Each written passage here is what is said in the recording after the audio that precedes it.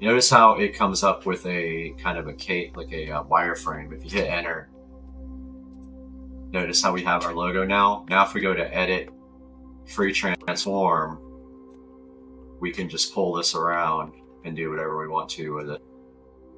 And you see how it's easier to read now. And remember, don't go edge to edge because of safe titles. They'll be out of the viewing area of the thumbnail.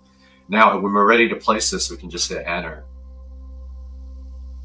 And then we probably want some more text up here. Let's go for a YouTube logo. That's always fun. So let's search for one. Now, when we search for logos, it's easiest to search for YouTube for a PNG logo. So let's say YouTube logo PNG. And then you have to actually find one. So click images. We need an actual PNG. So if we visit this page, let's see if we can actually download this. Some sites want you to pay. If you find those, just go somewhere else. So it wants us to close an ad in order to do this. And then it wants us to captcha. And it downloaded. Okay, so let's see if it's in my download folder over here.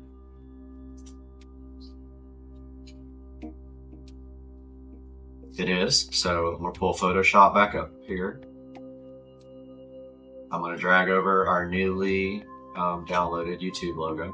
Now, if it's a PNG, you can resize it and you don't lose quality. See how we can now drag it around? And notice how it doesn't have drop shadow or anything. If we double click the layer over here,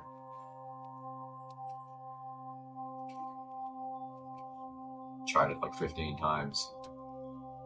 There's our layer style. We go drop shadow. Notice how it added a drop shadow. Once you're in drop shadow, you can adjust the opacity, the direction, and spread and the size. It's a little big, so I'm going to actually go to edit, free transform, and then I can pull it wherever I want. I can drag the corners, hit enter.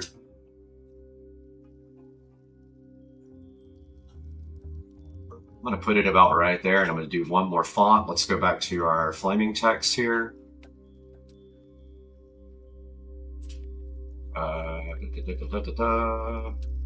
Where is it? Right there. Go to choose logo. Let's see what Web 2.0 is.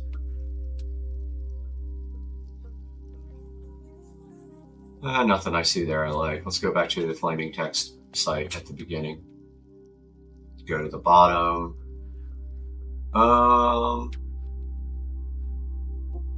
Let's go a couple pages down. I've used some of these before. Let's go one more page. Oh, it's a Google copy. Let's use that one. How about this? So again, we just change the text. Go to shadow, make sure drop shadow's on, background transparent. Next. And download. Now it is on the folder in the other screen. So I'm just waiting for that to finish. I'm rendering at the same time, so that's causing some slowdown. Okay, so I have that logo, so I'm going to go back to our Photoshop, drag that in, put it about right there. I'm going to rotate it, hit enter, and there you go. There is our thumbnail for this video. We're going to go ahead and save it. Actually, you can save the project first. So I'm going to go to my E drive where I haven't started the project yet.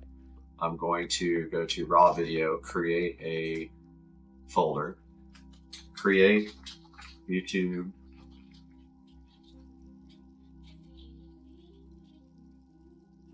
thumbnail. It's easy. We can actually save the PSD file so we can come back and edit that. Once we merge it into a JPEG, we can't do that anymore due to thumbs. So to save the project, now I'm going to save it as a JPEG so that we can upload it to YouTube. So I'm going to merge it. Actually, what it's doing there, it's still saving, I guess. I'm going to flatten the image so now there's no more layers. Now I'm going to save as. I'm going to save that into the same folder, but this time I'm going to drop this down and go to JPEG, hit save. It pulls up a box that says what quality. We're going to do maximum quality, and there. So that's it, my friends. That is how you do thumbnails for YouTube. I hope you enjoyed. I'll have some more tutorials about Premiere and things like that coming out, but it's been Supercar Street Racing. Hope you like this video.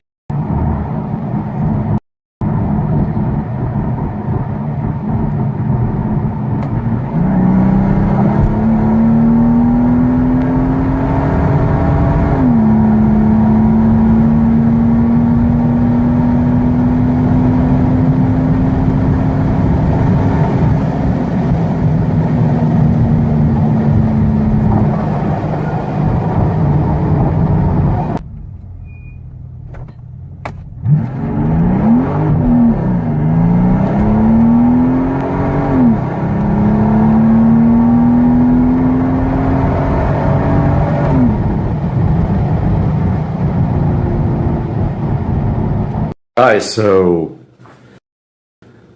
I was chilling on this treadmill, saw something in my backyard unusual, and I come out here and there's a dead bird right here. Really strange, but yeah, I don't know what kind of bird it is and what happened to it. But it's been gone for a minute, I think.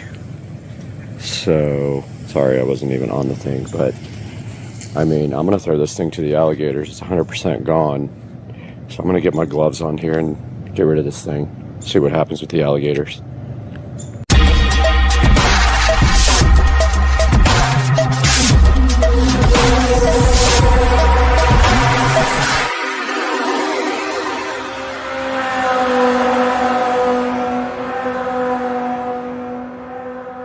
Alright, so I think this thing's dead. Yeah, this thing's fully dead.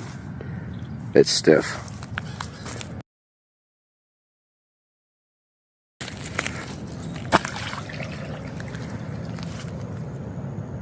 Let's see if he gets it.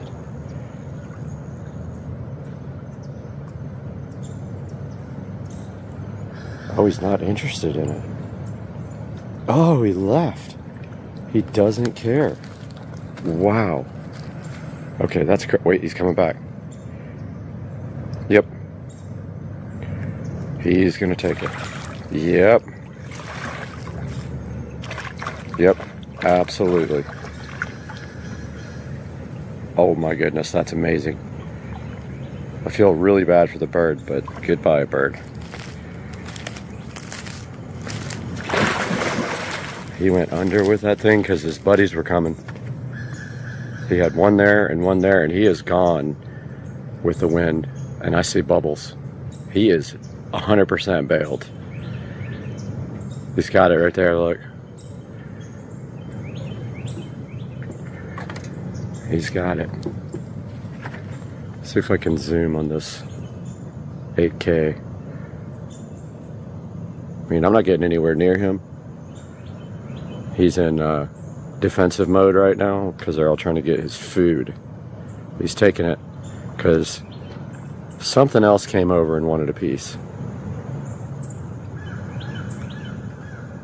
And I can see it traveling underwater. He's going to come up in a second. But I'm surprised the big one, or the bigger one here, didn't want some action. Real predatorial. He took it under again.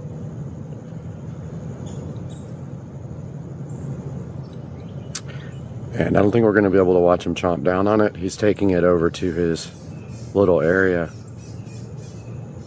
so his buddies can't get him. Yep, he's got it way over there now. I don't know how good this video is going to look zoomed in, but that's as far as I can get.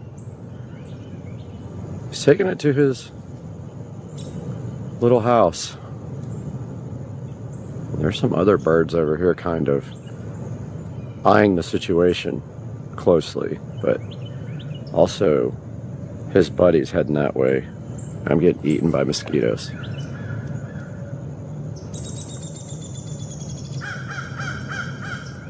Yeah. Come on, man, eat it. Or your friends are gonna come eat it. He's just chilling with it now.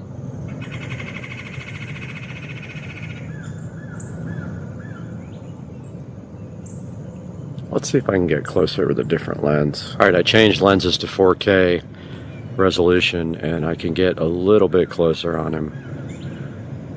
But he's literally not doing anything with it. He's just sitting there. And I don't know why he's not chomping down on it. He's got it around his mouth. I can't get closer with that lens. Alright, I don't know what he's going to do. I'm going to watch him for a minute, see what happens. And he's got a friend or two out here waiting to see what he's going to do. His buddy's down here somewhere, right there. But he's still just chilling. I think he's waiting to see if they're going to try to take it from him, or maybe he's not hungry yet. But wow, that was very cool.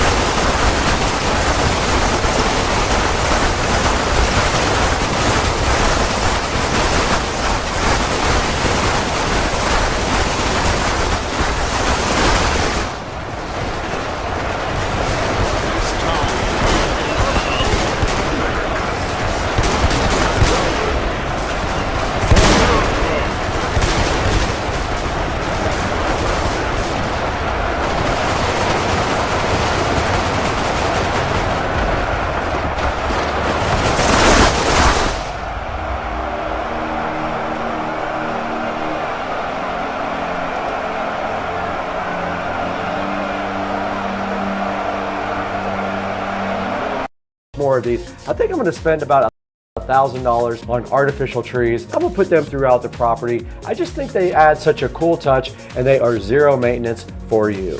Ladies and gentlemen of Supercar Street Racing, there will be an official link down in the description. It's going to have a link for any of these trees you want. It doesn't have to be the exact one that I bought. If you click on mine and then you click on any of these other trees, you can buy those and I still get a few dollars to support the channel. And they look so good out on the patio as you guys saw. We'll put a little video at the end of this to show you what they look like. And thank you so much for 144,161 subscribers as we're creating this video. I couldn't do it without you guys. You are so awesome to subscribe and like all the videos. Now I got to get out of here. I got to order these plants and figure out where to put them.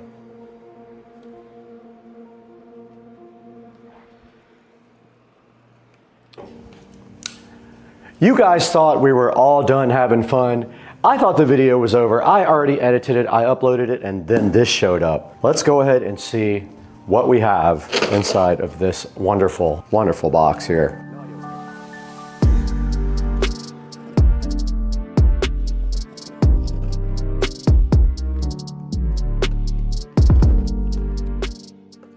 Ah, more plants. So I told you guys I was gonna order some more. I ended up ordering 2 for the front of the garage to give some greenery.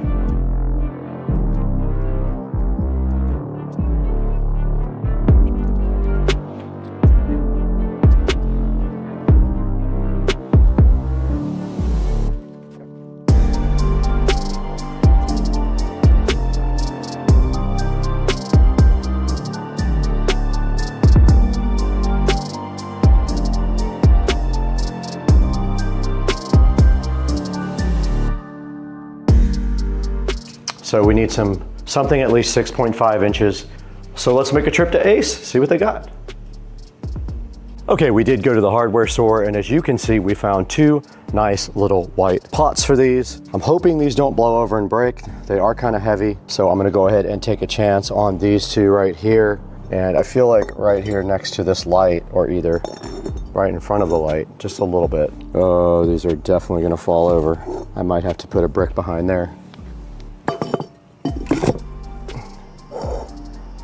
All right guys, I got my plants in place. That's kind of what it came out like. Forgive the garage door, it does need to be cleaned off. But I guess it looks okay until it blows over and breaks the pots, at which point I'll figure something else out. For now, that's what we got. As soon as the wind blows, that's gonna definitely blow over. That's it guys. We'll see you on the next one.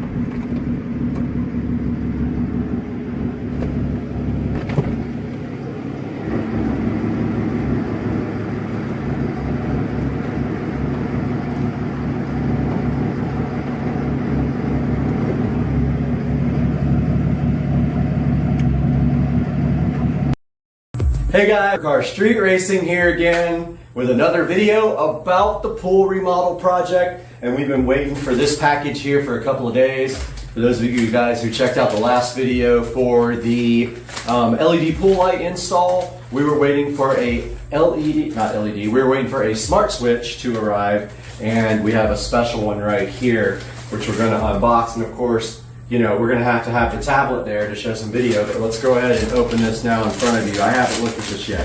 So this is a smart switch with an RF remote control, which I thought was pretty dang handy because sometimes you want to turn on things without having to use the smart function, and you want to just be able to use a remote control. So this guy here has that. Here it is. So immediately you can see it came out of the box absolutely destroyed. So let me get some video of this, how it came out. Yeah, so this came out of the box like completely trashed like this. I want you guys to see that up close. And yeah, it may or may not be broken on the inside, but we're gonna find out here pretty soon. Yeah, it absolutely is destroyed, the box itself, but not the actual switch, I don't think. So let's go ahead and unbox this for you, and here we go. It's an Avatar in-wall smart switch, guys, and this smart switch is both Wi-Fi and RF. It works with Google Home supposedly and Alexa. So let's get this thing unboxed and see what's inside. Now remember, most smart switches are going to need a neutral wire. So that's the white wire inside of your box. And not every single wall box has a neutral wire. So Lutron makes one particular smart switch that doesn't need a neutral wire. I have one. It actually came out of the location that this is going to go in. So here we go. Inside the box, we have this RF remote control, and it looks like it has a nice wall mount here that you can screw onto the wall. So that's what I plan on doing, is screwing that onto the wall. It says digital remote controller, so I'm glad it's digital, because who wants analog, right? I mean, would that even work, analog? Of course I'm being facetious, but this is the controller here, so you guys can get a good look at it up close here while we look at it on camera. It's got an A and a B button. I'm not sure what that's about, but yeah, so that's that part.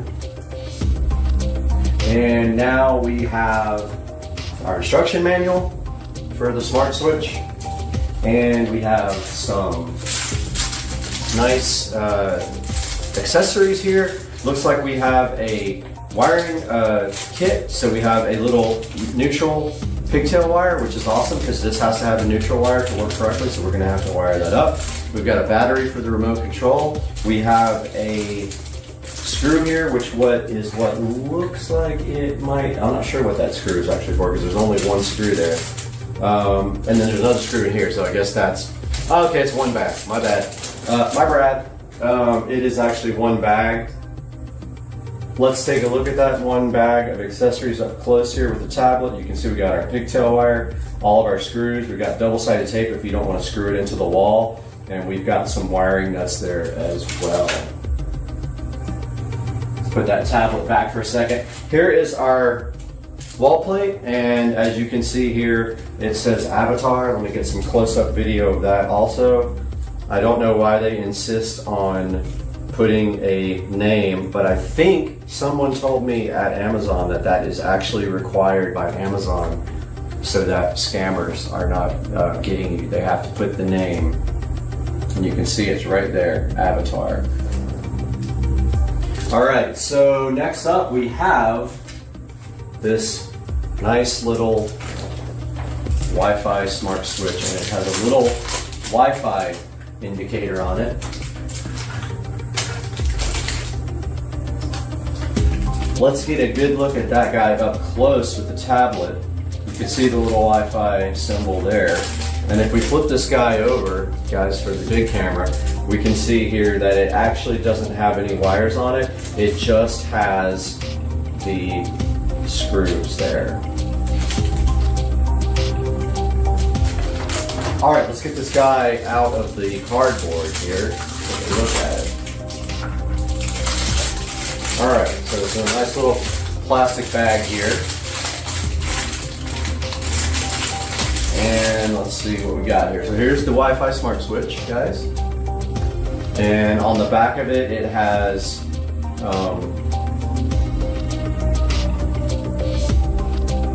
okay, so it's got a, my eyes are actually really bad, but it's got a neutral, a ground, and then two, it's calling them live and load. So what that's going to mean is these two bottom ones right here, we'll get some good video of that with the tablet.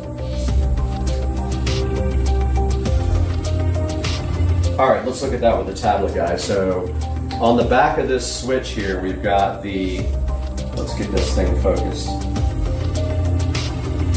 We've got line, and we've got load, we've got neutral, and at the top here we got ground. So we are going to have to come up with a ground wire for this guy and put it to the ground on the box there, which is fine. I have another terminal we can use for that, another ring terminal. But yeah, this is a good look at the Wi-Fi smart switch. And you know, it is quite girthy. So if you don't have much room in your electrical box and you have a lot of wires going here, you might want to take a look at that size right there and what that's going to do for you. And so taking a look at this instruction manual for the Wi-Fi smart switch. So you need the app Smart Life to pair this, and I will show you guys that on camera when we start doing it. So that it looks like when you start doing the pairing, the actual Wi-Fi indicator light will change colors. And it has 3 different colors, red, green, and blue for the little switch there. And it shows you how to start the pairing, and then it shows you how to wire this thing up.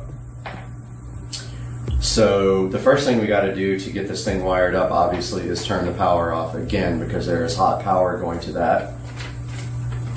And yeah, so you use Smart Life and you do a Wi-Fi switch inside of Smart Life. We'll go over all that. Let's go ahead and get the power shut off again and get to installing this nice little avatar Wi-Fi smart switch. Guys, we are out here in the garage, and I think you remember from the last video, the power box is behind this nice cabinet right here, so we just have to slide this cabinet out to get to it and hope the box doesn't fall on our head. Inside of our breaker box, we see some pool stuff. It says pool light, and it is the bottom switch right here, so we should not have any power right now. So that's the bottom, very bottom of that last thing there, that last breaker. And then we're going to go over here and get our tools together. So we're going to need some electrical tools for this, and we've got this nice little tool bag here to put our tools in. So we are going to need some wire for ground. So we're going to have to locate that. It did not come with any ground wire. We're going to need our workman's pliers, as always. We are going to need some, at least 1 or 2, probably 1 wiring nut. Let's grab, I do have these nice little quick connectors, but there's not enough room in the box for them. So we're just going to use standard wiring nuts. So let's grab our bag of wiring nuts here, throw that in the bag. Let's grab our, we might not need them, but let's grab our wire strippers here. Let us grab a Phillips screwdriver, a flathead screwdriver, just in case. We also are going to need electrical tape. We got that. We need our electrical tester here. So this beeps when it comes next to electricity. And let's see if we have any Romex up here. Actually, we are in luck. We are in luck over here, because when we pulled out the light, don't do this at home, folks. When we pulled out the light, we have some ground wire left. So here's some ground wire. We only need a very small piece. So what we're going to do here is just take a very small piece of ground. We only need to go like a 1/2 inch. So let's cut that off right now with our workman's pliers. These are the workman's pliers. And we're gonna pre-make our ground. So we got that. Probably should have stripped it first because this wire is a pain to strip. It has the slippery coating on the outside, but that actually worked pretty good. Got the insulation stripped off with our automatic strippers, but this is way too much copper for the terminal, the crimps, the terminal ends. So we're going to cut some of that off, get our terminal block out, our terminal connectors. So we used a blue one in the last one. We're going to do that again here. Here's a blue terminal, but we got like so much wire there. Let's take off a lot of that. We only need a good, actually these blues might be too small. I think we're going to have to use yellow. Yeah. Yep. We need yellow because the gauge of wire is so big. We might not have any more of those left. If I don't have any more, we'll make this work. Aha, found one. All right, so you see how there's too much wire here. We're gonna take this and take some off. And then we just take our ring connector here. It's a little bit too big for this guy. We need our crimp tool. Our crimp tool is here. Notice on the crimp tool, it has color codes. So this is a yellow. So we get that good in there, and then we just crimp it. So that's crimped and ready to go for one side. Let's strip the other side back. And we don't need to strip as much this time. Well, it just actually cut the wire. Pretty funny.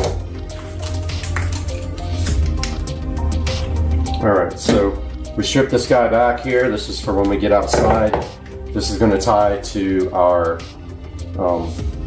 this is gonna actually go to the receptacle, the switch. So we're gonna have to probably, the garage light went off. Let me get that back on, guys. All right. Yeah, we're gonna put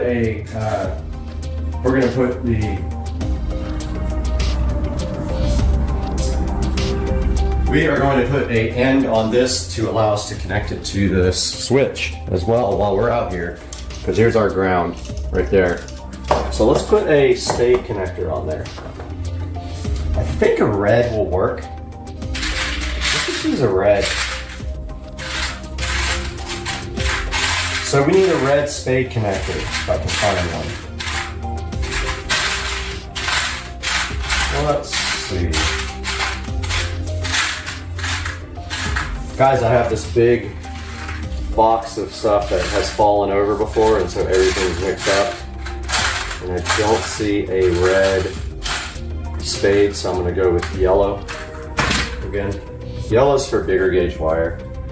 So you take that, we slide it on here where there's not much wire hanging out. We take our crimp tool, get it on that guy, and pretty much as hard as you can crimp it, and then you make sure that it can't pull off. All right, so there's our ground pigtail for the switch.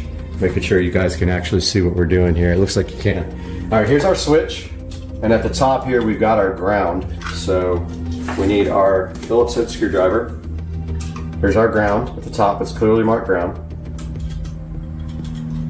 And we are going to, it's already pretty loose, so we're just gonna put that guy in.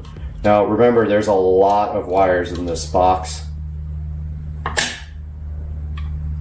So we're gonna put our ground pigtail in there, tighten that guy up really good. Now we have our ground, and inside the box, all we have to do is go to our ground screw. And remember, if you guys remember correctly, our ground screw inside the box was a cabinet screw. It's that weird, like that weird shape for that they use in kitchen cabinets. Forgot what that's called. And I was able to take that off with a very small flathead. So that's what we need again. We need a flathead to get in there, and I don't remember. Ah, I found one. So I'm gonna put that in the bag as well. Put my drill in the bag as well. My strippers. Wire strippers, that is. Not female strippers. And we are ready to rock here. Let's head out. Guys, we are outside by the pool now, and last time we spoke, we had wired up this controller for our brand new Bluetooth LED pool light, and we had finished silicone seal around here to keep the water out of our conduit, and we put bags on there to keep the water out. So now we're back in our box here. Now we did connect the ground. We're gonna have to disconnect that. Now we're gonna have to get all these wires in there and then the switch. So we're gonna see if that actually happens. Let's take our electrical tester first. See if we got power. We don't have power. Confirmed. No power on this. We got a plane flying over the course. And so the first thing we are going to do is take our ground back out, because I didn't think about that when I actually did the ground for the pool controller. Make sure you guys are in frame here. Looks like, nope, you're not. So let's get you guys fully in frame here. Perfect. Right there. So I think maybe here's better. Nope, that's right into the light. Let's get you guys like a better view here. All right, so here's all of our wiring for our pool controller. 2 of them are AC, the rest are controller wires that go to the pool light. And so we're going to take our ground off again, so we can add our new ground. Alright, so this bit will not get the ground. I got to go find the correct bit. Alright guys, I found the correct bit after searching for like 20 minutes. Forgot where I had put it. But it's just a flathead because it's just that weird, I don't know why they use these weird screws on this thing. Let's see if that's gonna work. It does work. I should probably just replace this screw, but whatever. Can't even right now. Oh, the screw fell into the box. Yep, the screw fell down into the box in a weird place that you can't get to. Okay. Seriously. Alright, got the screw. Now guys, we're taking off this existing ground to put this new ground that we wired up here a few minutes ago. So we're going to put both of those on there right now. So we're just going to combine these two to the ground screw. And then run that guy right back in. And it doesn't look like I left enough of a wire there, but we're gonna try it anyway because that's what we do. And I'm sorry the view's blocked.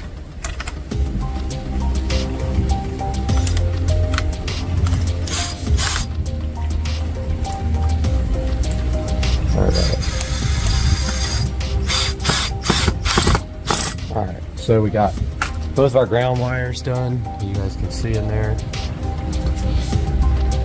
Right here we got, oh, still got the bit. So we got our ground wires ready to go there. Now we're going to attempt to wire up our switch and get that all in the box. And that's going to be a grip of wires with this big thick thing in there. So I don't know if I'm going to be able to do it. We're going to try though. They're going to be squashed. We'll just put some at the top, some at the bottom, and hope that that works. That ant's crawling on me. So many ants out here. Yeah, see, like this guy right here, I don't know if that's gonna go. You need to kind of spread them out in the box. A couple there, and then that's gonna push right up against them, but it might be kind of squashed. All right, so now we have to hook up our neutral wire. Well, I already pushed everything in there, so I need to pull everything back out. So we got a neutral coming from our box here, and it is tied in here. It's our black wire. Sorry, this is our hot. I always get that confused. We need to undo our hot. The AC has a hot, which is black. It has a neutral, which is white. Here's the hot. See, you guys made me do it again. And so all we're doing is breaking the circuit right here for the hot wire. And yes, we could put terminals on this guy. Probably should put terminals on this guy. It's very small gauge wire. Let me go grab some. All right, party people, I got the connectors for the hot wire here. They are very small gauge, so I got the blues and the reds. I'm gonna try to use the blues. Let's see if that is too much to get in there. Let me see. Nope, that got all the way in there. I actually doubled the wire up. And now, of course, we need our crimp tool. And on the end of our crimp tool here, we got blue for 16 to 14 gauge wiring. Go ahead and crimp that.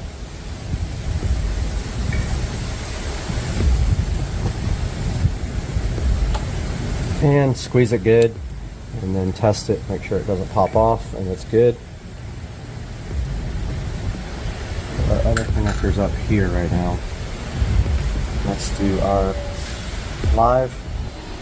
So they're calling one of these live and they're calling one of these load. I'm gonna say live is from the box over in the wall over there. I'm gonna try that, see if that should be fine. Alright, that one doesn't want to go doubled up, so I'm just going to go regular on this guy. Print that off.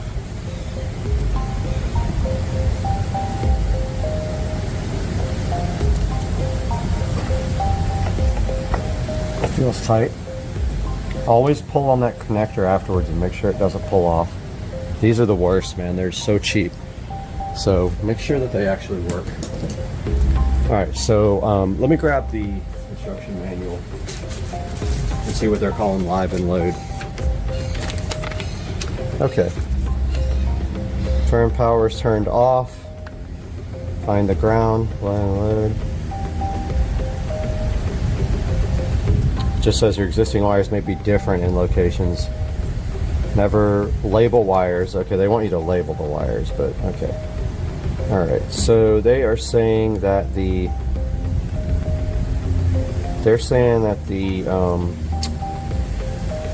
load goes up to the actual switch, so we're going to wire that to go up to the controller.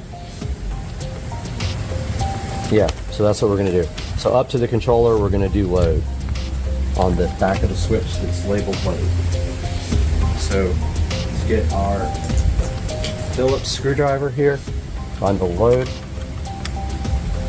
and of course the challenge with any electrical project is getting everything back into the box. So here's the load wire right there.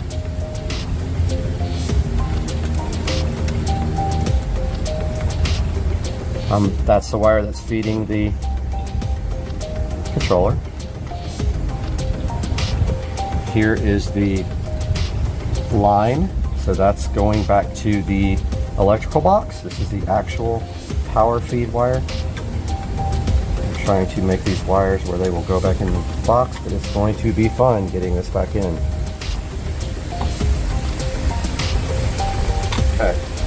You guys probably can't see that, but I'm just putting the terminal connector under the screw here.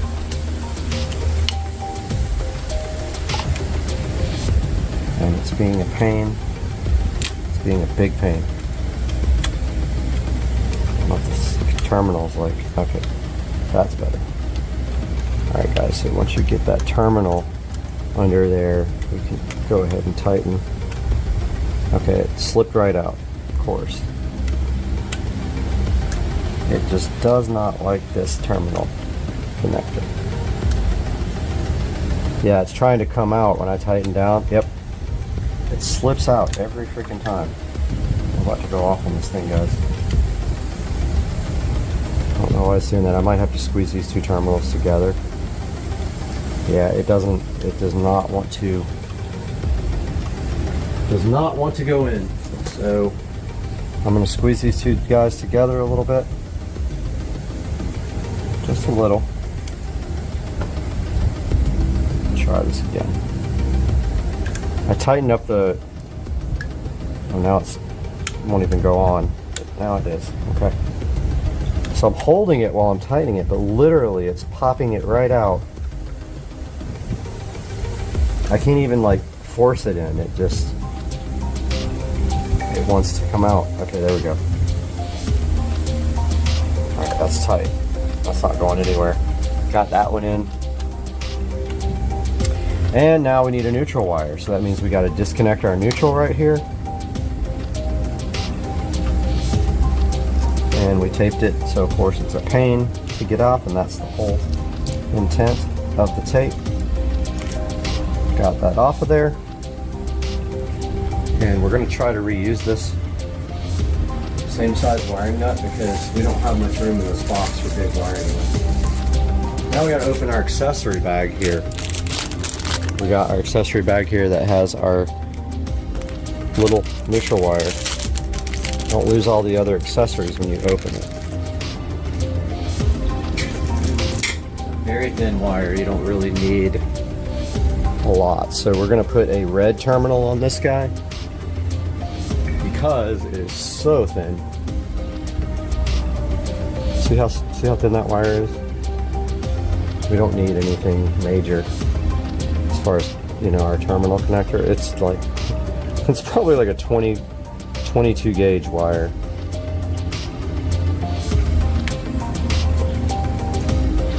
In fact, this connector may not work for this. It might be way too small for this. Let's see. Oh, okay. It is going to work.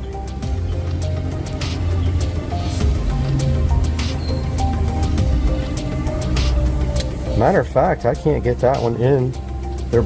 I can't get that into the red connector, which is crazy. Okay. Fits perfectly in a blue one. Let's go ahead and crimp that guy down. Got our blue on our crimp tool here. Blue right there. And give it a good squeeze. Hard as you can. Sometimes you can do two. And yeah, that's in there good, guys. This end is for the pigtail, so that connects to our other neutral wires, which are right here. So get that guy, twist it, get our wiring nut going. And that is tight. Let's get our tape now. And we only need just a small amount.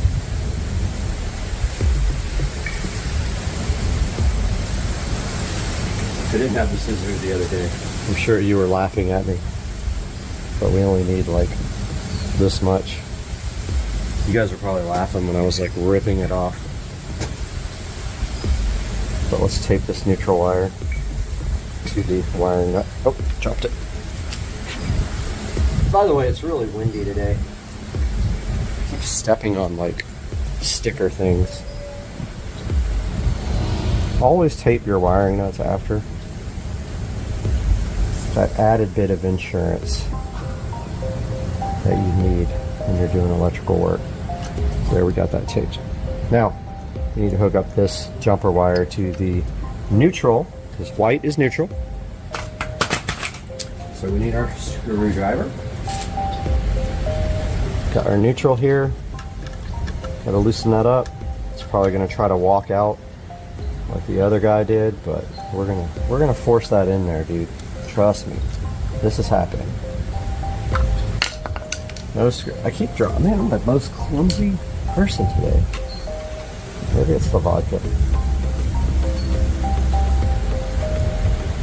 All right, that is super tight. Okay, so neutral, line, load, and we probably need to test this before we put it in, because I'm not sure if it matters which one goes to line.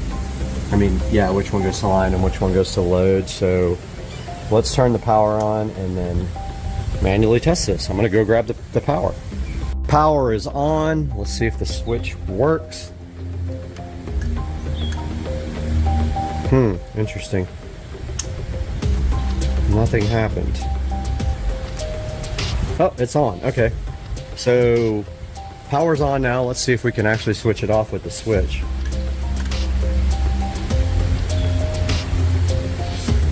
Okay, that did nothing. Ah, there it goes. All right. So we are good, ladies and gentlemen. I'm gonna go turn the power off again in case a wire pops out while we are stuffing everything in here. All right, the power is off. And our job now is to get all this stuff back into the box and put the cover on it, because it is an electrical cover. Now, of course, I can't find my forks. There it is. So we got to get everything back in the box and the switch in there. So what we're going to do is strategically put these wires so they don't overlap. If we can get them in there so they don't overlap, then they won't press on the back of the switch. When you do this with a regular electrical box, it's kind of way easier.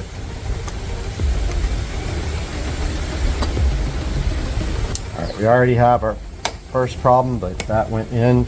Our little connector was hitting our terminal connector was hitting. It was too thick, but that actually worked. It went in. Now here is our cover plate. I'm trying to remember how this goes in. You put this on there, and then you put the actual cover plate and screws in at the same time. So it goes, oh, I see, I remember. All right, so you put the screws in, through the gasket, like this. Make sure you guys can still see this, yeah.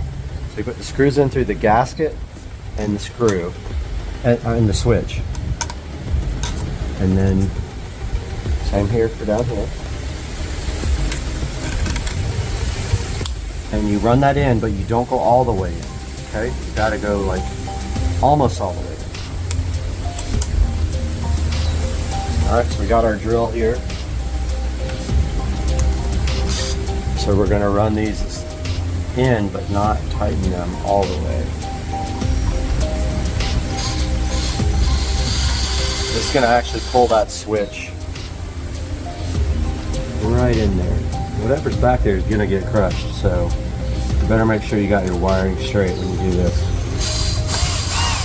All right, so see how that pulled that in, and then we got our gasket. Now you want to leave it out a little bit because you still got to get the cover plate on. And notice how it already is like outside of the gasket material. So we're gonna have to leave this really loose, like almost all the way out to get that cover on, and then we'll tighten it. Yep, I think that's gonna work. Now we get our cover plate. It's kind of hard to put on, honestly. You take these slots. See this? It's got slots on it. You push it over the screw and then you slide it so the screw is more. So if you don't have enough slack, you have to loosen the screw more. Okay, I got the top one in and I got the bottom one in. Let's get this down here so you guys can see it better. So keep the screws loose, you slide that over the holes and then you move the plate to the left. Once everything is there, then you tighten your screws down. So this is ready to be tightened now. Go ahead and see if I can do it. At the same time, you try to get it level. This box is so far off.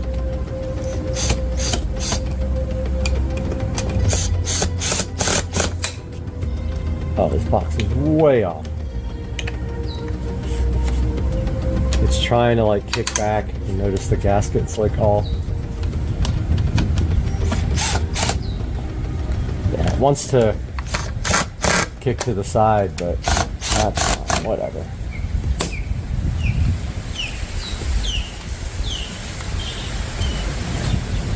So you notice how the gasket's kind of poking out? You can trim that. It's kind of off, honestly. I'm going to loosen the bottom up and try to kick it over.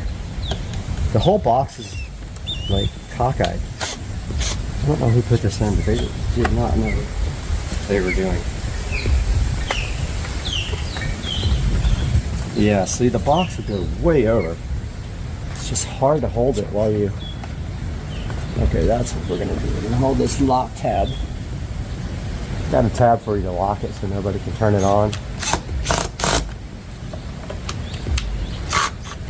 Do the same on the top. I'm gonna put some weight on it while I do it. It's just the box is clicking and it's driving me crazy.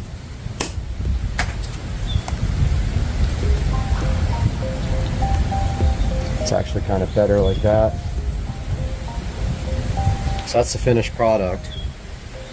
Let's go turn the power on. Alright guys, let me lift you up a little bit here so we see the controller as well. Take you guys along for the ride. Power is turned back on. Let's try the switch. Alright, so we do have power here. So now we need to program.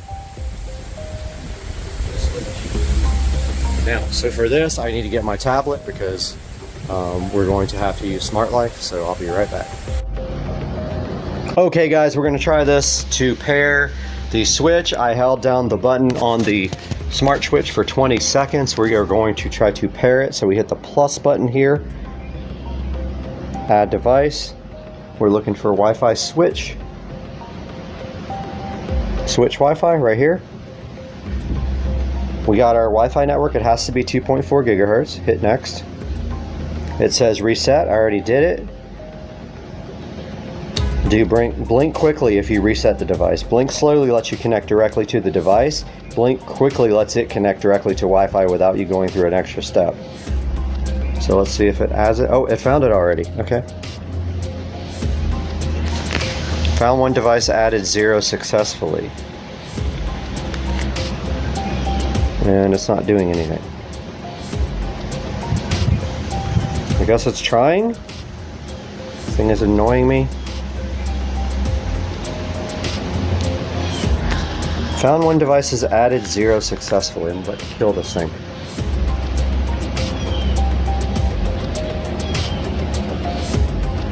It says it's adding. I guess let's let it try.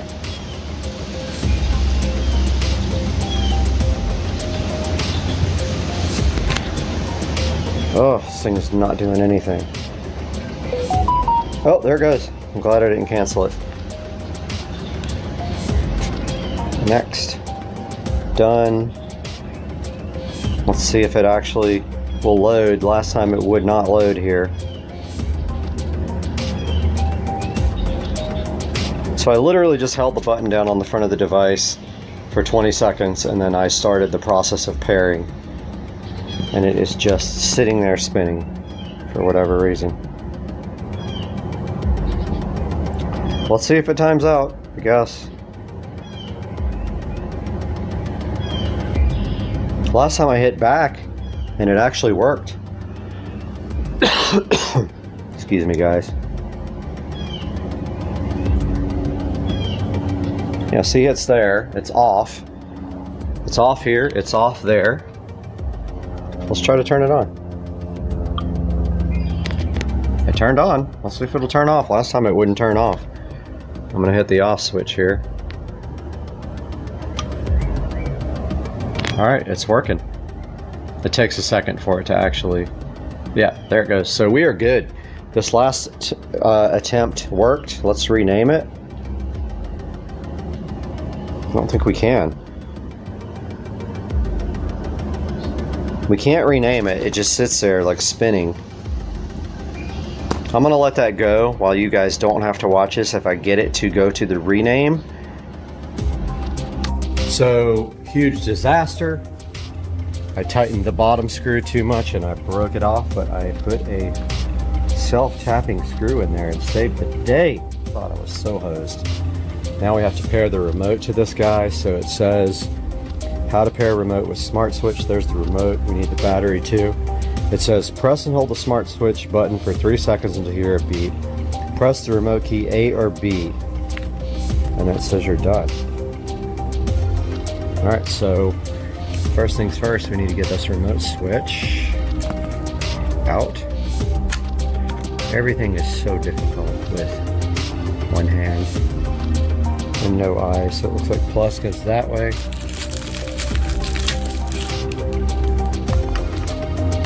That. Let's try to get this remote working. It says press and hold the switch till it... Alright, I accidentally stopped the video, but it says press and hold the switch till it beeps. Let's do that. Okay, it beeped once, and then it says just to press one of these buttons. Alright, it says it's working. So A is now power, and sure enough, let's see if that turned it off. It takes a second. Yep, remote is now paired. We have our wet paper towel, which is always a must. We have our silicone here, which I taped up last time to keep fresh. And we have our knife, our razor knife. Let's move that for now. Just gonna take our razor knife and trim this guy off if we can. Like so. The wind's blowing so hard it's just going to blow all this away. Oh man, it's scratching up the box up.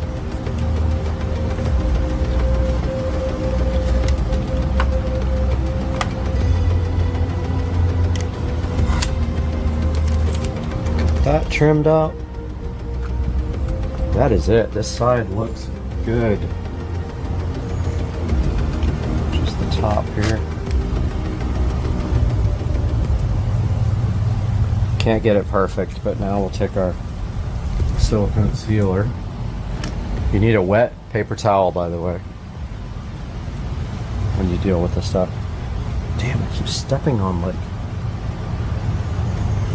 stickers. So have a wet paper towel so you can wipe this off your hands.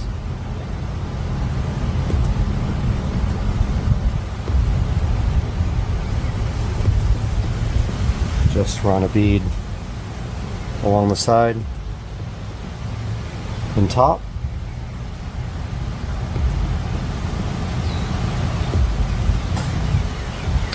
Bottom, you can't even see the gasket, so you don't have to worry about cutting it down there. And then when you're done, you can take your wet paper towel and get all the extra off. Now, this side's way off because this box is so crooked. And now once you're done, take your wet paper towel, just use your finger, rub it on the wet paper towel. Excuse me, guys. Pollen. Just like that. White paper towel keeps the silicone off your hands. There's a nice bead on the side here. You guys can't really see it on camera, but that's actually perfect. See how the wet paper towel gets it right off your fingers?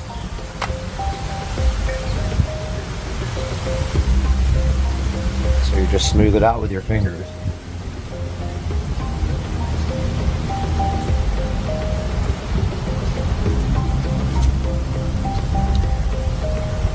It's pretty good.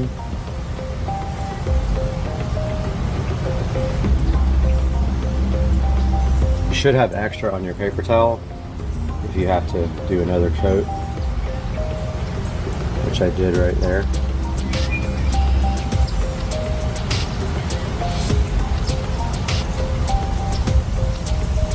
But yeah, I think that's actually perfect. As I can see, silicone in all the seals, top and bottom. So there's extra here if you need some.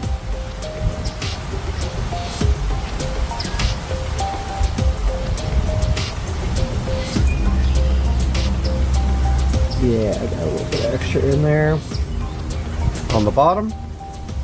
Now guys, thank you so much for watching my video.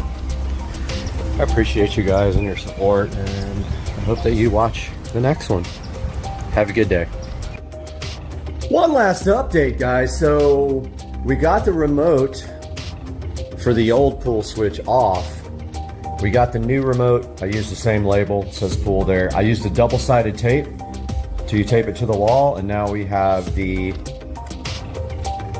remote control for the pool right here. So when we want to turn the pool light off and on, we can either use Alexa or we can use this guy. Hope you guys are having a good Saturday. Supercar Street Racing. See you guys next time. Guys, in the Supercar Street Racing bedroom right now, and today we've got Keener providing us with this eye protection desk lamp. They have asked us to take a look at this, unbox it, check out all the features, and then let them know what we think. So today we're going to get this thing unboxed, see what you think about it, see what I think about it, and then let the company know how we feel.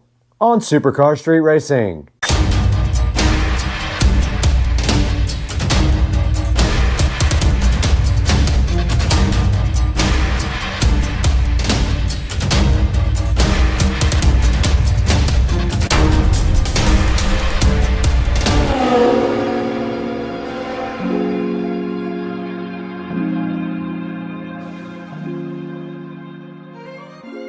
Ladies and gentlemen, the company Keener has provided us with this eye protection desk lamp. So today, right here and right now, our mission is to get this guy out of the box and basically see what it's all about, and then get this thing maybe in your hands if it's something you feel like you can use at your house. Let's go ahead and take a look at the box right now. Okay, so the front of the box just says eye protection desk lamp, and it makes your light feel softer. Not sure what that actually translates to, but I guess it means that the light is easier on your eyes. And then down here at the very bottom, it says it has product functions of 5 color temperatures, the brightness is adjustable, it protects your eyes, and it does have a timer. It's got a few modes here, also study mode, work mode, video mode, fill light mode, and night mode. And on the side of the box, it says do not get it wet, keep it faced up, and don't break your wine glass either. Moving to the back of the box, we see the product model YX01. It is made out of ABS and aluminum. It weighs 2.4 pounds, and it is 8 inches wide and 43 inches tall. Now it uses 100 volts or 240 volts. It has an 18-watt total light output, and the color temperature is variable from 3000K to 5600K. Now, if you don't know what that means, 3000K is going to lean more towards warm, which is what these lights are right here. And 5600K is more what this ring light is right here, which is a cooler. And this light is 5600K, and when you start moving up in the Kelvin, the light gets cooler and more bluish. Now, you can adjust this light from 10 to 100%. And then it shows you that you can clamp it up to 2.2 inches, so we'll have to check out what exactly that means. We got the Keener eye protection desk lamp here that is ready to be so fabulously unboxed and shown to you guys. And the first step is obviously to open the packaging and see what's inside. We do have some instructions here from Keener. And we also see the desk lamp here in pieces, so it looks like we do have to assemble it. Now let's take a look at the instruction manual. So the Keener lamp does need to be installed, and here is the installation process. It actually should be called the assembly process. So that's the first thing in the instruction manual that you see is the assembly process. And then checking down here, it has the operating instructions after that. And then basically after that, it goes into other languages like German, which we do not need. Now let's take all the pieces out of the box one by one. And the first thing we have is this lamp head here. And it does look just like that. Same on both front and back. Next thing in the box it looks like is the actual arm for it. We'll get that unboxed and unplasticed right now. And here's how this part looks out of the plastic, and there is a wire connecting these two, so those go together. And that is all for that part of the unboxing. Let's see what is here. It looks like the power supply. Let's get that out as well. And taking a look at the power supply, it is just a standard power supply. There is no USB connector for this. You have to use the power supply. And Keener was so gracious to also give us the screwdriver along with the screws in case you don't have a regular Phillips head screwdriver. Now let's go ahead and move to the assembly of this lamp. Okay, now the first step to assembly in this is connecting the hard rod joint to the soft rod joint. That's what she said. So this is the hard rod joint. It has the switches and everything on it. This is the soft rod joint with the curve. There is a screw that goes right in here to keep it from coming out. You just put a screw right there. So let's get the small screw out. So we're supposed to use the pan washer head screw. So that is this. If they say pan washer head, it has a flat washer on top. All right, so what you want to do when you assemble the hard and the soft rod is you want to line up the screw holes there. There's a screw hole in both. You line those two up. You take the pan washer head screw and then you go ahead and put that right here. It's a little tight. All right, so the next step here is to align the holes of the lamp head with the holes of the rod here. So that would be on top. And your next screw is a pan countersunk screw. So it will be tapered like this. It is tapered off. And let's go ahead and get this put on the lamp. And you can see that just goes right in like that.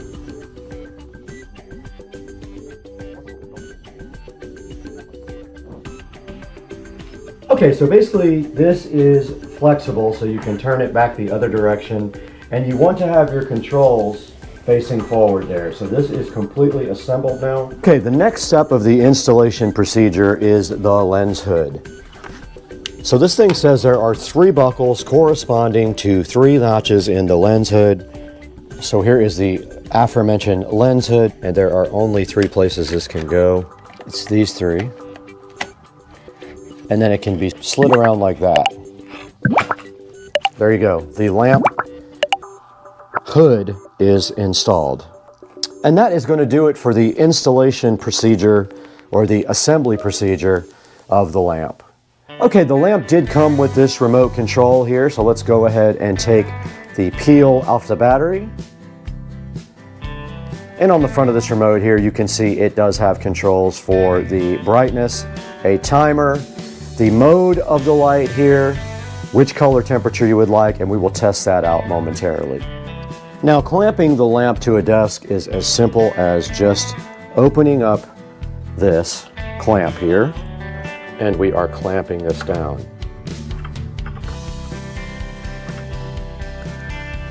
Let's go ahead and add power.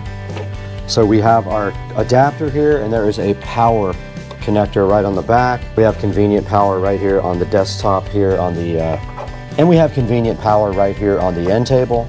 And now the desk lamp is powered. Taking a step back from the Keener desk lamp, you can see it is quite large. You could potentially put it on the back of your desk here, and that would kind of alleviate, but this is kind of a big lamp. If you see here, I don't know if you can tell, but this is a very long neck here. Now let's go ahead and power this thing on. All right, we did power it on there, and it did come on kind of a bluish hue there. Now let's go ahead and use these provided remote control to crank up the brightness. And you can see there that it gets pretty bright. Okay, so this is an idea of what the light looks like, and it is kind of a bluish green tint right now, more blue-green. Now let's go ahead and change the color temperature. It did get a little bit warmer and warmer. Every time I press this button on the remote, it gets slightly warmer towards yellow. And that is full brightness there on the desk lamp, which is pretty bright. It is kind of an interesting design here, and it does also light upwards to the ceiling. Now let's change the mode here to reading. And it did go back to a cooler type of hue. This is the computer setting. Dimmed it a little bit and it's still kind of a cool blue. And this is the night setting.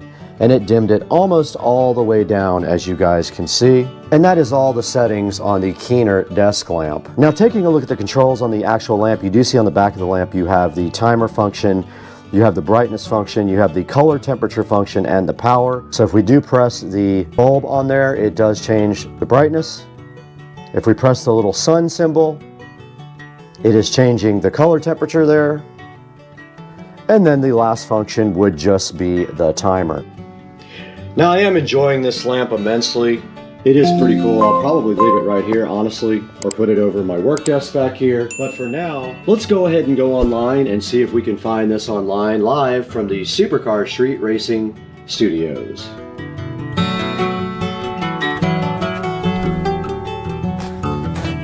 Guys, welcome back to another Supercar Street Racing product review. And today we've got the Keener iCare desk lamp for you guys to check out.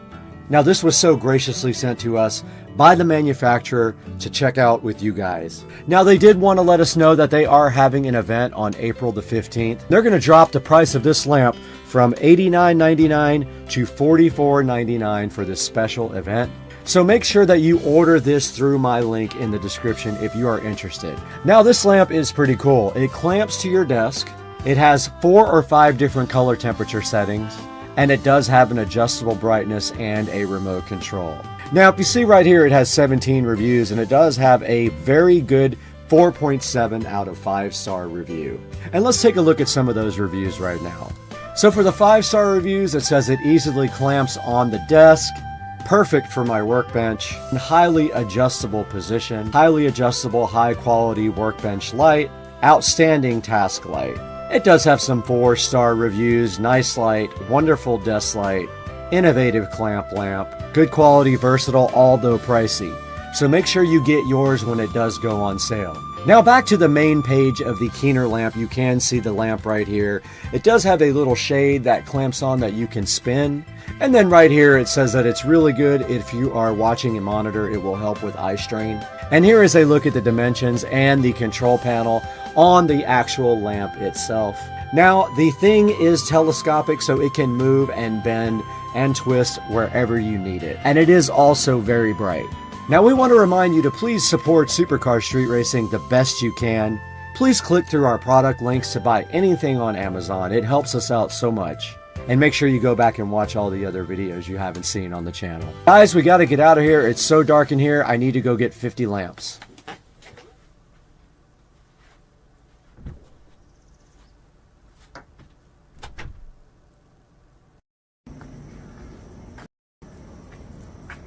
Guys, here is the here's the Starlink mission.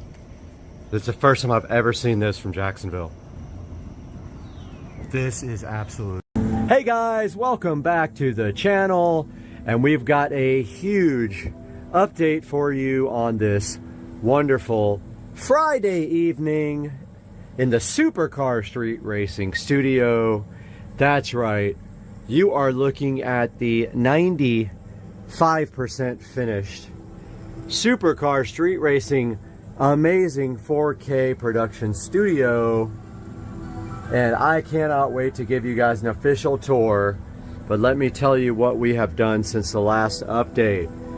So we got the switch, the Netgear switch, mounted on a nice board And you can see there, I finished it all in very nicely with the foam tiles. It looks awesome. I have 100% finished, except for the door. We don't know what's happening with the door yet. 100% finished with all of the foam tiles in the whole studio. Some of them are falling off, so I have to glue them back as they fall. I put extra glue. That's okay. That's gonna happen because I didn't use a ton of glue everywhere, but yeah. The other thing that's not done is the studio lighting. So this is lights for maybe studio stuff, like a, you know, lighting for me when I'm doing productions. There's one on both sides, permanently wired on. That is not done yet. Everything else almost is done except for table management. So I ended up buying this desk. It's very cool. It's actually a door that was made into a desk with IKEA legs. 90 inches long. It's actually perfect for what I'm doing here. It will fit all of the editing equipment plus my work stuff on this end. I'm going to shift everything down to the end and then move it right over into the corner. That's going to open up this whole space over here for whatever I want to do with it. It's going to leave this space open. There's the subwoofer. I did put the subwoofer connector over there in the corner, and that sub is too big for going in that little pocket right there. So I don't know if I'm going to move this couch that way or keep it that way. But either way, this can actually go under the table as long as it doesn't hit my feet. It's fine. We've got the editing rig down there hooked up to the 4K 50-inch TVs. Two displays there, two displays there, and of course when you move the mouse, you can move from one display over to the next display, and then down to this display and over to that display, where then you can open up a nice monitor session here for Supercar Street Racing. So that is all done. There is the Marantz NR1711, which is actually output from the PC is feeding it. So we're listening to Purple Planet, no copyright music, playing through the Marantz in... Oh, and another thing I finished the wiring 95% for the 7.2 surround sound. That goes down to the wall plate there. It all goes right there. And all I have to do now, right here, right now, tomorrow, because I'm burned out, is on the receiver end, I'm going to put banana plugs. So I'm going to shorten the wires once I get the table closer to the wall. You can see right now it's about 2 feet off the wall. When I get it closer to the wall, I'll shorten the cables, put banana plugs, clean that up, and then I've got tubing to run straight down because there's no wire management on this desk. What else did I get done? I got all the wall plates installed, all the foam tile done, all the speakers are on and running, and they have been set up with Odyssey, so they have been calibrated. That is probably not my final subwoofer. It might be, I'm not sure yet. I'm still looking for one. People think I'm a scammer on Facebook because I don't have a picture. Well, that's fine. I won't buy your stuff. Yeah, so we got Supercar Street Racing going on this monitor, some Visual Dawn up here, some 4K scapage, and that is going to wrap up this update until we do the full tour when I am finished. But guys, it's looking fabulous in the Supercar Street Racing studio. I hope you guys love it, and we will see you tomorrow with another update. All right, 335i 0 to 60 and more with a tune.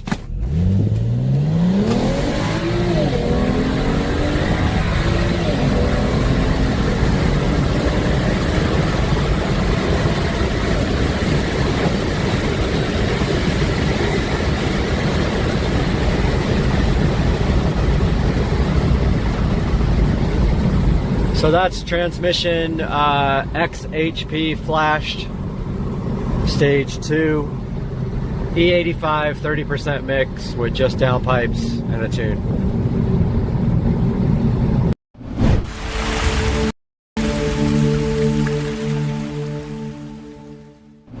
Guys, welcome back to the channel. It is Monday, and today we have something special. A upgrade to the editing rig. Studio A is getting an upgrade today. I did not realize that I could have went up in processor speed from what I have. I thought the motherboard was too old to do anything with, but actually this is an AM4 Ryzen 9 5950X, and that is going, there it is right there. That is going into the editing rig today, along with some Cryonaut liquid metal grease here, thermal grease. We're gonna get that out of the box and get it installed today on Supercar Street Racing. Hang out with us.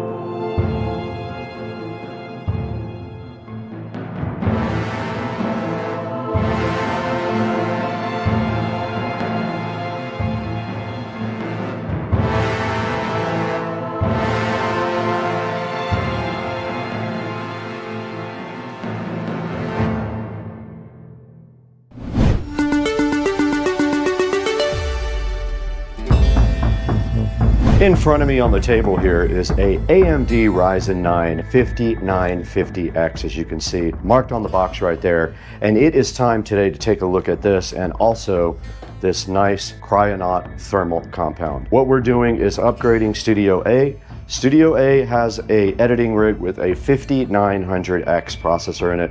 This will be a significant upgrade to the 5900X because it has more cores and it is way faster. So this should upgrade the outside Studio A quite a bit and help prevent some of the issues every once in a while with lag and not being able to scrub the timeline and things like that. I'm hoping this is a big upgrade for that. We already upgraded the RAM to 128 gigabytes as well out there, so this will be the second part of the upgrade. And also, we do have to remove a water cooling block from the old CPU to get it out. I have done that before because I did it with the old CPU when the water cooler actually died. So what we're gonna do today is get my editing PC out. We're going to put it on its side in the studio and take out the old processor and hopefully put in this Ryzen 9 5950X.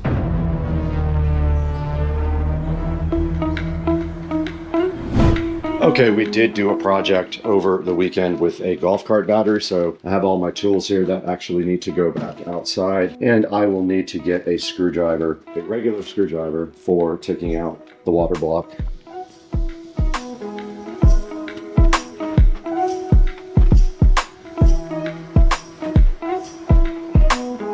I'll let them go.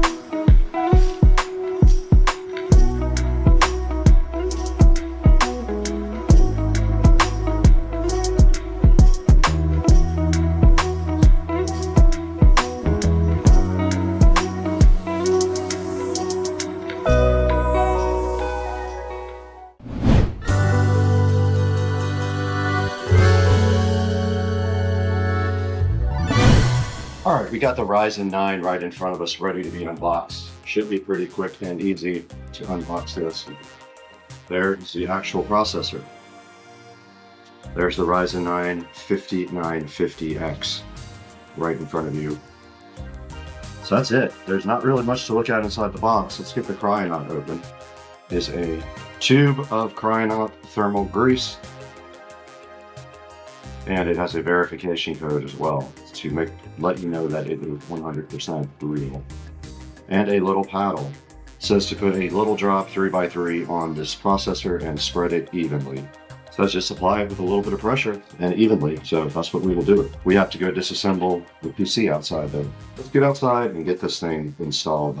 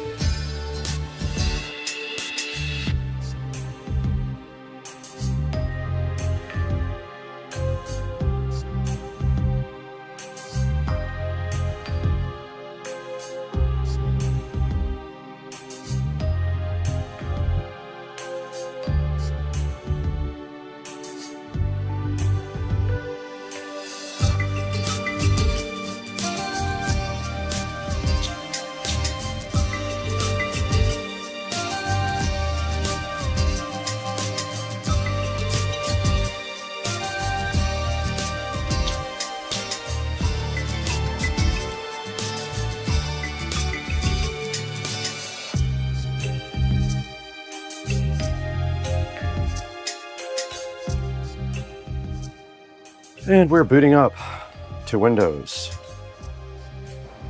Let's open up CPU-Z, see what we have. Ryzen 9 5950X right there installed. 16 cores. Let's look at Task Manager. There's the CPU, there's the 16 core processor.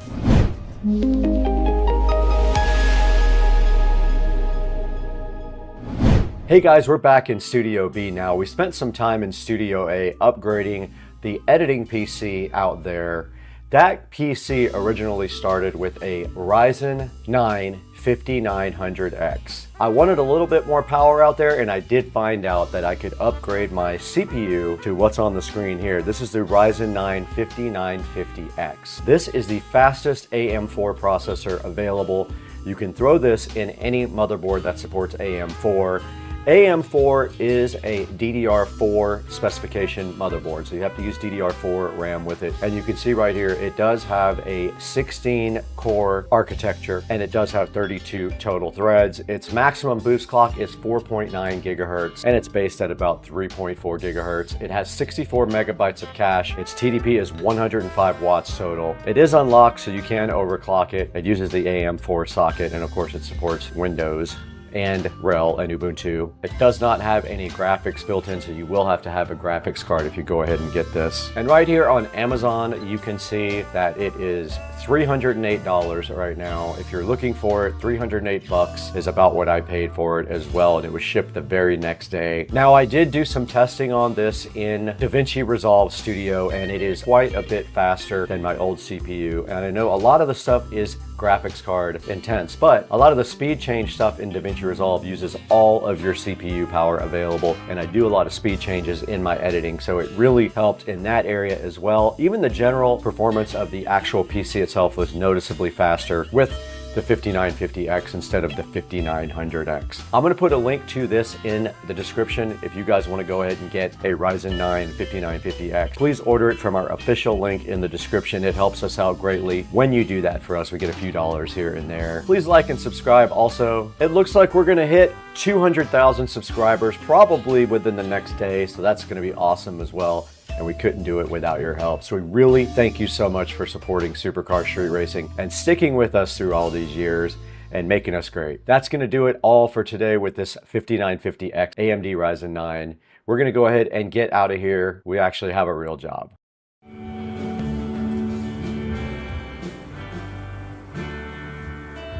Taking a look at automation here. We're gonna build a V12 twin turbo, try to make some horsepower. Hopefully my mic is working. It was really distorted last night.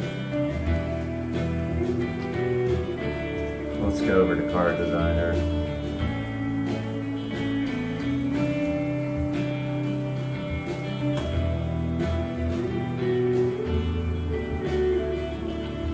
Actually, we went Engine Designer, not Card Designer. Let's do new engine family.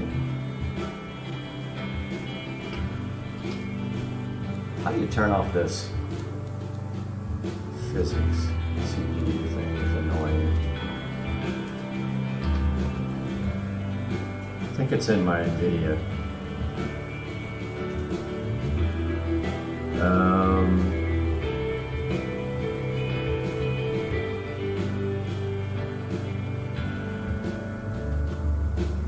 Yeah, I'm gonna try to get that turned off, but it's fine. Audio, I don't think we need this music. Alright. Let's go back to Engine Designer. Let's go to V60. Basically, we're going to max everything out here with the 12-cylinder magnesium. Notice here it shows you like the weight, material costs, and then engineering time. Do mag. Of course, we're gonna go what? Let's see. Bore and stroke maxed out. We'll do dual overhead cam, 5 valve, because why not? Looks like ALSI is the best head material. Can't do VVL, variable valve lift. So you got 3 choices here on your crank. You can do cast iron billet or forged. Obviously billet is handles the most RPM here, as you can see. Now we got to do connecting rod, and look, you can actually see the engine while we're doing it. Wish we could move this up. Oh, we can. Okay. Good graphics, man. Let's see. Turn off. Physics. CPU overlay. Right click, select control panel, go to control panel 3D settings and unchecks visual 3D setting. I can't right click on the desktop. Alright, I'll worry about that later. Alright, so compression, obviously we want higher compression, but low enough that when we turbocharge we won't have any any detonation. So let's go for like 11.5, which is a little high for a forced induction. Let's do a race cam. Can't do VVL, variable valve lift. We can do variable valve timing though.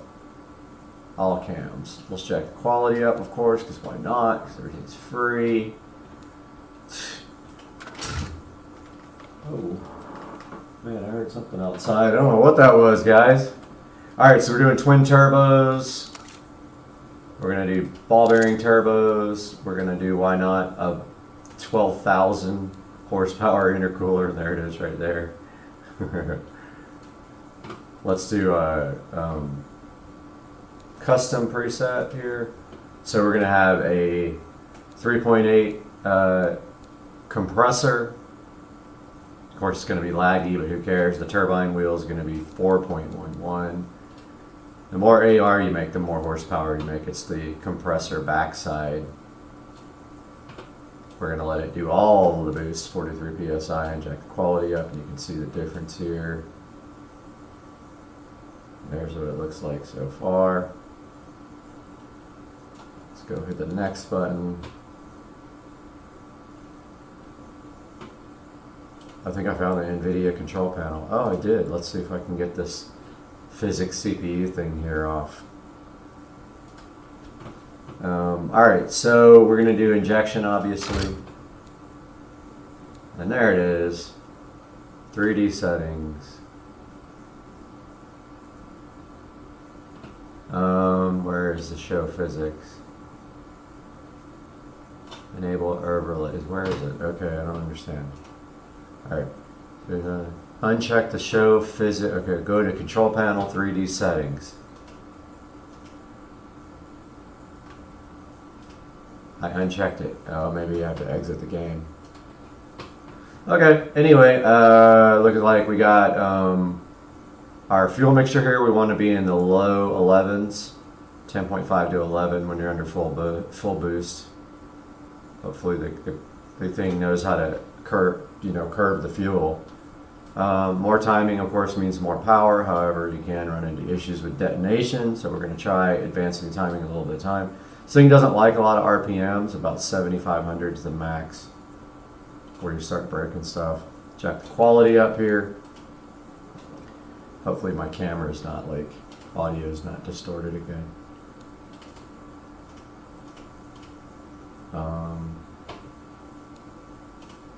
I can't do the next panel. Oh, I forgot to do the direct injection. That's why. First on race intake. Why not do 100 octane, right? Look at our turbo setup. I mean, pretty simple setup.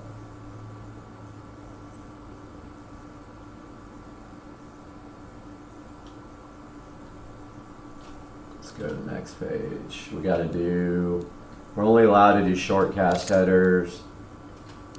We can do dual exhausts.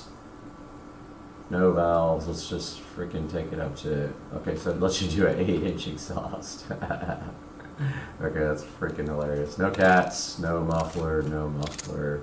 Jack the quality up. Okay, so here is our engine.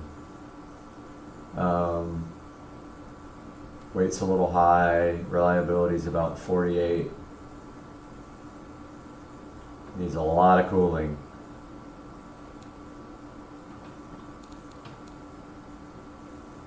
Costs $27,000 to build. And let's give her a test. It's predicting 2,354 horsepower. Let's see what that actually makes. Should we, like, yeah, let's, why not? Let's mess around with the materials. Okay, so that was a valve cover. Valve cover trim. Let's do, what about transparent? That looks cool. Bolts. Let's see. Paint. They gotta be like zinc.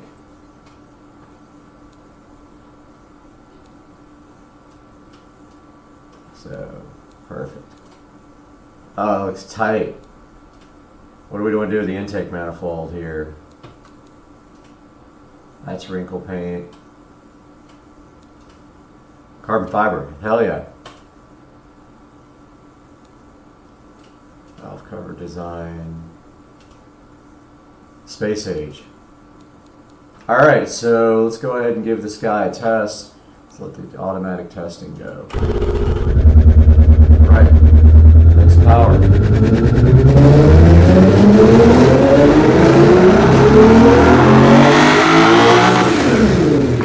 So we made exactly what it thought it was going to make, 2,354. Wants us to lower the RPM, but let's try a little bit more timing. Let's advance it. It actually is predicting a little bit more power.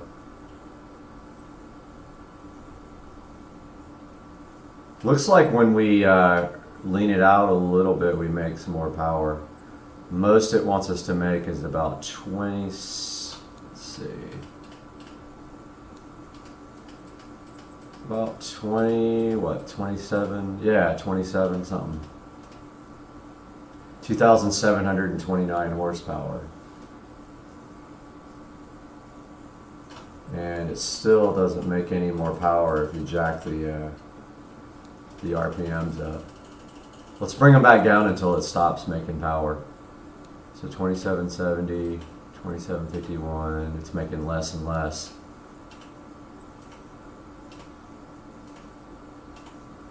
Okay, it looks like 2793 at 7,700 RPM is the jam.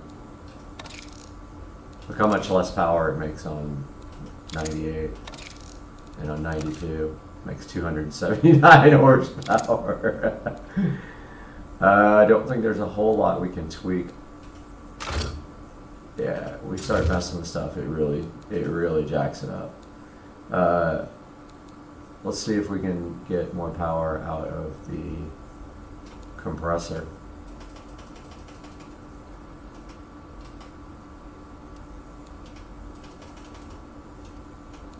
Nothing there. Yeah, it's just basically maxed out if you go full compressor. It's a bummer we can't go any more boost, you know? Let's test this guy. Still says we got RPMs. It says it's too rich, but the power is definitely there. Let's test it.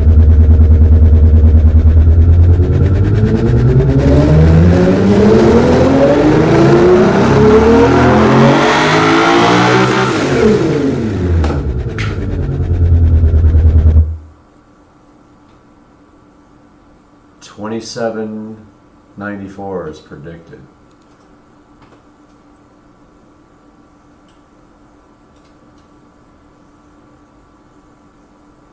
Give her a little run here.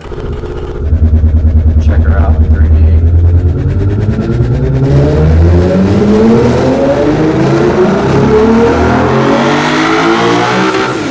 That manifold heating up. Cool. So 2,794 horsepower V12 in automation. Pretty freaking cool, dude. Mess with this a little bit more with you guys in another video. What's going on, everybody? It is Monday, and I am so frustrated right now with UPS. My wheels and tires were supposed to be at the shop on Friday. 3 of the 4 wheels and tires were delivered. The other wheel and tire has been saying out for delivery for 2 days now. I am at my wit's end with these guys. I've called them 10 times. Nobody can tell me where my package is. Today we've got an unboxing. As you can see by the title, this is the G paddles. This is to convert your button style shifter that was on the AMG, the early AMGs, to paddles. Let's take a look at this. Go ahead and open it up. This came from England. Just be aware if you order these that you will have to sign for the package. It kind of took me off guard, and got to the post office today, there were 700 people in line for the holidays. But thank goodness that some lady walked out and said, is anyone just picking up? So first thing I noticed is the package is almost open, but oh well, hopefully there's nothing wrong with it. It says that the G paddles are inside and that there's instructions here. Literally was hardly closed at all. Go ahead and get that rest of that open. See what's inside here. Looks like we got some instructions here about that they emailed me. The real instructions. And then we've got this other page here.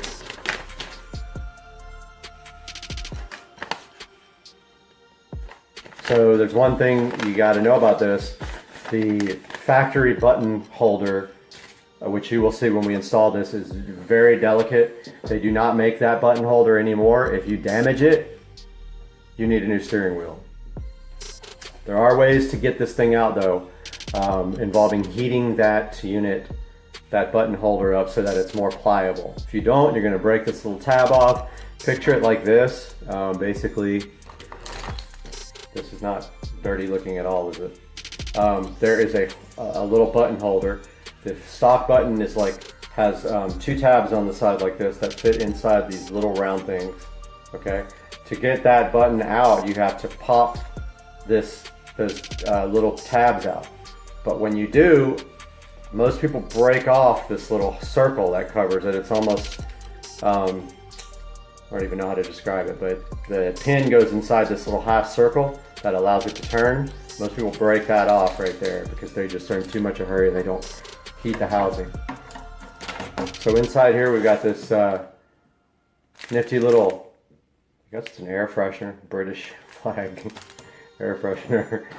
And then inside here we've got G paddles. So they are silver. You can get other colors, but I mean, if you really want other colors, just paint them. That's G paddle number 1. So there's the mechanism. So if you see what I'm saying here, these 2 pins, right there, they fit in 2 little circles that are pivot points. And this part presses the actual button.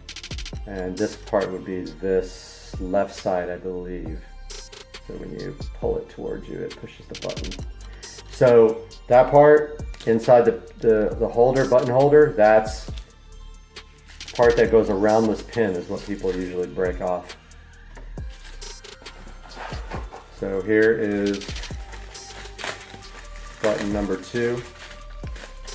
I will put the instructions for this with this video. There's button number 2.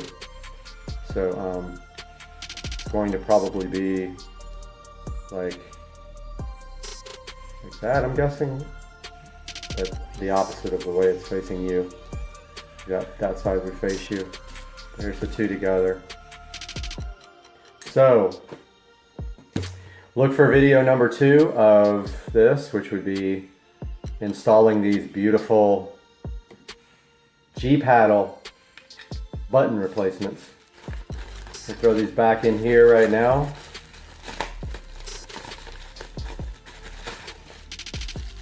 And any day now, you can look forward to a video of brand new wheels and tires.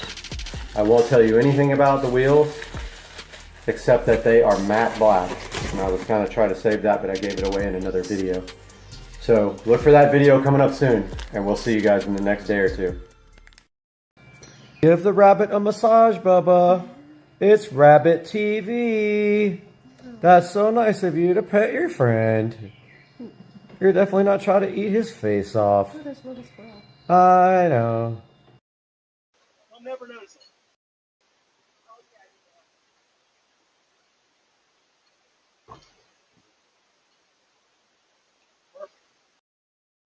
In the Supercar Street Racing awesome dining room now, you're back with Brad. We're welcoming you back to the channel once again because we have a new project we have to finish. There has been a television sitting in this garage for too long. Right there. Joe gave me that television. It's been sitting here for about 3 months. I need to get this thing installed. I don't know how I'm going to do it by myself. Doubt I can. It's pretty heavy enough to fall down and go boom. But we're going to get this TV on a mount and get this thing installed outside on the patio and get this garage all cleaned up. Need to get rid of this. Need to get rid of all this junk here. And then we're going to do that today.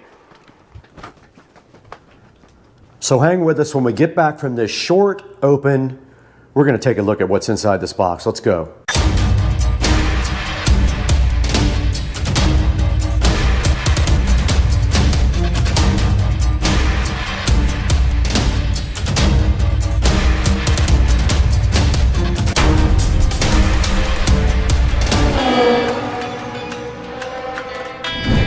Back in full effect at Supercar Street Racing inside of the lovely dining room next to this 12-string guitar. And inside of this box is something we need for outside on the patio. This is the USX mount XML008-1K-01. Not that that matters, but in case you buy one. This is a 60 kilogram, 132 pound television mount, 47 to 84 inch, has standard VESA and can go 61 to 419 millimeters outside of the wall, can tilt and swivel. And it is heavy enough that I almost broke the table. That would have been a good blooper reel, huh? We don't need this where we're going. These nuts. Or this, get out of there. Anyway, we have it right in front of us. Let's get our Supercar Street Racing scissors out. Since we lost our SCSR knife, get our SCSR scissors out because they are branded for the channel. And go ahead and open this and see what is inside of it. Now, these new mounts all come in 3 different pieces usually, so that's why the box is not very big. I know the box doesn't look wide enough to have a mount inside of it, but they are all being delivered like that now. And they tricked us These nuts. with a 3rd piece of tape. Okay, oh, they really did trick me. It opens up from the side. And nuts. greeting us inside of this lovely box is a card telling you to get customer service, email, Instagram, scan, do everything you can before you return the product is basically what they're saying. Troubleshooting manual there. We have an instruction manual here. And it says if your studs are greater than what the product claimed, which meaning greater than what the product can accommodate, to get a replacement, or you have to add a 24-inch extension plate. Or not desired, you got to add an extension plate. That means you have to buy it, or you have to apply plywood. Now, we are going on stucco. None of that will apply to us. Now, here is a lovely cord organizer they give you. They give you a level also, those 2 whatever things they are. And then we have some cardboard here with the VESA mounting arms inside. We have a bunch of screws and some washers in case the screws do not actually fit. You can add washers to space them out. We have more mounting hardware here, a nice set of Allen's key, and then inside the box we do have the actual mount. We got another. These nuts. Put a big dent in my floor. That's lovely. These are the extension arms that go out of the side. And then below that, they give you a template and some more mounting instructions. And you can see right here, this guy is the main part of the mount, and it does pull out like this. Right? And then what you do from there is you put your arms through here. So these arms just fit right through these spaces right here, and then they screw together. So it just goes like this.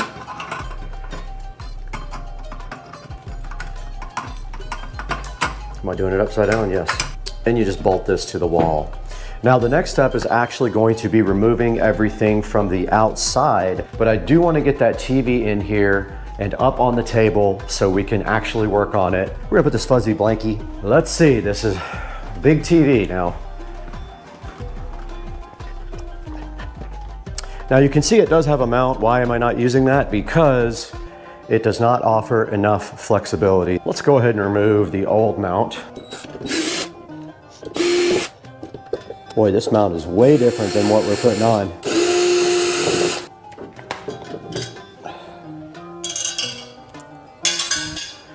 Gotta check my work.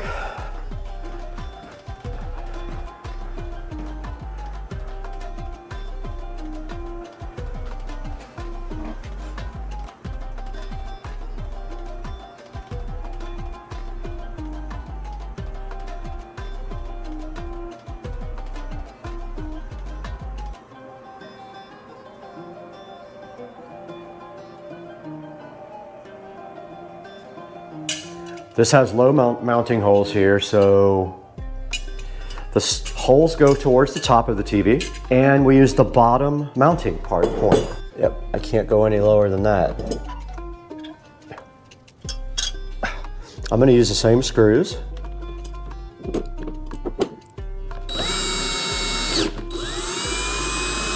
Let's hope this doesn't hit the ceiling. There's one way to find out. Mount the mount and see. Okay, the first step is done. The TV is going to sit, yes, you're raising the TV if you lower the bracket that way. TV is going to sit 17.5 inches from the mounting point right here on the back, so I'm going to go check that right now.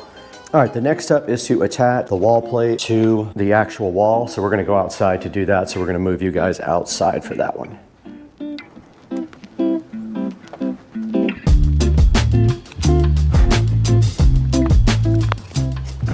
All right, we are out in front of the TV now, and we have to disassemble this whole entire thing and take off all these old zip ties and everything. I'm gonna get my gloves on. This is nastiness.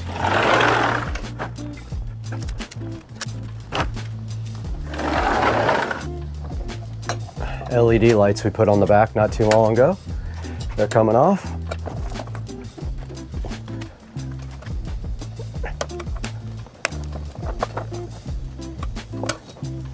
These are just wrapped around, no biggie. And this plug is not removable.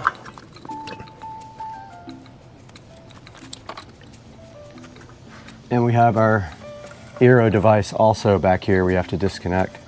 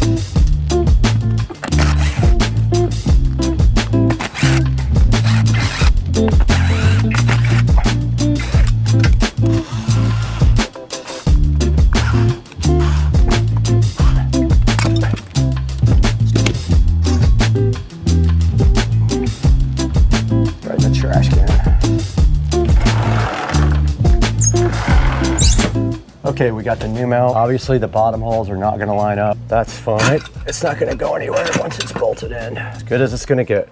All right, I'm putting the nuts back on.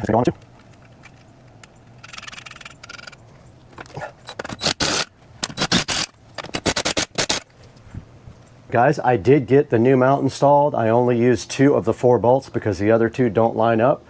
But you can see right there, that's going to be good enough to hold anything. That's in the concrete. And when it pushes down, it pushes on the concrete here. So this is no problem whatsoever. All we have to do now is get this assembled with the TV mount arms and get the TV hung up on here. So let's do that now. All right, here are the 4 arms. And I believe the rest of the hardware is in this. Okay, next thing you do is take 4 and 5, which are the arms right there. 5, 4, and then it says 4 and 4. Okay, I think it goes like this.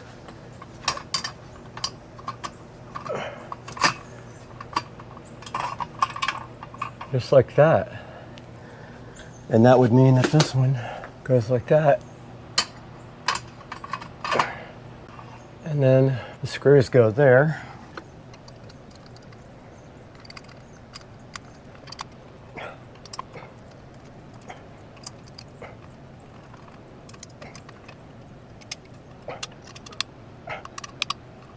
So I'm gonna pull this all the way out like that, aim it this way a little bit, push this guy back, try to get this TV hung. Let's see what happens. Hopefully it breaks. Wait.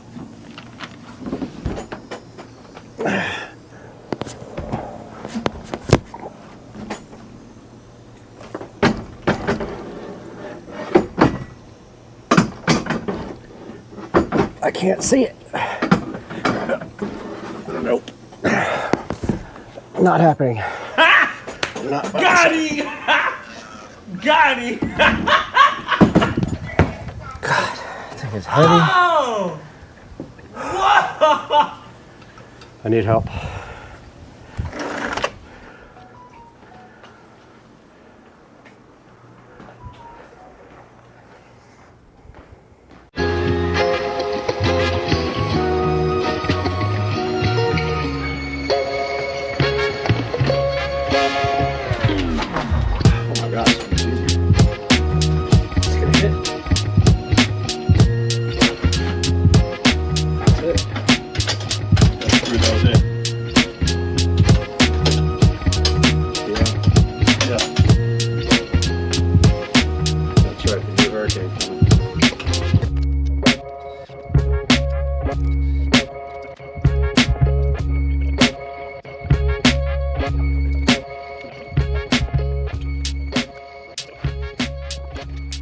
Okay, Joe and I did get this TV hung yesterday, no problem.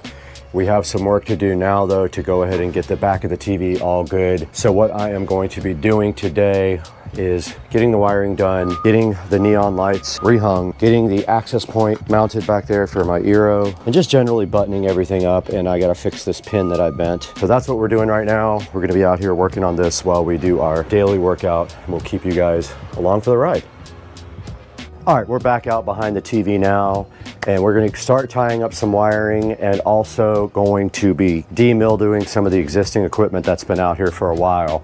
But our first step is literally just to start tying up wiring. We did forget a part of the end caps on the TV mount. They just literally go like that, screws over them.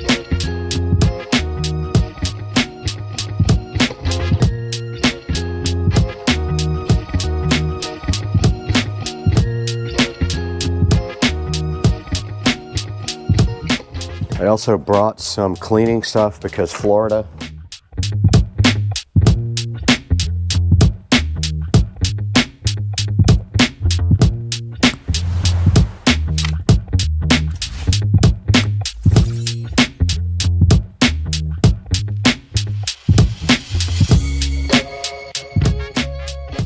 Now this LED light is going to be on a power strip that is on a smart plug. So that whole power strip is smart plugged. And you can see here that the light comes out of the bottom. So we're gonna wrap it like that. With the bottom, we'll make turns like that.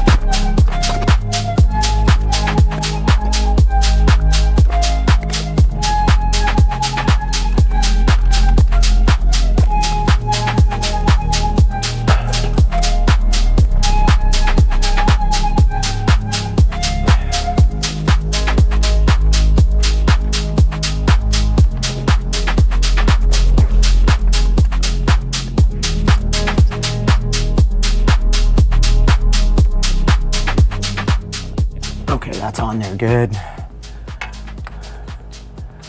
We can get this tied up nice out of the way like that. So now I'm gonna go finish tying up the power strip and the lighting controller.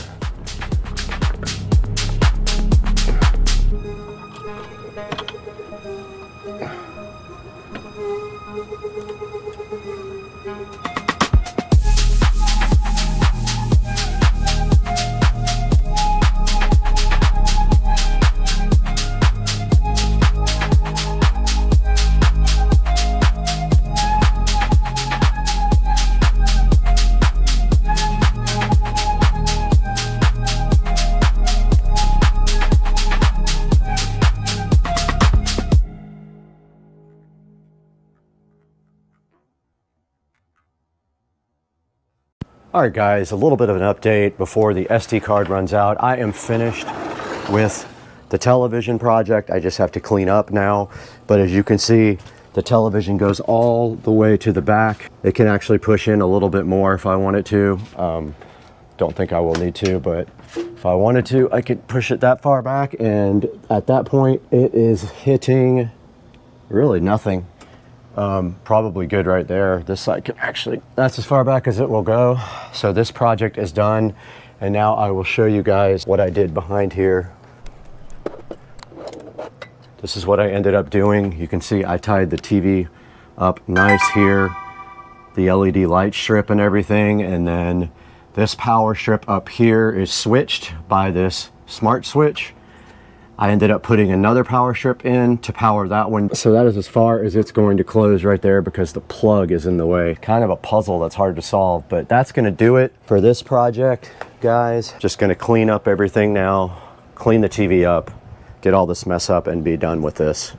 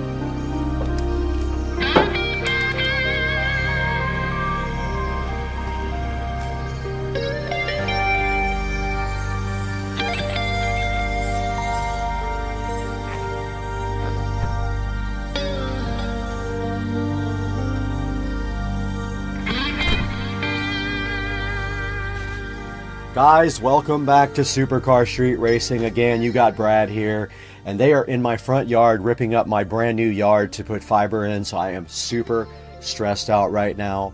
But I'm really happy you guys could join us today. We had a very special project for out back by the pool. Joe was kind enough to donate a 65-inch Vizio 4K television to the SCSR compound, and we did go ahead and install that in the back, and I will show you exactly what you use to do that. The first thing on the list here is the USX mount full motion wall TV mount. You can see it right here. There'll be a link in the description for you guys to go ahead and buy that. But it will fit a 47 to 84 inch flat screen LED TV or whatever. LEDs basically are very light, so they don't need a whole lot of support. But you can see this one does everything. It does swivel, it does tilt, and it does articulate every single way, and it is perfect for out back by the pool. You saw us install that with the Vizio television. Now also out back, we did have an LED rope light installed behind the TV, and we did go ahead and zip tie it all the way around the TV, and we went ahead and tied our wires up really nice, and also had our Eero 6 Pro hotspot mounted right behind the television. We also use smart lighting back there. We used a smart plug. I'll put a link in the description to one of those. That actually turns on the lights up above the patio, and the LED rope light that is connected right to the television. So right in front of you here, the USX mount full motion TV wall mount can be yours. There is a lightning deal going on for $43.98 it looks like right now, but you will not be able to get that because this video will not be out on time, but it is still cheap. There is a 5% coupon you can go ahead and apply to your order. Please check the link in the description and buy everything through us, and we just get a little bit of money to keep the channel going. Now right in front of me, you can see a Vizio 65-inch 4K TV, Smart TV, V-Gaming engine, AMD FreeSync, AirPlay, Chromecast. This thing does everything. And you can see it is $548, and they also have payment plans. I don't know if you knew that. Sometimes you can buy through them and there's no interest, or you can buy through one of the other companies and they will let you pay in payment plans through your credit card. Now this TV does have a 3.5 star review, so not that great of ratings. You could always shop around and maybe get an Amazon Smart TV. I will link one of those in the description as well. And this TV we have out here does not have Bluetooth, and I have been having issues with Amazon Home Theater with Alexa. They have disabled one of the features that allowed me to watch my television through a Echo Dot, which went up into the ceiling and did all the speakers inside and outside. So I am trying to figure that out right now. But please go ahead and buy everything through the links in the description. It does help out Supercar Street Racing so much,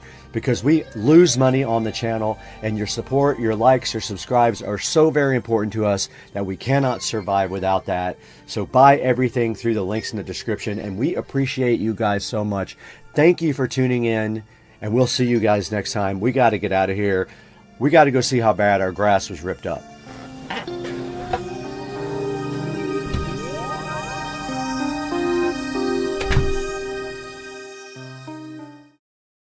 Hey everybody, welcome to the channel, Supercar Street Racing.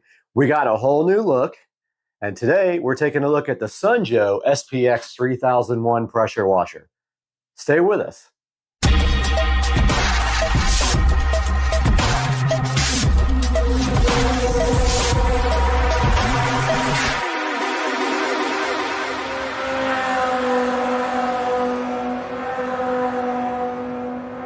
Welcome back to the channel, and today we have the Sunjoe SPX 3001 electric pressure washer.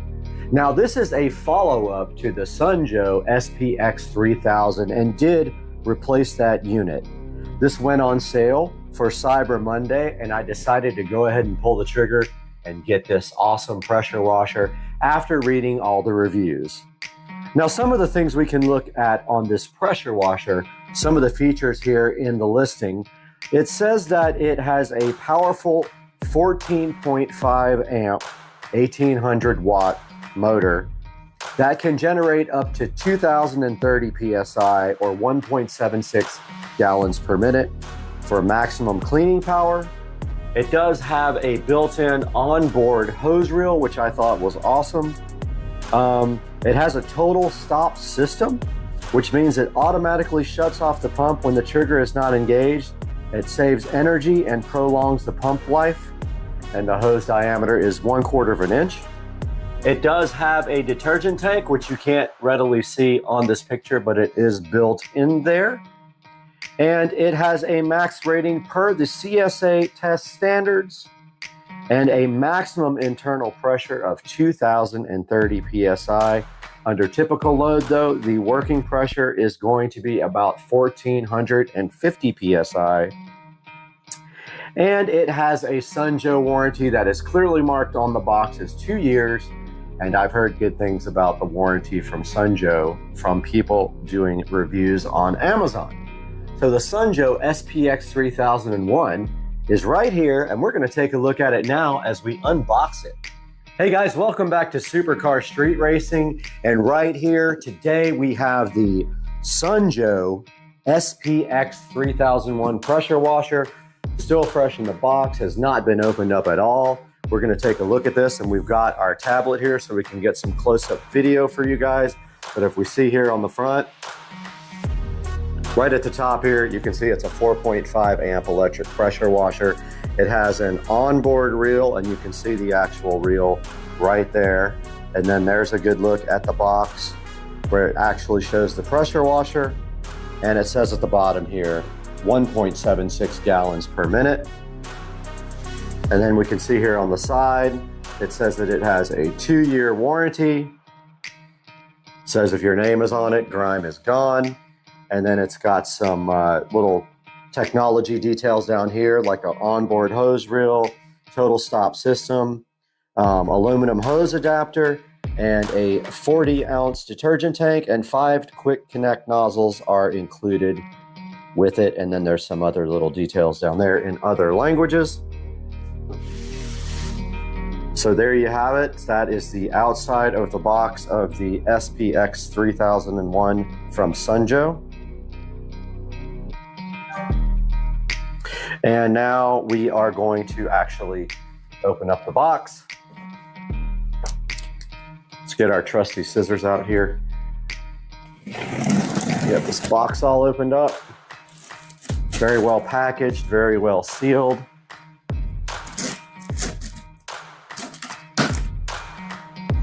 And on the top of the box here, it says if you register today, you can get a 2-year warranty, 90-day bonus coverage, and it has the URL here to register, and I will throw that up on the screen.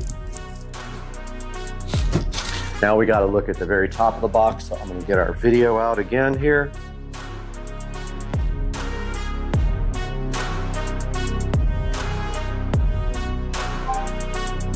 Here we are on the top of the box of the Sunjo. I'll tilt it a little bit that way for the other camera, but you can see right on top here, we do have some hose adapter nozzles. These are the actual spray nozzles that determine the pattern and the pressure.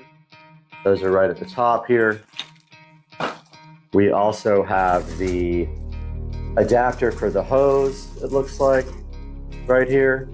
I think that's what that is, and some various little pieces that go on the side of the device here, probably for just accessories and things like that. Put that to the side here. And then we have the actual unit is in the box after that. You guys can see it on the big camera, and I have it on the tablet right here. Let's get that opened up now.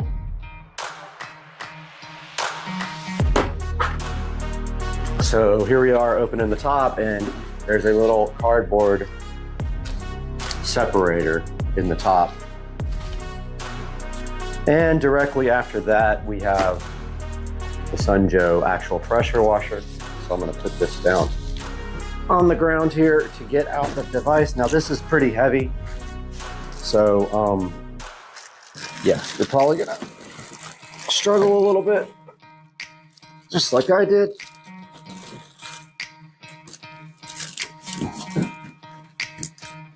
And it has a pretty beefy long hose here with a GFCI on the end.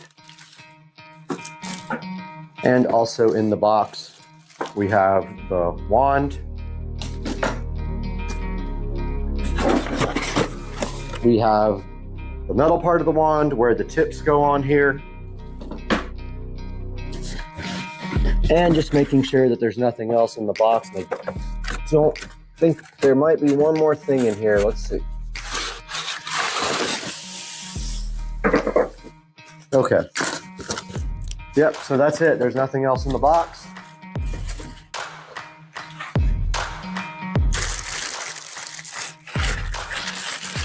Covered in plastic here. And you can see right there that you have a well-placed pressure washer condom right over your new Sunjoe SPX 3001 pressure washer. Inside the bag, also your instruction manual.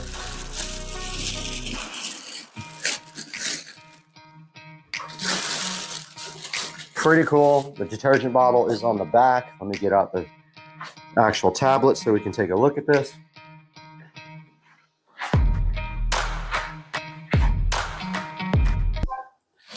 All right, here we have the Sunjoe pressure washer. Good look up at close up of it. And the hose reel here. And the other side, which has your switches. And I believe a flow rate. I'm not sure, we'll have to look at the instructions. And then on the back, there is a look at the back and your detergent tank.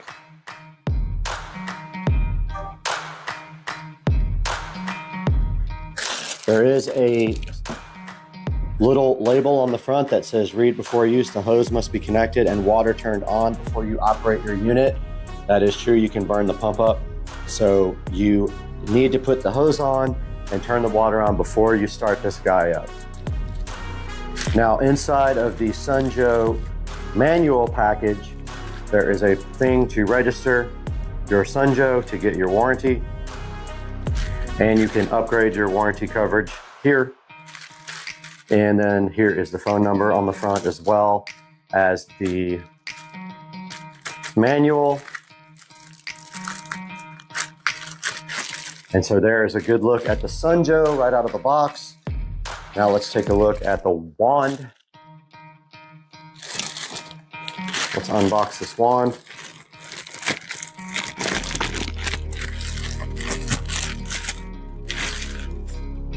And here's a good look at the wand that comes with the Sunjoe SPX 3001 pressure washer. Feels kind of plasticky, but it does have good reviews. And then the hose actually screws on to the end of the wand right here. So that would be this hose. You literally just screw it on right there. And then you take your tip here. Your tip actually, you pull this little condom off the end. And then that actually screws on to the end of this wand, like so. And then your different pressure nozzles actually go here. They're the quick connects there. But I actually have a surface cleaner for this as well. So what you do is get any of your different tips, and there will be a mark on the end of the tip to show you exactly what the degree is. Like one of these says soap, this says 40 degrees. There is a 0 degree, a 15 degree, a 25 degree, a 40 degree, and a soap. And this is what your nozzles look like that go on the end of this wand. And to get them on the wand, you simply push them on like that. You just literally push them on. And then to get them off, you pull back, and it looks like they fly off and go out of camera. So when you take them off, go ahead and put your hand on there so they don't fly off like they did with me. But yeah, to get this on the end of the wand itself, you remove this white thing, and it literally screws right onto the end there. So that is a look at the Sunjoe electric pressure washer right out of the box with this nifty hose reel, and also have these little accessories that came with it. Not sure what these are yet. I haven't gotten into the manual, but these look like they go onto the actual device somewhere to store the hose and things like that. So we will break into that next.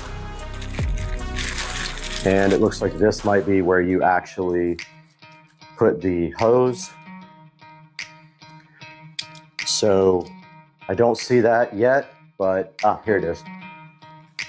So that goes right here. At the bottom, let's grab our tablet so we can get some video of that. Here at the bottom of the Sunjoe, they give you this little adapter here. And basically what you do is you screw that onto here, and then your hose will go onto the other end of the adapter. And there's a little filter inside there to keep goop out of the device. But yeah, you just screw this on here like so. And then you tighten it up and put your hose on the other end.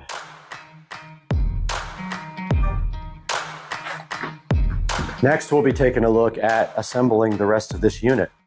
Now that we've unboxed the Sunjoe SPX 3001, let's take a look at how you assemble this device.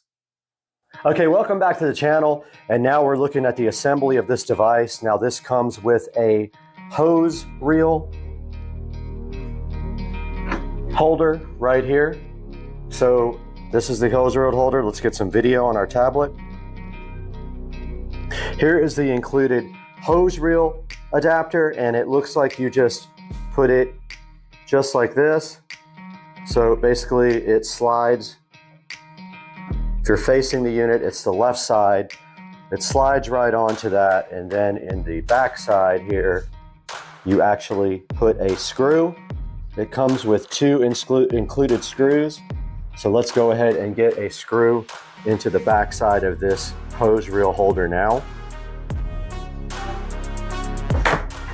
So right on the back side here, you just put a screw into it like this. Pretty simple. Screw goes in pretty easy.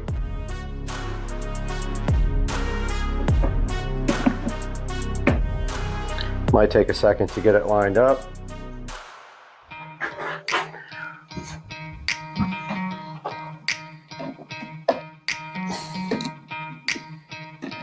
Just go ahead and drive that screw all the way in. That's the first step of the assembly. Now the second step is the spray wand protector, and it looks like it goes down here on the side. There are two little marks, little like square holes. Well, they're not holes, they're squares, but they are on, if you're facing the unit, it is the left side down at the bottom. And let's go ahead and get some video of that now.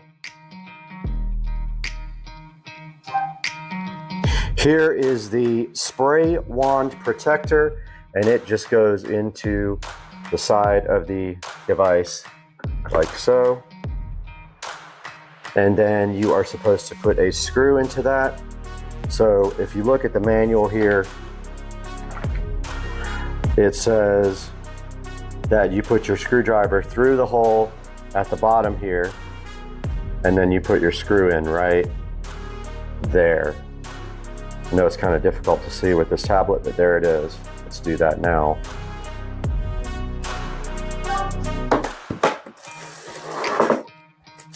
So right here, we put our screwdriver through.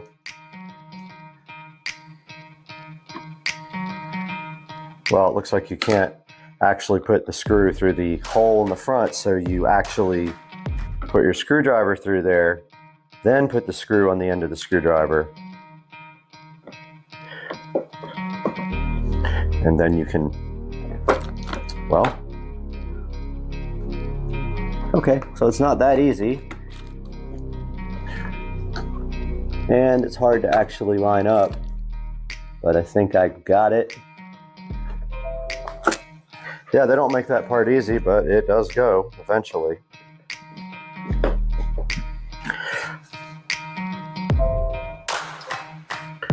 You can see here, you got to put your screwdriver kind of through the hole there, and then put the screw inside first, and then you can go ahead and tighten this up. You don't have to go crazy. It's just going to be just like that, and you are actually done with that part.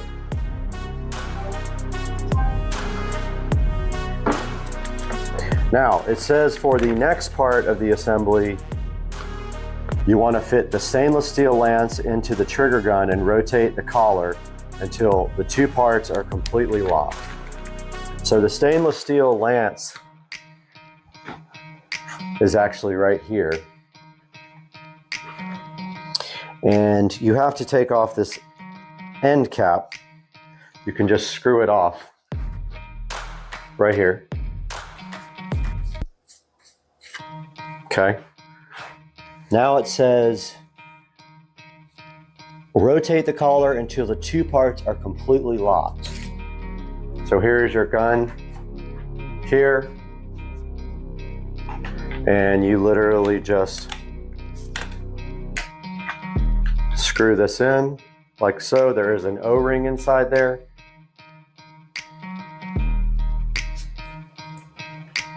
And tighten it up like this. It might need more tightening once you get outside, but that's pretty tight. If you have to, you can get your wrench right on the end there to tighten it up. That part is done. Now the next part of the assembly instructions are saying that they want you to go ahead and hook the hose up, I think. So let's see, 5. Connect the high pressure hose to the trigger gun. That is, of course, if you want to store it with this connected, you don't have to. But if you see right here, our little wand goes directly in like that. And then the protector is at the bottom. I'm not gonna put the hose on yet, but you just screw this hose reel the same way you did it before. You screw the hose reel to the bottom of the gun, the wand. And that's how it stores the wand, which is pretty nifty, or you can store it backwards like that. Either way, does the same thing.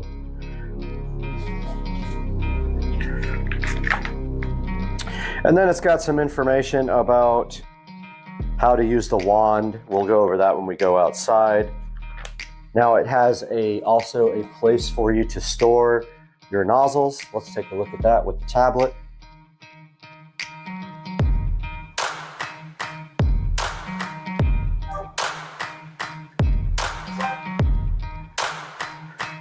So some of that might not have gotten recorded with the tablet, it looks like, but first you take your nozzles here, and I'm trying to figure out how they actually, yeah, they just clip right on like that.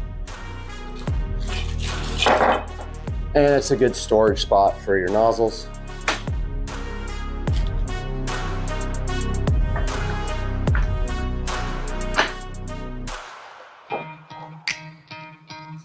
Notice how they all get on there pretty neatly.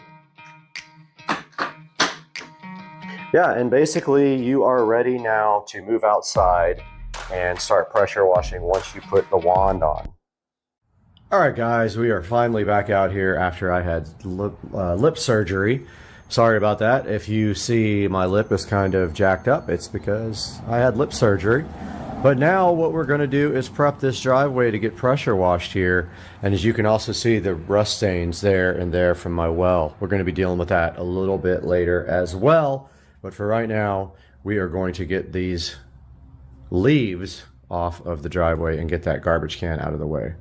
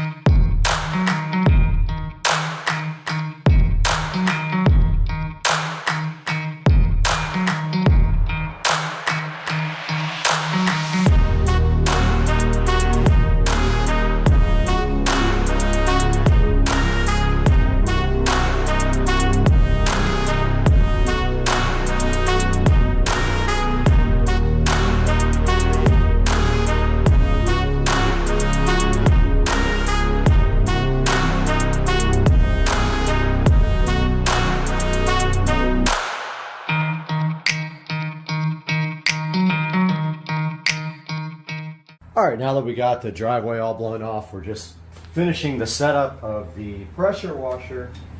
There's a little zip tie on the hose. And looks like the pool guy is here as well. But the next step is to put the wand onto the hose. Looks like there's a little O-ring connector right here. And then it just really just screws on just like that.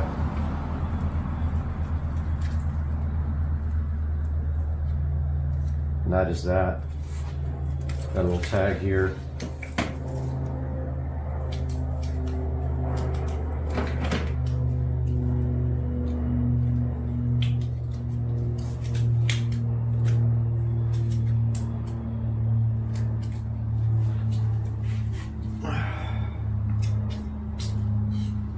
Still not sure what this knob is for on the side. I'm gonna have to look that up. All right, that part's done. I'm gonna break out the manual.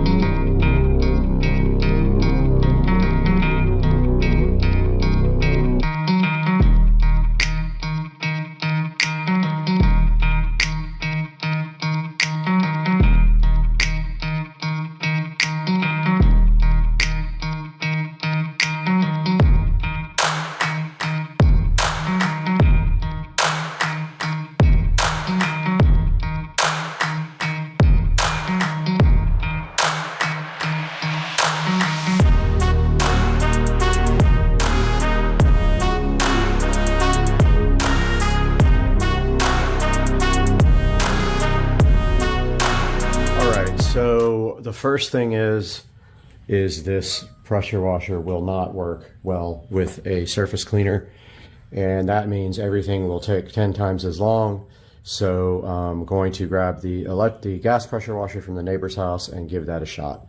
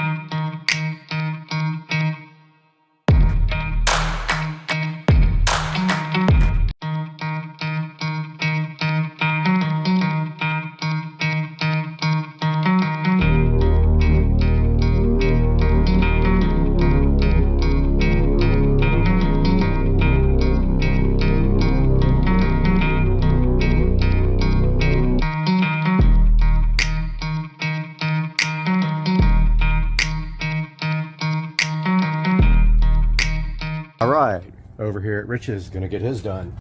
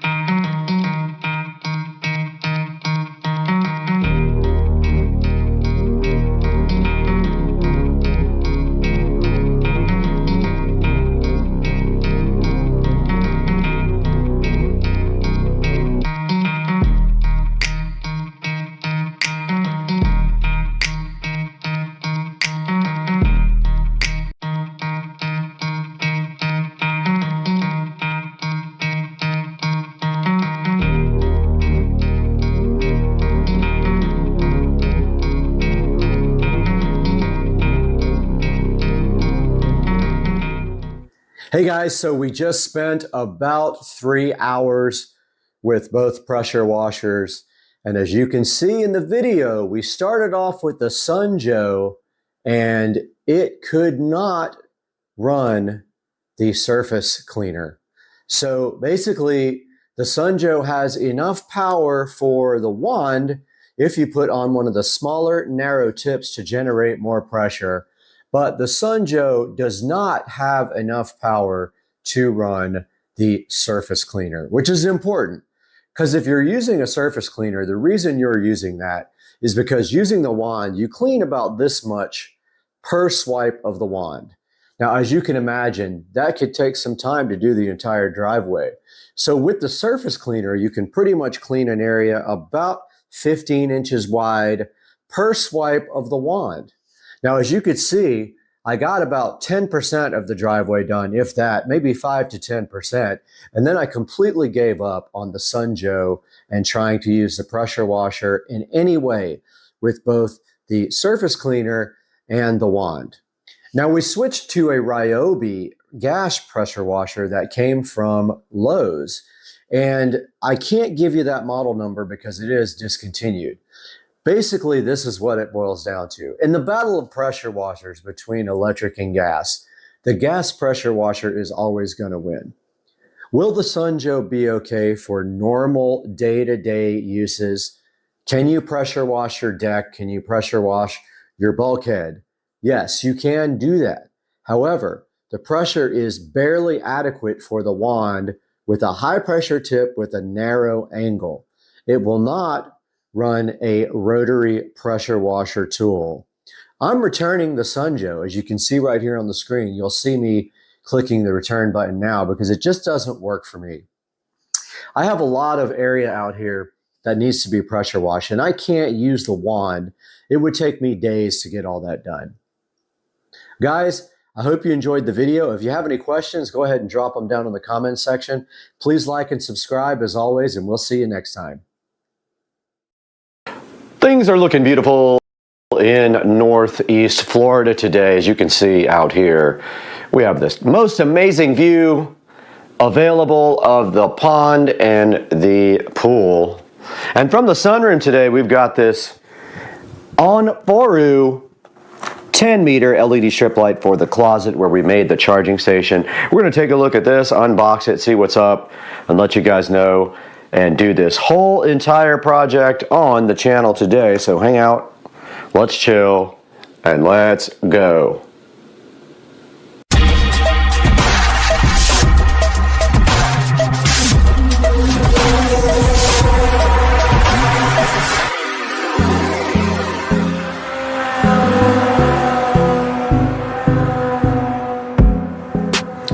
Out in the SCSR sunroom.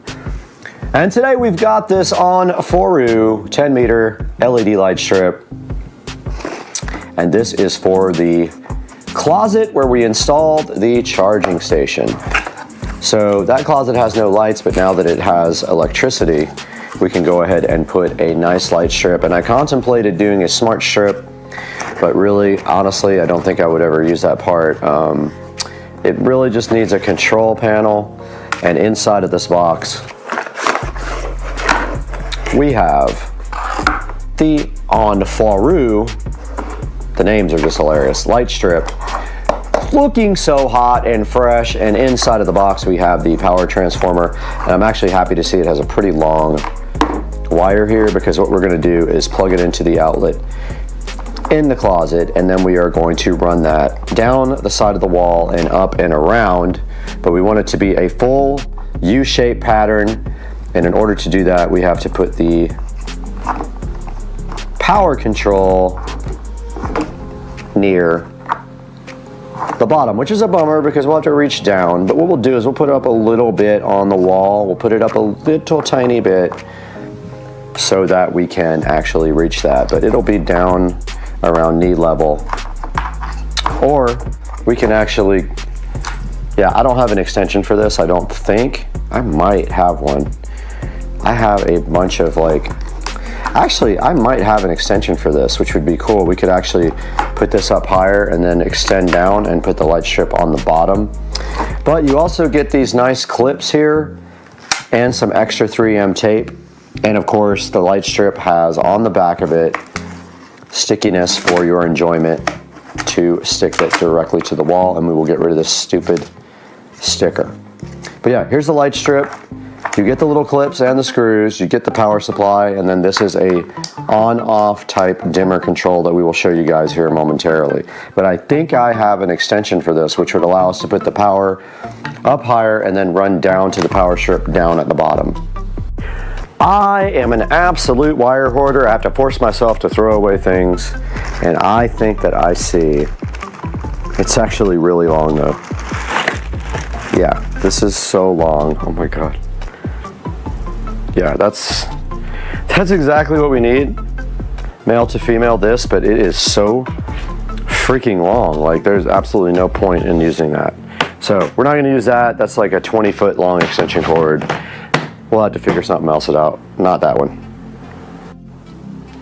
Inside the SCSR charging station closet now, and you can see right here and right now that it is very dark in here. We've got just our production lighting here lighting the way, but what we're going to be doing is down here, and of course the GoPro battery is already at 30%, barely used it. We're going to be connecting power here, run over to this wall. We'll just clamp the power wires to the wall there, and then we're going to go up the side of this closet to the top, around, and then back down this wall here, and that will be our closet lighting system. So that is going to take a little bit of work here, and the first step is to get the power wire run and see what it's going to take to run power. We're just going to go straight over here. I hate to do it that way, but that's really the only choice we have. There's no other way to get power to it, so let's get rolling. We have our power transformer here, and unfortunately there's not really a great way to get the power over here unless we go through the wall. I mean, I guess technically we could punch into the wall here and punch out, but I don't think it's worth like actually putting a hole in the wall for this, because then it has to be repaired. So I think the best bet is power transformer below here.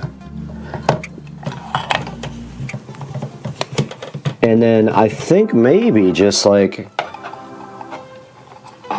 well, the problem is going to be, no matter what we do, our control is going to have to be somewhere where we can get to it. So unfortunately, I think we're going to have to start about right here so we can at least touch the control. So let's go, yeah, I mean, it needs to at least be height of hand, so I think right here is fine. And then we'll just have to run the wire in the corner here. Unfortunately, I hate that, but I don't think there's any other way to do this. So let's go ahead and stick our wire there. And they did give us some 3N strips to do that with.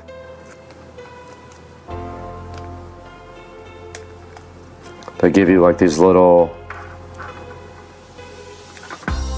squares, so you just stick those on and then you just pull off the backing like this. Sorry if it's a little dark, I don't have great lighting yet, I ordered it. So we're going to stick that right over here on the wall at a height where we can actually get to it when we're ready to work. It's not going to be ideal,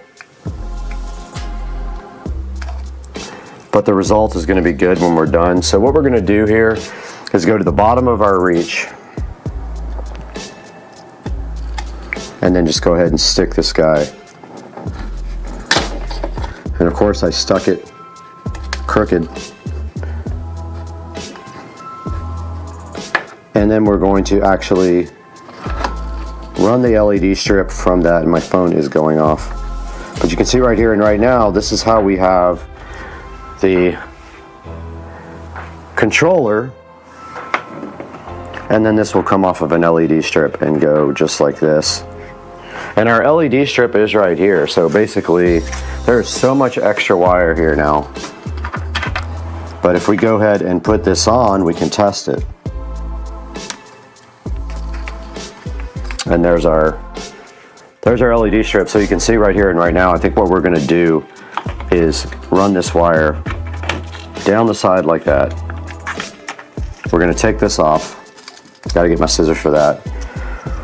And then we're just going to go down and start down here. Let me grab my scissors and we'll go from there. And the battery's almost down to go for this battery has LED strip and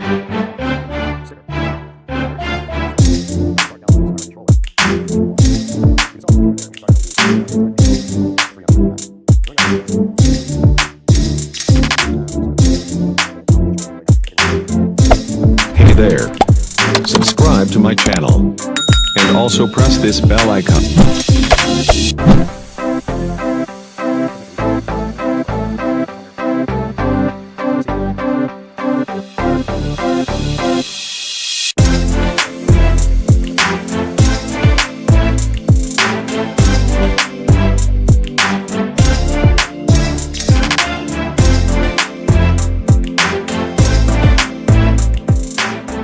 I wanted to show you guys the progress over here. So basically I mounted the controller right there, and the wiring is going to go behind it like this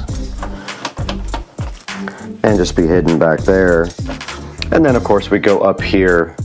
You weren't even on it, but there's the wiring on the side. We're going to go ahead and clamp this to the corner and then go all the way down to the bottom with that. See how it goes down to the bottom underneath, and then we will come up here and we need to go get a stool to finish this work.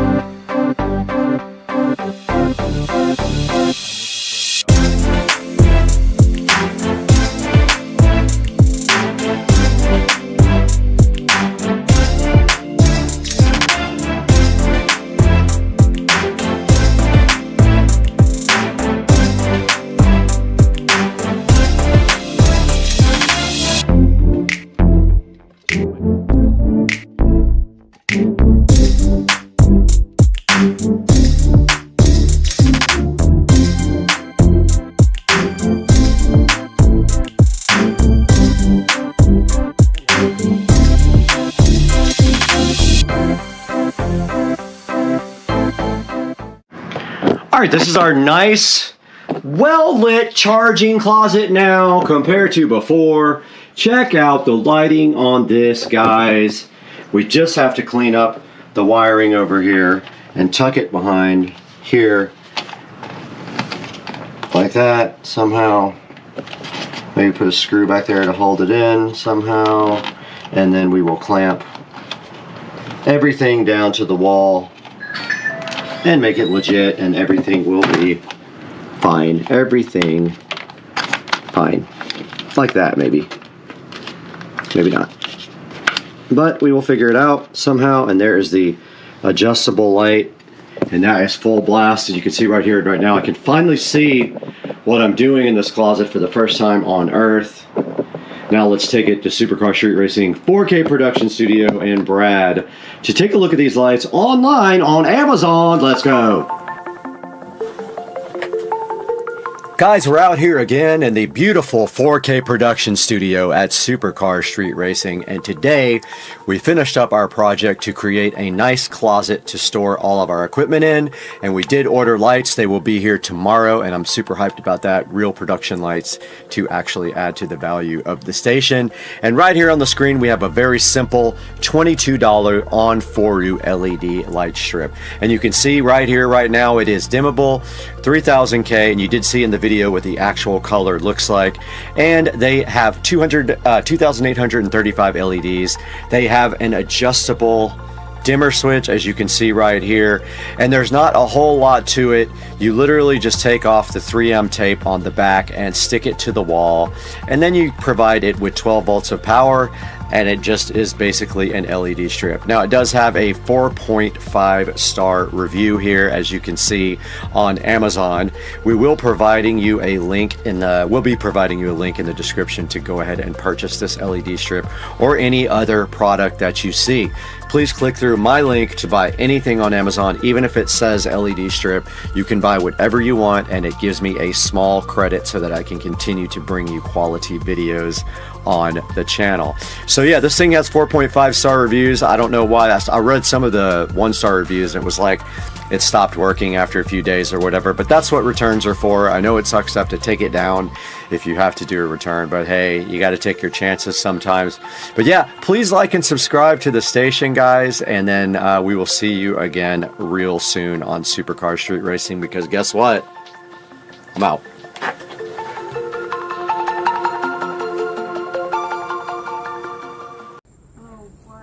We just came outside and these cute little duckies are swimming in the pool. Following Mom, they're all just attached to her. It's so cute. We're trying to figure out what to do with them, but honestly, we can't put them. And at the end of this, or at the end of this blurb, I'm going to show you another good reason why you should have readily available.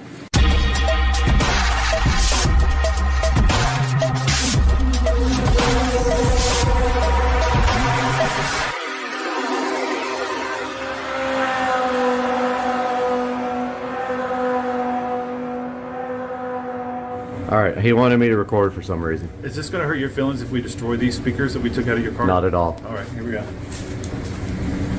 Are we going to hook them up to... To me, everybody should have a strong magnet in some capacity. Right. To do one very important thing. Crush and that's to speakers. check if you have stainless steel or non-stainless steel screws, nuts, and bolts. Okay. So, way to check if stainless steel is not. I'll show you now. If you want to make sure that if you're using stuff for the outside, for stuff that's going to be weathered. Okay. For example. So like on the cart, you would want stainless. So that's steel. That's galvanized. Oh, there's a little bit in there. Oh, it looked like it was stainless. Hold tight. This is definitely stainless. Well, no. It's a strong magnet, but this is. Stand by.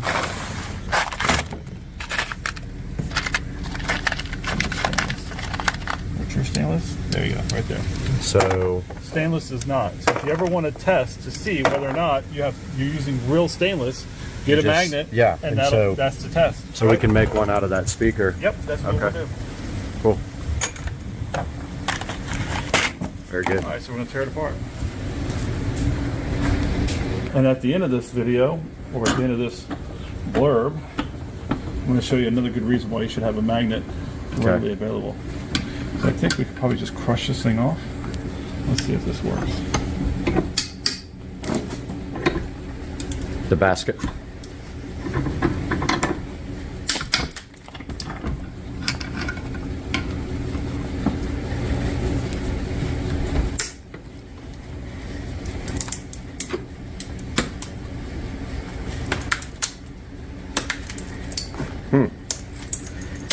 It's coming.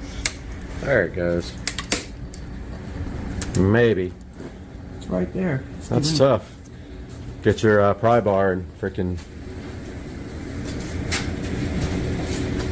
So we're gonna separate this real quick to have a magnet for me. These cheap Skosh speakers that came with the golf cart. And there it is. That's the basket separated from the magnet. And there's the voice coil inside. Copper wound around something.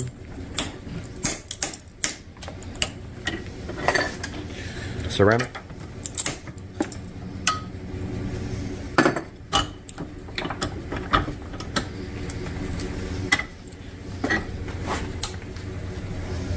That's money.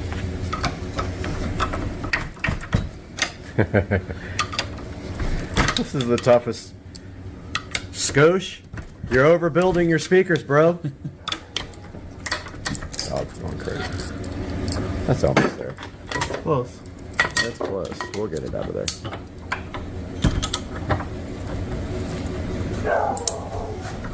Never knew Skosh made speakers. They only make radio adapter kits for cars and wiring harnesses. Boy, this is actually a lot harder than I thought it was going to be.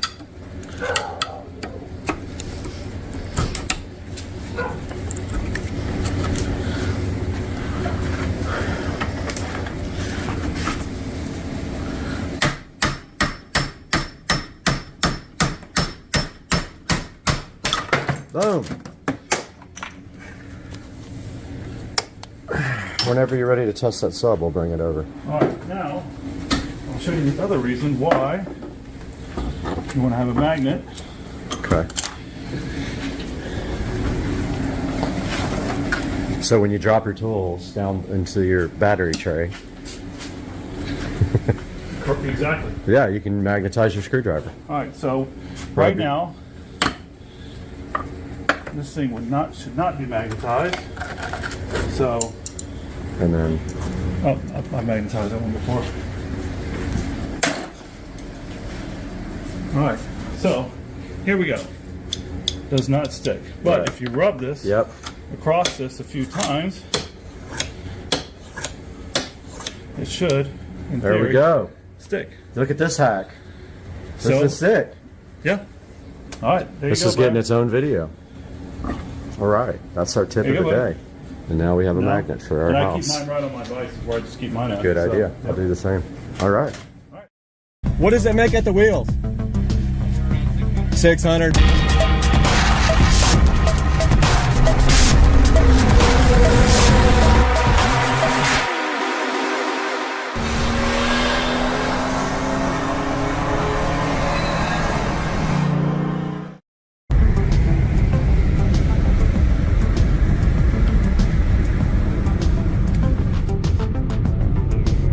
This dude took off when he went around that corner.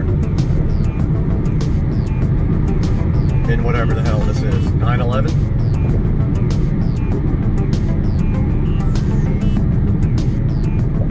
Turbo? Yup.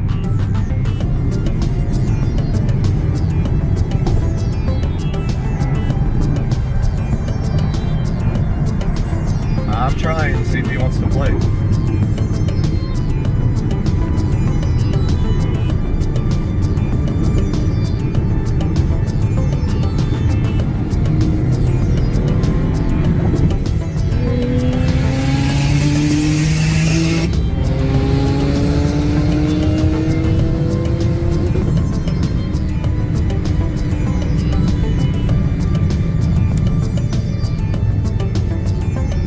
Got smoked. Thing's fast.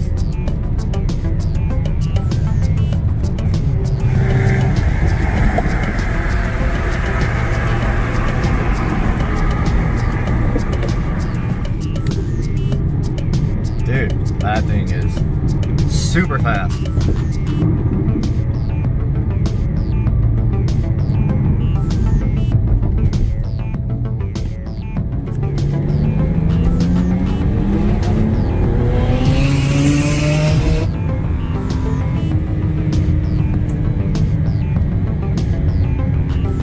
Two in a row lost. Well, you gotta figure that's probably 150 more horsepower at least, maybe more than that. But yeah, good run. Oh, bummer. We got cars in front of us.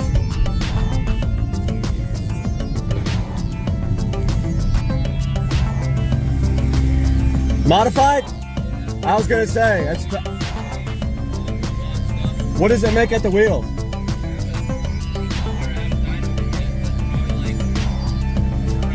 $600 is what I was thinking. This one does about $450. Yeah, it's not fast enough.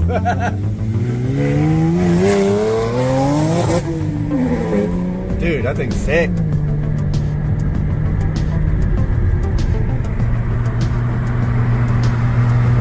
Sick.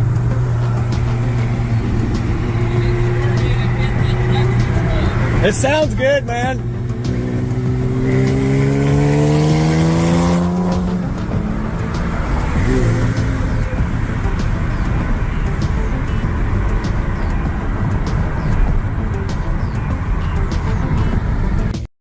This guy was really trying to get me. He was like jumping at me. I don't know what he is, but his head is definitely not round. It's like weird shaped diamond. Oh! Ow! Shit.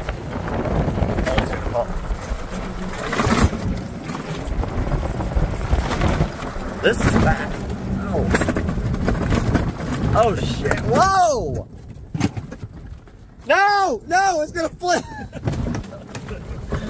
Ah! Shit. Okay. I remember this. 4K. Let's do it. Oh shit. This thing would be so cool. Oh! Drifting! Drifting! I don't want to get stuck in the mud. You're gonna have to go pretty fast to get through that. Shit. Are we fucked? No, but I'm not going to sit here and push this thing, so I'm not going to back and probably Okay. Alright. We need a 4x4. Oh shit! Already? Yeah. Hold on. No track. Oh, we got it. We got it. Yep. We got it.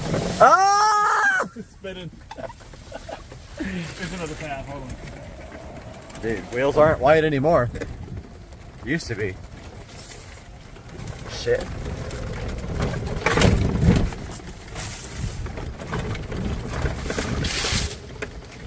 Yes. Oh my god. You feel every little. Yeah. Ow! Ah! Oh! Ah! Fuck. Dude. More views.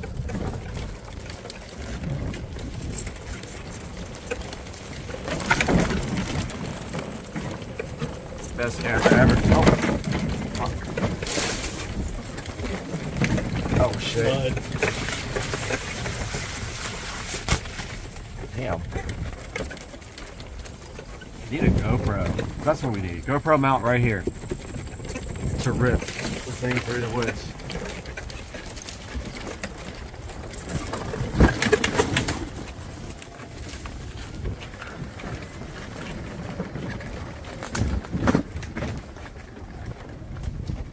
Okay. Oh! Hold on! Hold on! No! Oh no! Oh my. Oh shit. Okay. Damn. Straight up off-roading. I haven't been down here in a while. Oh, it's still tough. We need a mount for this thing.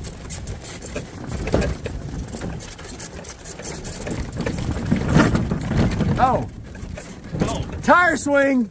Tire pump! you want to swing on it? I'll Tire take pump. videos. Dude, tire pump. You that guy? What are you crazy? Dude, I saw him the other day at the gas station getting Bud Light. No joke. Him and his buddy. Ow! Fuck. This thing is, there's no forgiveness at all in the suspension work.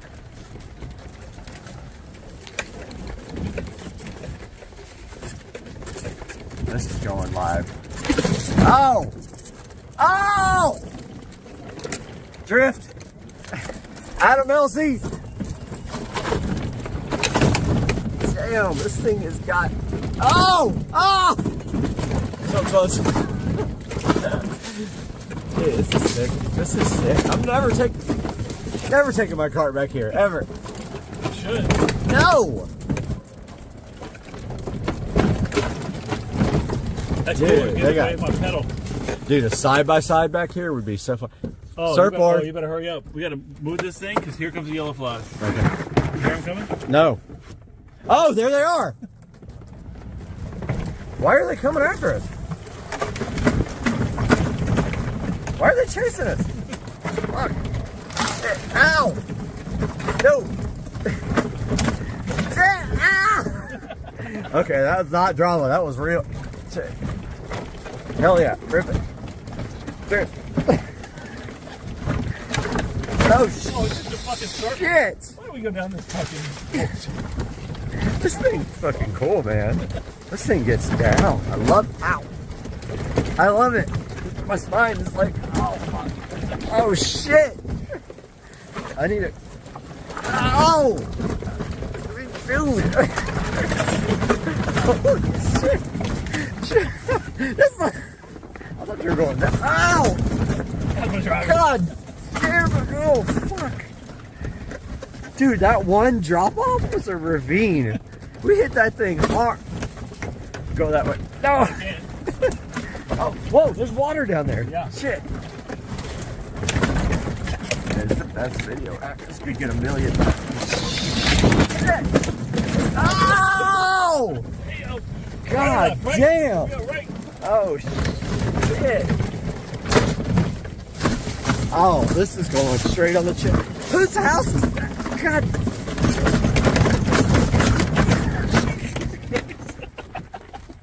I think it's broken now. It's broken for sure. There's no way this thing still works. Damn. That was sick. Now we just launch in the river.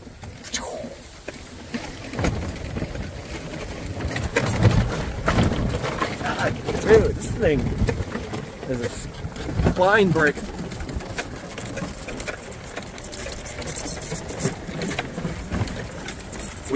We definitely need like one of those fucking like, what is it? Shots? No, yeah, that. But like, no, the camera mount. The what do they call it? The one that like gimbal. Oh, yeah. Gimbal. We need a gimbal. Oh. You want to see something crazy? Okay. Watch this. Watch all the yellow flies. They're gonna come straight to us. They're coming to us. There they are. You see them? Yep.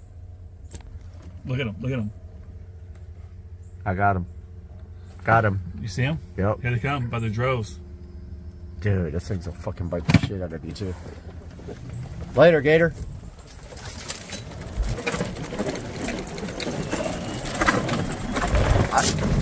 It's a turbo sound.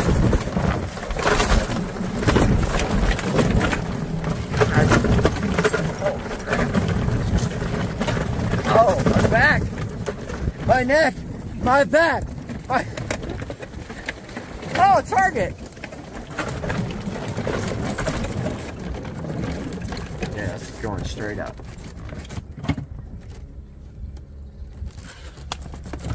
Dude, the flies are crazy out here. Oh! Ow! Oh, shit! Shit! We're gonna flip this bitch.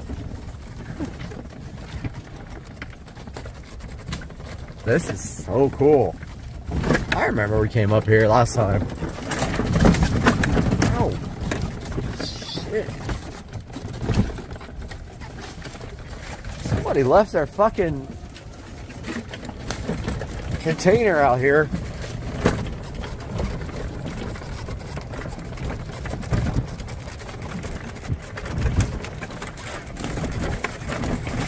Dude. You can't even tell on camera. Like when we upload this, it's gonna look tame, but like in real life, Yeah. you're feeling the shit. Like that hits your spinal cord. Whoa! Little- Drift! Oh. Tail out! Drift!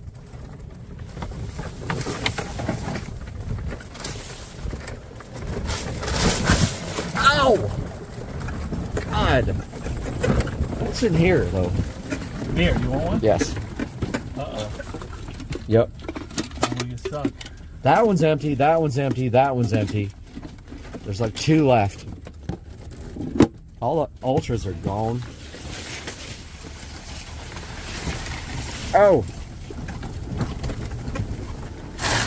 Oh, fuck! That thing hit me in the face. What's gonna be? Oh, shit! Everything's... It's all shook up. Oh!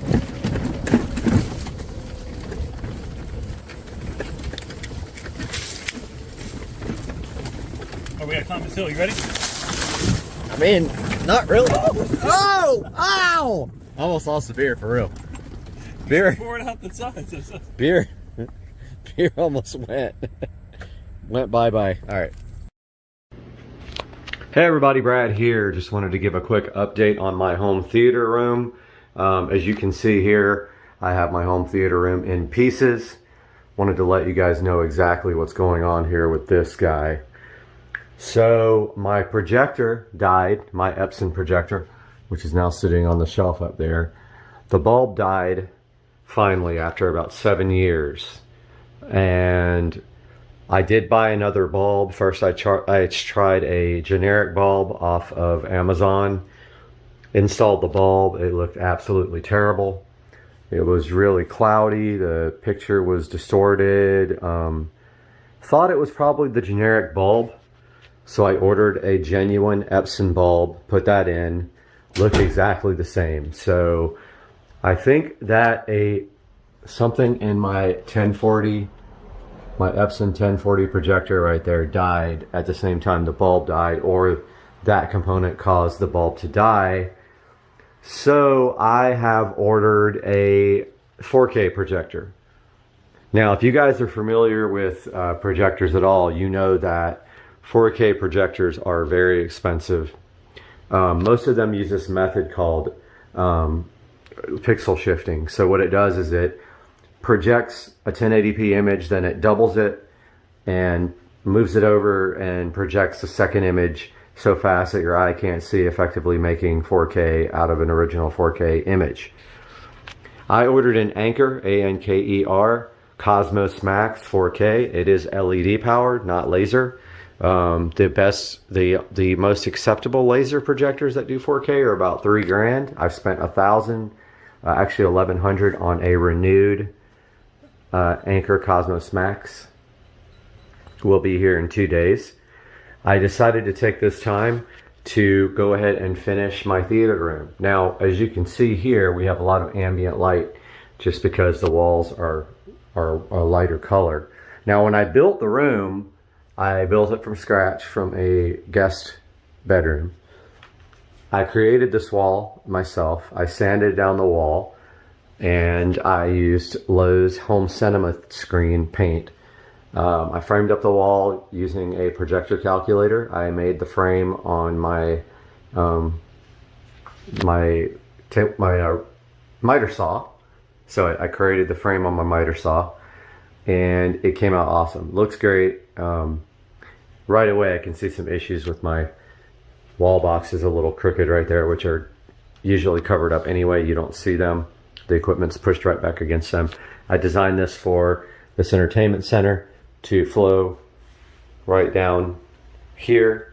I ran power and HDMI. HDMI goes from in the wall there all the way up over to the projector shelf up there where the projector sits. I'm not 100% sure I'm going to be using the shelf unless it works out when I get the new projector and it projects correctly. And last time I ended up just strapping it to the bottom because the Epson projector had really no way to project. I couldn't adjust the keystone good enough where it could go down enough to hit this. It was literally projecting onto the ceiling. Only thing I'm worried about is this fan being in the way. I've added that since, and I don't know if the projector being on top of this shelf is going to hit the fan, but if it does, I'm gonna have to remove my Moonmen. Right there, my little astronauts. I think at the very worst, that's what I would have to do because it is a slight downward projection to get to the screen from the center of the lens up there. You can see up there I did a wall box, a double wall box with power and one of those little brush inserts so you can run a cord through it and bugs and stuff can't get through it. The shelf is a glass floating shelf. As you can see, I had the projector strapped to the underside there and upside down. This time I'm going to turn the Anker Cosmos Max upside down and lay it on top of the shelf because it has a LED star constellation on the bottom. You'll be able to kind of see through the frosted glass there. Now, another thing was my other projector was quite a bit brighter. It has a standard 200 watt bulb. This Epson Home Cinema 1040 right there. The new one is LED. It's quite a bit dimmer, maybe half the brightness. Now I ran this projector up here on eco mode the whole entire time I had it because it was so bright. You could actually have the window open here and still easily project on the screen and see the picture. The new projector, LED, gonna be less bright, so I'm making strides to get this room brightness down quite a bit. First thing is the whole entire room is going to be that color. So it's all going to be that dark shade of green. I forgot what the name of it is. It's a dark, like brownish green. I'm gonna do the ceiling as well. So I need to take this vent out. I need to remove my rear surround speakers there and get this room prepped and go ahead and paint the whole entire room. Now, if the shelf doesn't work or I have to lower it, then that's gonna be a little bit of work, but I think I can manage to figure that out.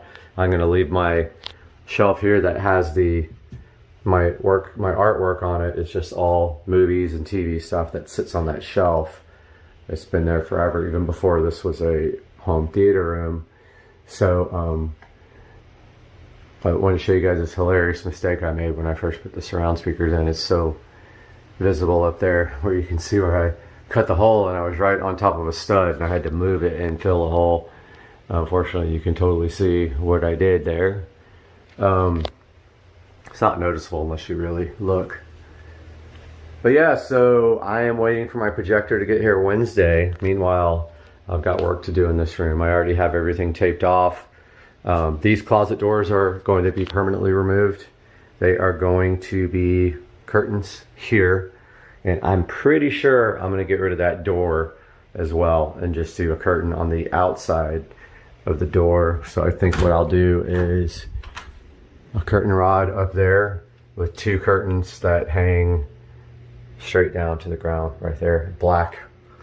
I think that's what I'll do. Not sure yet, but I think on the inside here you'd be able to see a lot of ambient light from the other room, and my concern there is that. So maybe I'll do two sets, one on the inside, one on the outside, like two on the outside, two on the inside, for a total of 4 curtains that you walk through. That'll also help with the sound deadening. So I'm not sure yet. But yeah, just a little update. I still gotta take the Echo Show out of the wall here. I gotta remove these speakers, this vent, pull the bell off the fan and slide it down a little bit so I can paint underneath that, if I can even get that down without removing the might not be able to get that down without removing the fan blades, which is gonna suck. So I'm gonna start working on that now, and I'll update you guys in another video. Have a good day. All right, got the door prepped up, so that's where I'm gonna stop the paint right there. I am gonna paint up the hole right here where the, I forgot what that's called, strike plate, is that what it is? I'm not sure. The hinges are gonna get painted, all this trim. I'm gonna start with a brush and go ahead and do all the trim right now. So I don't have to mask off anything here because I'm just doing the outside of this trim. I'm doing the shelf there as well. All this. And I think I have like a little baby roller brush I can use. I gotta go look. I think I had a cabinet roller, but maybe I don't have it here. So that's my next step. I'm gonna go ahead and break open this Italian leather paint and go ahead and start painting. All right, I got my paint station set up here in the kitchen. Got my drop cloth here, my little roller tray, my roller with the appropriate thingy, roller refill, whatever it is, brush. I shook this up really well. I got my vinyl gloves on here, and just remember when you're doing this, have a bunch of paper towels ready. It is water-based. it will come off of anything, like literally it will wipe off of anything, or when it's done you can literally just take your fingernail or a scraper and scrape it off. It's not going to stick to anything permanently except your walls. So make sure this is shaken up well before you do it. I know you guys all know how to paint, but yeah, I'm going to go ahead and pour some of this out, and likely, since I decided why not start, I'm going to start the walls too. So I got my roller out for that. I got my paint here, but just not enough to do the whole room and the ceiling, so I'm probably going to run out. But I took a picture of this barcode so that it can easily be redone at Lowe's. So I'm going to go ahead and take that off. Now remember one other thing. When you pour your paint out, always wipe off the paint that's dripping down the sides. See what happens if you don't right here. As soon as you're done pouring, get some paper towels, wipe it off. Get yourself like a Publix bag, like this, or a Walmart bag. Put all your paint paper towels in there and throw them in the garbage. I'm gonna go ahead and pour some paint out right now and start. All right, guys, got the trim painted around the door here. Just gonna tell you this straight up, dude. If you're painting dark over white, dark over light, period, it's gonna take multiple coats. But I encourage you to use the guarantee on this paint that says 1 coat coverage, because, okay, yeah, right. 1 coat is not, okay, 1 coat. Come on, man. Take it back to the store, get a free gallon to finish the rest. That's what I'm gonna do, because this is not covering in 1 coat. Not even close. Look at this. I know, because when I painted this wall, it took like 4 coats. So I'm gonna go ahead and get my little extension for my roller so I can go all the way up to the ceiling there. I'll do as much as I can today without doing around the projector, because I don't know if I need to raise it or lower it. But I'm gonna do it till I run out of paint probably. And I still gotta take that off and take the speakers out and take this ceiling fan bell out. I'll update you guys shortly. All right, guys, a little update here. Got some of the ceiling painted there. Got this wall. Some of this has 2 coats, some has 1. It's just really hard to keep up with. Got my fan going. Got my fan going. Got my vodka going, just kidding. Got the speaker out. Got the vent out. Both of those got to get painted matte black. I got a whole new tray of paint. So it is time to tackle this entire quadrant right here. And I'll update you guys. But yeah, that's what it looks like so far. Definitely some needs a 2nd coat. Maybe a 3rd coat. Yep, look at that. Update you soon. Another tedious update. Got that much done. It's gonna take me probably the entire day, because I gotta do all this. So I'm gonna keep on plugging away, but I'm gonna stop right there until I know if the projector is actually gonna fit. All right, just got back from Lowe's and Walmart, picked up a bunch of stuff. Picked up some black receptacles and switches for the room here. Now I am updating you guys with the rest. So I am painting the vent, the Echo Show wall mount, and my surround sound speaker flanges, mounts, whatever they're called, black right now. So I wanted to show you guys this, and then I'll show you the progress on the room. Stayed up pretty late painting. Definitely needs another coat in a lot of places. Yeah, probably in most places it looks like. I'm gonna go ahead and start on that now. I did go get another gallon of paint because I used almost all of it. And I have to get around that ceiling fan up there and also around the stand up here, but I'm waiting to see if I'm gonna have to move it before I paint. Hoping I don't have to lower it. I also need to take this window up, but yeah. So this is what it looks like before we get all the black receptacles and stuff in. And then I think I'm gonna pull these specialty receptacle plates out and just paint them, since it's gonna be hard to find black ones, but especially for like some of these. But yeah, so I'm about to get my paint ready, start that, and then also These guys take about, I don't know, 10-15 minutes between coats. But there's all the ceiling stuff and wall stuff painted black. And I'll be back soon. Alright guys, a little update here. So I got all the black wall plates installed and receptacles. Black switch, I'm painting the blank that goes right here, matte black. I got the Echo Show 5 mount here. So the way this goes in, this is so awesome. So you just literally like push it into the wall. And then it's got 4 clips. Are you trying to shop the 5 mount? Okay, that's funny. Amazon's talking to me on there. So you just put these 4 little clips in there to hold this mount in, and it kind of secures it up against the drywall. And if you look at my whole smart home tour, I kind of go over this. These guys get power from the switch below. You can see it right there. And so it makes it super easy to put these mounts in. But look, you can see how the clips like hold on the mount.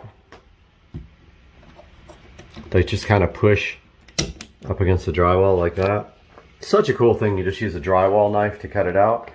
So yeah, so black, black, black there.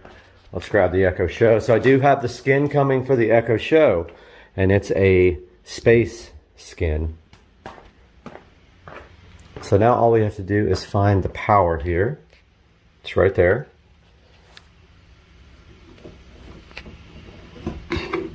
Plug this dude in. Hard with one hand, but I'm gonna figure it out. Okay, so he's plugged in now. Now of course it looks ridiculous because it's white, but I mean,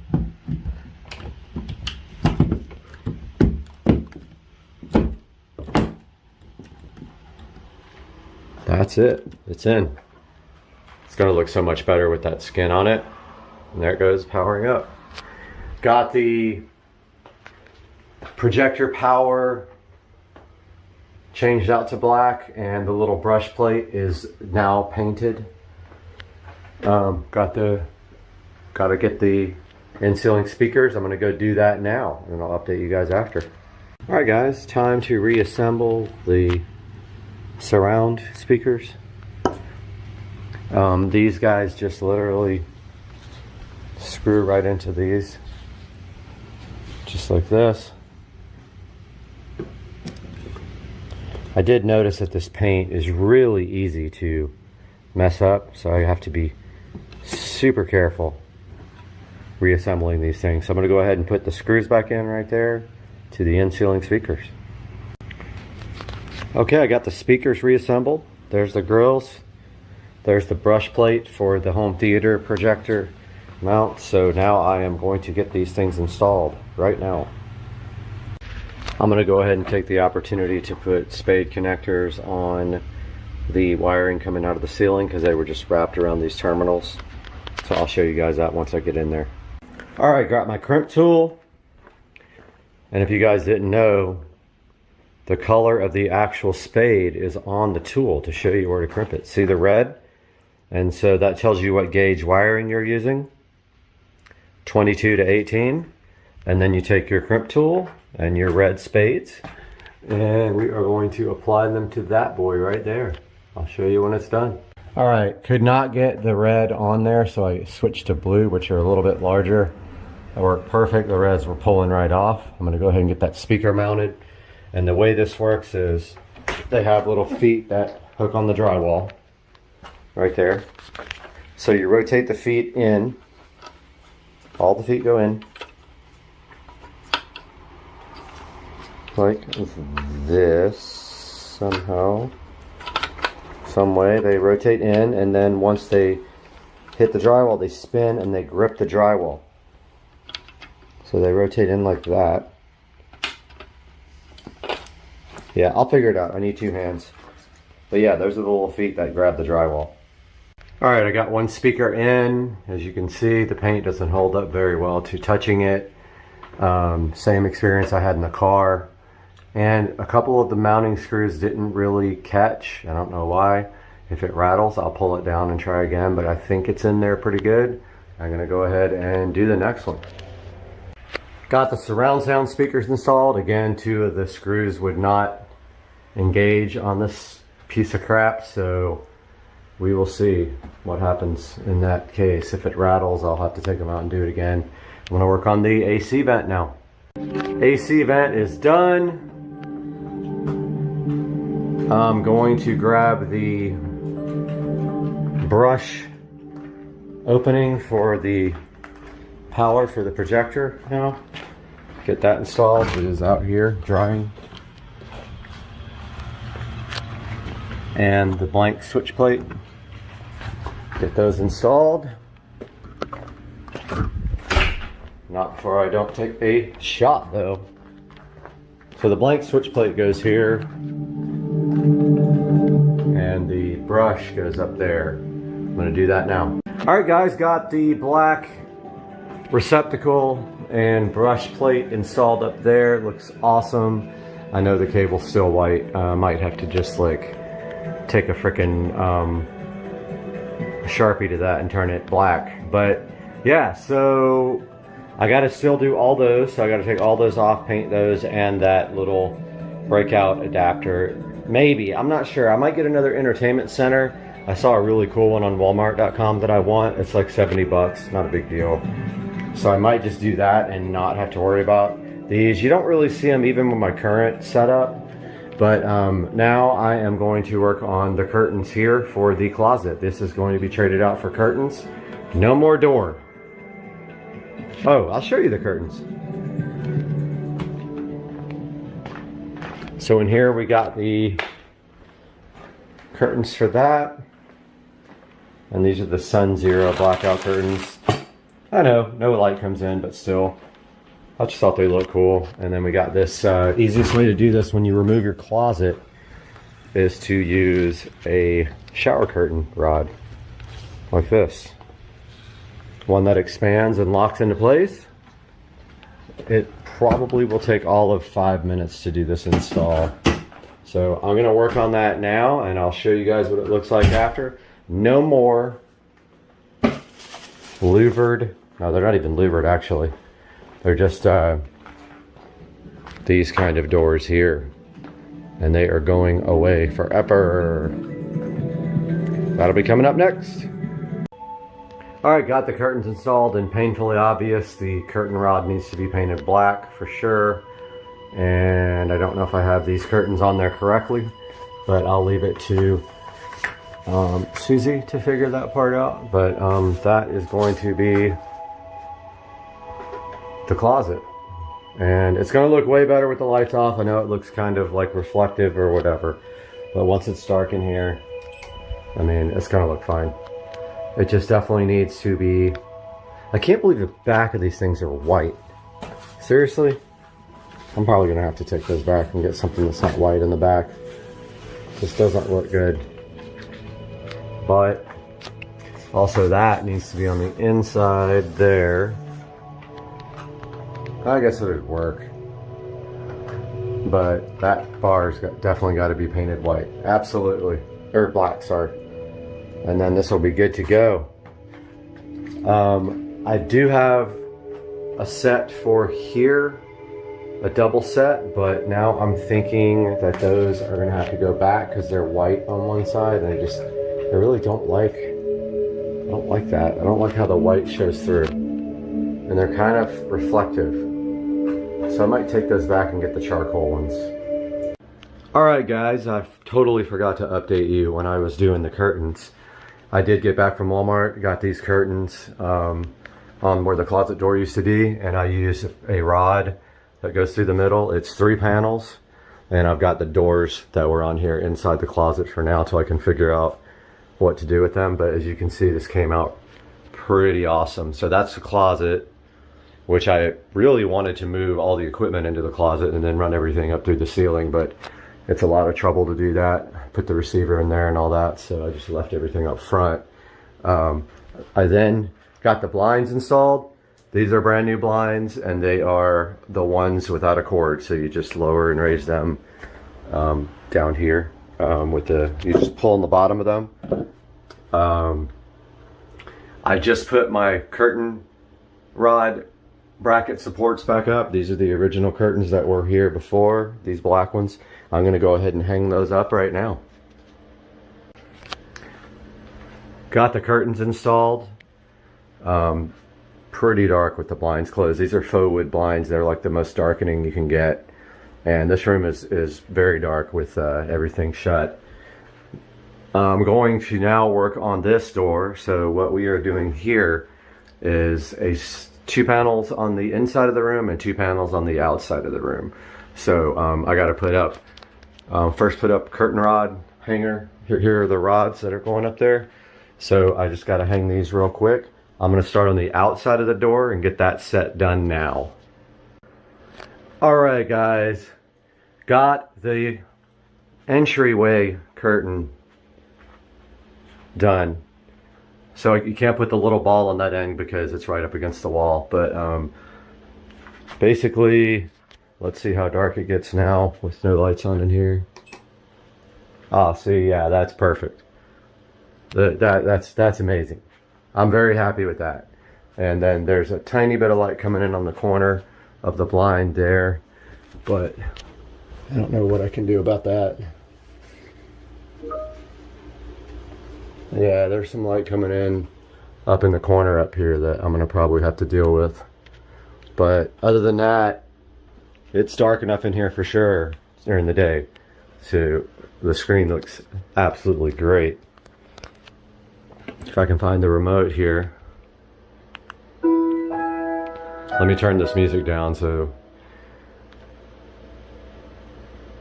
Wow. That's crazy. That's HDR, so that's 4K with HDR. And of course, you're not going to get the full effect from my camera, but it's absolutely awesome. This Anker Cosmos Max 4K is... They're not paying me to do this. They're not sponsored or anything. This thing looks great. Now I'm shooting this on the phone at 4K 60, which is what the video is, and the phone does HDR as well. But I mean, that's a good example. If you go here,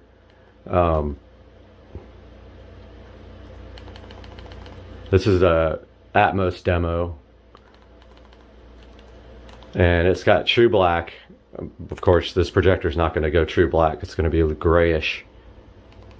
Let's look at some of these other ones. Wow, that's awesome. So cool.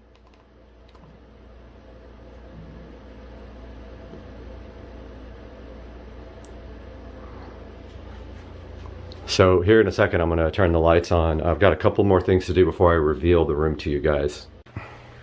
Okay, it's time to hook up the JBL studio monitors the correct way. They've always kind of just been barely hooked up. So I have some flat speaker wire that I'm gonna use. I want to just try this because I'm running this under the carpet right there. Hopefully it's enough gauge. I'm not sure what gauge it is. Let's see if it says. We're not pushing like a ton of power through the fronts. So I've got my speaker wire here, I got my banana plugs, and I am ready to start doing some damage here. So I'm going to start by, I got these rugs too for under the speakers. These guys. So just gray rugs, they're going to go on each side right here on the floor. Kind of dampen the room a little bit more too, the sound. The more fabric you have, the better. So that's going in the corner right there, and it matches this rug. Speaker's going to go on there. It's going to also allow me to run the wire under the carpet right here, and since it's flat, it shouldn't get in the way. And I have another mat for that side I'm going to install, and I'll update you guys when I start doing banana plugs.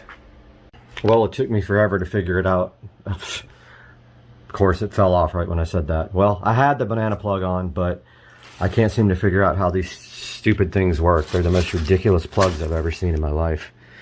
So I guess I got to put that one back on now. Finally got the plug back on, man. These things suck. I got these a while back on eBay, I think, but I got this one side ready to plug into the speaker. I'm going to go ahead and do that now. Get my appropriate length to the back of the receiver right here, and then put the other set of plugs on. Got the wire run underneath the rug here. Got the banana plugs on the other end. It's ready to go to the back of the receiver now, and then I'm going to do some wiring cleanup back there as well. I got my zip ties ready. Get everything nice and neat back there. I'm going to do that now. All right, I got all my wiring done. These are the front speakers. Unfortunately, I don't know which one's left and which one is right, so I'm going to run a test tone here real quick and see which one is which. After 10 more minutes of messing around with this speaker not working, of course the banana plugs pulled out 3 times in a row, so I ditched them and just used the rear speaker terminals. Now I'm running the configuration to make sure that I have the speakers in the right jacks. So you just go to channel level and it sends a test tone. So yeah, there's front left, so center. I'll go back.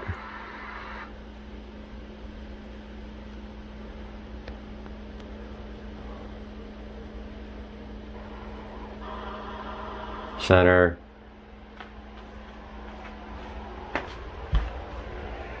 It actually works. I can't believe it. So the banana plugs come out again. And then I don't have height speakers.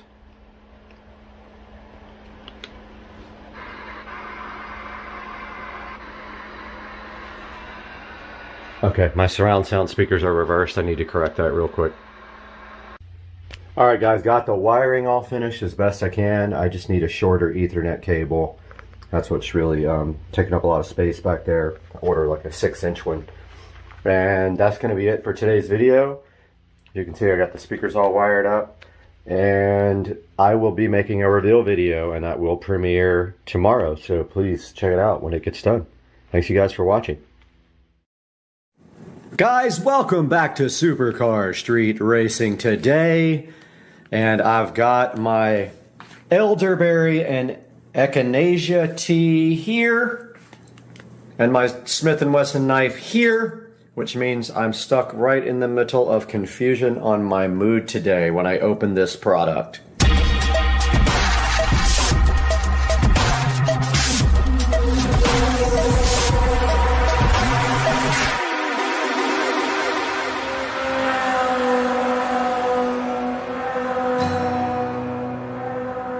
Guys, Supercar Street Racing here with Brad.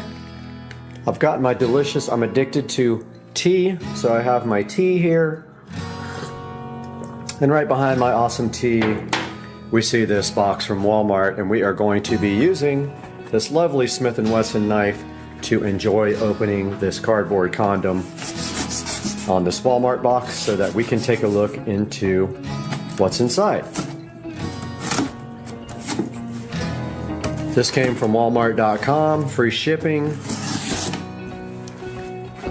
and I think it was $11 a piece. Very controversial product, and I will tell you why, and why I'm stuck with these for now while I'm researching. But inside of this box, we have a bunch of protection, which we can get some enjoyment out of popping. Satisfaction guaranteed.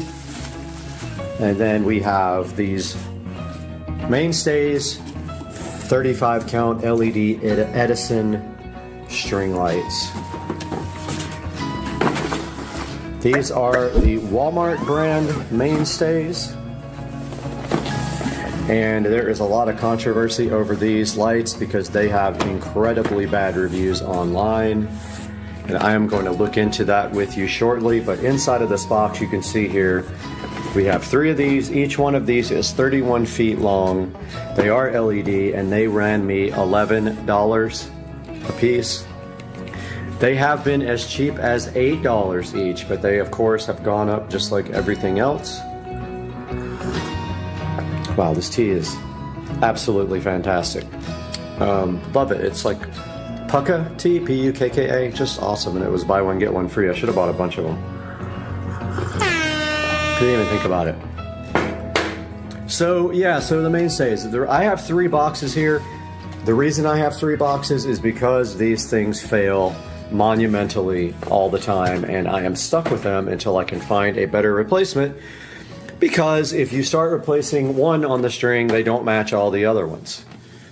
So for now, we have 3 of these Edison things, which we will unbox one and take a look inside the box and see what is in there and how it is packaged.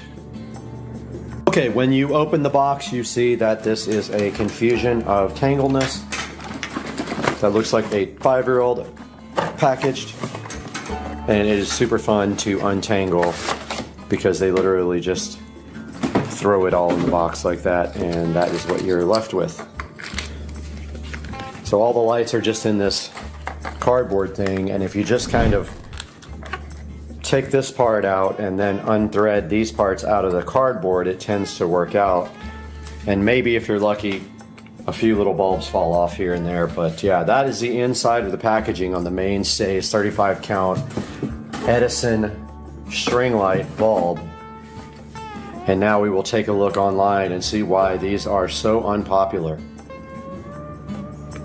Alright guys, we are in front of the Supercar Street Racing editing rig now with you, and we are broadcasting on our brand new HyperX mic here, hoping that the audio is sounding good. There's a little bit of an echo in this room, so you might hear that on the microphone because it's quite sensitive. But right in front of us here, we have the mainstays 35 count LED Edison bulb outdoor string lights for you to check out.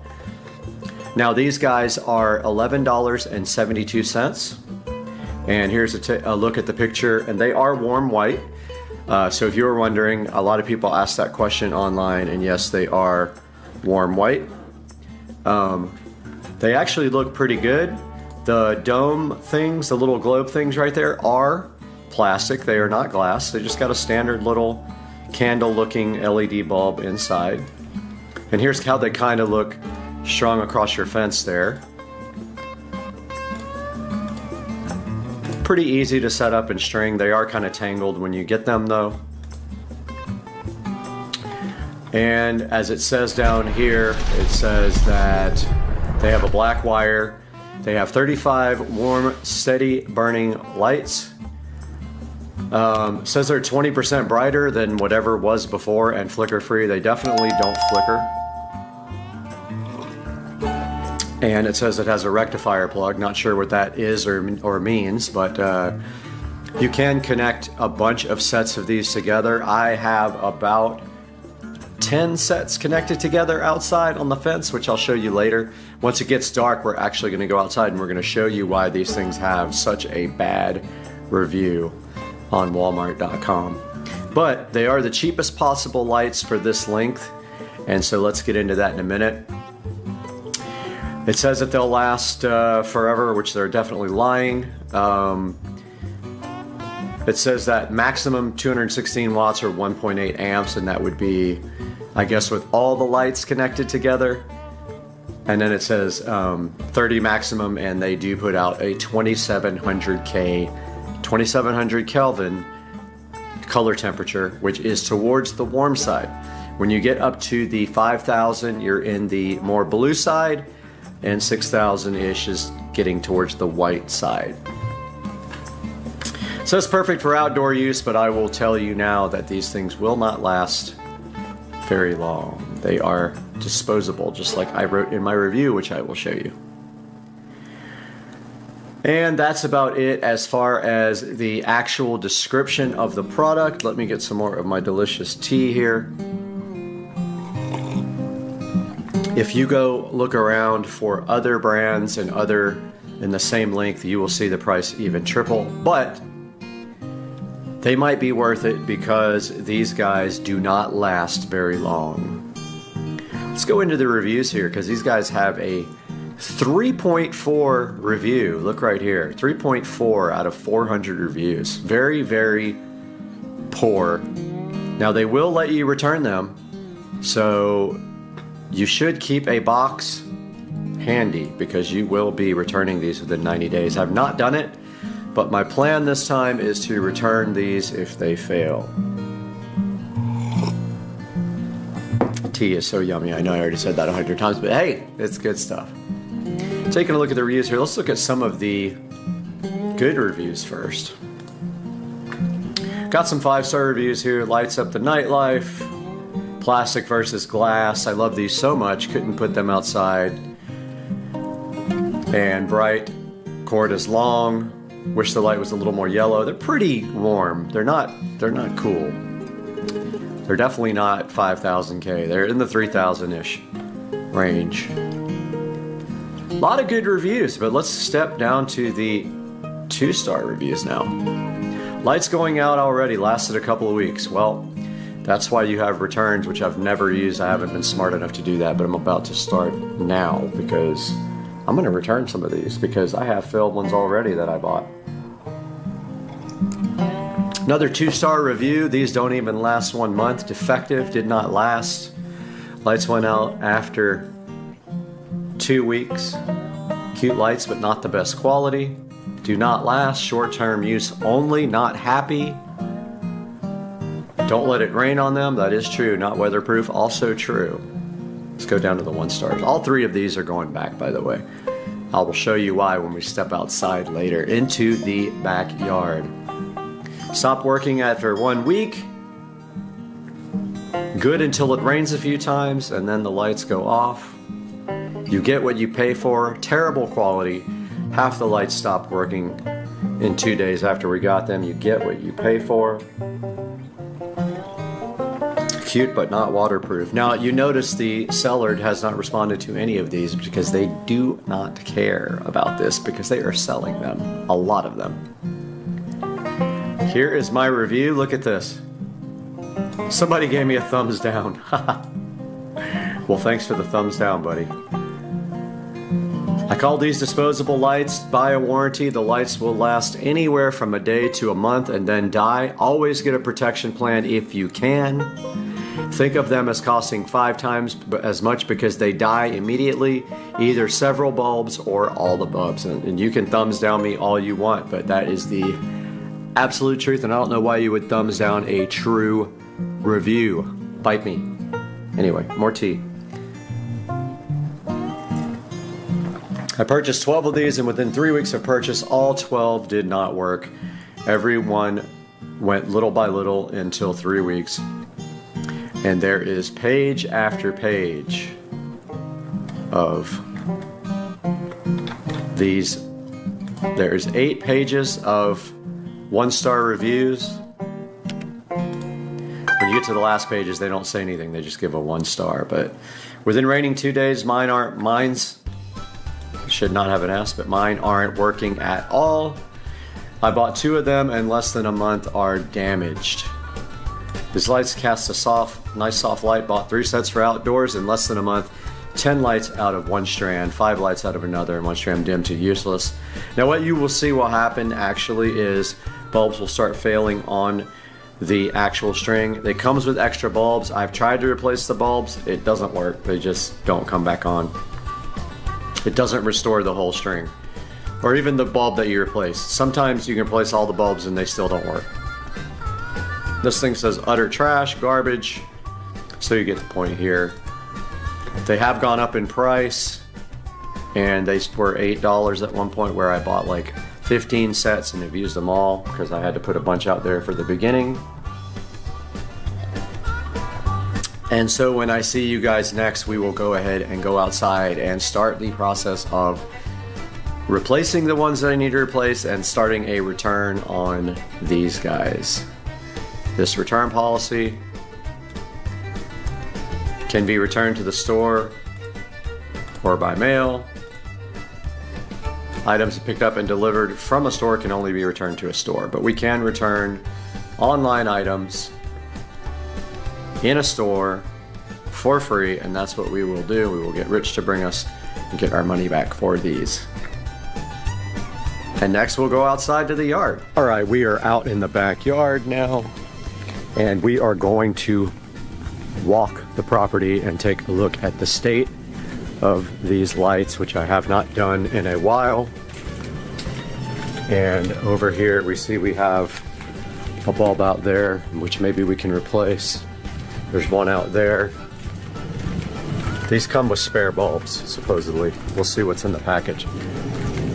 There's one out there, there. That's already what, 5, 6, there, 7. And this entire string is out. So first things first, we'll replace this string that's out. So let's get moving with that.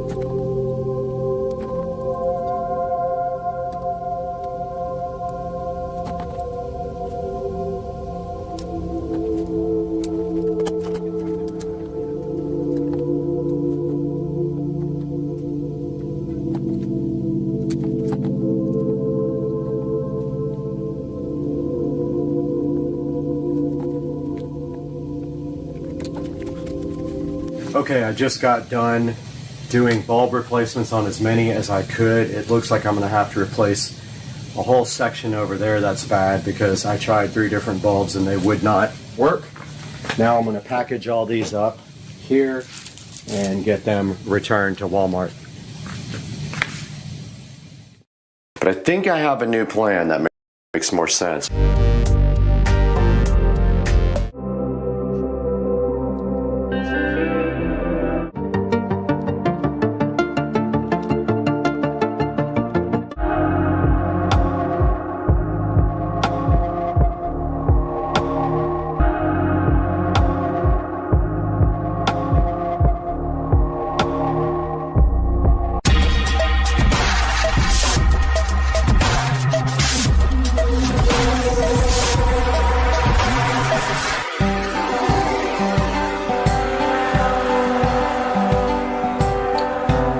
Alright guys, we are here in the bedroom with the brand new Bi-Cold smart mirror that we are about to unbox. And I'm looking for my scissors or the SCSR knife, but I can't find them. So let's use this drywall saw. So what we're doing today is we're going to unbox this guy. We're going to take a look at the back and the mounting because I've already done 2 of these, so I kind of understand. But I've never done a wide one. And so we're going to look and see what the mounting mechanism is, but it's usually like a metal bar. And then you put that on the wall, and then this just hangs from the metal bar. But we also have to do electric behind it. So let's see what's in this box now as it dirties up my nice white comforter. All right, first of all, it is boxed nice and secure. I almost have no energy left, man. Been a crazy couple of weeks. It's like people running over my stuff and stealing my stuff. So you guys don't know this, but my pavers all got stolen last night by some guy who thought he could just pull up and get my stuff. So all the pavers for the new mailbox are gone because somebody just thought it was cool to go ahead and steal something without pulling up and asking if it's actually junk or not. And they're brand new pavers sitting on the driveway and they are gone. Gone. All right, here's the mailbox. Ha! Edit.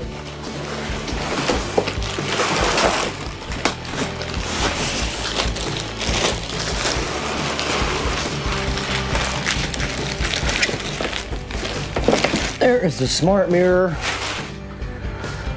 So fresh on the bed. And as you can see right here and right now, it just mounts with 2 screws here and here. They give you inserts, but I have purchased some way better inserts that will be perfect for what we're doing. And then they give you this template. And so the confusing thing about the template is you have to know which device that you have.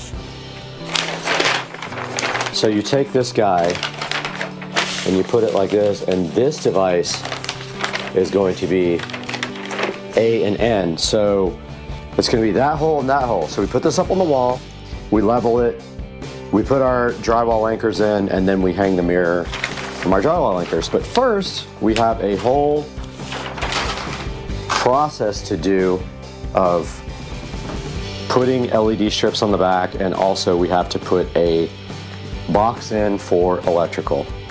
So let's do that peel sat for our shorts. All right, we went ahead and did our short for the peel sat, for the peel satisfaction. We still have another one for the front, so that'll be awesome also.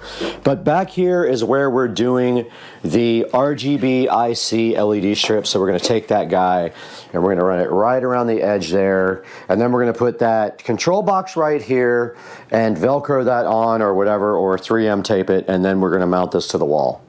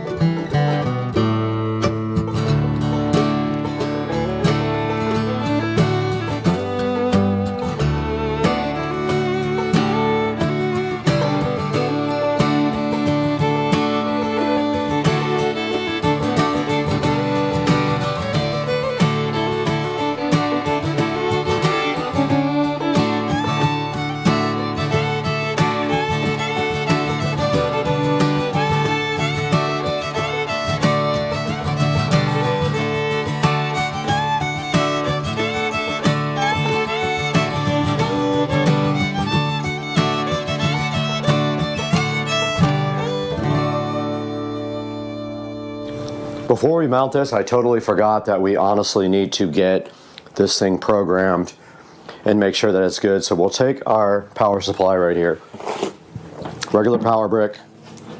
We're going to go ahead and plug that into the wall, open up the Govee app, and get this guy all set and tested before we actually mount this. The last thing we want to do is take the mirror down if we have problems.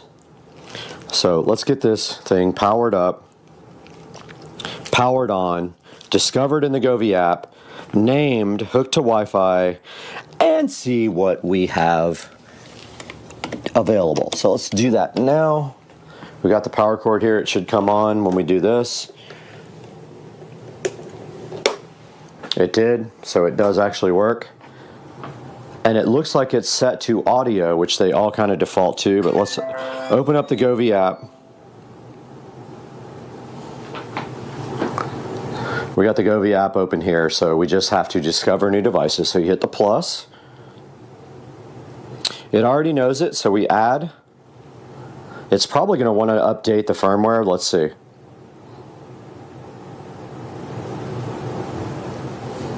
Oh, please short press the on-off button. So in order to pair this, you have to do this, that, the power button. Finally, device is pairing after like 18 tries. Please press the off on. Alright, we finally got the device to pair after I had a small heart attack, and it is the guest bathroom smart mirror. As you can see here, we'll hit done. It's looking for Wi-Fi. We're going to go ahead and connect to that Wi-Fi network. It might fail because I just rebooted the router. Let's see. It did connect. Let's see if it wants to update firmware.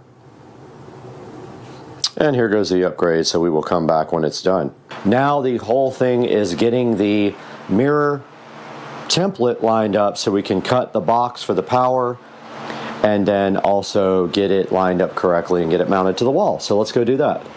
Back in the bathroom here, and we have our template. Sorry if it's echoey, but basically I have also reskimmed this and just sanded that, so they need paint before we do anything. But I guess that's kind of the next step. We wait for this to dry, wait for that to dry, paint both. And then this needs to go centered. I think C is the center. And we know the light's going to be like right over the stud, so we're going to do that right like that and level this template out, put it up on the wall, and then put our marks for our drywall inserts there. That's the next step.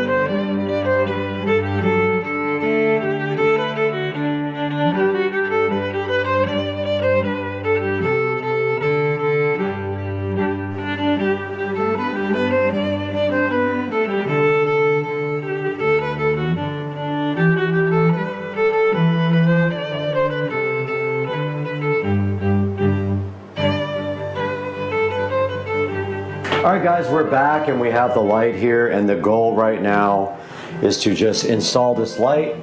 So keep in mind there's a lot of weight on this light, and they give you like pigtails here and wiring nuts.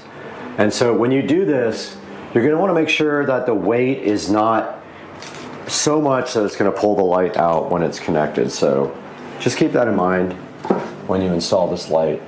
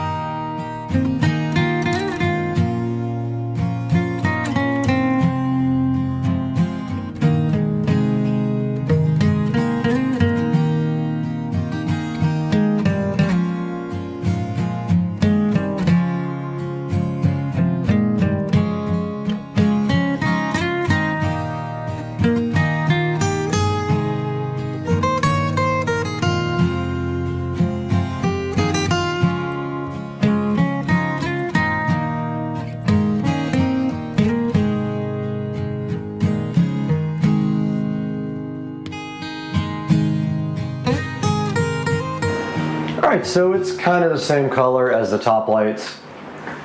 No, it's perfect. No issues at all. I just got to fix that little screw hole. This other one's completely covered, but yet looks crappy because I can't ever do good patch. So we have our template up here, and what we did was center up the template with the sconce, or whatever it's called, the lighting. We leveled this guy right here, very carefully. A little off. Level this guy very carefully, yep. And now, that's where the mirror is gonna be, but this is 48, so it's gonna come way out here. So we put 24 in the center. It's gonna be way out there. Literally 24 on each side, so put 24 here. And then 48 there. That's where the mirror is gonna sit. So now we know A and N are our mounting points, guys. Let's go! Hype train. Guys, welcome back, and we have the template up here, the center marked out like right between the lights. So 24 is right between the center of 48.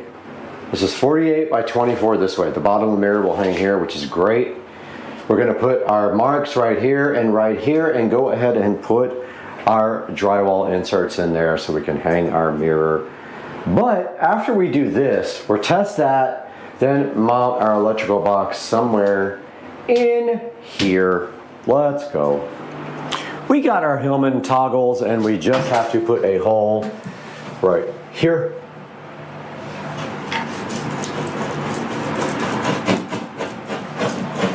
Large enough for this to go through, but not too large for this thing. Let's go.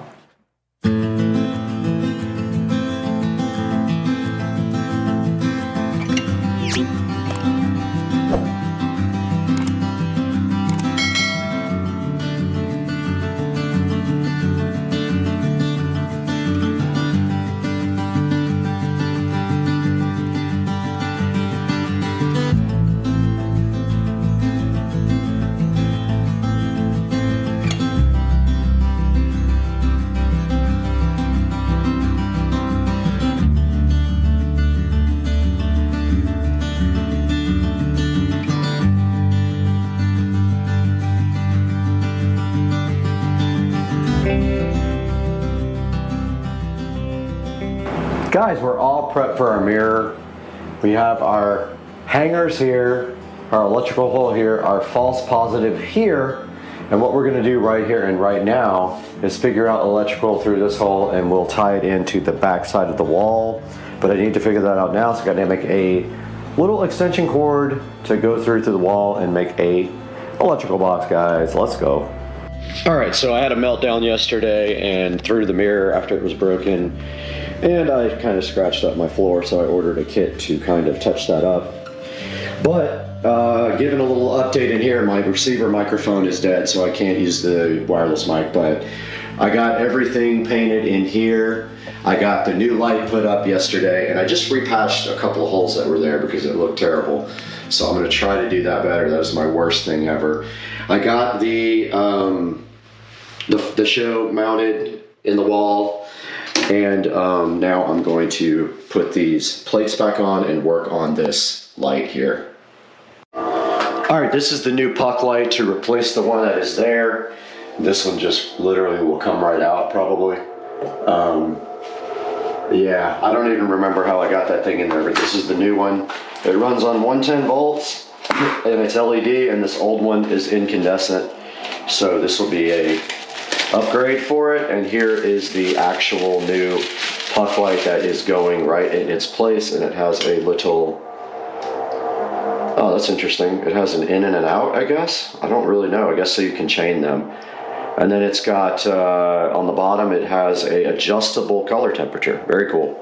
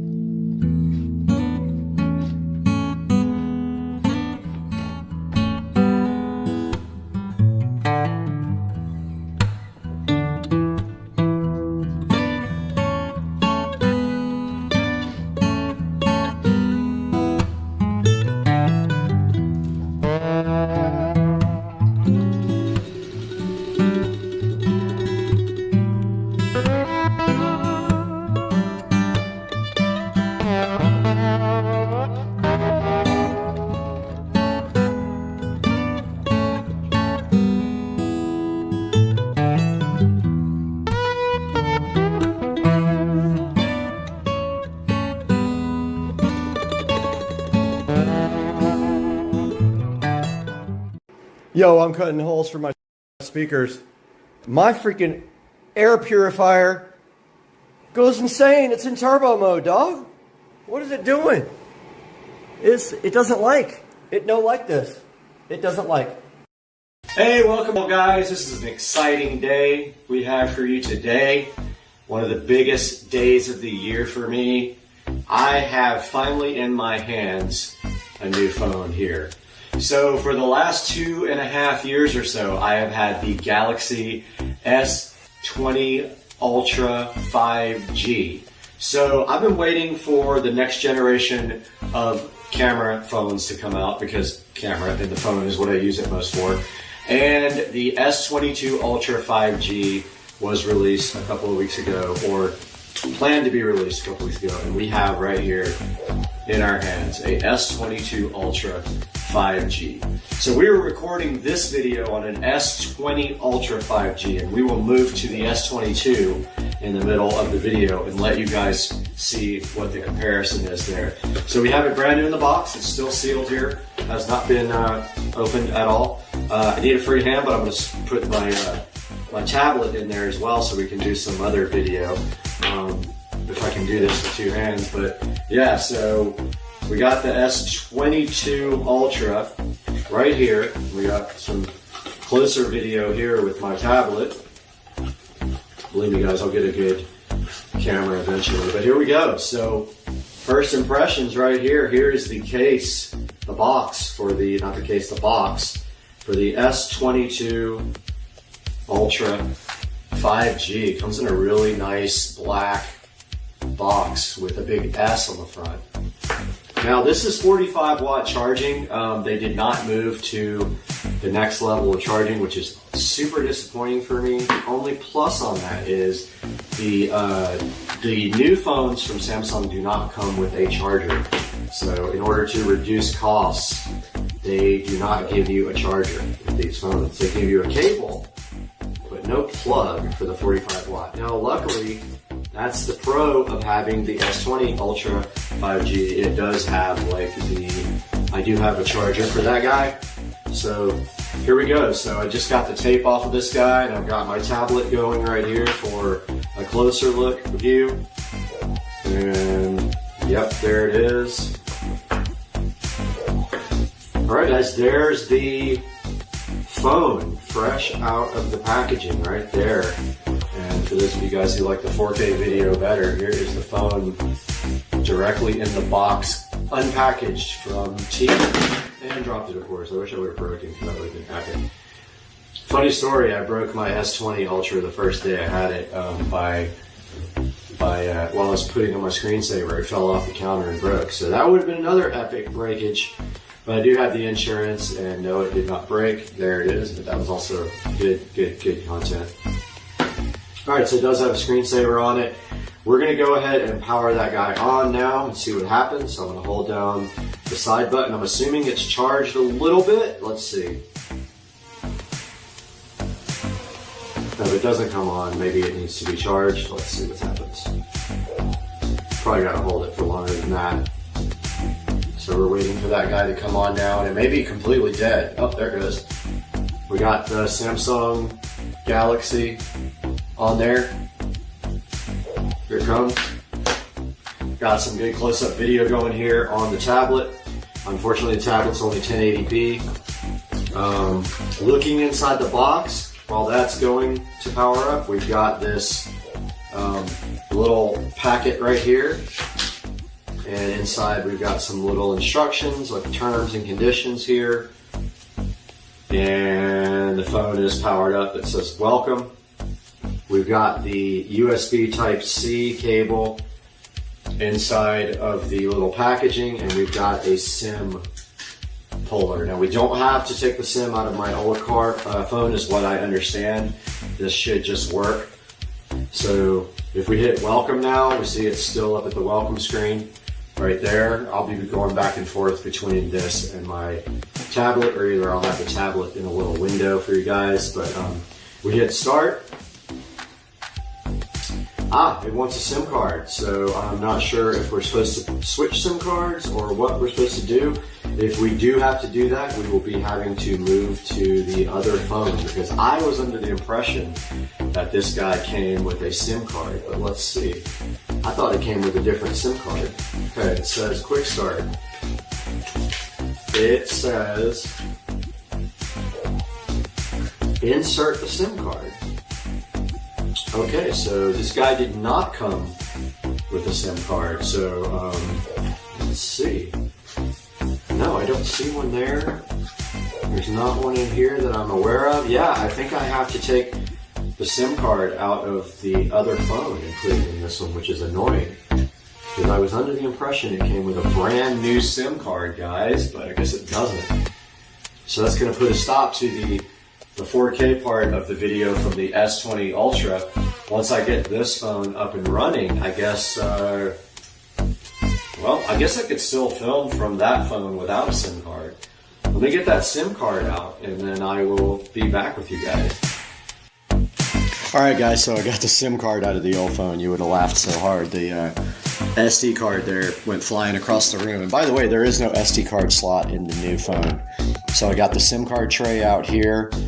I got the SIM card right here. I'm about to remove the, first I gotta find it where the SIM card goes in here. It's on the bottom right there. Go ahead and put the SIM card in here, and then I'll update you guys on my progress. Okay guys, here is the SIM card tray right there for the new phone. Much smaller because it doesn't have a, does not have a SD card option. And it is notched out, so you can only put this in one way. So there's a notch in the upper corner. There's absolutely no way you can get this wrong, but it should just like go right in there without a problem. Yep, okay, so I'm gonna need two hands to do this. I'm gonna go ahead and do that. I'll be back with you guys. All right guys, so it got the SIM card and it wants to restart. I'm gonna go ahead and do that now. We are back on the S20 Ultra 5G. So the phone is restarting now. Noticeably heavier than the S20 Ultra 5G, but I heard that about it. It does have a big battery, so I was expecting that to be a little bit heavier. So this guy's restarting now with the SIM card from the S20, and then I think we have to transfer all my data. And I don't quite know how yet. I think you can pull it back from Samsung Cloud, but I'm gonna find out right now when this thing comes back and I get all signed in. I'm gonna go ahead and do that now. Okay, I want you guys to actually see this. It rebooted. It had a little Android logo and then it rebooted. So now it's back on the way up. Again, this is being recorded on a S20 Ultra 5G. So it's 4K video that I'm recording. I won't shoot 8K yet because my video card won't render 8K in hardware. It takes forever to render it in software. But here we go, T-Mobile. It's starting up now. You guys are seeing this first with me, so this is the first time. And I think it's probably trying to figure out the network and all that. But yeah, here's the old SD card that is no longer supported. It is a 64 gigabyte SD card. Now this is a 512 gigabyte S22 Ultra. I actually literally have no need for an SD card. I'm not going to fill up 512 gigabytes ever. So it looks like it's booting up now. And it says welcome. Let's get started. You got to agree to this, agree to that, agree to that, agree to all. That's fine, whatever. Fix it later. But here it goes to the next, where it wants to get to my Wi-Fi network. So let's choose my network here. I'll let you guys go aside while I put the password in.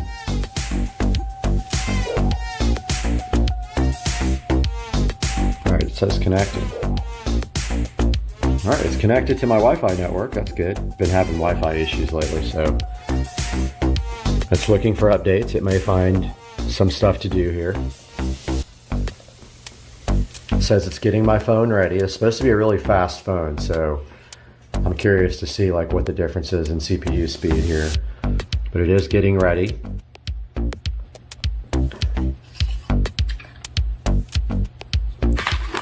Let's go ahead and get this into a place where you guys can actually see it.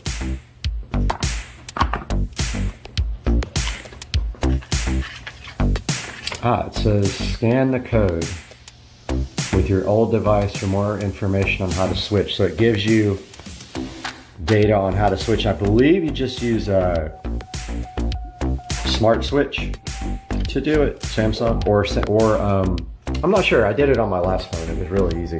I'm gonna do it on the fly with you guys though. Still says getting ready. We'll be back when it says that we are ready for the next step.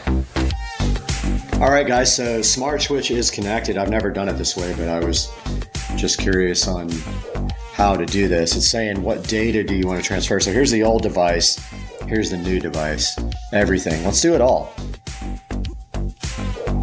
All. All right, here we go. And it says, do you want to copy to your new device down here? Yes, we do. And it wants me to unlock. And there it goes. So it's copying everything now. I'll get back to you guys when it's done. All right, guys, so it asked me some questions here about some apps that wanted to transfer, like Scam Shield for T-Mobile. I did let it do that. It asked me for a new device pin. I did put that in. Now, the only thing is that I am going to have to re-enroll my device for my dual factor for my work. So that's kind of a pain because I don't believe it will carry over. So I'll have to take some time to figure out how to do all that on my new device. But yeah, it says it's getting my phone ready. So it looks like it's going to reset. It said the SIM card was changed. And we'll get back to you guys when it does that. So this guy just came back and he wants to do diagnostic data. Fine, whatever. So T-Mobile says I'm all set up here, so let's finish.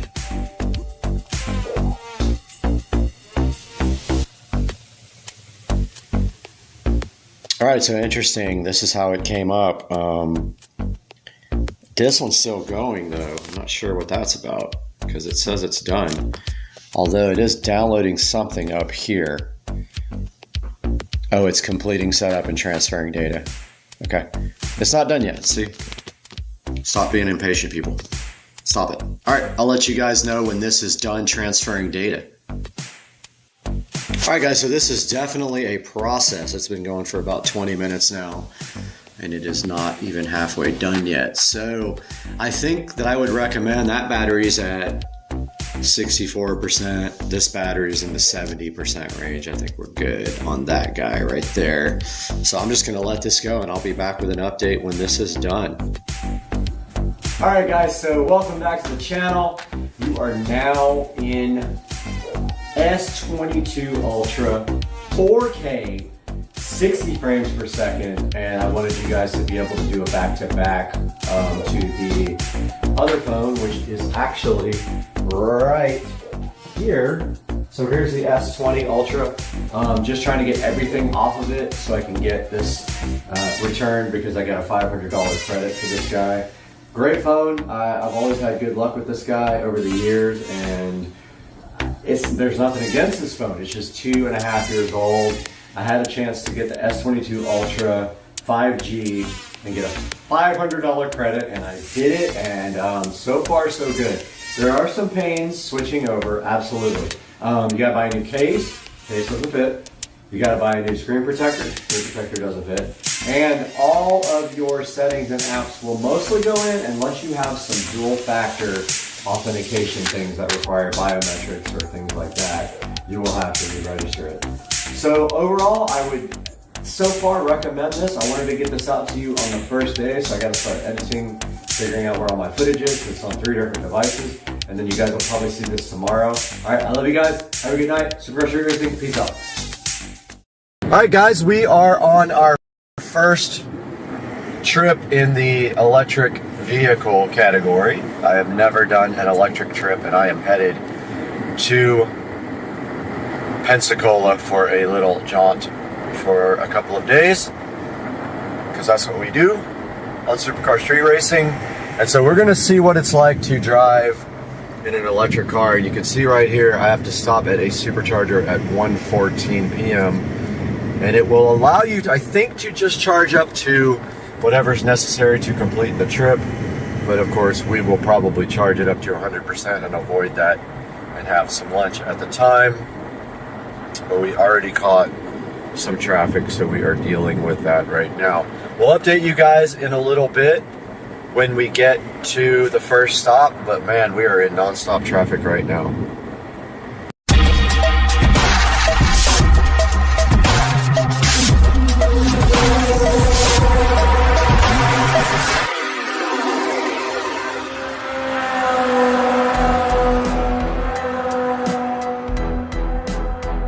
Guys, welcome to Supercar Street Racing. Today on the channel, we are going on our first ever trip in an electric vehicle, which will require charging on the way. Stay tuned, it should be fun.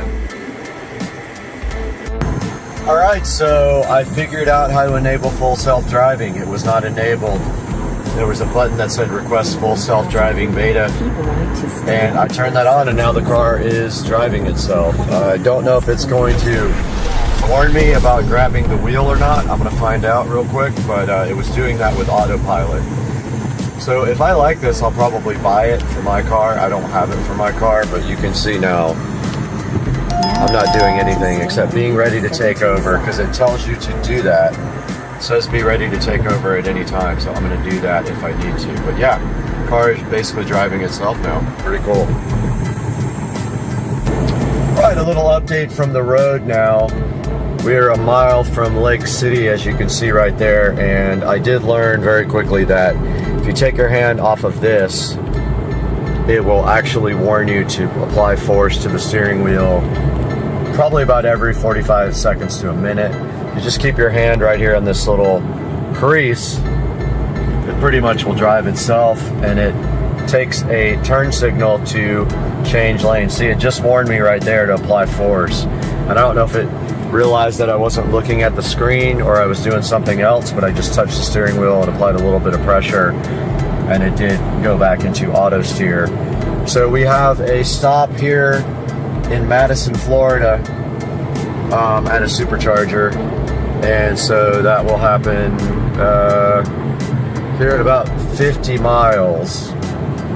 So for now, everything's good. Just wanted to report in from the road with the full self-driving on the Tesla. All right, we are out here at the supercharger in Madison, Florida. And we have the P100D right here charging, and it has already added, I think, 35 miles to the trip in about 10 minutes. And so I'm gonna let it charge all the way up and eat some lunch here, and then I'll update you guys on what's happening. All right, I would say we've been here about 45 minutes and we are up to 90, like with 1% charging. And I'm gonna go ahead and let it top off, even though the last like 10% takes longer.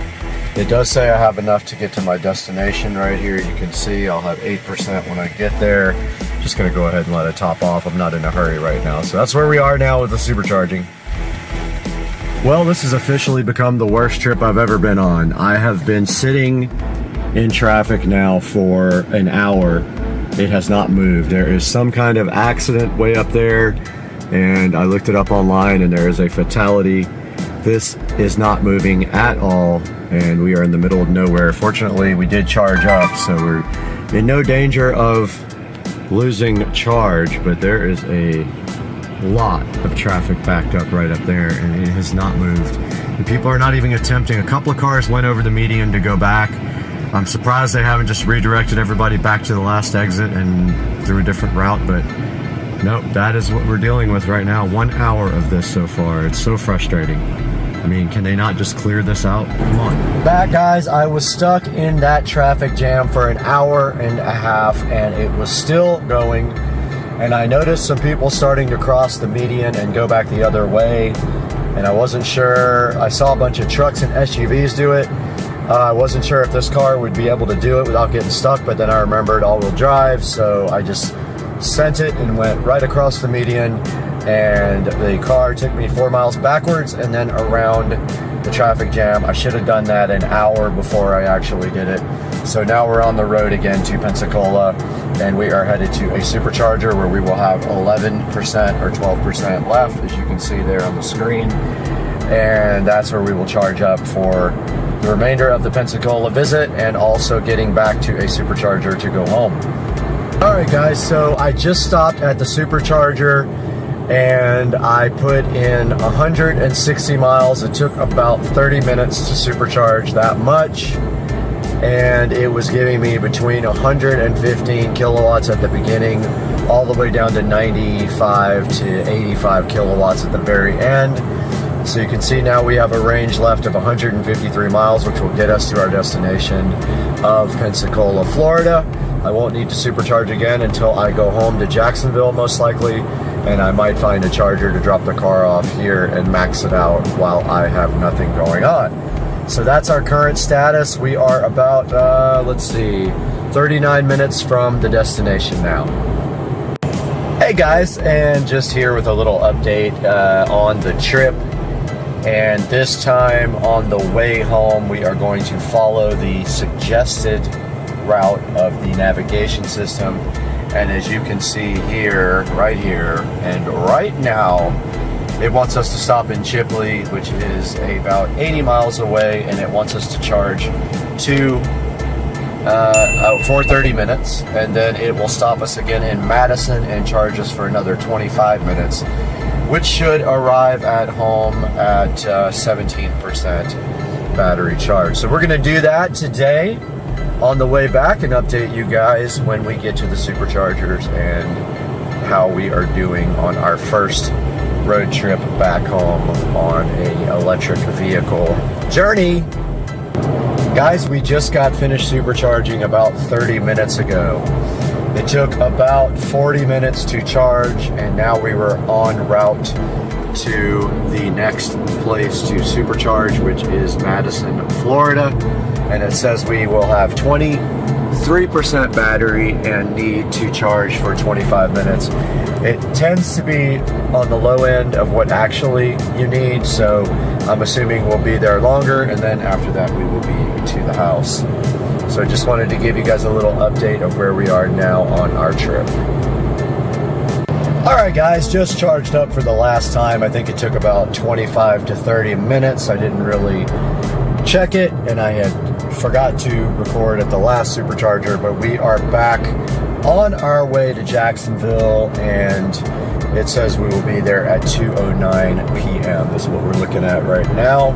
So just wanted to give you guys a little update. I will update you again when we get back home. Guys, welcome back to the Supercar Street Racing Studio. You got Brad here, and that was a look at my first trip in an electric vehicle ever that required charging on the trip. We took the car all the way to Pensacola, Florida, and that is the loaner P100D, not the Model S Plaid, which is in the shop actually getting some paint work done from the factory that had issues. And so as you can see, it actually works out better if you have a charger at your destination to actually let the navigation system pick the best routes for you. If you don't have a charger at the destination and your goal is maximum charge at the end, then you will want to, on your last stop, charge up as much as possible. So you can see on the way back, I had to stop twice and charge, and that's just the way it is. That is what is going to happen when you have to go on a long trip. Overall, it added about an extra hour and a half to my trip both ways, a little more on the way there because I charged extra instead of just what it wanted me to. So keep that in mind when you get an electric car. You're going to have to plan your route with a navigation system or an app like PlugShare and make your route totally planned so that you know what you're going to do, when you're going to stop, and how much charge you're going to have. Guys, I hope you enjoyed the video, and I hope to see you again real soon on Supercar Street Racing. You're ready? Just like Punch it. Like, stop, but stop all the way first. All right, straighten the wheel out though. Straighten the wheel out. There you go. Go for it. Oh, it spun a little bit. Yeah, What do you think? that's cool. Right? I don't think you laid into it all the way. Go that way. Like, go, like... Was that to the floor? At the very end, it took me, yeah. I think a little bit of traction control too with the wet.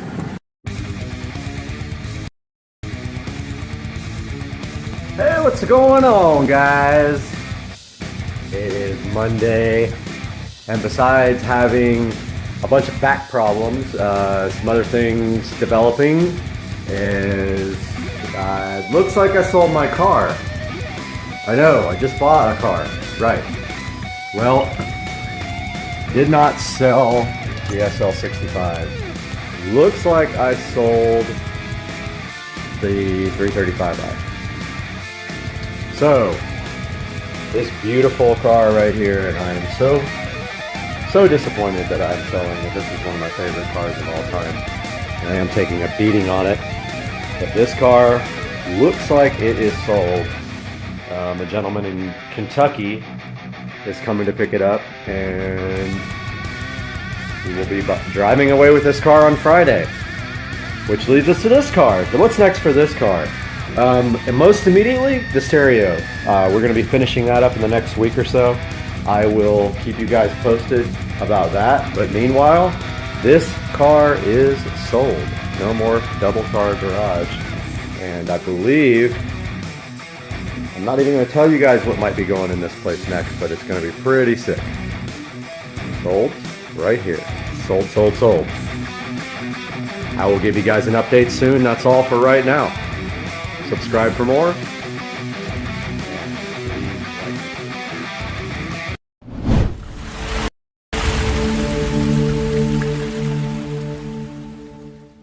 What's up, guys? Welcome to the channel, and today we have a very close look at the WIM Ultra that is sitting right behind me in my whole home audio system. We did go ahead and decide not to use a regular receiver with our whole home audio system this time. We went ahead and got the WIM Ultra and a big 8-zone amp for the whole house. So check it out. We're going to talk about this today on the channel. Stick around.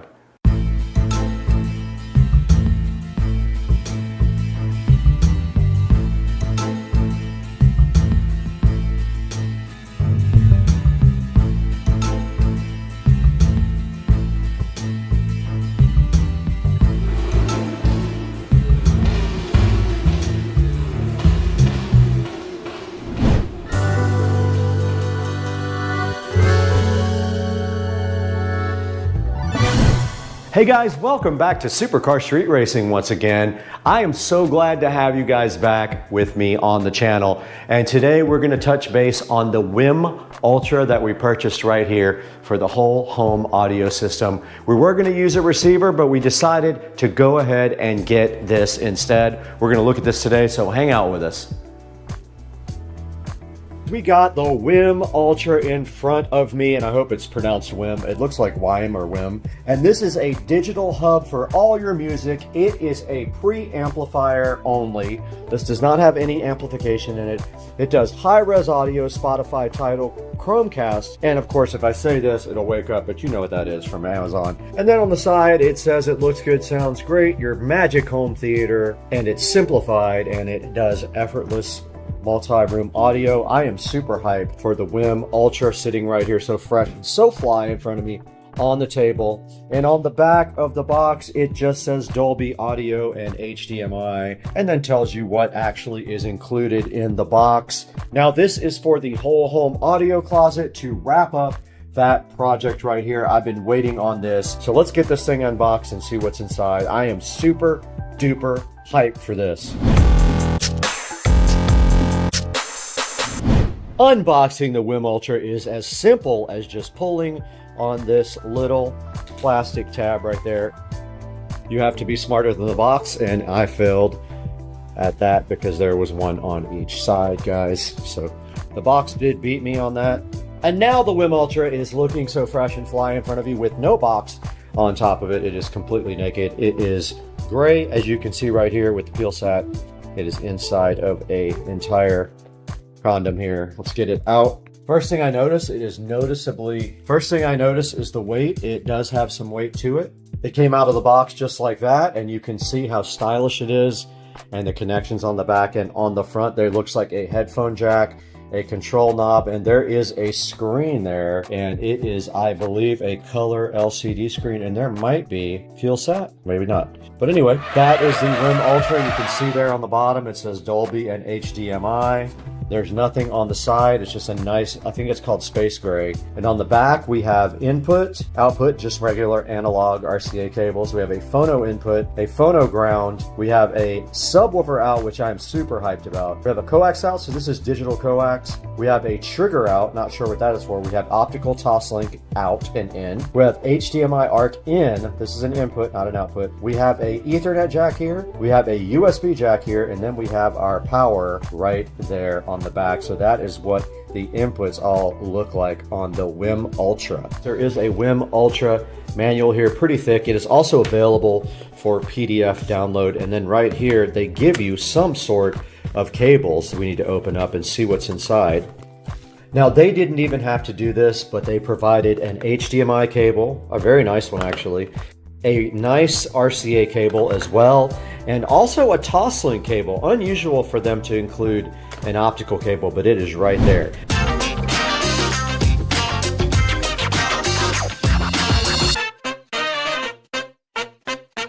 All right, we did show you guys the unboxing of the WIM Ultra and some of the features on the back. We have not shown you yet the app or how it works or this guy in action. So you can see right here in front of me the WIM Ultra sitting on top of the whole home 8-zone amplifier. I have gone ahead and wired up my whole home audio system and done all of the cable management here, and this thing is rocking and ready to go. And now I wanted to show you guys this very cool touchscreen WIM device because it does so much. It is such a great value for anyone that is looking for a preamplifier for a home system. Now that could be a preamplifier for anything. If you just want some bookshelf speakers and you want to stream, or you want to do a whole home audio system like I did, the WIM Ultra has so many cool features. It does have this neat touchscreen, and we can go home right there, and it has apps on it. But the best part about this thing is that it has very high audio quality, and it does have a variety of outputs and inputs, including a subwoofer output, which is one thing that really drew me to the WIM Ultra. It does do streaming from a lot of different sources, including Bluetooth, so you can use your phone, and so far I have been able to go out through the whole entire house, and I have not had any issues streaming to the WIM at all. And you can see right here on the front of the WIM, you are able to change the front display to a few different things. You can look at your presets. There is a full screen of what you're playing, or you can do it like this where it actually shows you the title of whatever's playing. And right now this is Sinfera on Soma FM, which I cannot play for you guys because it is copyrighted music. But this thing looks so cool. It is in space gray. As you can see, it comes in two different colors.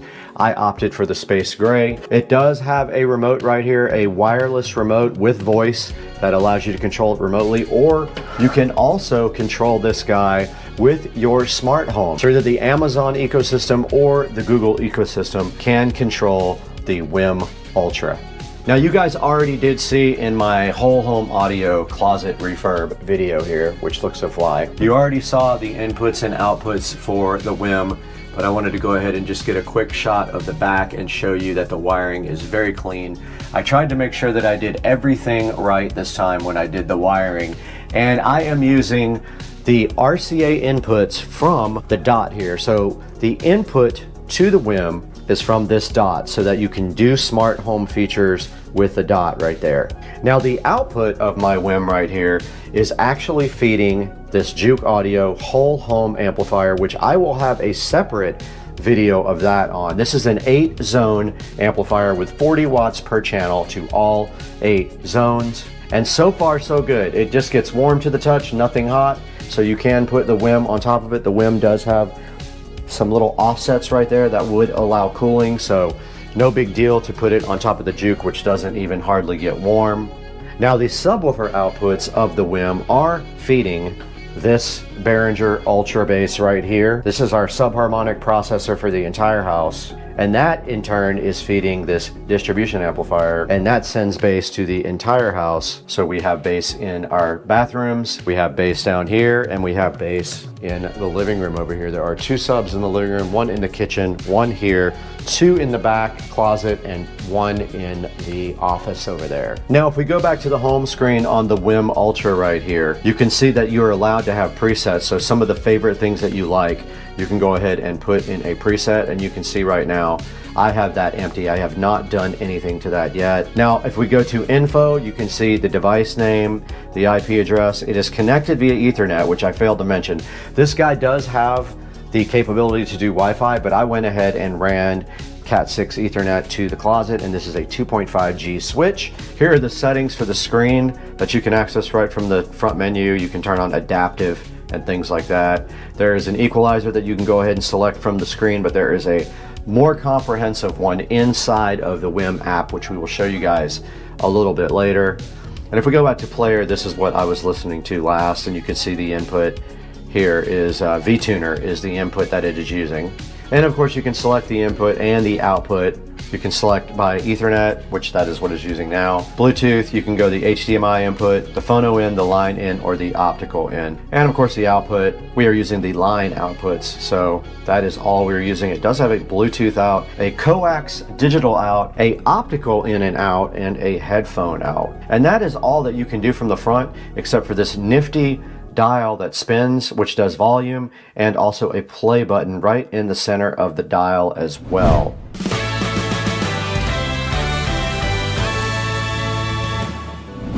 All right, we're back in front of the WIM Ultra now, and as you can see, we have our app up. All we did to go ahead and install the WIM was just hit add device. It was very simple. It found the device right away, and it did update the firmware. Now going into the actual device here, you can see that the device is playing Sinfera. It is on pause right now, but if we go to the settings part, this is where really all the meat and potatoes is of the device. We can go in here and we can rename the device. We have it named what we want to now. It's just named WIM Ultra C322. We can go ahead and rename that Whole Home Audio WIM. All right, we did rename it. You can see right there on the screen, it says Whole Home Audio WIM. Now we can go into device info and we can see things like our SSID, we can see things like our MAC address, our firmware version, and we can check for updates. This thing is fully updated in the firmware already. There is an alarm clock that you can set up in here. There are presets, and you can hit edit here. Now there is a network status. You can see that we are connected via Ethernet to our network, and we are at 192.168.0.167. Right now, our preferred DNS server is set to Google is 8.8.8.8 and IPv6 is turned on at this time. Now if we go to standby mode here, it is set to go into standby after use has stopped for 5 minutes. Now you have to pair the remote when you get the device, so I have already paired my remote. It is already right here. WIM voice remote is what it says. Now screen settings are interesting. You can go into brightness level and you can change it to adaptive brightness, or you can leave it on whatever setting you want. I have adaptive off and I have it set for full blast. Now when we go to standby screen, this is really cool. This is where you can customize your standby screen. If you hit customize here, you are able to actually upload pictures. You can see it comes with some stock designs down here, but I uploaded some pictures of the house and the Tesla and things like that that are more interesting to me. Now down here is where we get into the meat and the potatoes of the sound. So your first choice that you can do is an EQ here. Now you can see right here, you can have a different EQ for each one of your sources. Like you can have an EQ for Ethernet,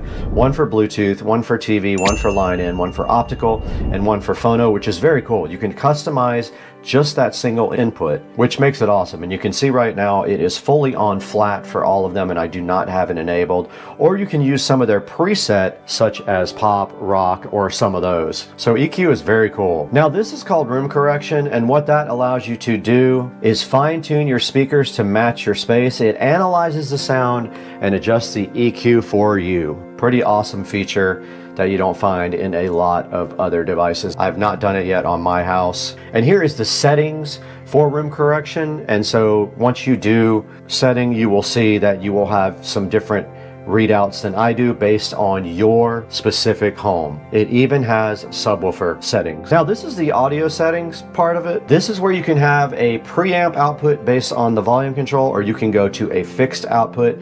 You can set your voltage for your line out level and your volume limit. And then you can set the resolution of your digital outs, which is the SPDIF and the coax. You can set what bit rate you want your digital outputs to be. You can set it for either stereo, mono, left, or right. You can set the balance right there to left or right. And you can set this thing to fade in and fade out smooth transitions between tracks to eliminate clicks and pops like on a phonograph. All right, now this is your audio output. Basically, you are able to set up which output you are using, and right now you can see we are set to line out. And then also you can change what kind of digital audio converting filter you want. Right now it's set to linear phase, but there are 5 or 6 different types of audio filters you can actually use with your WIM. Now this is a subwoofer out. This is one of the reasons that I bought the WIM. I wanted a preamplifier with a sub out. You can see the gain here is turned pretty wide open because we have multiple subs right here and in the house. So I'm feeding a lot more gain to the subs. We have our subs all crossed over at 80 Hertz. You have the capability to turn the subs out of phase. If they are out of phase already, you can flip that phase over. You can sync your subs and your speakers, which is important because if you have a long run of cable going to your subs around the house, you might have to delay that, so you can actually do an automatic sync of your sub and your speakers if there's some delay problems. You can bypass your subwoofer, and you can also tell it to send bass through the main line outputs, which I have on. I want bass to be sent to all of my in-ceiling speakers up here, not just to the sub, because there's not a sub in every room. Now, right now, we're currently just using the Ethernet input, which is network. You can set it to auto sense the optical in an HDMI and switch to that. Optical HDMI denoising. This thing can control the device that is connected to it via HDMI with CEC. And the line input resolution is set to 16 bits and 48 kilohertz, and you can go all the way up to 24 and 192. Now this is cool. This is a pre-source volume control, meaning if all your sources are different in volume level, you can set up each one independently. Now this is to keep the audio in sync. They have an auto or a manual sync. All right, so there is your Amazon settings. I don't want to say it because it'll wake everything up. Here is your Chromecast audio settings. You can stream with Chromecast on, off, and there is a reboot for your device. Now looking at the front of the app here, you can actually search for something. You can find your favorite music on all of your services. Or if you hit browse here, I wanted to show you guys what is available here. You can see right here you have Amazon Music available, you have BBC Radio available, you have Calm Radio here, Deezer, iHeartRadio, KKBox, Napster, the Open Network Stream option to just stream directly from the network. And that would be, I guess, if you have a network server available. You have Pandora available. You have Plex, which is also like a network server. You have Qobuz, Radio Paradise, Room Ready, not sure what that is, SoundCloud, Sound Machine, Spotify, Soundtrack Your Brand, Tidal, TuneIn, and VTuner. And the ones that I like the best are TuneIn and VTuner because I like internet radio stations. Then you have Amazon Alexa to stream from, and it's going to wake up. And you have Chromecast there. Now here's an important one. You also have Bluetooth streaming, so you can stream from any Bluetooth device, and this thing can also stream to a Bluetooth device. It has a receiver and a transmitter built in. So if I put this on Bluetooth now, I could stream from my phone or a tablet or any other device that does Bluetooth. The TV input is the HDMI input, right? So that is just providing audio from a source that has HDMI. Line in is RCA input, so it's analog. You've got your optical input as well, which is the digital input. And then you have a input for a phono as well. Now let's say that I want to go to the VTuner and I want to search for something like Soma FM. So it found all the Soma stations, and now let's say I want to listen to one. Let's say I find one that I like. I can go ahead and add it to my favorites here. I can go ahead and play it, or I can add it to my favorites when it is actually playing on that screen. Like this is one of my favorites. After it was muted and we go here, you can see on the phone, it shows you a whole display of it. You are able to then favorite it right here, which I just did. It was successful. And then on our display on our device, pretty cool. You can go to the left and you can see the playback screen of what is currently playing. So it also has some good information here about the line output on the screen. And up here, it shows you the bit rate, all your sampling rates and your bit rates right here on the screen for the station that we are currently listening to. So now that is added to my favorites, meaning when I go back to favorites here, it will show up on the bottom of the app there like all these other ones are, and we can play it directly from there as well.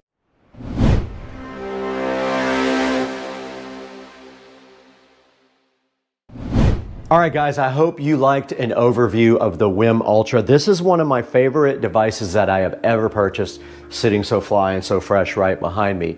I highly recommend the WIM Ultra if you have a need for a whole home audio or just a bookshelf system or to stream to a couple of rooms. This thing is pretty cool, and it will just get better as the firmware updates keep getting released. You could see on my WIM Ultra back here, it is connected to my whole home audio system, and it is serving the entire house via the app whenever I need it. It plays back through all of these speakers, and I will do a separate whole home audio tour again since I updated this with every room being shown. But for now, that is going to do it from this part of the tour of the WIM Ultra. Now we need to go back into the office or the studio, not sure which one we're going to go to yet, and take a look at this online with Brad in the studio or the office, one of the two.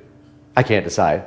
Hey guys, welcome back to Supercar Street Racing. You have Brad here, and I am so happy to have you on the channel today. If you are a returning subscriber or a new watcher, please like and subscribe, and thank you so much for the support. Right in front of us today, we have the WIM music streamer. I absolutely love this thing. I can't say enough good things about it, and also the internet feels the same way I do because it is at a 4.5 star review.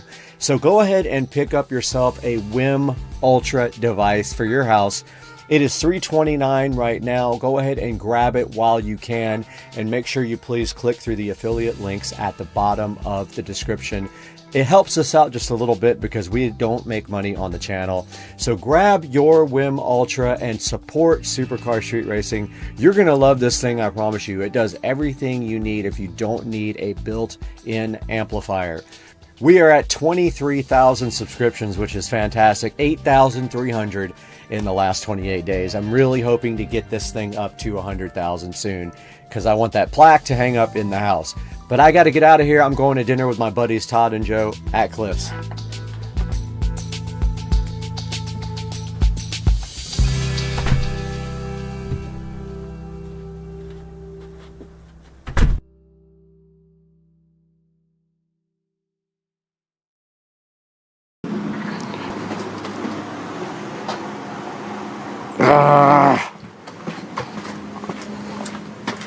Not again.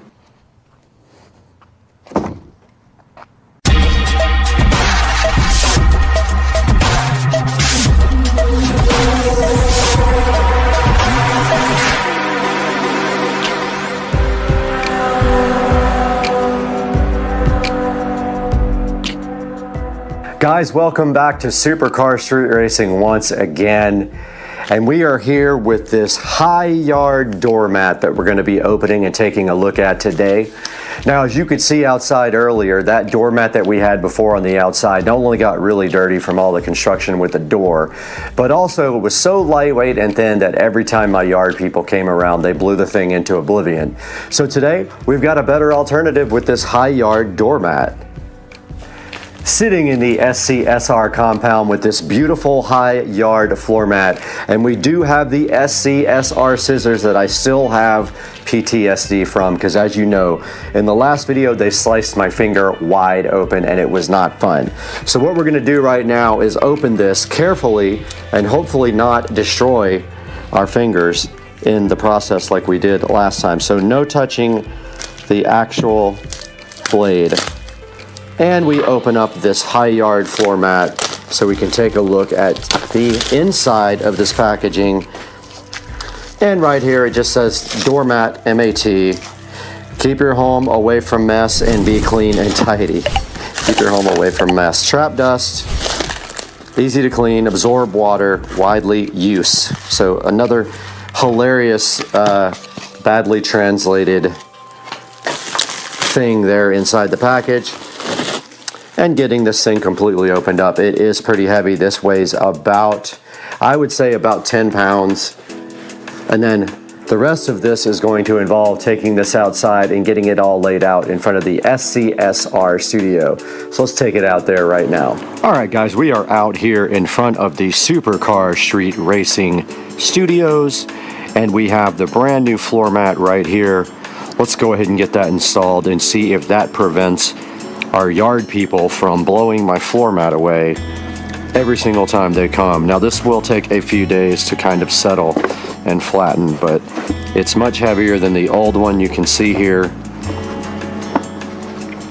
it just kind of unrolls. I have the same one inside the studio door.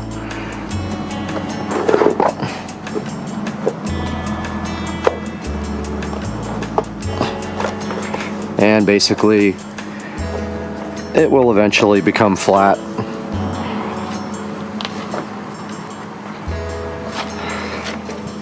And let's get this thing straight and lined up in front of the door. Just like that. Goes nicely all the way up against it and hides the ugly bottom of the door. And there we have the floor mat installed outside of the Supercar Street Racing Studios. It is just not the right. There we go. Now it's kind of perfect.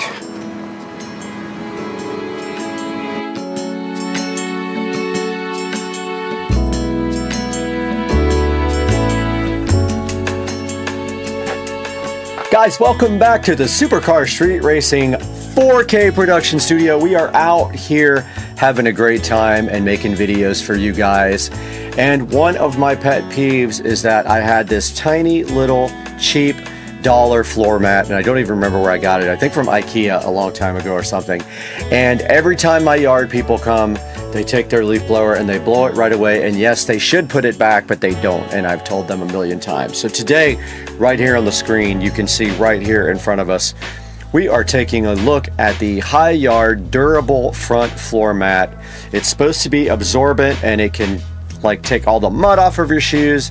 It's dirt resistant, non-slip rubber, and this size that I ordered was 36 by 24 here, as you can see right here on the screen. Now it also does come in a 30 by 17 configuration if that is better for you.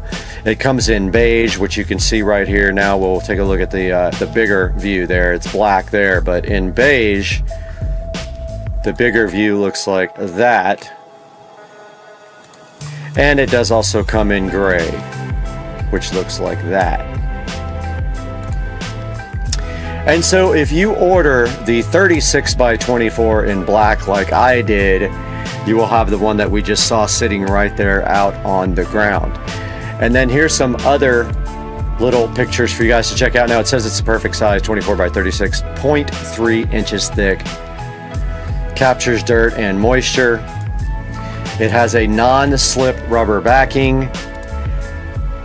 And it says it's fade and stain resistant. Let's hope so, because it is outside. It says it's low profile and versatile, meaning the door can open right over it and not get caught on it, we're hoping. And then it says it is also easy to clean up. And let's take a look at some of the things in the review section. So if we go to the reviews up here, this guy does have a 4.7 overall review. Not many one-star reviews, but let's take a look and see what that says. Not very absorbent or resistant.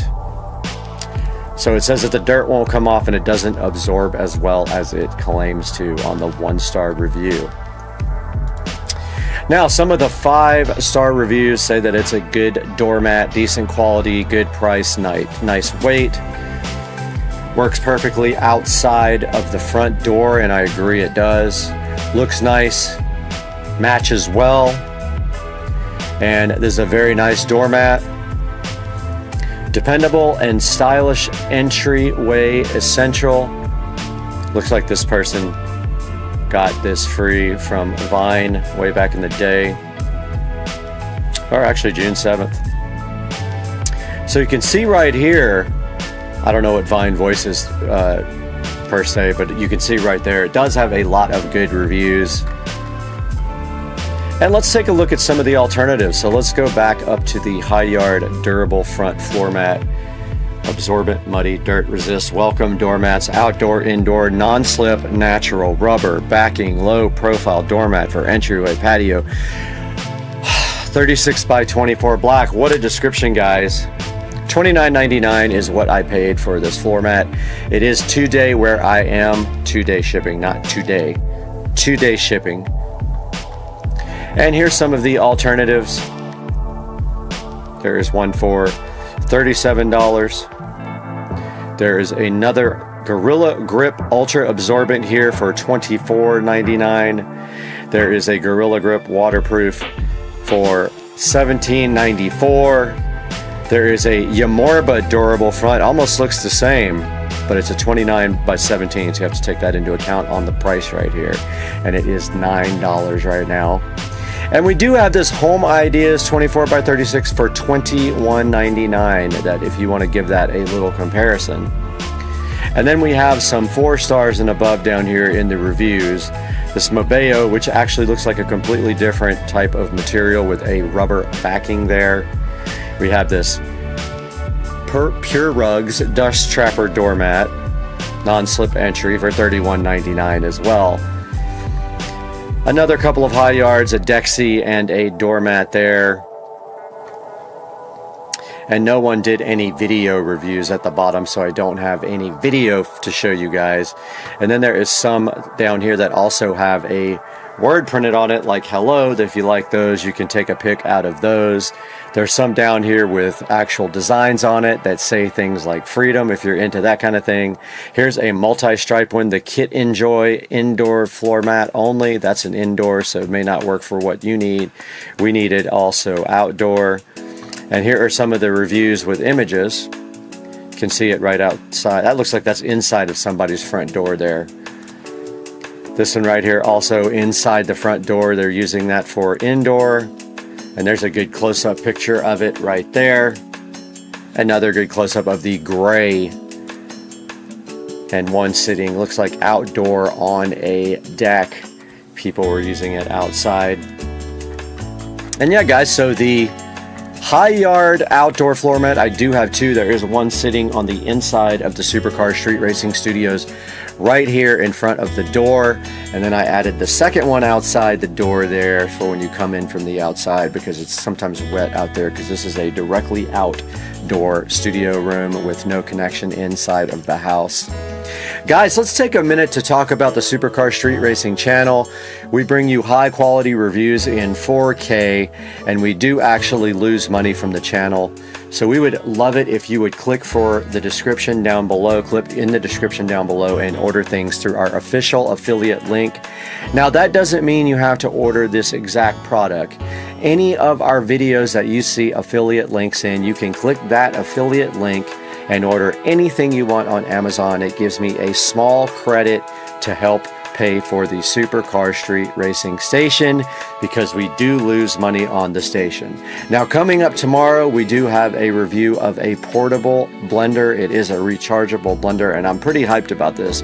It's a pretty cool little product, so hopefully you guys come back tomorrow, and we thank you for your support. Please like and subscribe down below as well, and we will see you next time, because you know what's up now. On peace.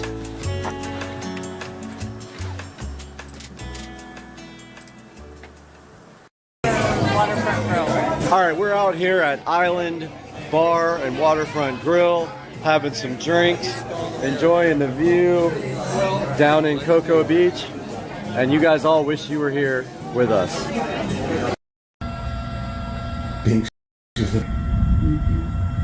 Both tails are going. Come on, buddy. Come on, Binks. And B's like, all right, I got a front row seat. Cat showdown. He's going. Oh. Here we go. Oh boy. This could get ugly. You want to get cornered. Oh yeah. Oh. Well, Cooper took care of it. Cooper's taking up the middle. He broke up the fight. It's all right, Coop. Let them work it out.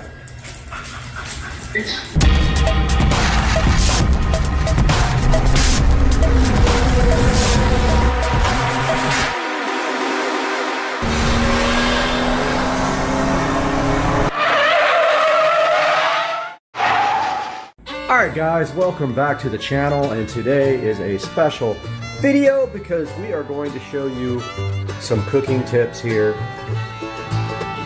And we are making keto fried chicken with the air fryer.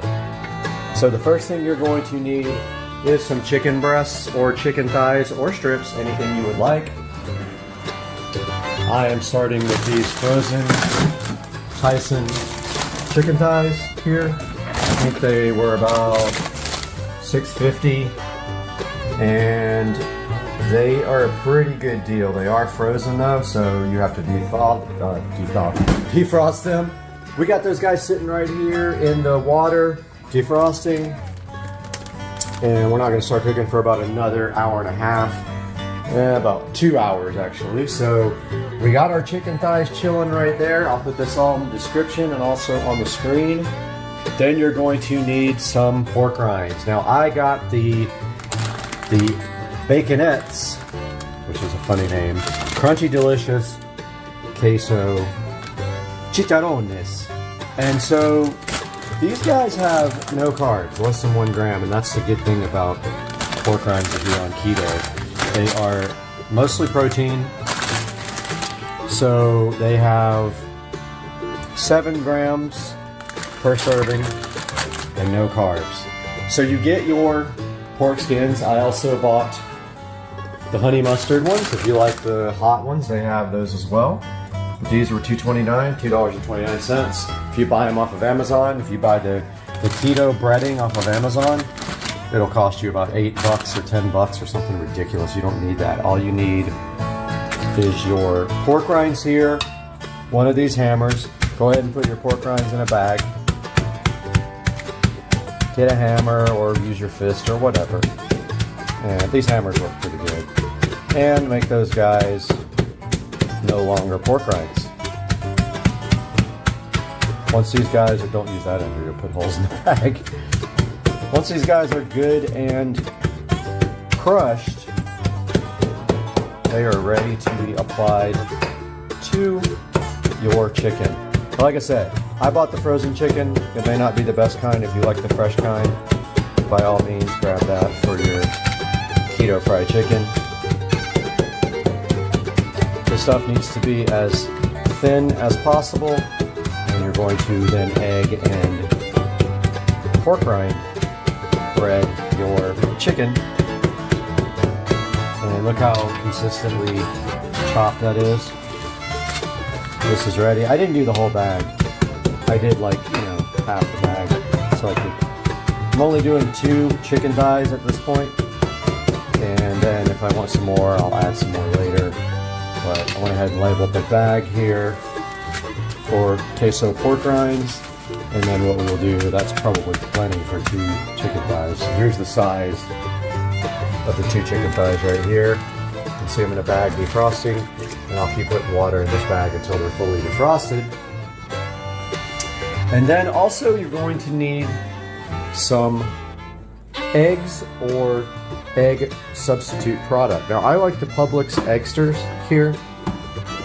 Here they are. So these guys right here are 0 fat, 0 cholesterol, see, fat-free egg product. So I will use these. It doesn't take much. We'll just put them in a little bowl and then we'll dip the chicken in here and then into the egg. And that will make the deliciousness come out. So we will check back with you guys when these guys are good and defrosted. Meanwhile, you will have your air fryer here. You're also going to need some spices for your keto, or for your pork rinds. If you only got the regular pork rinds, I got the cheese ones. And you need something to spray on top of all that once you bread your chicken, because that's what you have to do in an air fryer to make that nice crispy coating on top. So we're going to see how that is, and we'll be back to you guys in a couple of hours when we're ready to start breading our keto fried chicken. Wow, my phone is in use right now, so I brought the tablet out, but look at this insanity. I'm sure there's a gallon of water coming out of my leaking patio over here, but good grief, look at this. It is freaking coming down out here, man. We had a thunderstorm warning, and I think we just got it, bro. Check this out. Alright, welcome back, guys. So the chicken has been in this defrost for a couple of hours. Let's see if it's... Oh yeah, that's totally defrosted. So the chicken's going to be nice and dry because it was in a bag. And what we are going to do is get out our little egg substitute here. We got our Eggsters from Publix. It's fat-free, cholesterol-free, good source of protein, and pasteurized, and it is also low calorie. 3 tablespoons is 25 calories, if you see right here on this, and it is 0 carb and tons of protein and no fat. So we're going to start with just a little bit inside this bowl. I always put way too much. I'm not going to do that this time. If we need more, we'll pour more. Alright, so we got our egg. That's probably still too much. We got our egg substitute in this bowl right here. We got our pork rinds here. And what we're going to do is go from here into here. And then onto the plate. Or actually, maybe we'll go directly into the air fryer. Here's our pork rinds. Boy, they smell so good. Just kidding. Yeah, so here's our pork rinds. And we're going to grab our air fryer and save a step instead of this plate. So get your air fryer basket and go ahead and spray your air fryer basket down with your cooking spray, non-stick spray. This is also 0 calories, so also good for your diet. That's probably not enough pork rinds, but we're going to start with that amount here. And we got our chicken right here in the bag. If you feel like cutting the fat off the chicken, go for it. I'm going to leave it just the way it is. And these are pretty big pieces. I'll pull this little piece of fat off because it's hanging off the corner. So first things first, dip it in your egg substitute. Yeah, I still put way too much eggs. Way too much eggs. Let that drip off. Now there's no other seasoning in this, on this breading. It's just literally pork rinds. Get it in the pork rinds, nice and kind of help it out there. Flip it over. Help it with the pork rinds in the places it didn't get on the sides. Give it a little bit extra. And there's already spray there, so drop it and put it into your air fryer like so. And I think we might have enough for the next one. Let's see.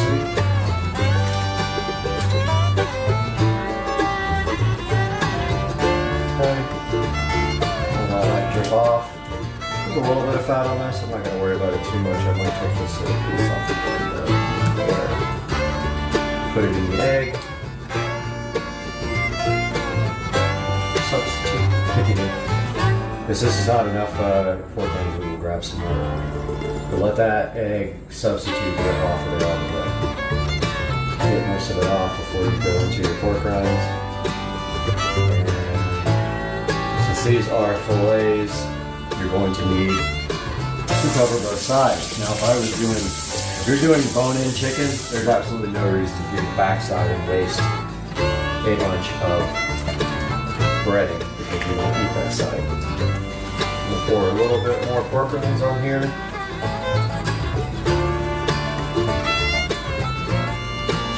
Get those all into the chicken.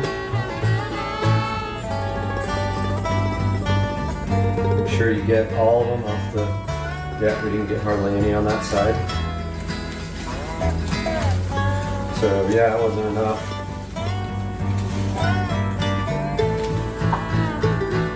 So we got a nice coating of those now on both sides. And we will take that guy.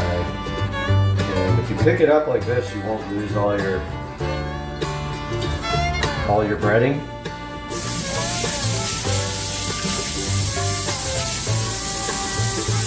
And we got this nice little extra piece. We'll go ahead and cook.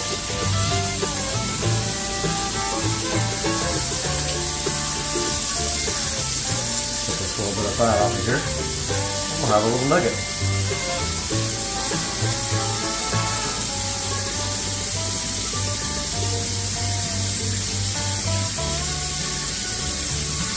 Good enough, man. I love it.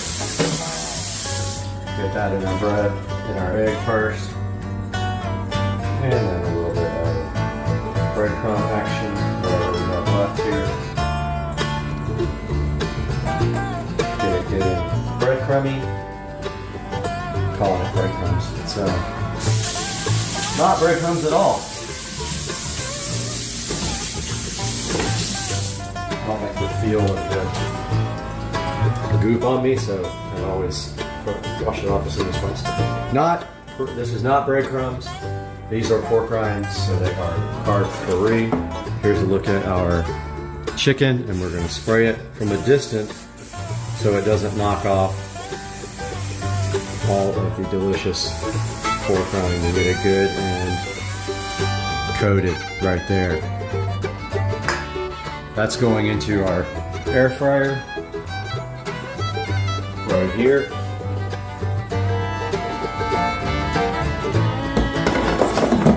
And if you are curious about how long you are supposed to cook this,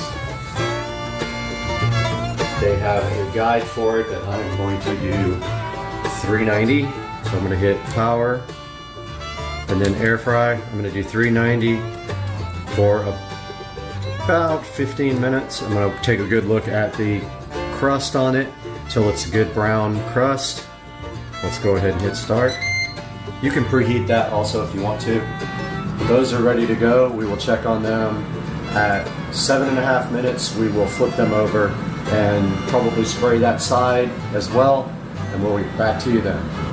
Alright guys, we're ready to flip these guys, and hopefully we don't get a copyright notice for the music that's playing. Oh, those look so fantastic. Ignore the music at all costs. Oh, some breading fell off.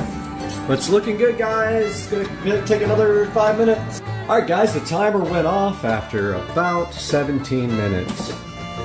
And that is what we are left with.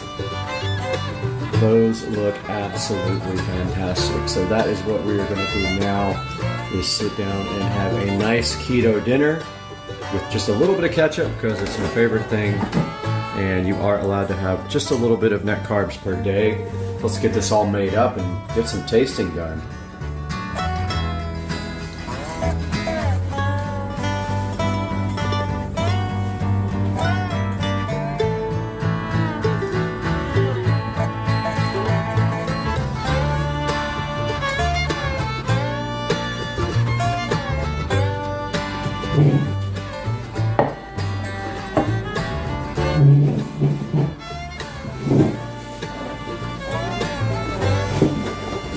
Alright, let's give this a shot. So on our table we've got some Ken's Ranch, buttermilk ranch here. It's important when you're on a keto diet to make sure that you're not eating anything with a lot of sugar. This only has 1 gram of sugar per, per 2 tablespoons, so that's good for low carb. If you want to be 100% low carb, you can do sugar-free or low sugar ranch. Also got our ketchup. Now this has a lot more sugar, so I'm gonna go easy on the ketchup. I haven't had any net carbs today though, none at all. So I'm in good shape. We also got our slice of cheese, which is completely carb. So we're just gonna have a little bit of ketchup here and some ranch. And I've got the salt as well because I'm a salt freak, but I don't really know how much salt I'm actually going to put on this. I'm going to give it a try first because the pork rinds are salty. There's some ranch for dinner. And so this is the first time I've ever made this recipe. So why don't we start off. This little nugget is pretty crispy. There's not much to it. We can start with that. A little ketchup, a little ranch. Oh wow. Really good. Really good. Really crispy. I'm tasting almost, I mean, it does literally taste like it's fried.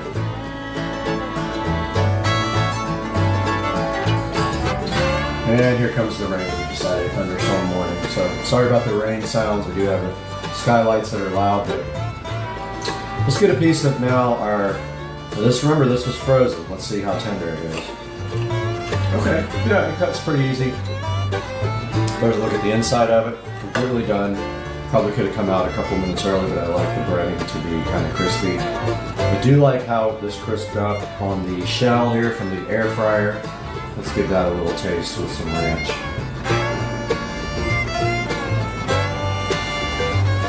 Wow.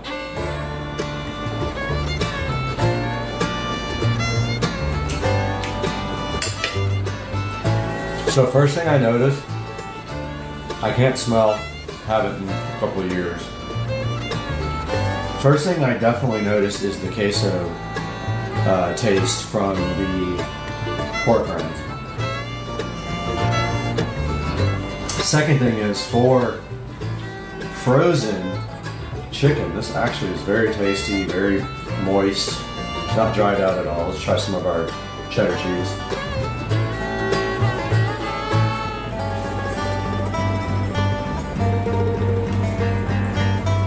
Delicious. This will be my dinner, 2 of these. Still hot. Moist, tasty. You can really, really taste that pork rind. And to answer the question, it does not need any more salt.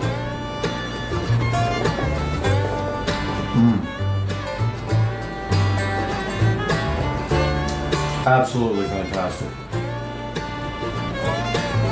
Can't believe I've never done these before. These are amazing. I highly recommend you trying this recipe.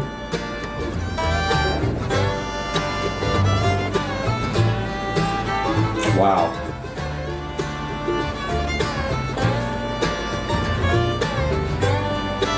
I mean, I'll be honest with you, that's as good as any fried chicken I've had before. Look at that guy in his golf cart getting wet. That is absolutely fantastic. So good.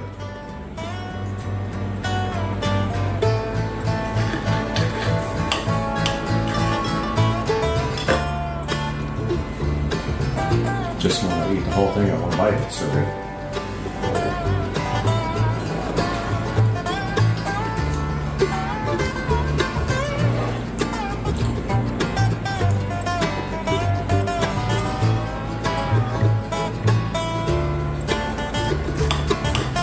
Forgot to put wine on. That's probably better.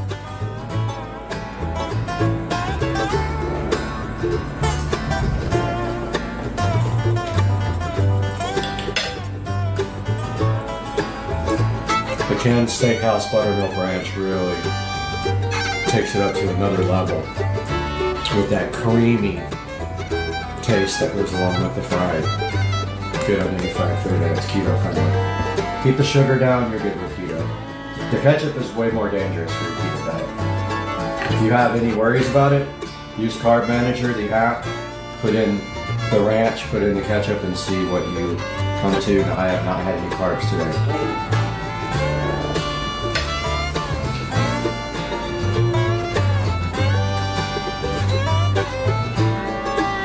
Absolutely.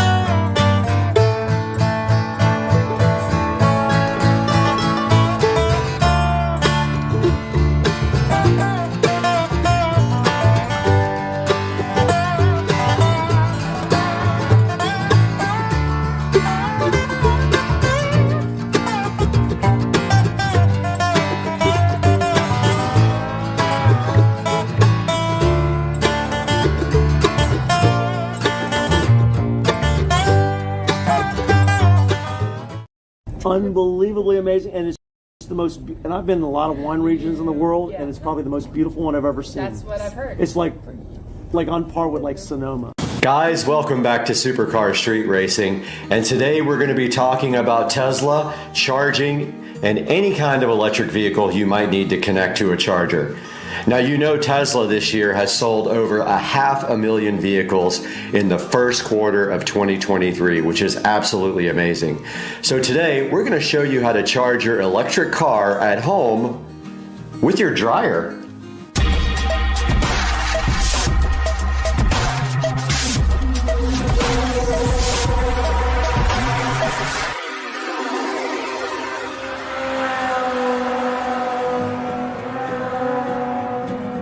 Welcome back to Supercar Street Racing. I'm Brad, and today we have a topic that a lot of people are interested in. How are you going to charge your new electric vehicle? So there's a lot of ways to do it. There's some ways to do it out in public, and then there's ways to do it at your house. What is your best option for charging your electric vehicle? So when you're out in public with your electric car, there's a number of ways you can get that charged. Now, Tesla just announced recently that they're going to allow other cars to use their supercharging stations, which is awesome if you don't own a Tesla. Fortunately, I got a brand new Tesla sitting out there in the garage, and I can pull up to any Tesla supercharger now. The supercharger recognizes my vehicle, starts charging the car, and then just puts it right onto the credit card. But if you have an electric vehicle that's not a Tesla, soon you'll be able to charge there, and it's actually a benefit to Tesla as well because they can earn revenue on their superchargers from other vehicles. So let's say you don't have a Tesla. What kind of charge port do you likely have on your car? Well, there's a number of different charge ports out there, but likely you have a J1772. Now I'm going to put a picture of a J1772 charge port up on the screen for you. If you have a car that directly supports J1772, you're in luck. You can pull up to most chargers except a supercharger and plug that right into your car and charge. Now there's a number of J1772 charging stations out around my house, probably about 10 very local, and then there's more all around Jacksonville. So I don't have an issue finding chargers. If you do have a Tesla and you want to charge your car at a J1772 station, you're going to need a J1772 to Tesla adapter. And I'm going to put that up on the screen right now.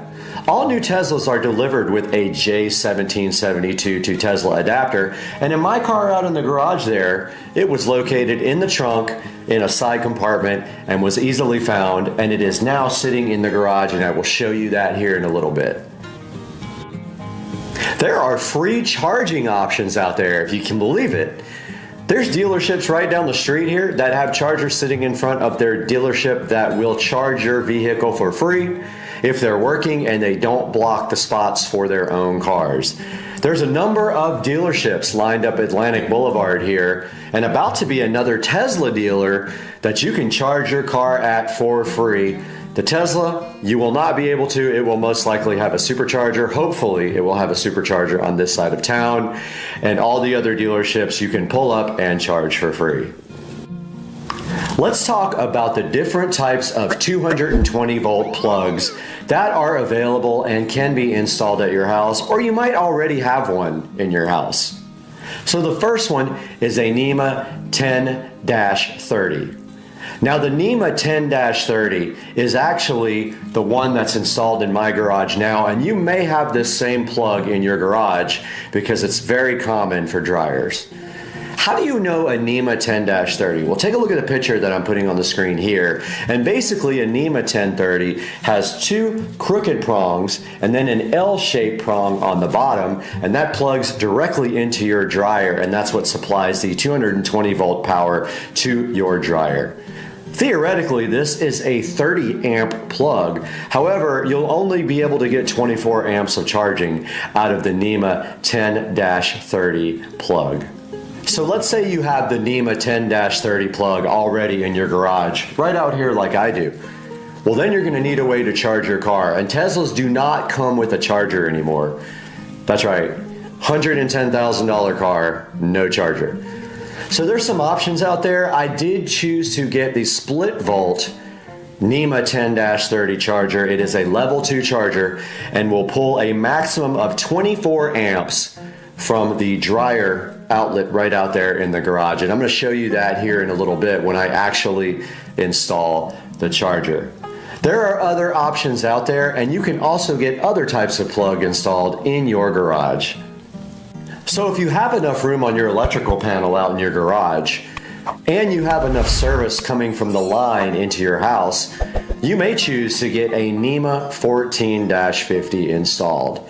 That's a completely different looking plug, and I'm going to put that on the screen right here. Now the NEMA 14-50 does come with an adapter in the Tesla mobile connector.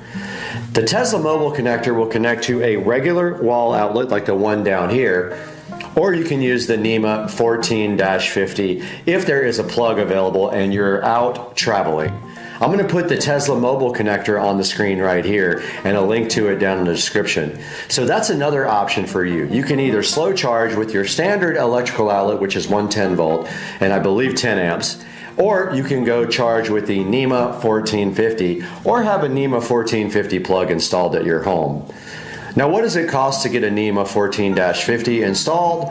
It's about $600. It depends on your local electrician, but for me, there was a $600 option, but unfortunately, my panel outside is full. I need a new electrical panel, and they wanted to charge almost $4,000. I opted not to go with that route. So I know what you're asking yourself. You're like, Brad, how am I gonna dry my clothes and charge my car at the same time? So there's a couple of ways you can do this. First, you could use a NEMA 10-30 or whatever your dryer plug is, Y adapter. Now what that does is it splits the power off the circuit to two different plugs so you can actually plug both in at the same time. Now there are drawbacks and limitations to that because you can't charge your car and run the dryer at the same time. But there's a solution for that as well, and I'm going to put that on the screen right now. There is a splitter/switch that also allows you to connect both at the same time, and it will actually not allow your dryer to have power while you charge your car. Now split volt also makes this, it's pretty cool. I chose not to do it. I chose just to have the dryer on when I need to dry my clothes and not charge the car at the same time. And you can do that too. Now that we have the split volt charger that came in from Amazon yesterday, we can go right out here in the garage, get it installed, and get the wiring fixed up for you guys right here on Supercar Street Racing. So let's do it. Guys, welcome back to the channel, and today we have the split volt 24 amp charger we're going to take a look at, and we're going to be installing that and see how it works in the Tesla Plaid on Supercar Street Racing. This is the split volt NEMA 10-30 charger, and it came in this beautiful bag, which I probably won't use because I have a Tesla mobile connector coming for the car, but this will be permanently mounted in the garage. And so let's see what's inside of this beefy cable. This is the 16-foot version because that's all I need, and pretty good packaging. The box was damaged, however the inside had no effects, and it's got this nice split volt little thing asking you to email them if you have any questions. And then of course here is your charger, and just like most of the chargers, I don't like the fact that it doesn't have much of a pigtail. However, that's okay because it has a 16-foot cord and it doesn't have to go that far. I was hoping I wouldn't have to mount this on the back wall, but it looks like I will mount it right next to the dryer, right off the pigtail, and then take it into the car. So I did return the Electron charger. It would not do over 16 amps, and so it was a little bit cheaper, like $100 cheaper, and it wasn't worth it. So I returned that, and I got the 24 amp charger, which I will open now. Here's a look at the Electron on the front with the power light, charge light, fault lights, maximum 24 amps. And on the back, we do see that it has the capability to be mounted right there with a screw, which we will have to use a drywall insert. And then we have our J1772 connector, and I have a J1772 adapter, and this should be a NEMA 1030 plug hiding under there that I will open now. Okay, here's the NEMA 10-30. I do have a splitter for the dryer, so we will go outside now and get this thing plugged right in. Alright, back behind the dryer, we already have the NEMA 1030 splitter there.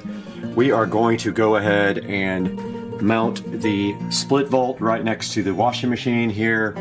The washing machine actually, of course, does not feed the 220 volt circuit, does not need it. It's the dryer on the other side, but we're going to mount this thing pretty close to the splitter right here where it looks good. And first we got to vacuum up all this junk and clean up this back.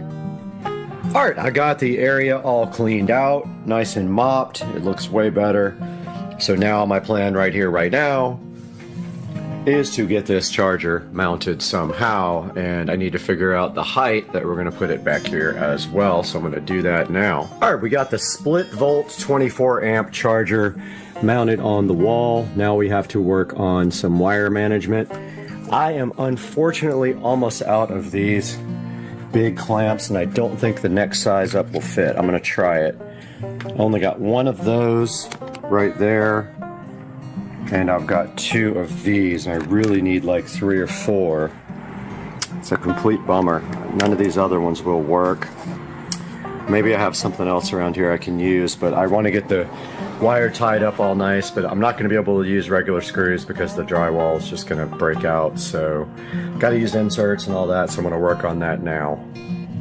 I got the clamps installed on the wall there and there. That one's a little bit too big. I'm actually going to go down to Ace and see what they have, but this size is too big for it. It's the size down below that, and I don't have any more. And I want to get something to mount to the side of this toolbox here, or the workbench, to hang the hose on right here so it coils up right on the edge. So I am headed that way to do that now. Headed up to Ace Hardware, the best place on earth. It's pretty close to the house. We're in the Tesla Plaid that I don't fully understand how to operate yet, but I've been having fun playing with it for sure. Just took Susie out for a ride and absolutely blew her mind, and all I can say is this car accelerates at an insane rate that I've never felt in my life. I've had 1,000 horsepower Supra, 800 wheel horsepower, both my Supra and my IS300, and they are slow compared to this car. I can't imagine what a 15 to 2,000 wheel horsepower car actually feels like. It just has to be unreal, because this thing is a beast at 1,020 horsepower, and I don't know how much parasitic loss there is. There's no transmission, so it must put most of that down to the tires. It feels like it does, because I'll tell you right now, I haven't had a car that would even come close to this car. So I might take this thing out to the street races at some point and see how we do, if I can get somebody to go with me and film, because this thing is a beast to drive and film. But yeah, we're headed to Ace Hardware right now. We'll be there shortly. All right, so this is what it looks like after I got done. We have the split volt charger right there, secured to the wall with cable clamps. It runs along the wall like that, comes down the side of my workbench, and then I installed this nice hook for the cable. Just a word of advice, 16 feet is not enough. If you need to reach all the way across your garage, you would have a problem. I have enough, I think. I think I did a good enough parking job. Let's see. Yep, I do have enough, and so I have the J1772 adapter right here. I don't have my tripod with me. I'm so mad because I missed a lot of tape filming because I didn't. But this J1772 adapts most public chargers to Tesla, and you can either keep it in your car or keep it on your J1772 at home. If you keep it at home though, you need a second one for the car in case you can't charge with a Tesla supercharger. So this just fits literally right on the end of this, like so. It can only go one way. There's no way to mess this up. And then it goes right to the car. So I'm gonna do this now with the other hand because I am filming. The J1772 adapter is on. Let's see how the car reacts. All right, the charging port opened for me, and let's go ahead and charge. All right, the blue Tesla logo turned green. Don't know what that means.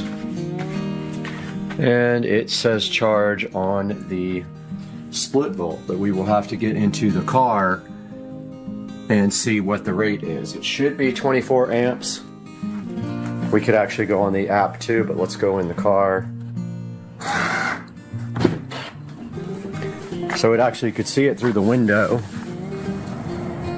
5 kilowatt hours, 24 amps. So we can't go any higher than 24 amps with my circuit, but that is, what, 18, 19, 22, 8 amps more than I had before. So I'm hyped. This is where you set the charge rate. And so it said 2 hours to fill up, so it'll take 2 hours to get to the tip of the charge. Very cool. So that is the split volt 24 amp level 2 charger for the Tesla, all mounted up and ready to go. I kind of like the charging thing that was on the screen when I closed the door. I'm going to try to get that to come back up so I can show you guys on video. So this is what comes up when you are away from the car. It says charging time remaining 2 hours and 45 minutes, 24 amps of 24 amps, 238 volts, 6 kilowatt hours. By comparison, a supercharger the other day did 62 kilowatt hours. So about 10 times faster would be my guess. But yeah, looks pretty good. I might put a couple more cable clamps on this over here. There's not much more I can do to clean it up, aside from running something through the wall and plugging it down here maybe or something like that, but I'm not disappointed with this turnout. It's pretty clean. There's really not a better way to do it. This dryer vent already looks like crap over here, so now all I have to do is put my charger right up on this hose reel thingy when I'm done. Guys, I hope you enjoyed the video. Thanks for watching. Sorry it's going to be a short one because I didn't video everything I was doing, but we'll see you guys really soon. All right, we got that 85-inch peel satisfaction. You got 10 seconds. Let's go.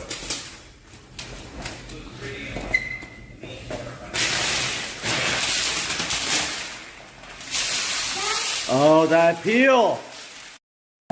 This is how you get stuffed olives when they don't have any. They bring you the stuff, you do it your yourself. own olives with blue cheese. Best way to have a martini. Right? Amazing. Voila. I can't figure out for the life of me what's missing from this closet. Oh yeah. We need to put a subwoofer in here.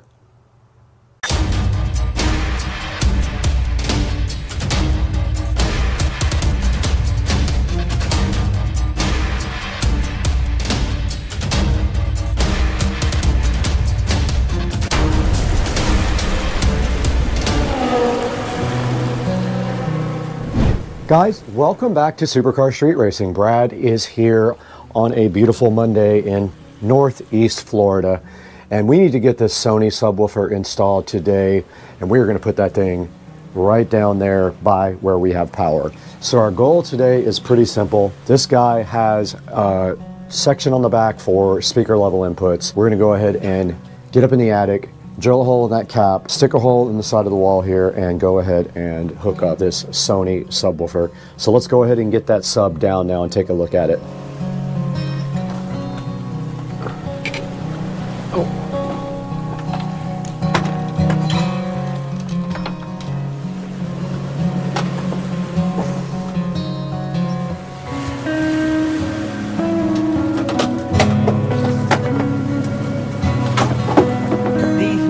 All right, we are behind the Sony Active subwoofer right now. I don't know how old this is, but it looks to be a little bit old. I did pick it up at a thrift store, and you can see inside it has a nice size heat sink down in there. I don't know if you guys can see that or not. But here on the back, we can see we have both inputs and outputs. Now what that is for is so that you can come into the subwoofer and there is a crossover built in, and you can feed your speakers like the ones up here in the ceiling with the crossover output. However, we are not doing that.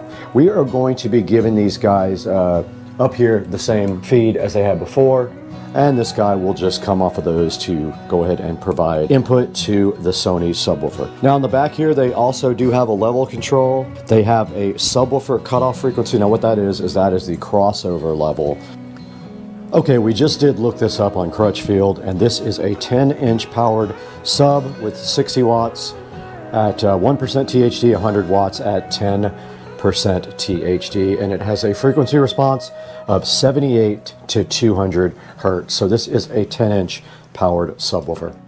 I just wanted to discuss with you guys, when you are putting speaker wires in and you have to run wires down a wall, if you are on an interior wall, there should not be any kind of problems drilling a hole in the cap with a paddle bit and just dropping straight down with your wiring. Now, if it is an external wall, like the one in the bathroom going out to the garage, it could have insulation in it, which would make your job more difficult. And it could also have fire breaks, and those are studs that go left to right in the wall to prevent fire from breaking out as fast. So this wall here has no insulation whatsoever, and we are super lucky because it is literally right next to the attic. All I have to do is jump right up there with my drill and look for where the wire comes down to the other side of the wall for the outlet and just drill further past it, maybe like 3-4 inches past it with my big paddle bit, and that should be it. So our wiring run, just FYI, is going to go up that wall, and then it's going to come right over here to this speaker at the top and that speaker. So I'm hoping I have enough wire. I'm going to bring extra up there with me in case I have to splice, but I'm kind of using old wire for this, and I will bring some electrical tape. So I'm going to bring my wire strippers up there with me and a pair of scissors and just have that handy. But it is easy to get up and down on here because it is so close to where we're going. So let's get everything prepped up to get up in the attic, which is going to be a lot nicer now because my attic is spray foamed. It should not be 1,000 degrees like it used to be.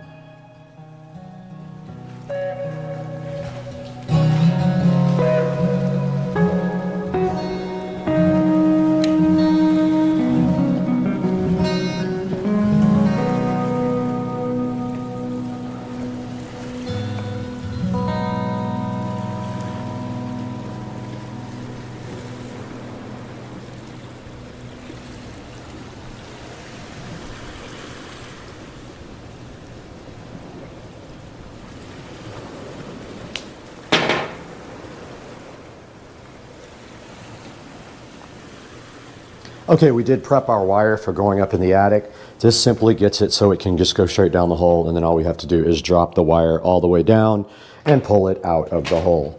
Now let's go check out our supply of wall boxes and see if we have anything to use to cut into the wall.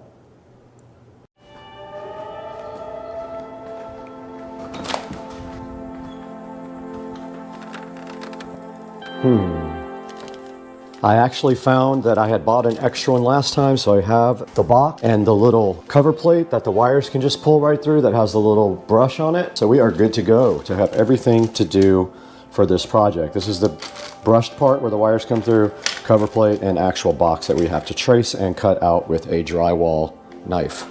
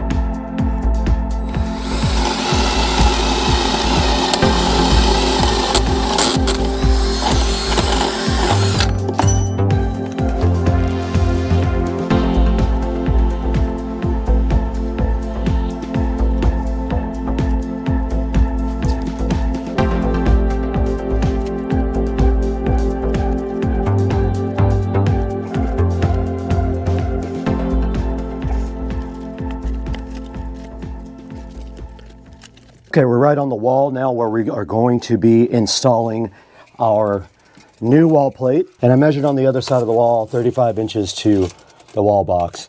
Okay, now I really measured it. It's 49 inches from the side of my dining room wall, which is gonna put it way,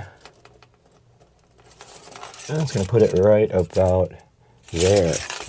Hopefully I can come in right here. That's my goal, is to not hit anything on the other side and also be the same distance to the center of the outlet, which is 14.5 is the center. 14.5, and then we're just gonna send it. I don't know what else to do. Hopefully my wire's in here. Now the way we do this, put our template up there, level it out, and then mark it.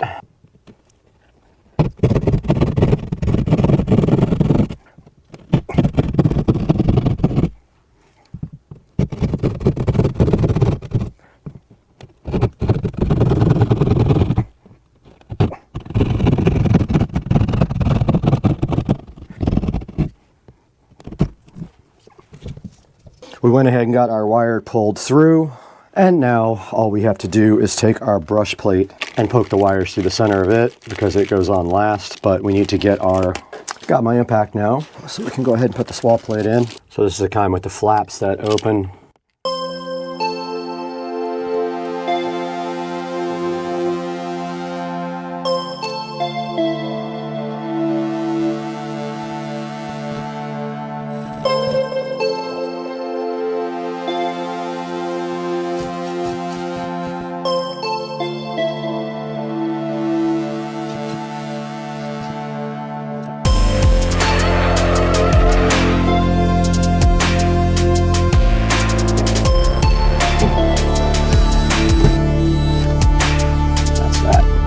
All done.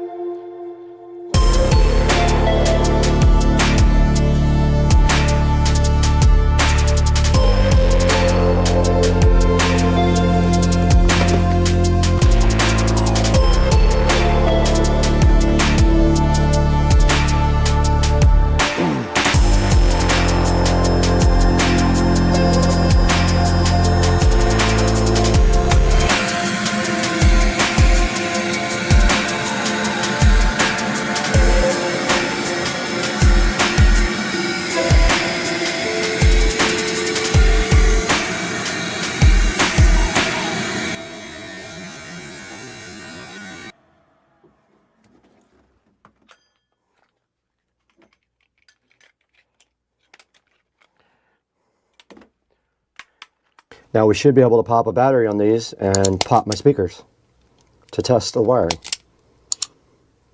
Let's see.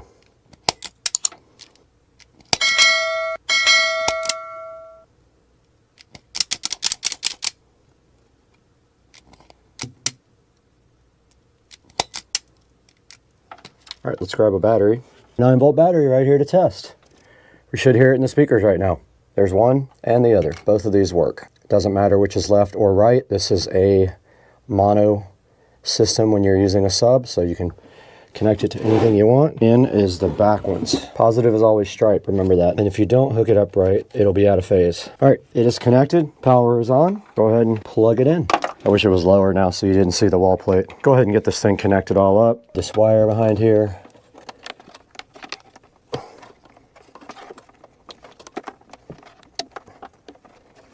If we wanted to, we could slide over my shoe rack to hide it more.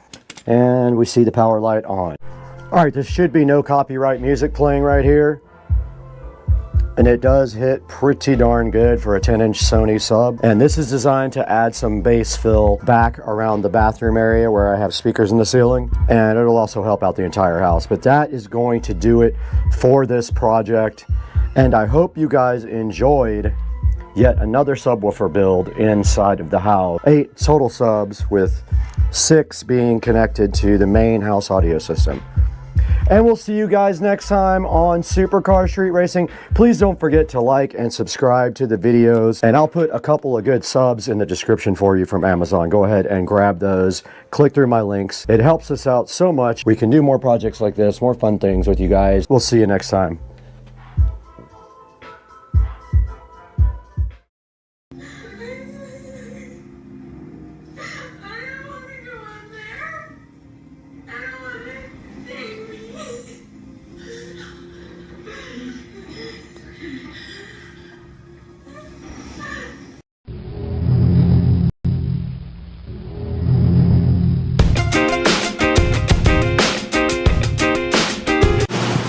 Guys, we are back in front of the Supercar Street Racing amazing 4K production studio today, and we are looking at a deeper, in-depth look at the Eufy security doorbell and smart lock right here. Today on the channel, we're going to get into this guy. Oh, hi. Are you home?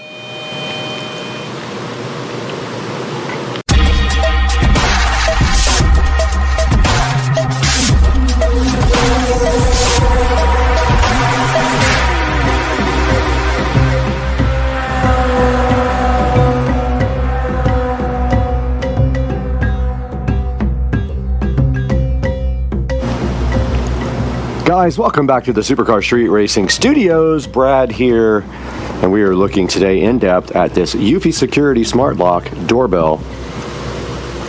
And it is pretty cool. And it's sitting right here on the Supercar Street Racing 4K production studio. And what did they do? They replaced this actual shed door with a real door. An actual framed in door finally for the 4K production studio.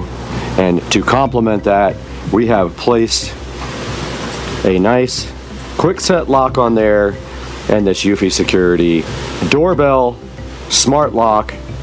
And today we're taking an in-depth look at this. Yesterday we showed you guys how to install it. Today we're going to show you how it actually works on the channel.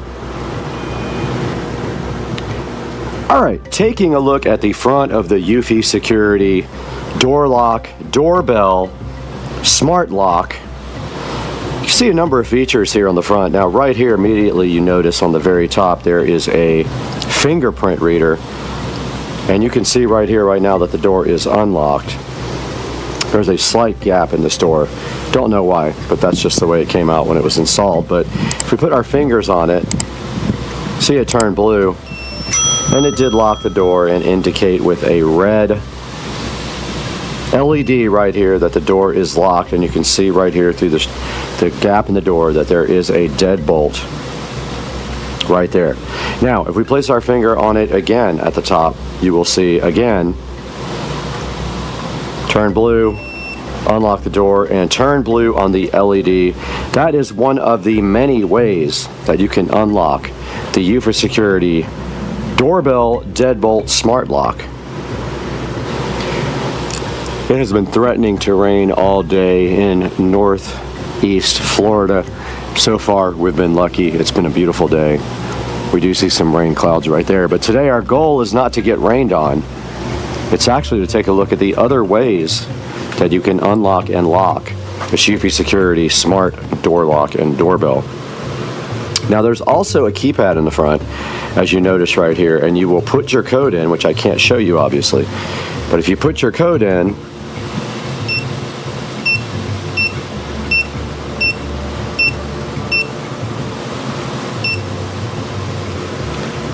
aha, okay. All right, so I must have put it in wrong. Let's try it again.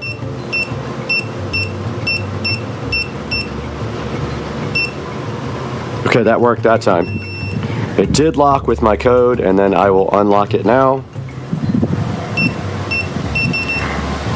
Oh, it double beeped at me.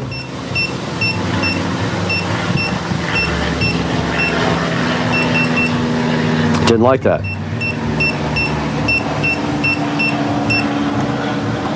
And that time it did unlock with the code and respond to us with a nice blue light. That is how you unlock it with the front keypad. Now, the backup way to unlock the door, if something should happen and you do not have access, is there is actually hiding underneath this door chime a lovely keyhole. So you would just put your key in there and unlock it. And it is hidden by this water-safe doorbell chime, which you just see that we activated. Later in the video, we'll show you how to unlock this from the Smart app, but right here, right now, we're going to show you about the doorbell chime, which should be this button right here, and you can hear it.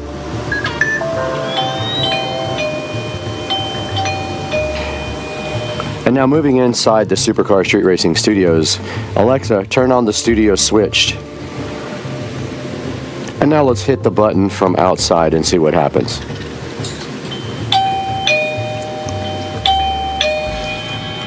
Moving inside the studio, Alexa, set the studio switch to white. Moving inside the studio down here, we see the doorbell chime. Now this chime actually serves two functions. Not only is it a doorbell chime, it also is a Wi-Fi bridge for the door lock.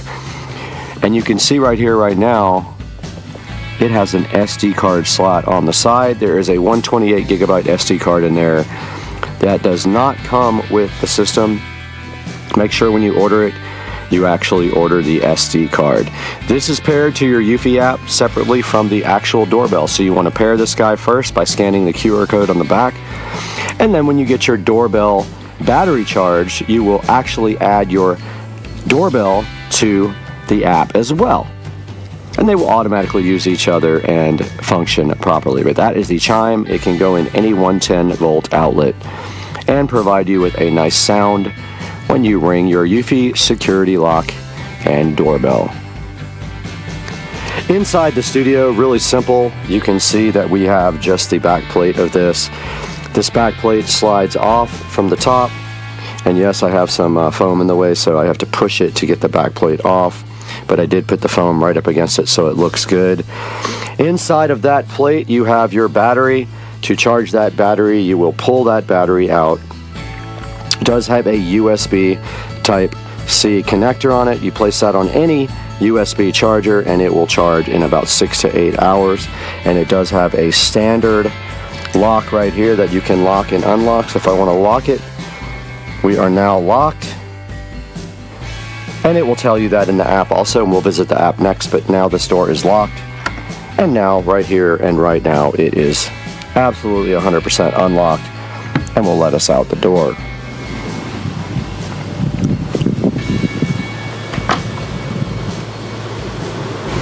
Back outside the Supercar Street Racing Studios here on a lovely day in Florida. The wind is blowing and the storms are trying to come in. We've been lucky so far.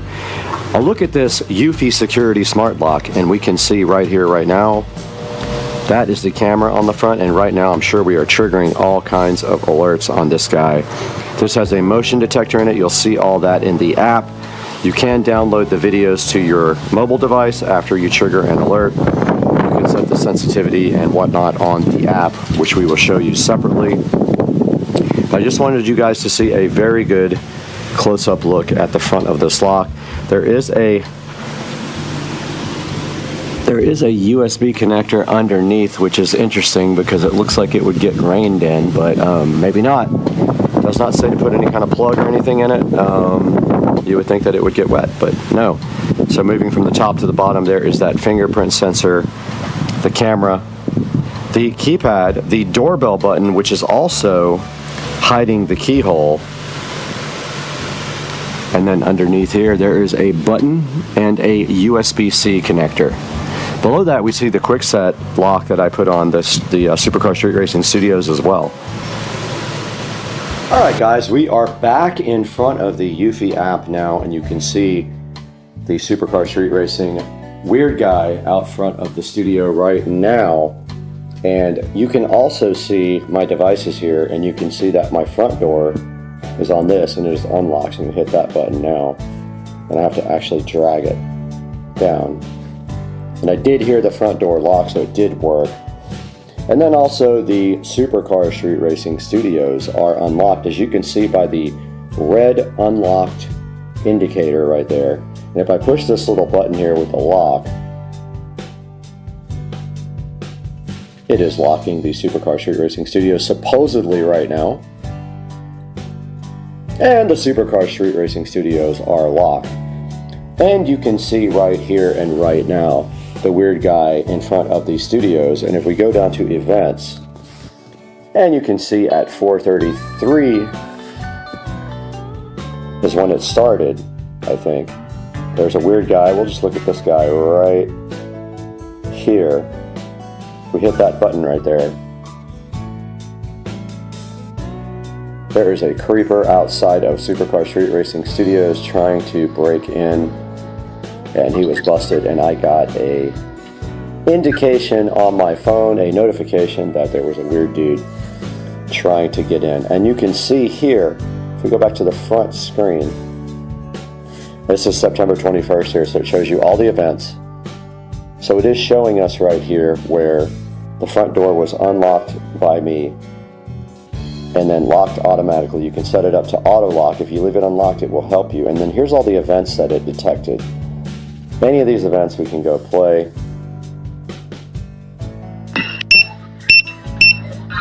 There's a good indication of the audio. Like that.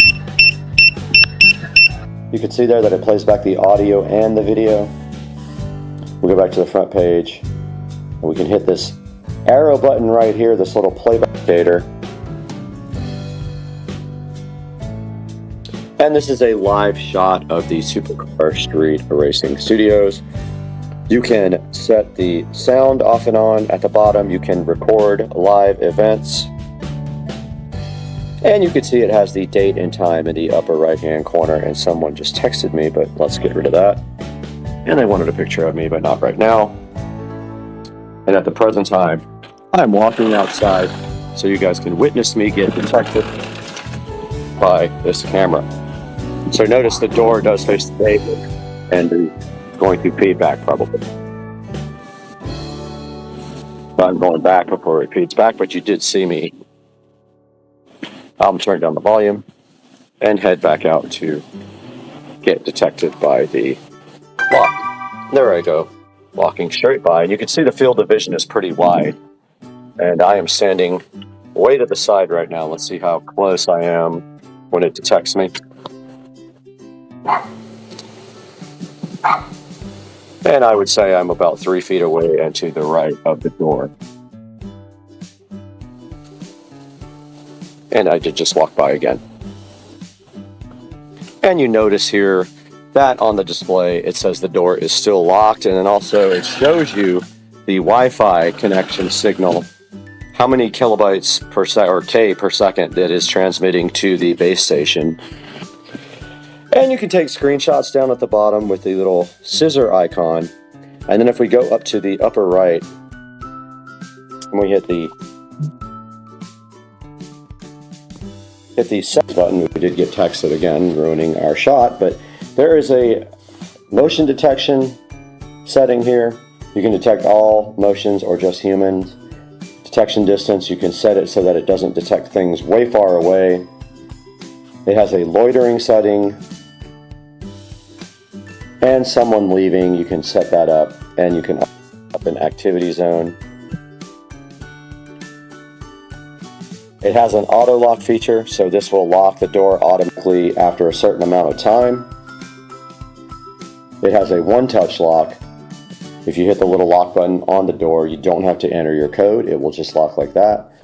And the power manager allows you to choose whether you want optimal battery life.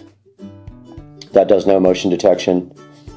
Surveillance does, it actually adjusts the detection time to reduce the chance of detecting the same object twice. Optimal surveillance lets you record the most and customizable settings there. You can scramble the passcode so that you have to enter some different digits first, because that throws people off that are watching you put your code in. So you have to put in random codes at first, and then you put in the actual code. And wrong tire protection is on. Video quality here, we have it on auto. Video encoding format is high compression video quality coding format. The audio settings are here. You can turn up the ringtone volume, the beep volume when you touch it, the voice prompt, and audio recording when you are getting clips. And here's your notification settings. If you want to know when this doorbell sees somebody with motion detection, you can get notified on the phone. Also when the door rings, when the door is locked, when the door is unlocked. And then when you open the motion detected notification, it asks you if you want to jump to the related history or the live view. And here's your content extension notification. It's on most efficiency now. Down here at the bottom, we have app alert tones. They're set on default. And moving back to the next, we have the indoor chime ringtone settings. You can set up what it sounds like inside the house. Also can alert you when the doorbell is pressed. Alright, and also here's Alexa as a chime. When the doorbell is pressed, your Amazon Echo will send an audible chime, which is very cool. So there's a setup on how to get this done.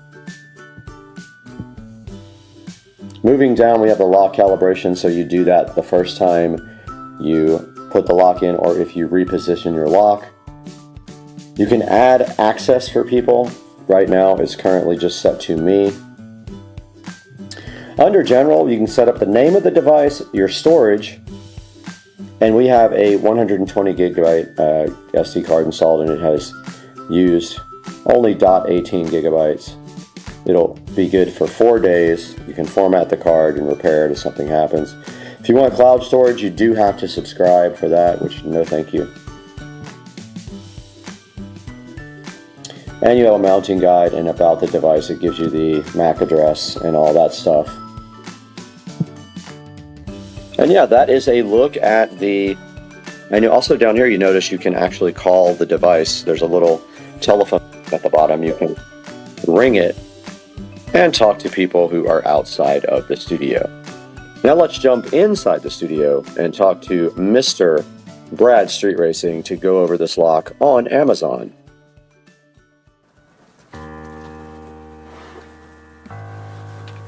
Guys, welcome back to the Supercar Street Racing 4K production studio here.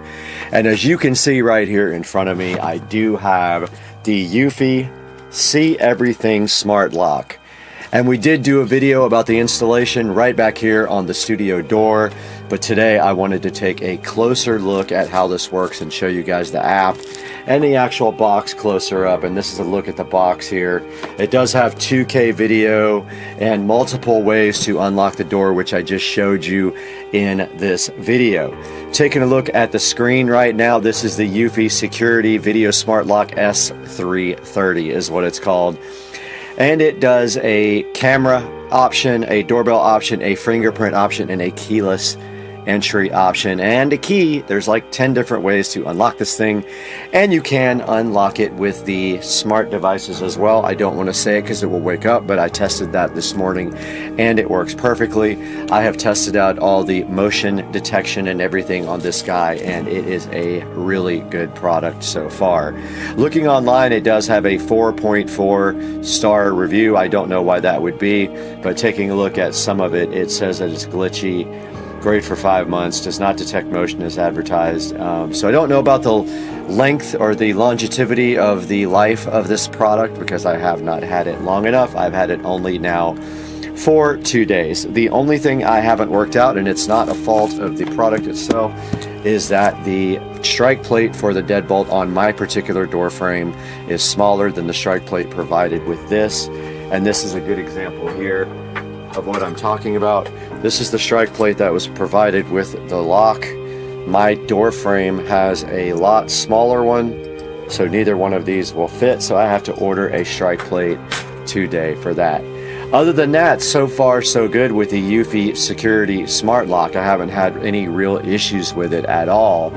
And I think that it is a decent buy. It is kind of expensive at almost 300 bucks. But it is 15% off right now, so that's a good thing for you to buy at this point. Now, guys, I just want to ask you one more time to please subscribe to Supercar Street Racing. And remember, in the links for the video today, you will see this door lock. You don't have to buy the actual door lock if you don't want to, but anything, if you click through my link in the description, anything you want to buy on Amazon, and it will help me greatly because I'll get a small amount of commission on that, and I lose money on the channel. So anything you can do for us would be great, and we're so happy to have you as a subscriber and sticking around for all the videos, and we will see you next time on Supercar Street Racing. Peace out.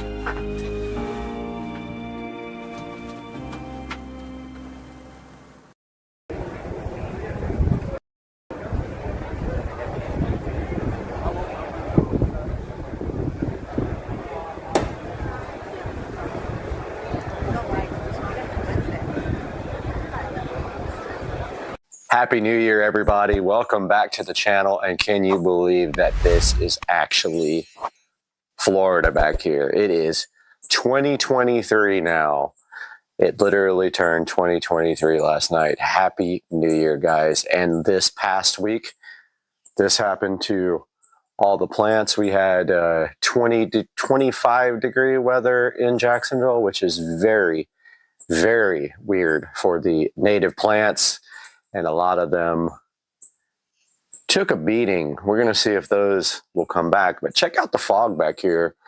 And today we got something special because we have a whole box of goodies sitting in here on the counter that we're about to unbox. Welcome back to the channel, guys.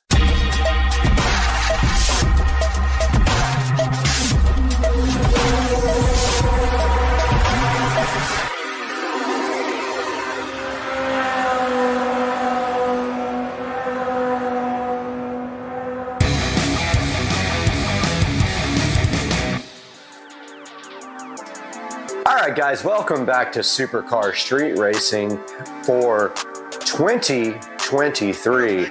As you guys can see right here, we have a whole bunch of goodies starting to come in for the car audio project for the golf cart. I know I call it car audio, but it's actually golf cart audio. And here we have the first bag. Let's go ahead and open this. Let's see. Pull to open. Okay, save this resealable bag for returns. Okay, here's the first one.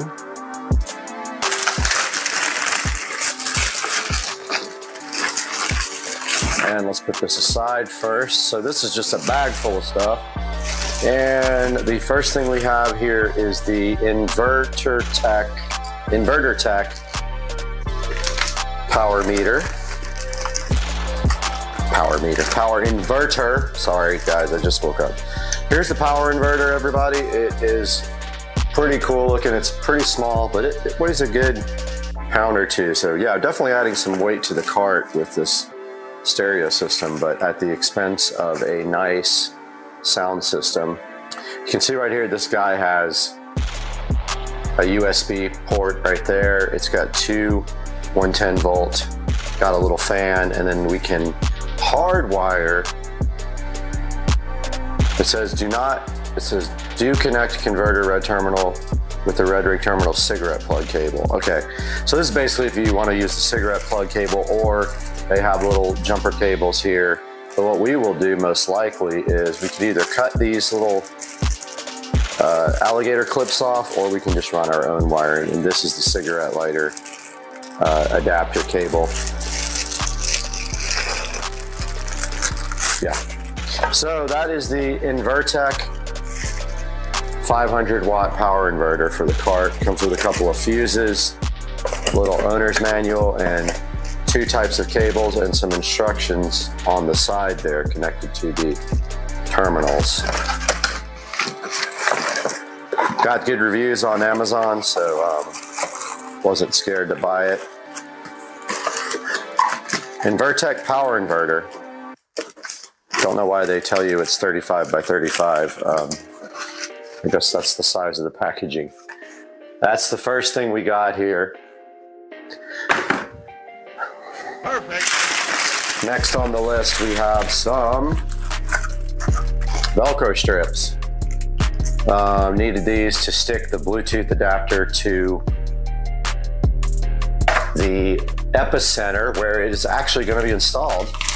Now we got our Y adapter. So what this does is out of our Bluetooth adapter, we are going to Y out of that because we need to feed RCA to both the epicenter and also the channel 1 and 2 input on the amplifier. So we have some VCE link Y adapters for RCA use. All right, next we have our FOSS power. I believe they're just RCA cables. Let's see. I think these are just RCAs. Yeah, so our FOSS power 3-foot RCA cables that will go from those Y adapters to the epicenter and the Rockville Phenom 5-channel amplifier. So we have the FOSS power RCA cables looking all slick and black, just like the golf cart. It's gonna look great on there, even though they'll probably be covered up with tubing to keep the installation nice and clean, like we like to do in supercar street racing. We're big about the presentation. It's a big box. And we have the Keybailook. You know, how do you even begin to know how to say that? Keybalk. So this is a crimping tool with heat shrinking connectors. I've been wanting these for a while because my crimp tool sucks, and also it's not heat shrink either. So this comes with a whole kit, a whole bunch of little connectors. So a bunch of different types of connectors, including round ones and spade connectors. And then you have the ability to heat shrink them, but you first crimp them with this beautiful crimp tool right here. So we will put this to the side. And that is it for the first package. And we have a couple more packages of loveliness to go through. Here's the second package. Oh, okay. I probably should open it the same way, huh? Yeah, I messed this one all up. That's still good for returns. Okay, so let's see what's in this package, everybody. This is cool. Okay, so this is just the tubing to dress up the wiring after we get done. There's 2 different sizes and it's got good reviews, and basically you heat the end of it to keep it from fraying, but it's just dress tubing. So there is 2 different sizes here. There's a 1/2 inch and a 1 inch tubing, and that feels like that is it. Nope, see, I almost messed up. We have another package in here. Let's get this to the side first. And we have a little white package here to open. Let's see what this goodness is. Okay, this is a USB power for 12 volts. So what you do is you wire this guy to 12 volts and it provides you with a USB to power things. And I have a Bluetooth adapter that needs USB power. So I'll just use this little adapter and feed the USB to the Bluetooth adapter. That is all for that one. Now we have this big, lovely, massive box to open here. And let's use our brand new Christmas gift. Get this box opened up so you can check it out.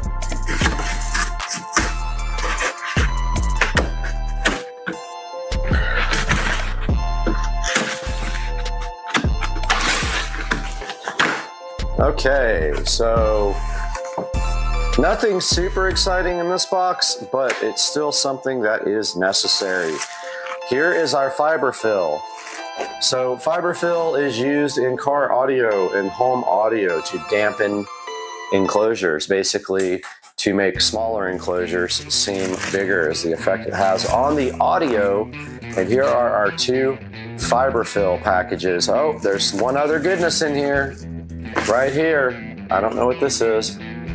Let's get this knife out and take a look at this goodness. I'm not going to look at the label because I want to be surprised with you guys. Let's get this opened up.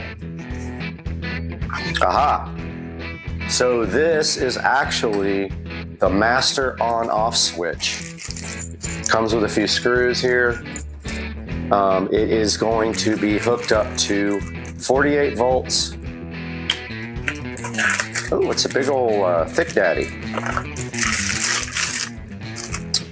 Yeah, I don't know how I'm going to wire that up yet and hook that up, but basically somewhere under here there is a you just put one positive on one side and you basically run it out of one of these little side thing. You just put positive through it. So this will have 48 volts from the golf cart, and this will actually go feed the 12 volt voltage reducer to power everything on the cart that's going to be 12 volts. So yeah, it's just a master on-off switch. That's on, that's off. We will mount it underneath the seat, close to the batteries, and we still haven't determined all our other mounting locations yet. So now that we have all this stuff unboxed, we can take a look at maybe kind of a mock-up of how this might be connected. So we are back here on Supercar Street Racing, and on my table we have the Rockville Phenom. This is a 5-channel amplifier.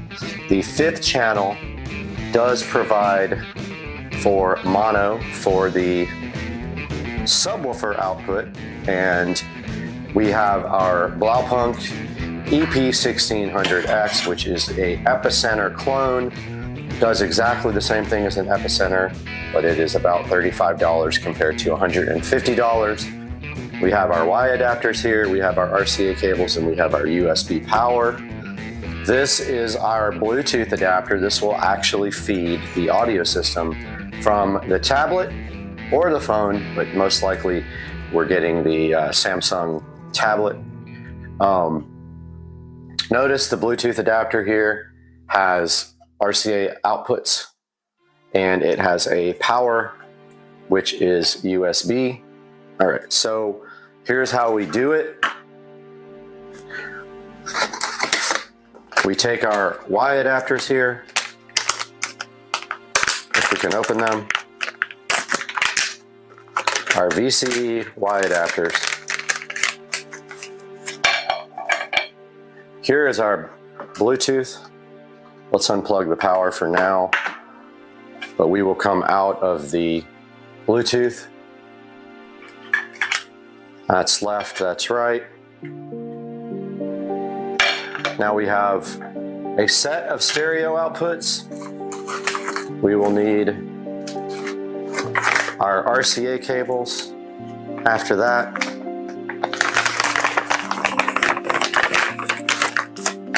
And here are our beautiful black RCA cables. Now what we do is we're not even going to have to take these out of the wrap off of them, because we're just doing a mock-up here, but we got one pair. Let's make sure we get the color right so we don't have backwards audio, reversed audio. And then we have our other pair here. Now if we flip this around for the close-up camera, as you can see here, we have some inputs on the side. We have channel 1, 2, 3, 4, and 5. 1, 2, 3, 4, and 5, 5 being mono. So we will come out of one of set of these guys and feed channel 1 and 2, red to right, white to left, just like that. That's exactly how it's going to be on the cart. And then we feed our Blaupunkt here, input. And I just realized I forgot a third set of RCA cables. We do have another set here in my garage.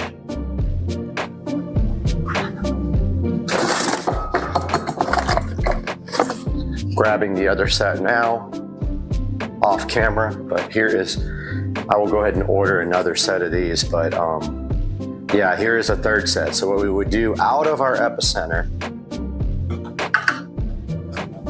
these are very loose.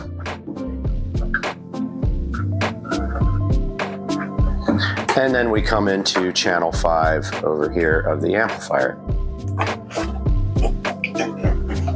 So there is the mock-up of how this will be connected when we go for our final run.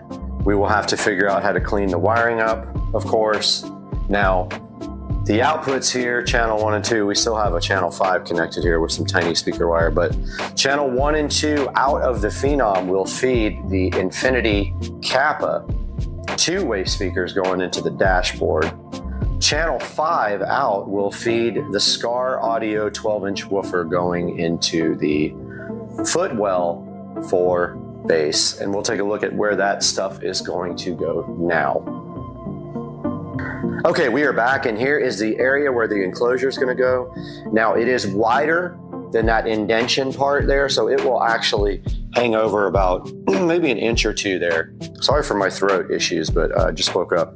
But yeah, the enclosure goes there. It is narrower than where these rails sit, so it'll fit right in there, and I don't have to disassemble anything.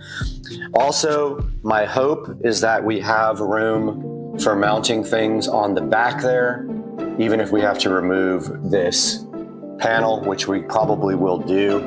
That just literally feeds underneath here. This part right here, it feeds. It's just actually no, that goes to the engine compartment. Sorry, this part goes down to where the amplifiers and everything will be mounted. So yeah, we're gonna hopefully mount the inverter back here somewhere. We're going to mount maybe some other little things back there, and then put the enclosure right up against it to hide it. And then we'll permanently wire the inverter to a actual outlet somewhere on the cart. And I'm thinking the best place might be up here somewhere, but I don't know yet. I got to kind of think that over. I don't want it in plain view, even though it'll be cut off when we don't use it. So that is the current plan for the golf cart. And we're going to take a look now at that diagram that we created the other day using technology based from Minority Report. And you can see that on the screen. That has all the connections and the design plan and everything for the cart. Once we get everything in, it'll be a few days, probably another week before we get everything in. We can continue, and I hope you guys enjoyed the video. And I hope that you will have a great new year. And please like and subscribe to Supercar Street Racing.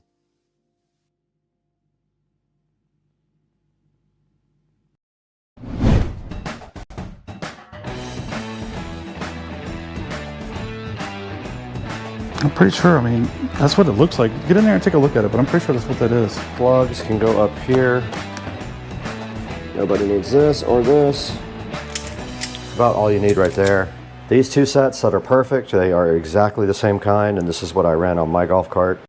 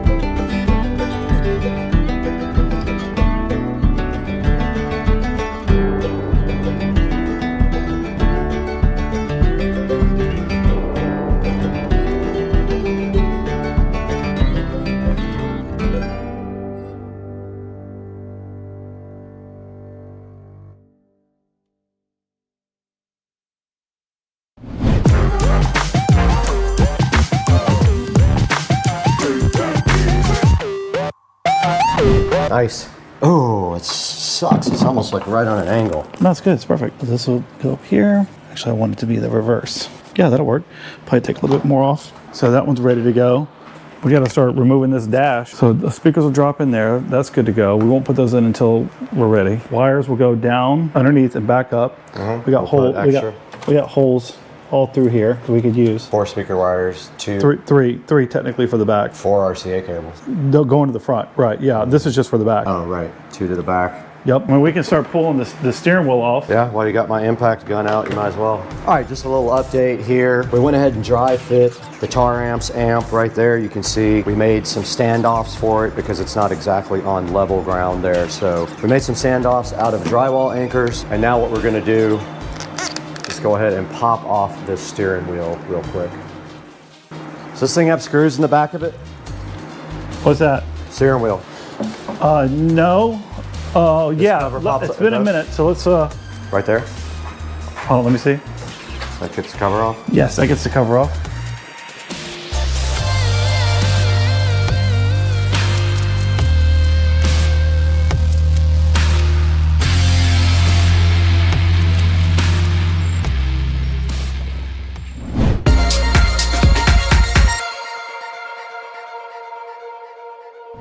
All right, guys, it's the next morning. We're back in the Supercar Street Racing Garage. You got Brad here again.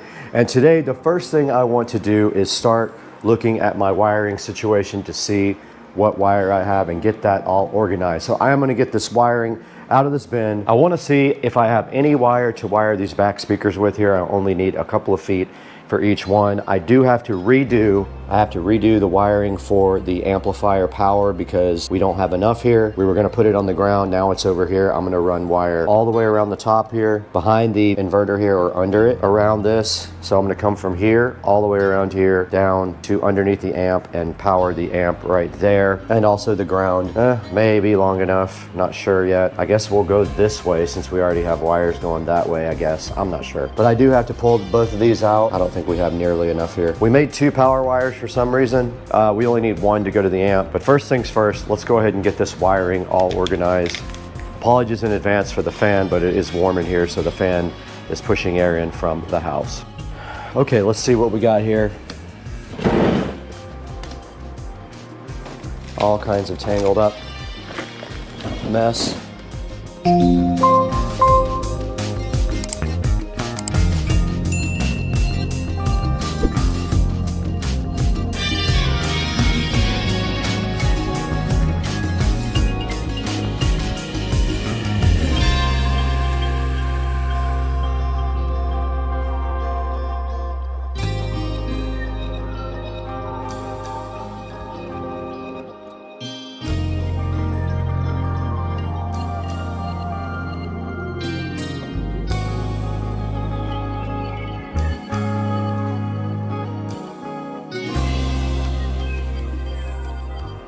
All right, so now I'm gonna take the power wire for the amplifier and run that again because we don't have enough length here to go all the way around and I want the installation to be clean.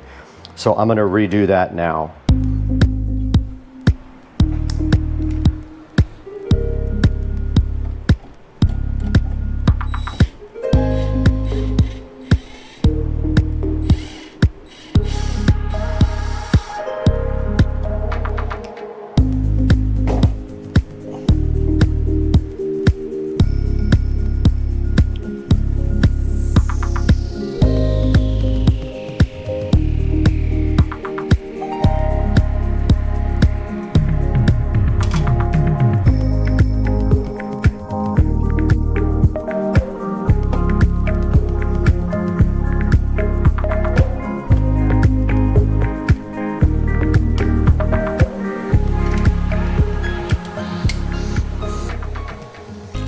All right, so that'll feed from there like that. And then I need a new power to go all the way around. Oh, I do have enough red. Okay, found my red, so we are definitely in business here. So I need to put a loop on this one. Go ahead and strip this back.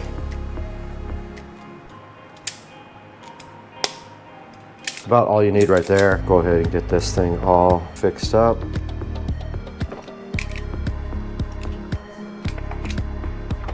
Good to go. That's going to be going around and down to the amp power. So that's all of our power.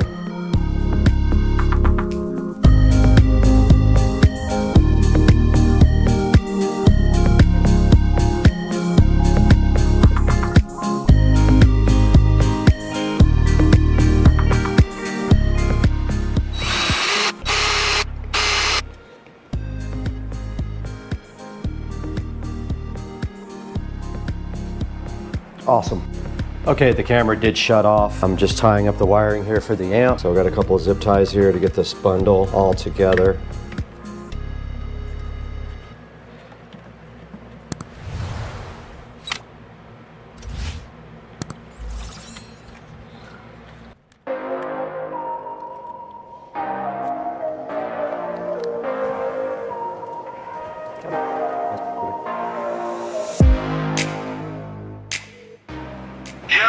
Hey.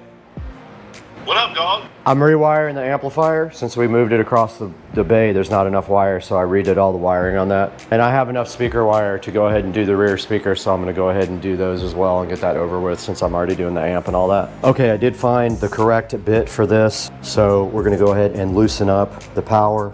All you do is spin that open, and we need to create a jumper as well for the remote turn-on wire because we are using the battery to power everything. I'm gonna leave a little bit of extra wiring here so I can move the amp around. There's gonna be empty space behind it.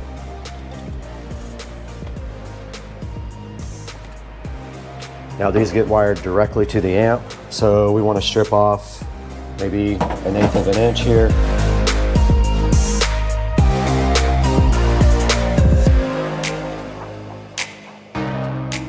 But let's make a remote turn-on wire jumper. So we just have this little turn-on wire. We really only need to go like just a little loop.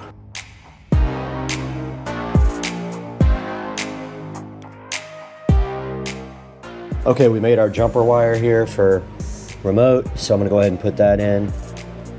It is way too long of a strip. Go ahead and tighten that down really good. And then this guy just loops around like so.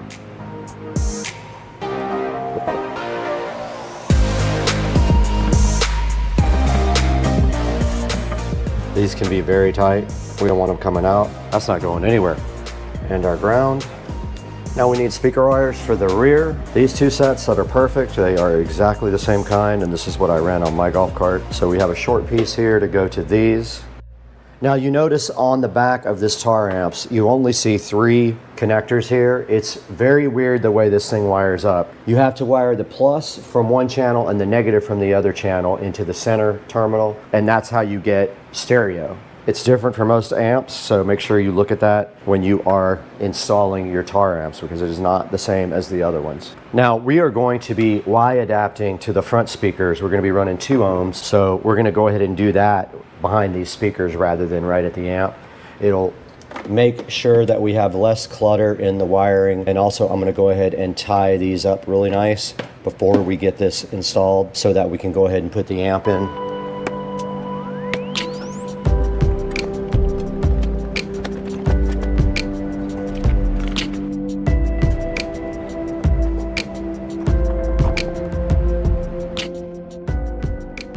Okay, I am making jumpers for the rear speakers, and I'm going to go ahead and put the connectors on them and get those all heat shrunk.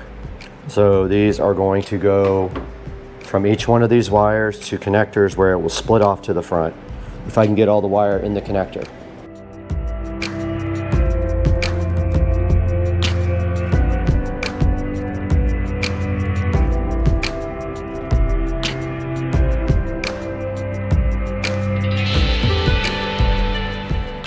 From the amplifier, it will also split off to the front, hopefully, if we can get all the wire in there. I don't know if we'll be able to. I really want to try. We're not using electrical tape. We're gonna have to strip off much more than that though. Yeah, I don't know how we're gonna get 2 wires in there. That's not gonna work.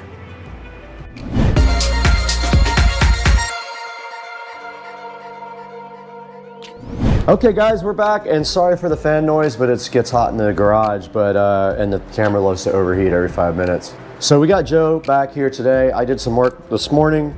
I got the amplifier wired up, just 2 of the 4 speakers so far. I got the amp power and ground extended and run to where it's going to be. So our next step is going to be, Joe is going to pull out wiring that's going to go from the back to the front of the cart for the front 2 speakers. So he's going to leave enough wire to go all the way to the front, and we're going to tie this in the back. And then I'm going to have him also pull wire for the subwoofer. So we're going to pull 1 wire to the back for the subwoofer, and that's going to be bridged on channels 1 and 2. So what do you think? Are we ready to start doing this front wiring? Okay. Yeah, and obviously one thing to know is that we're going to be jumping off the wire that leads to the back rear speakers to feed the front speakers, because all 4 are going to go on 2 channels right now. That's the plan. That is the plan. We're going to run 2 ohms on 2 channels, and that should put some power out.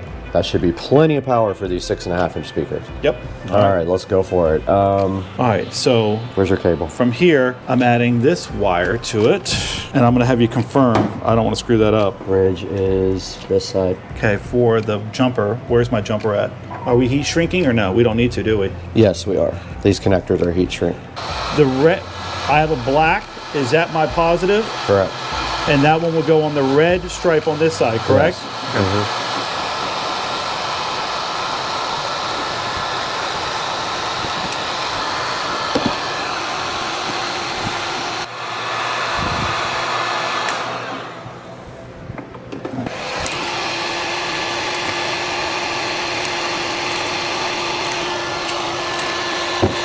I forgot to crimp it. I had to crimp it afterwards.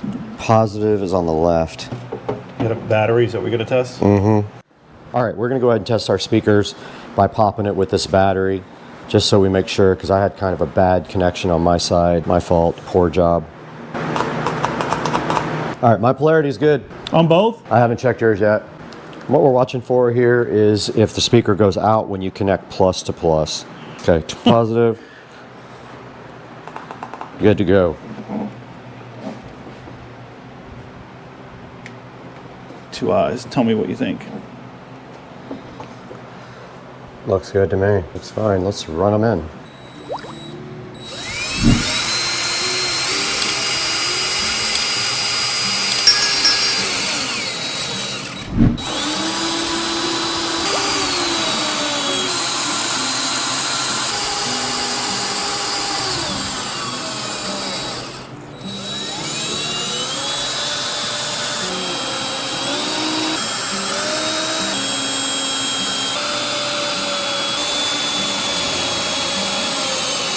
All right, that's done. Good to go.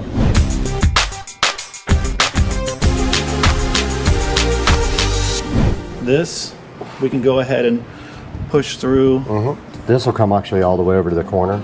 Keep pushing. Hold it there for 1 second. Okay. Let me get some cleanup on this wiring real quick before we pull it all the way through.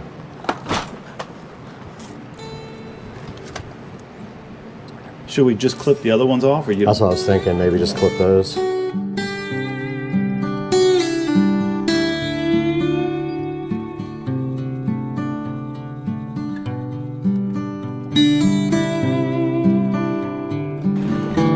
That's what my wiring run's gonna look like.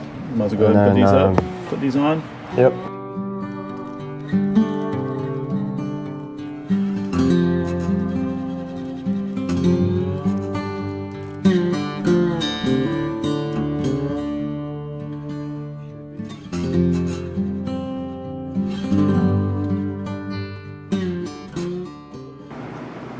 It's too bad we can't come over to the side because we've got this plastic under here. I'll let you take a look. Tell me what you think. But okay. Oh, and this needs to come up. We're walking on this. What is this?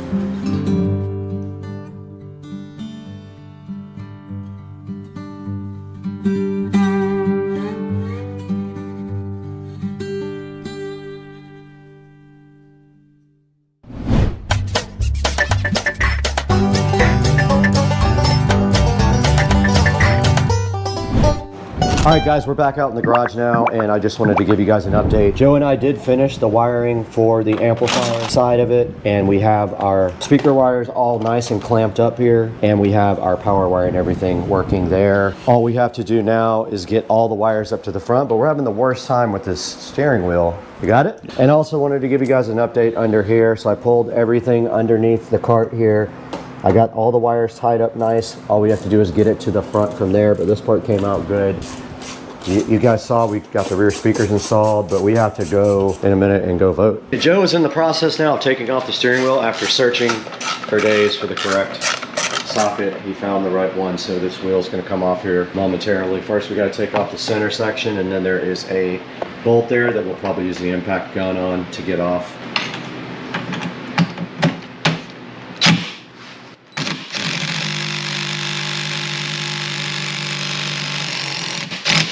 Thing's always a pain. All right, Joe's gonna just try to yank it off of there. Let's go. That's it. Good job, man. Got it off.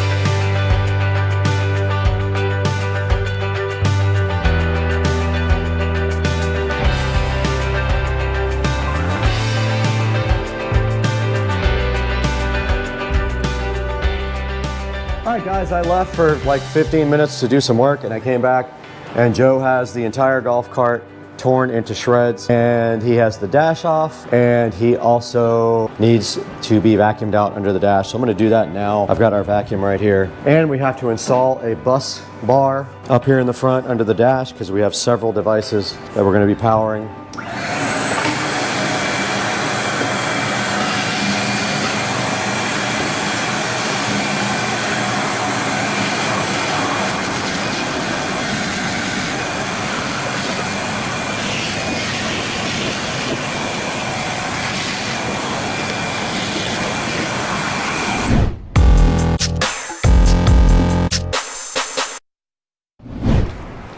All right, we're back out here. Joe got the whole entire dash just assembled, and I'm about to clean the inside of the dash for no reason. All right, so this should be done. I got to pull the ignition. So I have hazards, but I don't think I'm going to worry about them. I don't really care to have hazards. I don't use those either.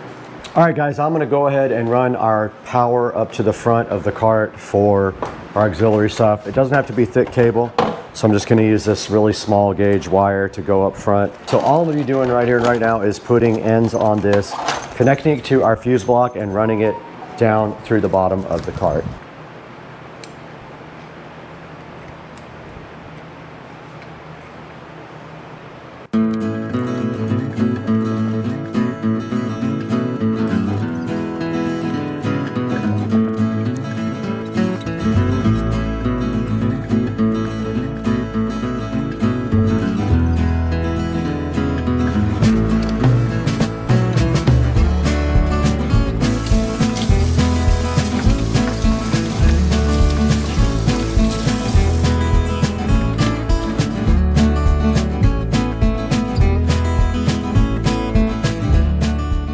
You think it's too close to be able to get something in there? Not if we use spade. Nice one. No, it's fine. That's fine.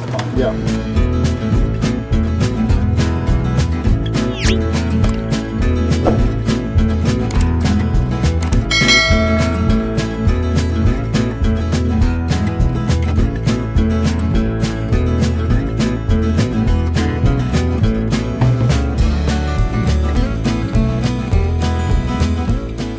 Oh, you need to pull the speaker wire through. Keep pulling it all through. I gotta get it taut first, all right? Speaker wire, keep pulling that speaker wire. So we're just gonna do one wire around it. And then I'll pull everything tight before you zip tie it. Okay, we're under the cart now, and Joe is finishing up pulling all the wires to the back. We've got our 4-set RCA cable, we've got a auxiliary power for the bus bar, and we've got our front speakers all pulled up to the front. We're getting all that finalized, and I think the next step is connecting our bus bar up front and getting our dash set up. All right, we're missing one of your 12-volt adapter things. All right, I'm gonna go ahead and put terminals on these guys. All right, we're over here on the table now, and I've got the 2 USB to 12-volt adapters here. These are going to power the tablet charger and also the Bluetooth adapter. So what I'm doing right now is putting ends on these so they can get connected to the bus bar. So I already stripped them back. I've got my ends right here, and we could actually use red. They're so small. I'm gonna switch to red, dude. These are tiny wires.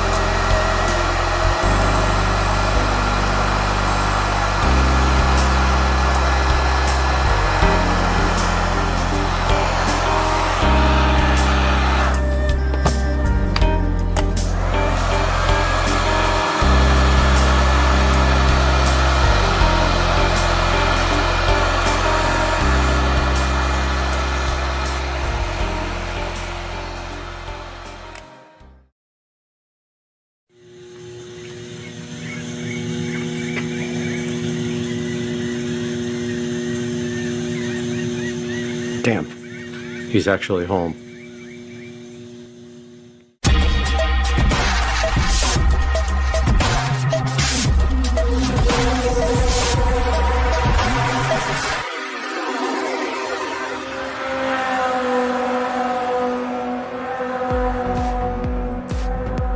Hey guys, welcome back to the channel, and today we have a special treat for you because in the mail today, this beautiful box came in and it had this lovely case that says Tesla, and we're going to look at that right now on Supercar Street Racing. Welcome back to the channel, and today we have this Tesla mobile connector straight from the wonderful company of Tesla to my doorstep, and now it is sitting right here, right now on this table, ready for us to crack open this beautiful upholstered condom and reveal what is inside. So let's go ahead and do that now.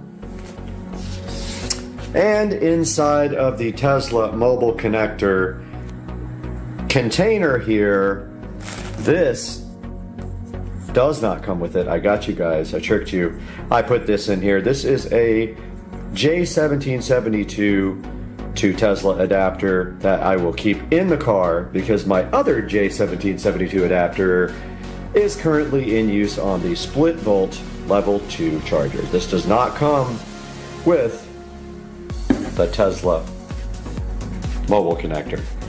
Yes, it is called a mobile connector, not a charger. Tesla chose to do that and also to mess with your brain in the process.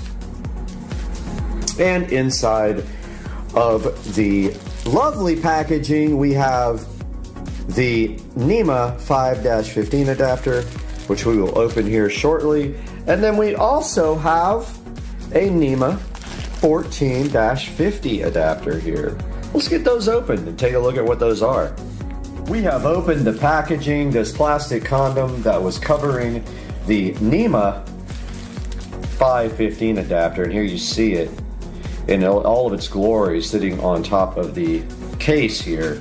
What is a NEMA 5-15? Well, that is the standard US wall plug right here. And there is how it plugs into the Tesla mobile connector on that side. You just plug that bad boy in, and that gives you the ability to charge with a standard household jack. And if you are not driving very much, if you're driving your car once or twice a week, this is fine for you. It might not get many miles per day, but it will be enough to get you by. Or you go somewhere on vacation that does not have a charger and you need a few extra miles while you're sleeping, this NEMA 5-15 outlet is what you want in your life. And then we have another adapter here. It is a NEMA 14-50 outlet.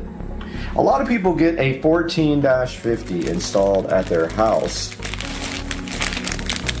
So, should we open this and take a look at what's in this plastic condom? I think we should.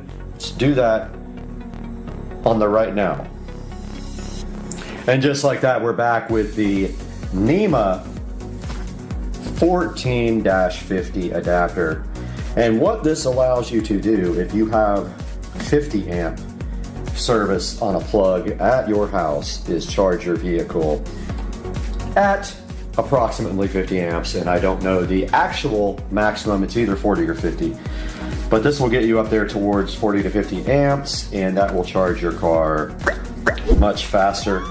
And if we see the front of the amazing Tesla mobile connector here, it's very simple, very clean, just the Tesla logo here on the front, and then this is where you actually plug in the adapter for either the 14-50 or the 5-15 plug. Tesla decided not to give you anything else besides these things. I guess they figured if you are smart enough to buy a Tesla, you're smart enough to figure out how to operate this device, which is basically plug it in and start charging. And so let's plug this into the car and see what we get from the standard plug here. I'd be interested to see that, would you? And we hear the mighty hum of the club car charger charging up this beast. However, the batteries are on their last legs. So we are going to have to get this upgraded very soon. Within the next month, we're doing lithium and a AC conversion. And regardless of that, we have to plug this guy into the wall in order to charge. So let's get this guy plugged in. Oh, I don't have any free plugs. I mean, my neighbor's got some outside.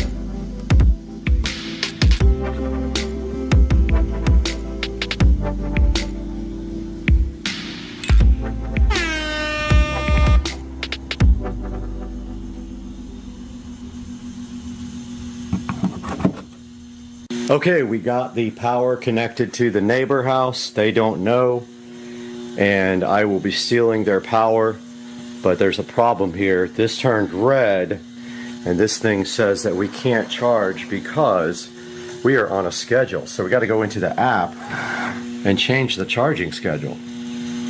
Now that we have the schedule disabled, it's still not charging, but now we are at our limit of 90%, so let's raise that a little bit. Even though we raised the limit to 95, it is not charging. I am going to remove the charger from the port here and then put it back in. I didn't even know that button existed to remove it. Oh, and it has said to us, we're closing the door, so let's try to reopen it. Let's see if it'll charge now off the neighbor's power. Ah, it turned blue. Now red. We have a problem. Charging stopped. 90%, huh? Okay, let's see why. And now we have moved power off of the janky extension cord to power inside of the house. And you can see this green light come on. And it is charging now. There's no indicator on the screen. Now it is. And we can probably see what the charging rate is going to be here momentarily. Back in the Tesla app, and we do see now that it will take us 3 hours and 20 minutes to reach the 94% limit from the 90% limit using the 110 volt adapter here at the house on the Tesla mobile connector. We cannot steal neighbor power. It will not let us do it with this extension cord. Alright guys, we are back here with the Tesla mobile connector, and we have proven that it does not like this extension cord for whatever reason. It may be that there's no ground. It might be that the cord is too small to handle the load. We were not able to steal power from the neighbor, unfortunately, to charge. He's still there too. To charge the car, and we can see that it will take 3 hours and 20 minutes to charge 4% of power. So you're talking about what, I don't know, 4 hours for 4%. So that's gets quite a bit of time, but if you don't drive the car very much, that's probably fine. You could charge it with a 110 volt outlet all day long and then drive the car once a week. So that's it for today's video. Hope you guys really enjoyed the Tesla mobile connector, and this mosquito's trying to bite me as I'm doing my outro. But we'll see you guys next time on the channel. Hope you enjoyed it. I know, look. Get him. They're priceless.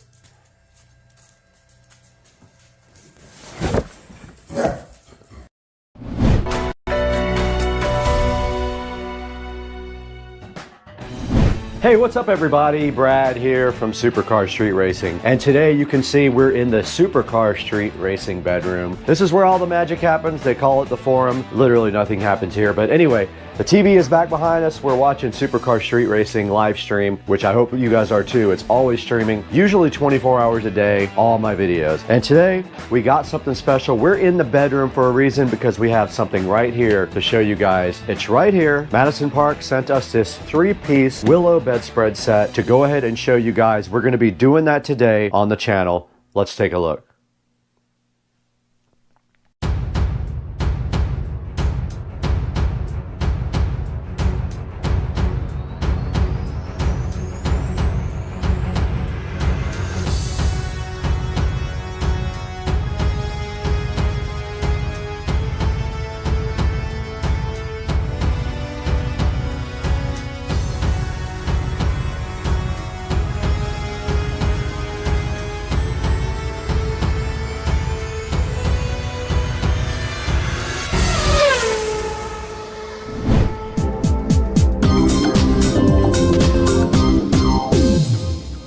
We are back and we're in the Supercar Street Racing bedroom today. This is the master bedroom because I need a big room for my office. This is the guest bedroom actually, but I do sleep in here. This is my $10,000, $11,000, I forgot how much, Tempur-Pedic bed that I bought. I've had it for about 4 or 5 months now and I absolutely love it. But Madison Park reached out to me and wanted to know if I would like to check out one of their summer collection, anything that I wanted from their summer collection, and I picked out the Willow 3-piece bedspread set. And this is it, sitting so fresh and fly directly in front of me on the bed. And we can see right here, they have a picture of a bunch of their products on the front of the thing, and it's in a plastic container, just like a lot of the bedspreads and pillows and stuff come in. This is made by Madison Park. We will have a link in the description to it. It is the 3-piece Willow set. You can see right here, it is for a king size bed. What I would like to do is get it directly out of the packaging right now. And what I want to do is go ahead and wash it and get that over with, and then figure out whether we're going to put it on this bed or the king size bed that is in the office slash master bedroom is what it really is. So what we need to do right now is get this Willow 3-piece bedspread set out of the packaging while you guys watch and take a look at what it looks like. Let's go ahead and do that now.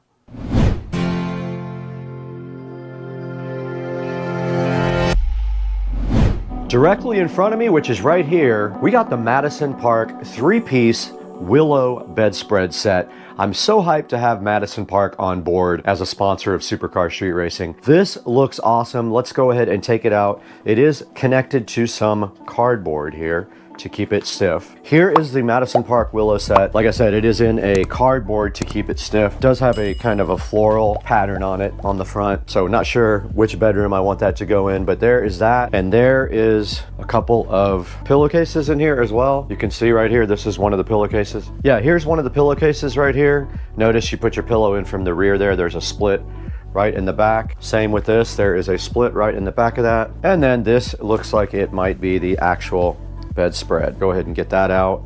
And there's the bedspread. It is kind of cozy. It has tassels on the side and a flower-like design all over it. It's pretty heavy. I like that. That's kind of what I need. I keep it very cold in here, so the heavier the better. Let's take a look at that actually on the bed. It's nice and heavy, so it feels like it's high quality.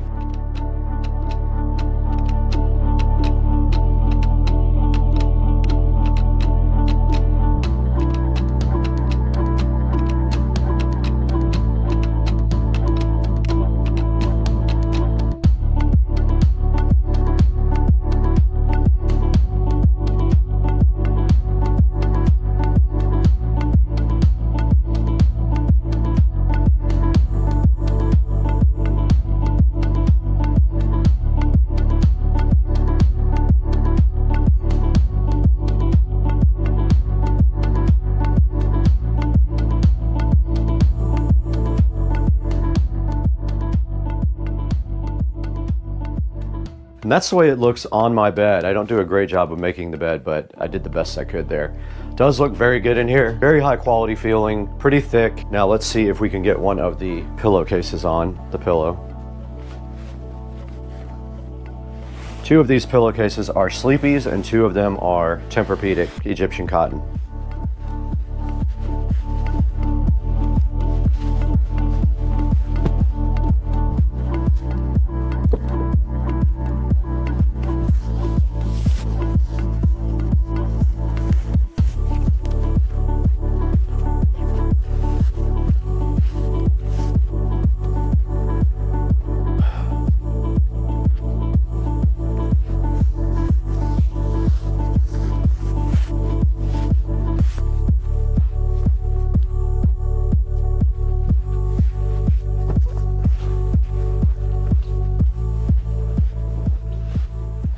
Does it have a tag? Machine wash with cold, gently and separately. Do not bleach, tumble, dry, low. All right, now we know what we got to do. Let's do it.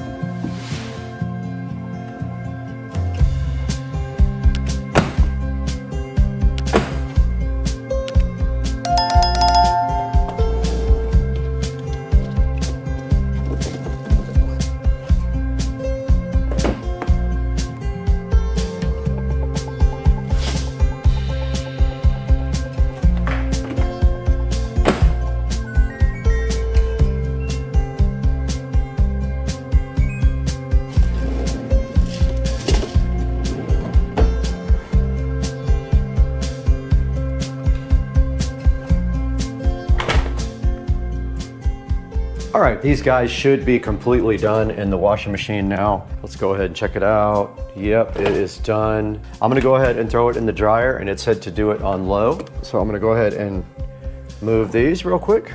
I'm sure they smell good. I can't smell, but put this on low like instructed, and hopefully it doesn't destroy the tassels. Tassels don't always stand up to dryers well. Let's see. Low temp dry. And it's off to the races with those guys.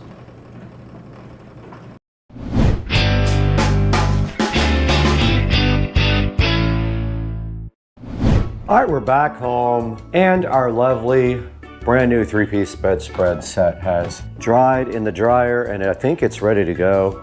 All we have to do right here and right now is get this out and get it ready for the housekeepers tomorrow. They will put everything on the bed for me, but we first have to deliver this into the house because we also have to wash all the towels tonight or tomorrow morning. So I have a spot right here for all the bedding. It just goes right there. That's all I have to do. And tomorrow morning, I'll get all of the towels out. I'll wash those, get the bedding ready, put it on the bed, good to go.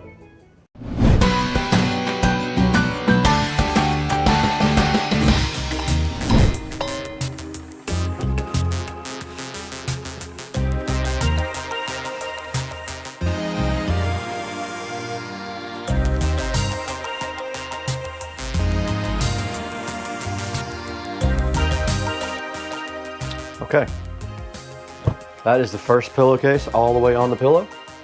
Looks good. Let's get the other pillowcase. So to get them in, you do one side and then you do the other side. That's what it looks like on my bed. Looks good. I would probably use another blanket on top of it to keep me warm. It's not as thick as the old comforter that's underneath here, and you can see it looks pretty good in the bed. We'll get some pictures as well of this. Hey, what's up everybody? Welcome back to Supercar Street Racing. Brad here in the Supercar Street Racing Studio B today with Madison Park, who reached out to us and wanted to know if we'd be interested in looking at their summer collection. They wanted to promote their summer collection for you guys, and we have a bunch of summer collection things available here, but we picked out the Willow 3-piece bedspread set. Now here's a look at their whole summer collection. They have a lot of stuff in this collection. They have furniture, bedding, and all kinds of cool decorative items available in the summer collection, but we chose the Willow 3-piece bedspread set. And you guys saw it, we did go ahead and put it in the master bedroom. We washed it also, and it did stay in my master bedroom. It has a nice big oversized bedspread, and then it has two cool little pillowcases that go along with it as well. Madison Park has so many cool things for you to choose from. This is just one of them, but take a look at this cool bedspread here. And you guys saw how neat it looked up on the bed. It does have like a floral pattern on it, but if that's not your style, you can go back into their summer collection and you can find all kinds of goodies here.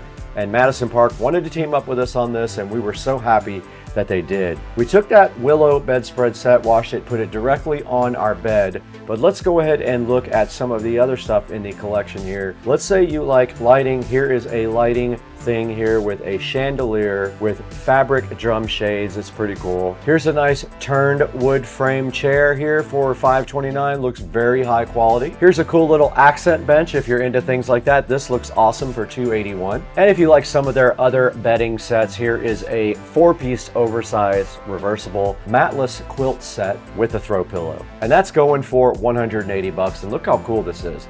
Look how nice that would look in your bedroom or your guest bedroom. Here's a bunch of their other bedding sets also. Please take some time and go through the Madison Park website and see if anything there catches your eye.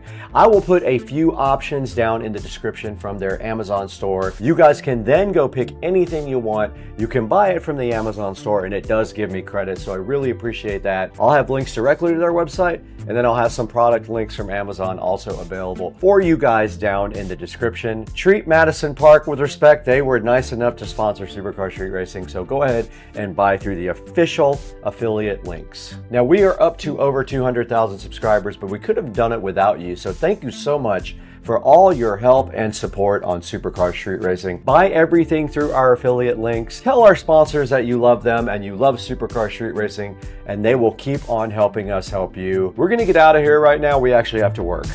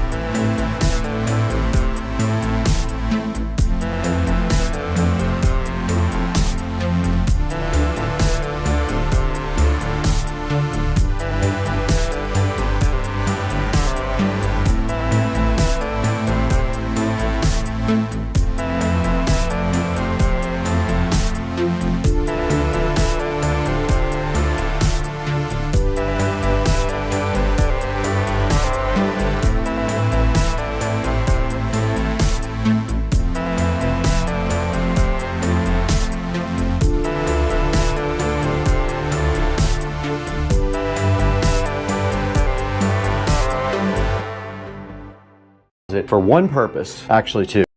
To feed my whole home audio system here, to also feed bass to all my subwoofers with this bad boy EX1200 subharmonic synthesizer. And now it is also doubled as my live stream. We got the ASUS NUC 15 Pro right there, streaming right now on YouTube Live. You guys are live on this webcam right here. And then of course my YouTube silver play button is housed here, so fly and so fresh. And so today we're taking a different look at a WIM product because this one actually has a built-in amplifier. So that's going to be kind of exciting to see exactly what that can do for us. And all that is sitting right here on the table today. So I'm so hyped to get this opened up. Let's go ahead and start this unboxing session, but I don't know what to get first.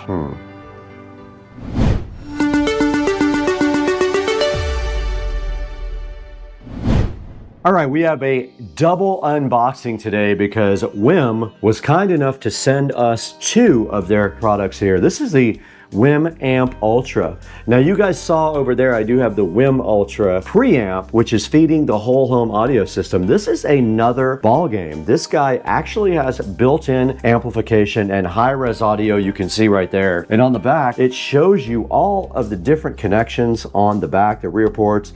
It looks like you've got a nice optical jack, so that's Toslink. You've got HDMI, and that's only for ARC. You got USB, LAN, you've got a input here. You've got a right and a left channel amplified out, and you've also got a subwoofer output. Now notice there is no RCA outputs for this, so it does not have outputs to feed an amplifier. And it shows you what's inside the box. We should be getting a WIM Amp Ultra remote, a user guide, a power cable, an HDMI cable, an RCA cable, and an optical cable. You get all that with it, and banana plugs. They give you banana plugs. Now, who gives you free banana plugs? You can see right here, this guy supports Dolby Audio and HDMI, and it does support Spotify, Tidal, Google Cast, and Alexa, and so much more. It does YouTube music and plenty of other streaming services. I know that because I use it every single day over there in the audio closet. And that's a look at the box for the WIM Amp Ultra, and then we have right below that the WIM Sub. Now this thing is an 8-inch subwoofer, and I have heard some complaints online that it's bigger than most subs. And we got our SCSR compound knife here. It's our Smith & Wesson knife. I love adding extra subwoofers to my house. You can never have enough bass. And it is kissing the Serwin Vega subwoofer. The packaging is very nice. Here we have the WIM Sub, and inside of this box, another box, and it appears to be upside down.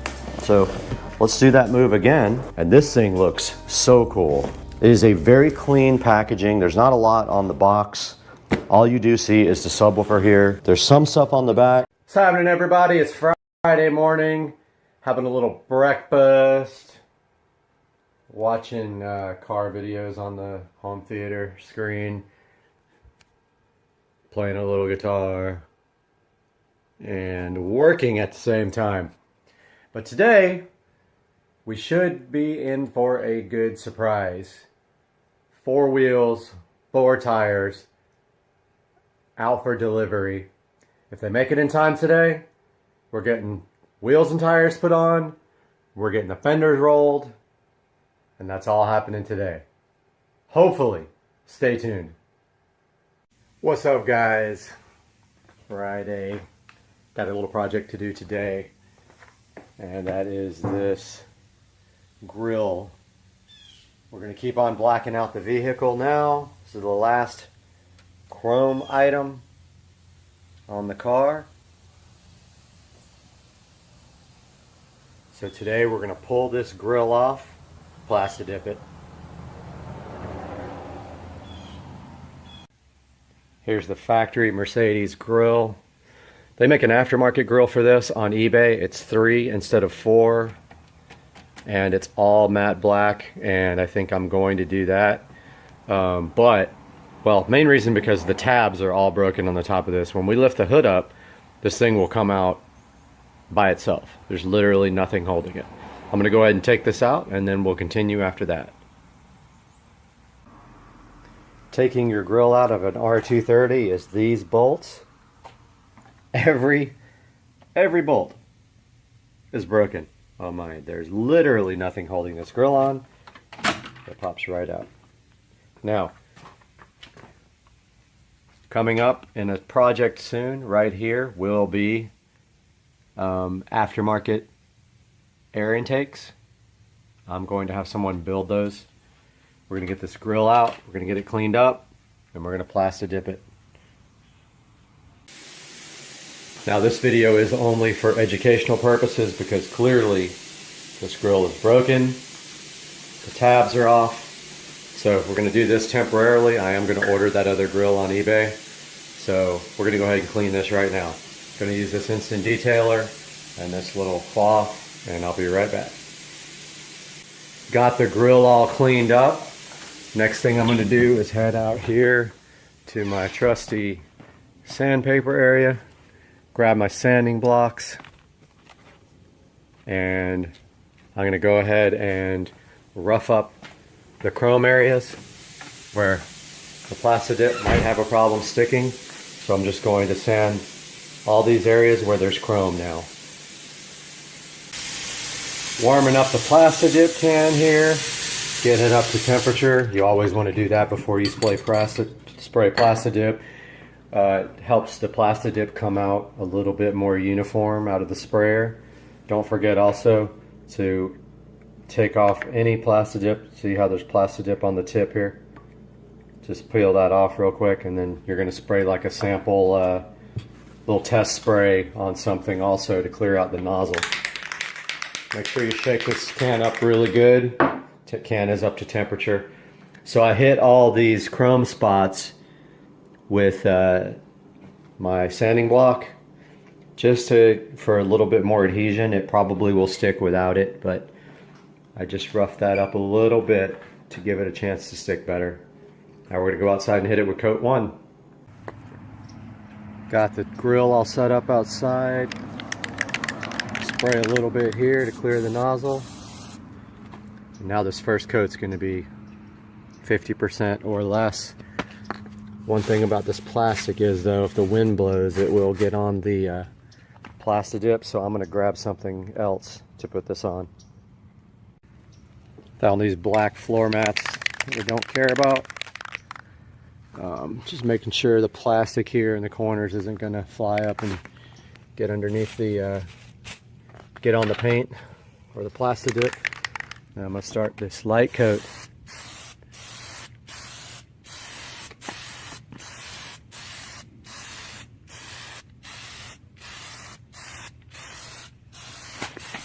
This first coat, you want it to be 50% or less coverage. Don't forget, you got to get from all angles.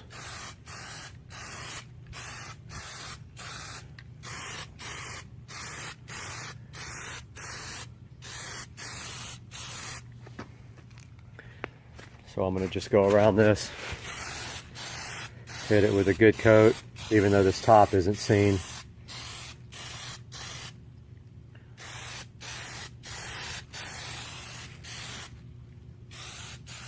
Got a few splatters right there.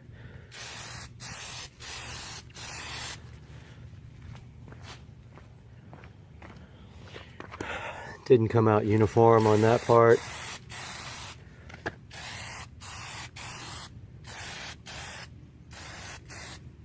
That's okay, we'll fix that later.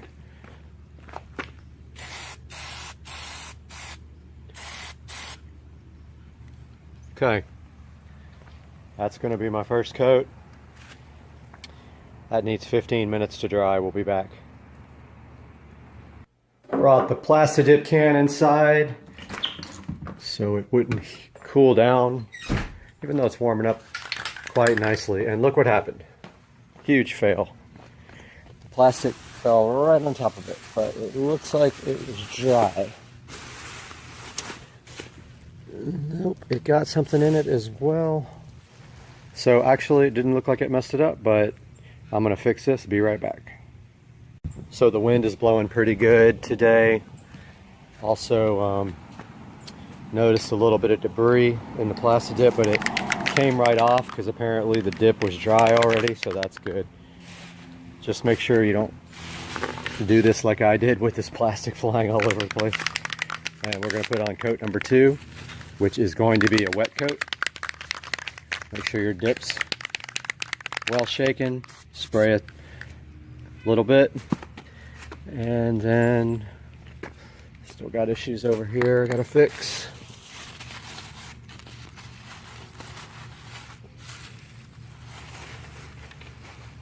Don't care about it getting on the driveway, it comes right up. Looks like I missed this side, but here comes coat number 2. This is going to be a wet coat, twice as much as the first coat.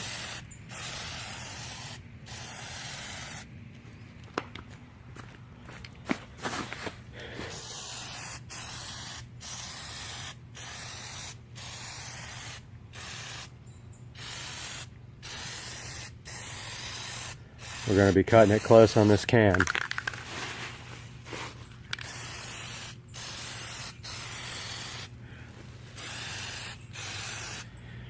But it might work.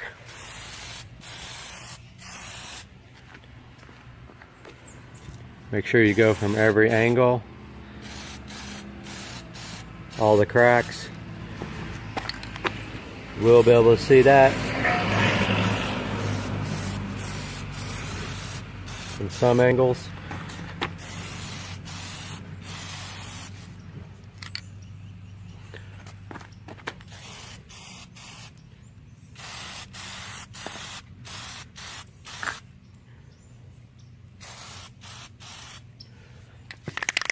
Can is almost empty. We might have enough for 2 more coats.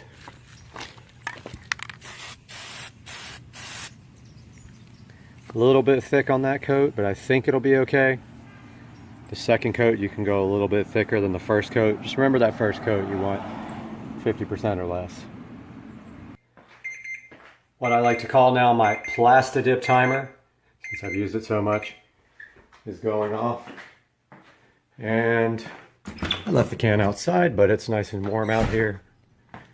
So we're coming out here for round 3. It looks good already. I'm going to try to get some of the areas that didn't get done this time first. Forgot to spray a little bit before I did the first one and it splattered a little. So remember to do that. And here comes the debris from the wind. I'll let the wind die down a little bit.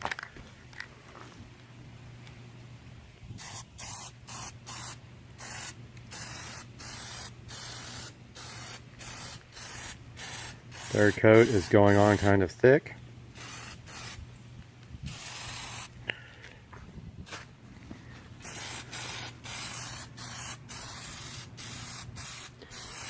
Do want to kind of get this top part because when the hood opens, you will see that.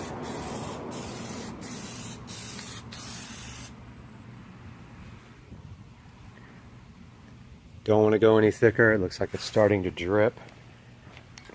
Really thick in some places, but I didn't get it underneath there.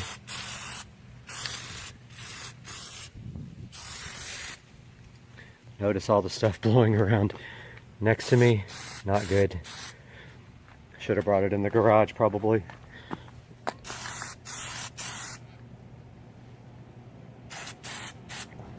And that's going to be all for this coat. One more coat and we'll be done.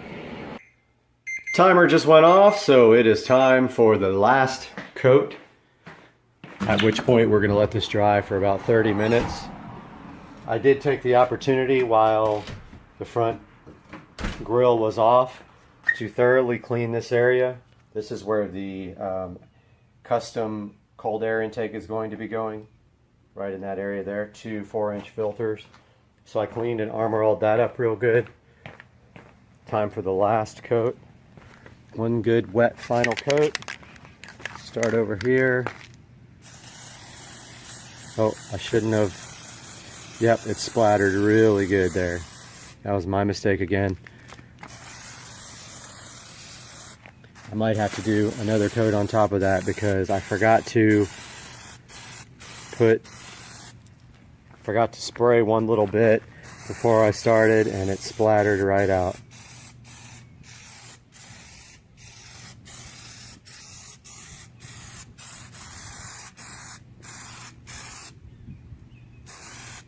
So I might have made a mistake there. I'm gonna see how it dries. But man, I was doing so good and I forgot to spray a little bit before I started. And it splattered out pretty bad. So I'm gonna see how that dries. But it's gonna be really hard to get that off of there now.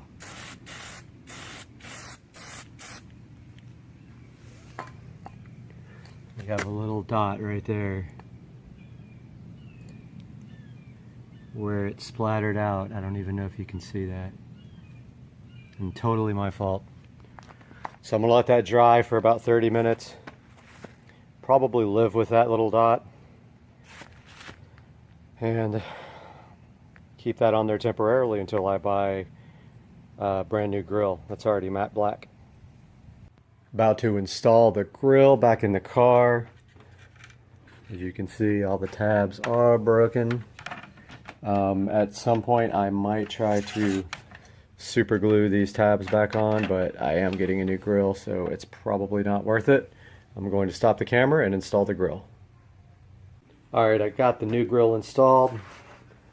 I say installed, it just kind of sits in there, but that's what it looks like. It came out really good.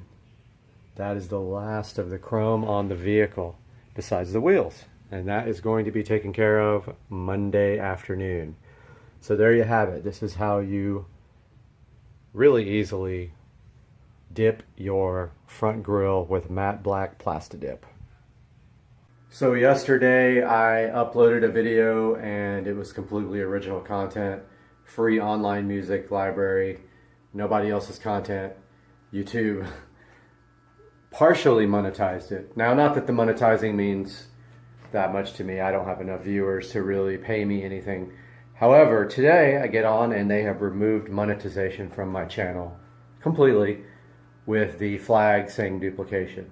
Now, I've never duplicated anybody's works, and when I have used copyrighted music before, this was way before anyone else was using YouTube. They removed the music recently and I had to put nothing in there or free music in it. So now here I am, no explanation. My channel's been demonetized, but whatever. I'm going to keep on making content. I will email them, but meanwhile, I hope you guys enjoyed this video. We are inside the Tesla, about to watch a video about me buying the Tesla. Pretty crazy, and we are watching it as it premieres on YouTube. I love this car. In there that it says to do, and we have our accessories left, and our hose goes in like this. All right, after doing a brief amount of reading, I'm an idiot, of course, and this is where everything goes. The only thing I did not figure out is what that's for. Your accessories all go in this bag, and then the bag can attach to the side of the actual unit. There is a little thing here to hold it right there. All right, let's walk over to see Rich and Patricia.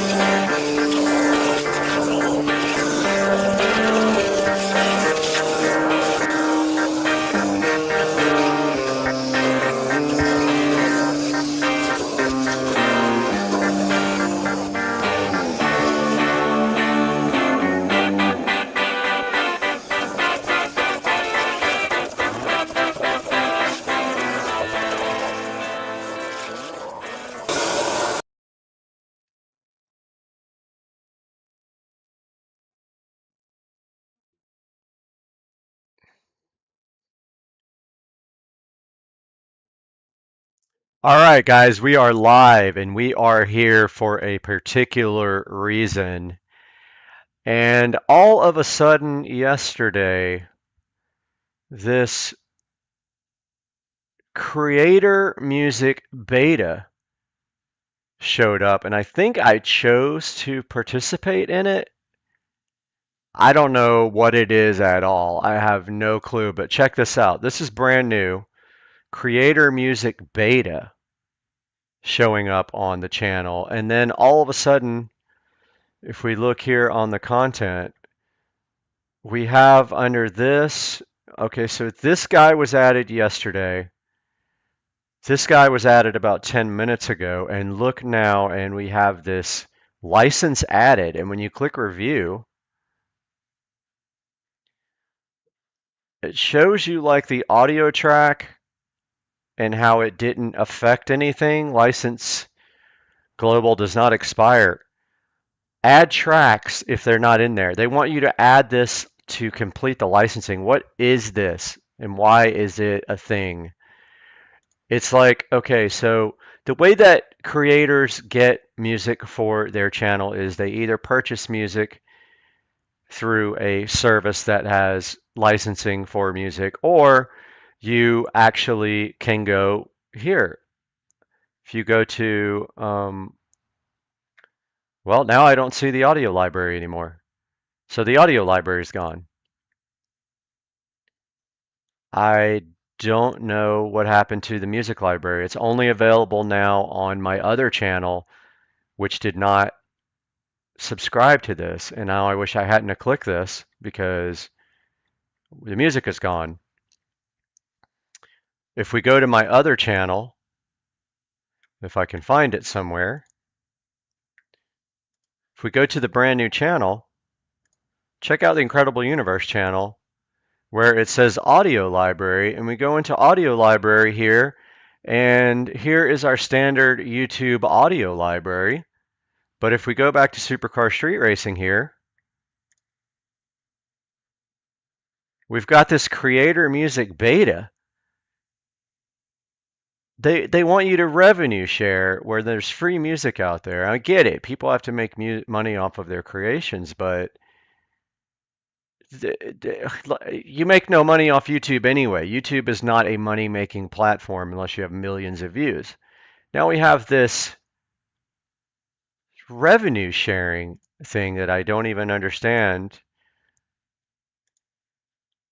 That I guess you go in here and you click 0 and this is free music. I mean, I don't know what to think about this new creator music thing that popped up.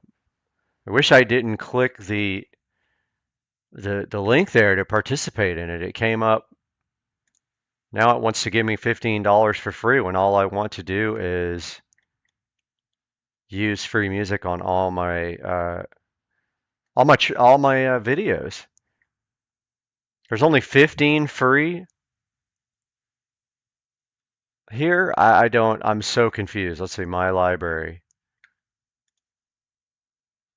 I literally don't understand this. Now, thank goodness I have almost the entire YouTube music library downloaded already.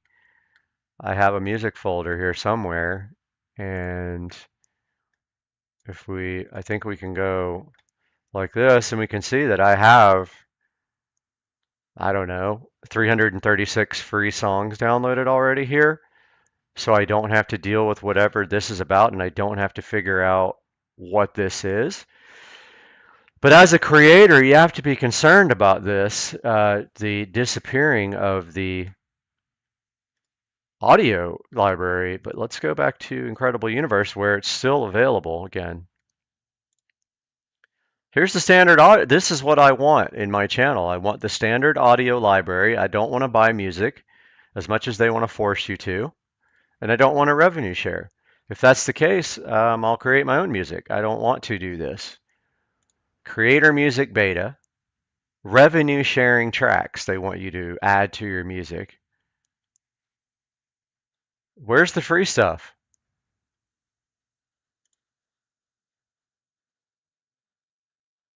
It all says 0. but yet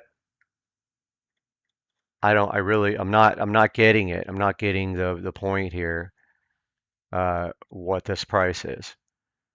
It's telling me, let's see, I can say buy license. I mean, I don't even know what this sounds like, but let's listen.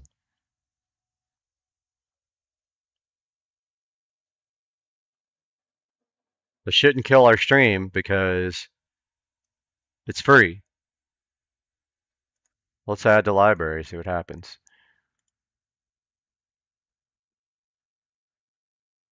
Okay, so now my library, I have this song, it was 0. Buy license.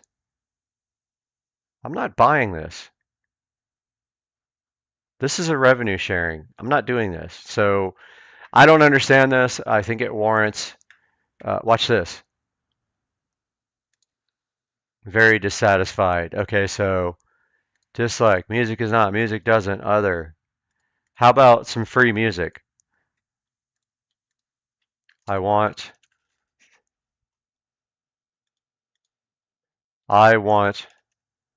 the free library back.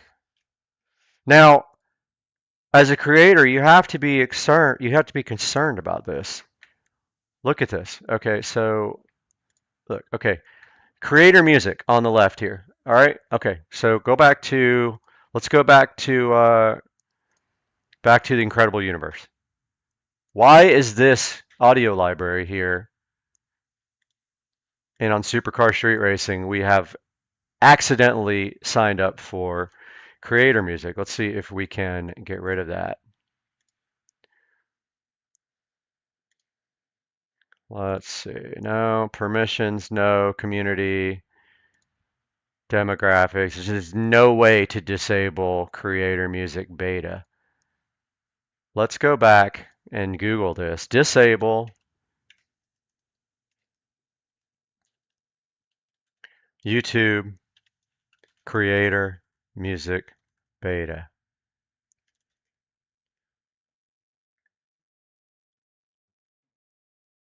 No, it's all creator music. It's all creator studio. And here's the fact about this. So this is going to take over. This is going to take over where the audio library was, guys. Look at this. This music situation on YouTube is literally out of control, and you can't really do anything music-wise on YouTube. Forget about using any commercial tracks. If you do, you won't get to monetize your video. Even though a guy like me, let's be honest, what do I make? $100 a month on YouTube.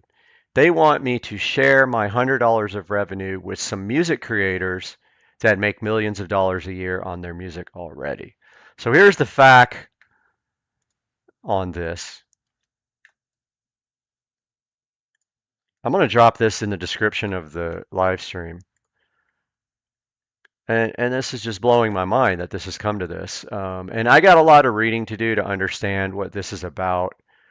And let's go back to Incredible Universe, which is a new channel, which I just launched here. And you can see here, this guy still has the audio library. But the funny thing is, even though I have a channel that has 3,000 subscribers, I had to literally start over with the Incredible Universe. And I have 1,165 subscribers in about 5 days, which is absolutely amazing. I have some videos that are taking off here, but I still can't monetize until I have 4,000 watch hours. And if we look at the dashboard here, I have 30. So guys, check out the new channel. I wanted to get on here and rant about this stupid freaking creator music beta thing and hope that I don't get, shut down in the process doing it and I lose my live stream. But yeah, this is the reality of what is happening with the YouTube. the music. How do we change that? I don't know, but at this point, I'm gonna stop the stream, guys. Please let me know in the comments what you know about this, and we'll see. All right, Ace Windows and Doors is here today, and they are going to be installing my brand new door and my brand new viewing window. That's all coming up today. Stay with us. You're going to love this. It's going to match the garage now. Hang out.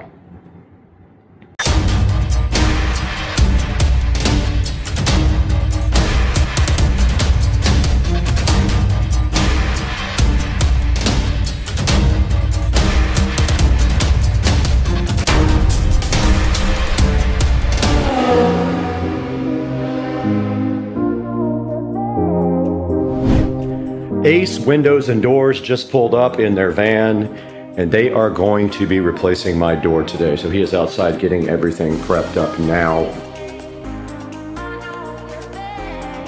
Okay, the installer is prepping to install, and you guys will watch him while he does it.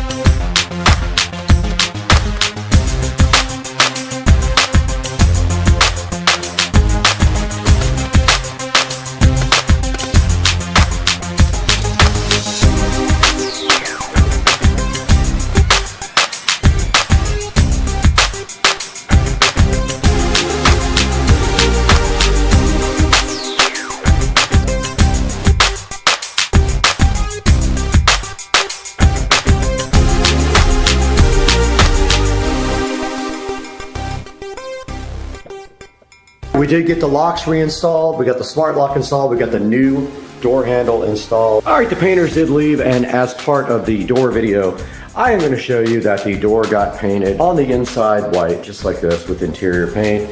And then if you step outside, and by the way, it is pouring down rain right now, and it has been for like the last hour. It's starting to slack up. But if we take a look outside, they did paint the outside of the door black. So there we go. This project is done. Got the new door, got the new viewing window.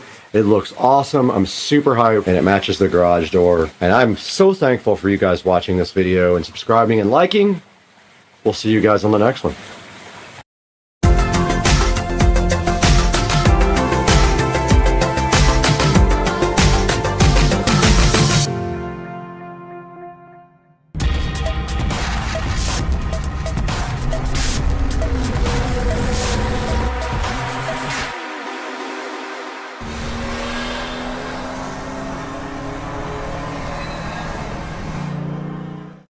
Hey, good morning guys, Supercar Street Racing here, and today is a big day. It actually was the other day, but I've been sorting out a few issues. I got the E93 back finally after 2 weeks.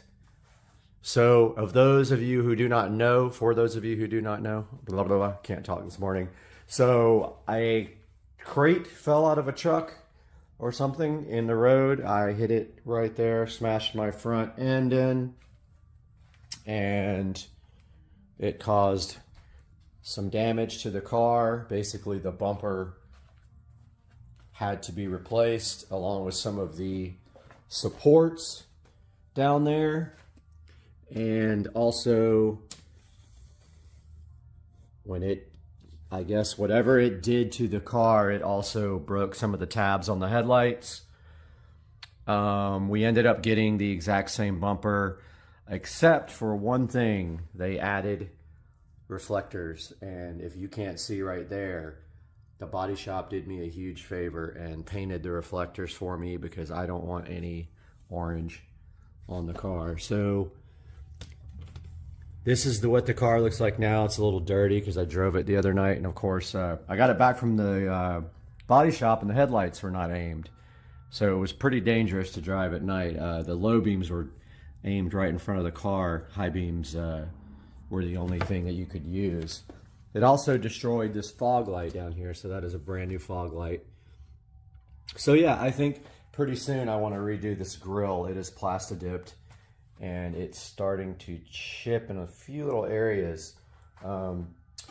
It's pretty easy to take out. I did a video about how to do it. But yeah, so also big news, when the car was in the shop, I actually got the hood painted. The hood has been rock chipped literally since the day that I got the car. So it also had a bunch of tar on it. Sap marks that would not come off. So I did pay the painter $350 to repaint my hood, and it looks absolutely fantastic. I'll probably wipe the car down here today, get all the bugs off the front because it's bad for the brand new paint.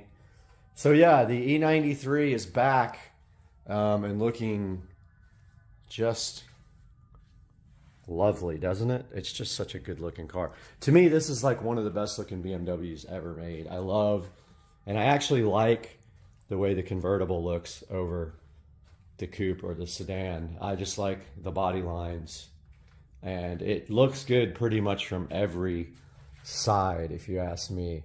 So yeah, got the car back. It looks good.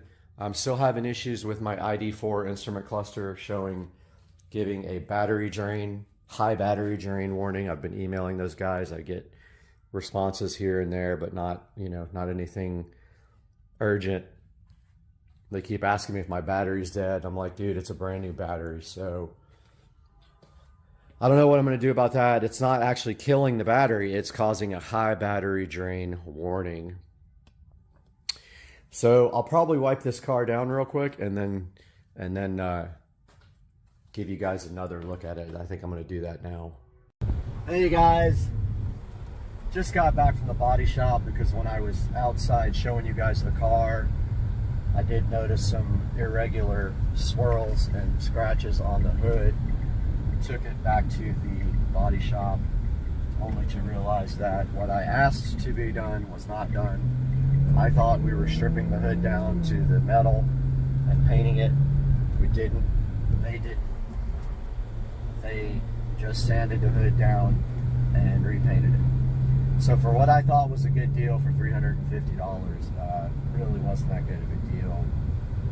We could have just gotten a brand new hood and painted it, or a used hood and painted that. It probably cost, you know, double, but it would have been perfect. There are some irregularities in the paint. There's some dimples and a few little specks of dirt, but at this point, I am like, I'm over it. I'm not trying to spend thousands and thousands on this car. The next big thing for this car will be a pure stage 2 turbo and a fuel system, so I can go 100% E85. E85 used to be $1.80 a gallon, and now it's $1 less than premium, so it's not even a good deal anymore. So yeah, so I'm headed back home from the body shop, and I got the car buffed out, and I'm going to take it to a little spot that I like to take pictures at on the way back and sort of do some video, I think, of it. And I didn't bring my tripod, unfortunately, but I'm going to do that now. Alright, we're heading to this spot where I like to take pictures of the car. I'm going to shoot some glamour shots here of the car. It's not perfectly clean, but it did get the front buffed out. There's probably some dirt on the back, but there's just one spot with a lake in the background that I really like, so I'm going to shoot some pictures and videos there.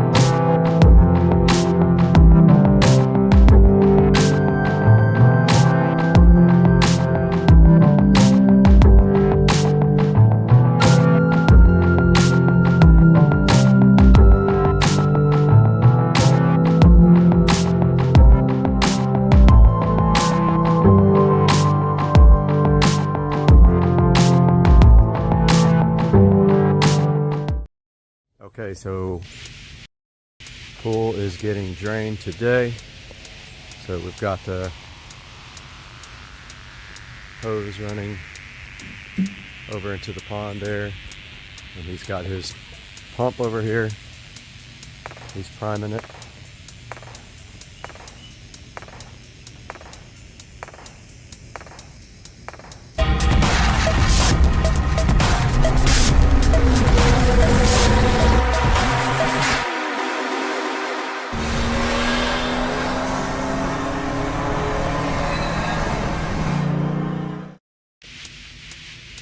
And then we will be able to see on the security camera up there. So he's priming the pump now to drain the pool.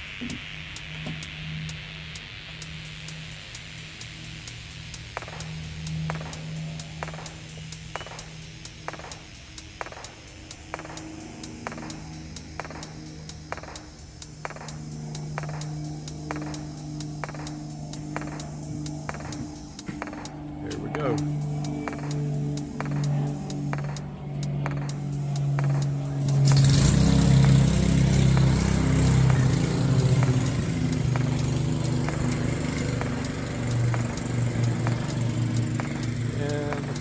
one.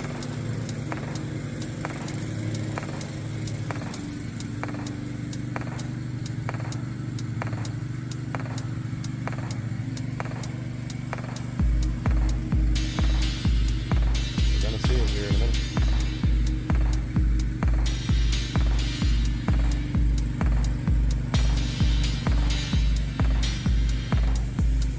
Nothing yet.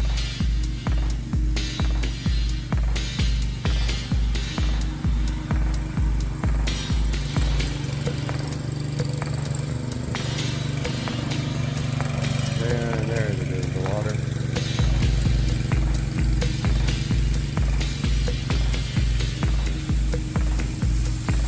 Check that out, guys.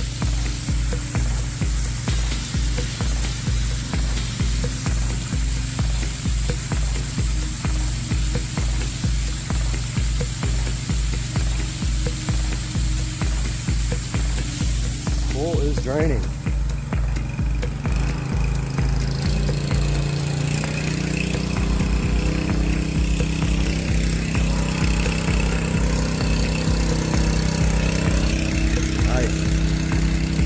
It's actually going a lot faster than I thought it would. That thing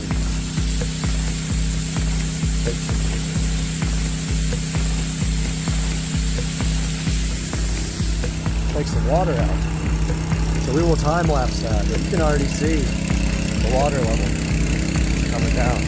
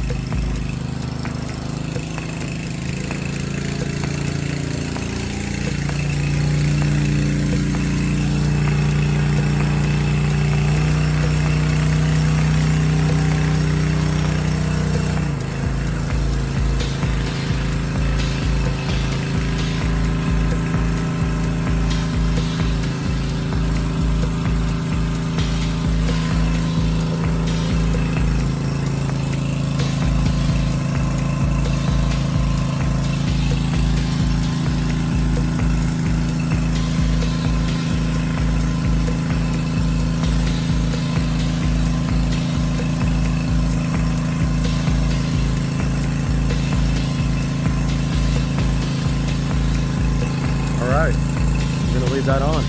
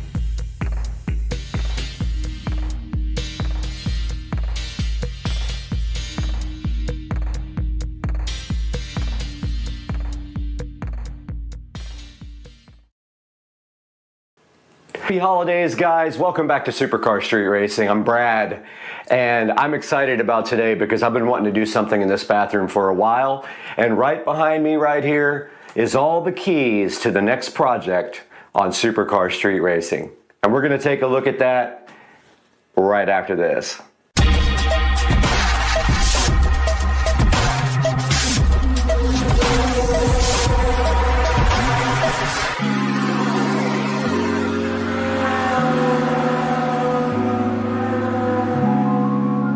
Guys, we're back for another episode, and you know we like to do projects here, and you're inside of the Supercar Street Racing guest bathroom with me today. And today, sitting right here on this counter, are the keys to the next project, at least part of them. Now, some of the stuff hasn't come in yet, but I am expecting a few things over the next couple of days. Now, that doesn't mean we can't get started and talk about what we're gonna do in here, and that's my plan right here, right now, is to go over my plans with you for this bathroom and tell you what's gonna happen next. So let's talk about it. We're standing right outside of the Supercar Street Racing guest bathroom, and when you're in the house, the orientation of this bathroom is my bedroom is right in here. Turn some lights on so you guys can see. And then when you come down the hallway right here, we've got the guest bathroom, and then through that wall right there, or those curtains, that is the home theater room. And in this closet is the SCSR control room for all the whole home audio. All sits in this closet. Alexa, turn the audio closet light on. Haha, not responding. And there it is. For some reason it didn't respond, but that is the audio closet, and that holds all the wiring for the whole home audio system. Now, right next to it right here is our guest bathroom, and inside of this bathroom was remodeled maybe 7 or 8 years ago, and I did a lot of the work in here myself. We did a new vanity, all new paint. I did the beadboard here with my table saw, and the chair rail up here, I guess is what it's called. And it came out really nice. I also had this idea to delete the medicine cabinet at the same time and put in beadboard there, frame it out, and then I ran power up to the little puck light there that is controlled by this dimmer. Now, this dimmer also controls all the other lighting up here. That includes the in-ceiling lighting, this vanity light here, and the puck light. So that is kind of what we're looking at here for our project. Now, you guys are familiar with the bi-cold mirror project that I did on my channel about a year and a half ago. Now, what this is, these guys are Wi-Fi enabled mirrors that have the time and temperature and weather forecasts on them. And they also are backlit, as you can see right here. And that is how they look without the backlight on.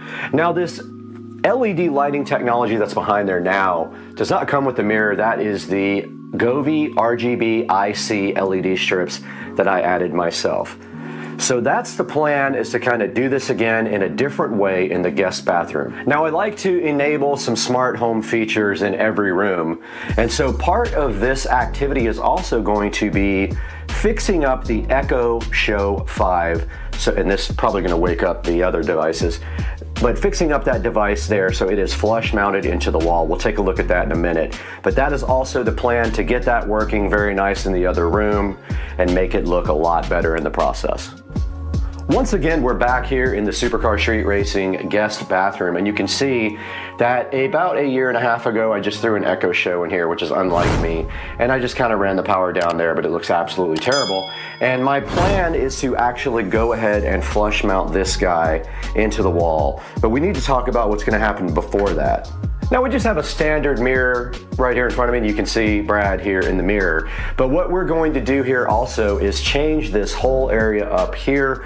And our first thing that we're going to be changing is we're taking out this old mirror, and in its place we're putting up the bi-cold smart mirror. But in this case, unlike the other bathroom and unlike this, we're actually going to have this guy go this way.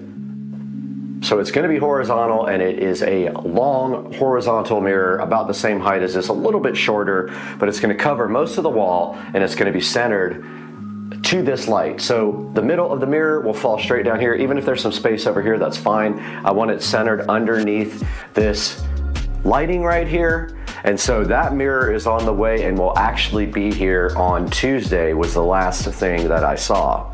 So my plan is to either put the Echo Show right here or there, depending on where this falls into place with the mirror.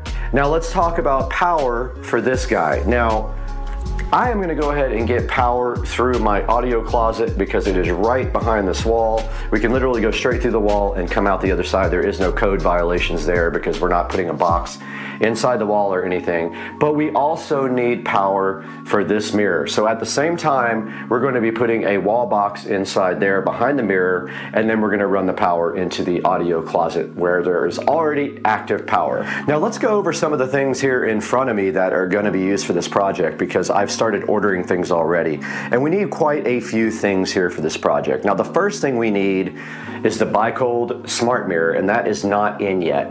But it is, I believe, 48 this way by 24 this way. So let's grab our measuring tape and see how that's going to look. Now this new Bicold Smart Mirror measures 48 inches, let's call it wide. So that is going to be about, I'm going to go ahead and measure that out and show you guys. Yeah, it's going to be about to here to here, and we're going to do our best to get the mirror centered underneath that. So we may have some space over here, which is fine, in which case we will run our wire down through the wall and get it out the other side for the Echo Show. Now 24 high is only, so this mirror here is actually 31. We're only going to have 24 of that, so we're going to have some space underneath also.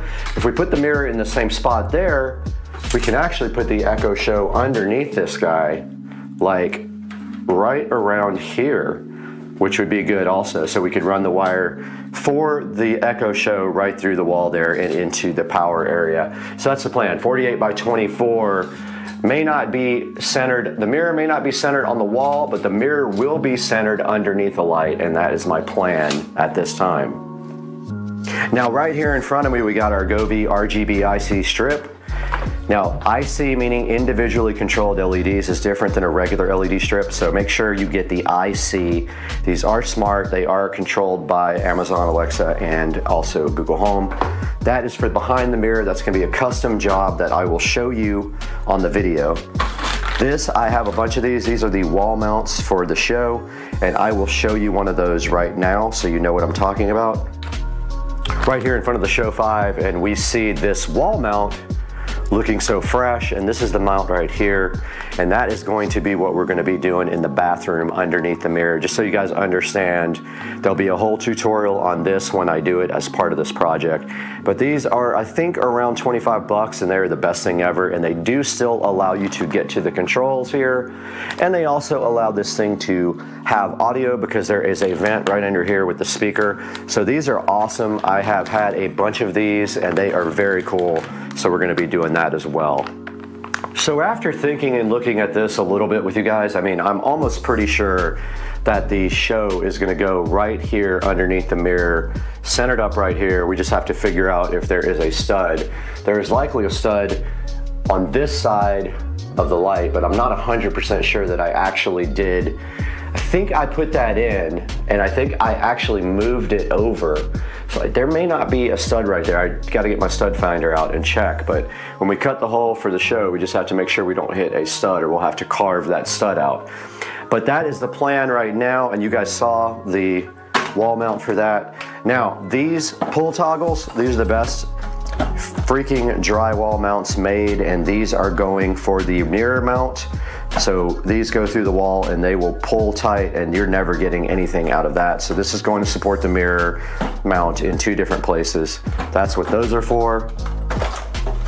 This is actually a new high-tech puck to replace this guy right here. And let me dim the lights a little bit so you guys can see it. That is an old school incandescent puck that I carved into the actual what do you call this? The medicine cabinet that I created. This was my creation, and I thought it would be kind of cool, and I got the glass and everything put in for that. So this puck here is going to replace that one, and this is LED, and it runs right off of 110 volts, and it is dimmable. So all we have to do is pull that one out and wire this one up, and then figure out a way to secure it. We'll figure that out once we get that one out of there. We might have to use white caulk again. That's what we used right there, but that is what this is for. And moving forward, we have a brand new light for this guy to replace this old school, and it's still nice, don't get me wrong, but this is a new, modern, high-tech light to replace that one. This is LED, it is dimmable, it looks better. I am stoked for this, and we can do that anytime. We can get that guy out and get this guy installed. Now the first thing we need to do here is get this mirror out and that sconce out. That will start the project, and then we can do everything else once things start arriving. But we are able to go ahead and put this light in now, and we do know for a fact, after measuring, that this light is going to have to be centered. It's 48 by 24, and I know you guys can't see this, but let me flip this around here. So 48 by 24 would be about, yeah, we're gonna have to just literally center the mirror straight under this and put whatever distance it is, that's what's gonna happen, because that's all we're gonna do. We're gonna have some space right here. We can maybe put something on the wall right there, but that is the plan as of right now. And then the next thing is to get these two out of the wall. Happy Sunday, guys, and I know I look haggard. I had the craziest night last night, and not gonna lie, it was absolutely insane till 3:30 a.m. But I am ready to break some stuff, actually ready to work. We got to get this mirror down, and we got to get this light down. We got to see what's behind this mirror, if it's painted or not. I don't think it is, and figure out this whole situation. So let's get this mirror out first.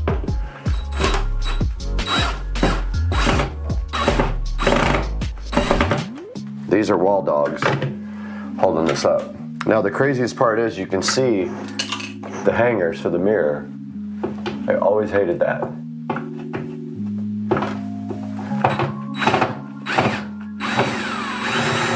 And that one is not in at all. Wall dogs just go right into the drywall. You don't need like inserts or anything. But yeah, this mirror is not painted underneath. So I guess I gotta paint this wall. Look, it's gotta paint some of this anyway. I hope I have the paint. Not sure if I do. But I think I'll be able to cover these holes with the new mirror. Gotta go grab the measuring tape.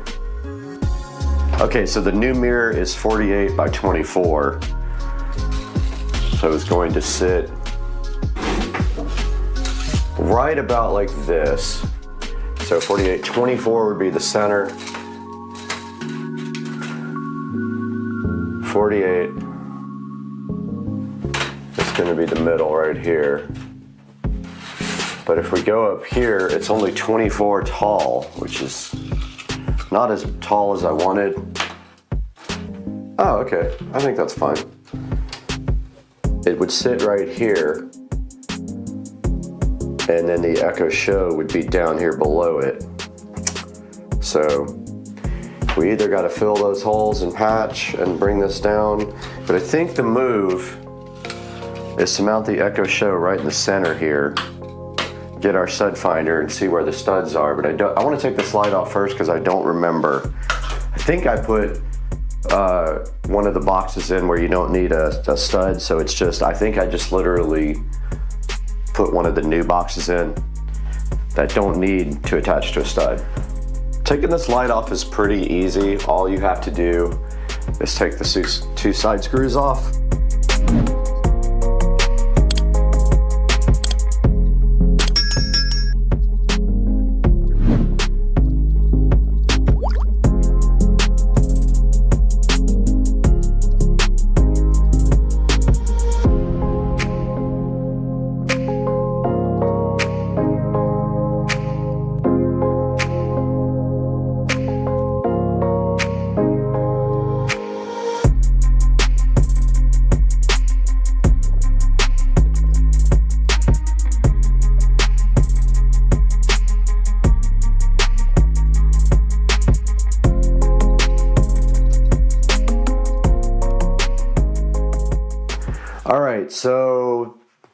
things just got a little bit more complicated because there's no box there, so I can't really, well, there's a stud here, right there. So yeah, I don't know what I'm gonna do at this point. I might have to cut a box out. It is quite unfortunate, but I am not gonna have a choice but to paint this whole bathroom, which does not make my day happy. But when you think about it, it probably needs it anyway.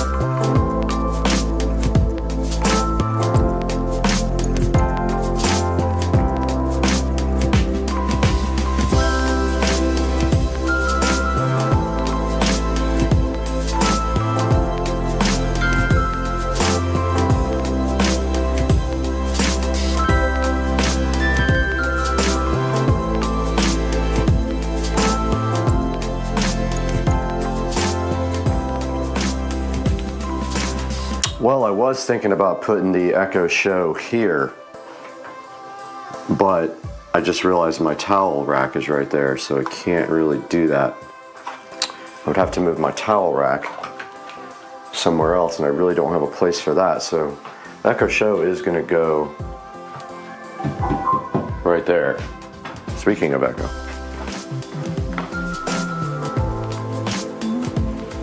A shipment will arrive today. No, so yeah, that's the plan. We're gonna go right here, and hopefully we don't get to the end of the closet. And unfortunately, there is a stud right there.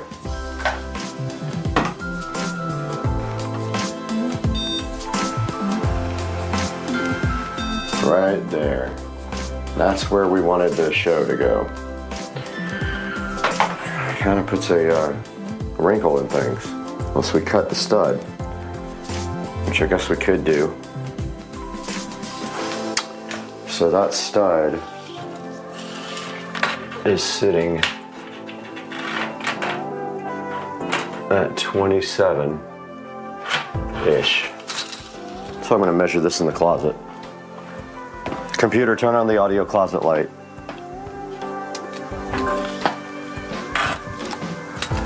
So, measuring in here, 27.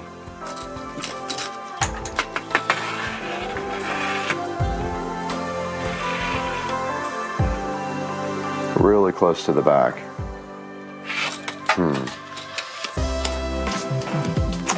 Yeah. Or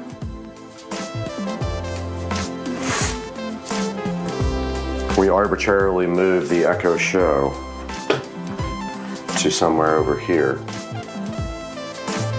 which probably isn't a bad idea. We could put it lower left here, not bad.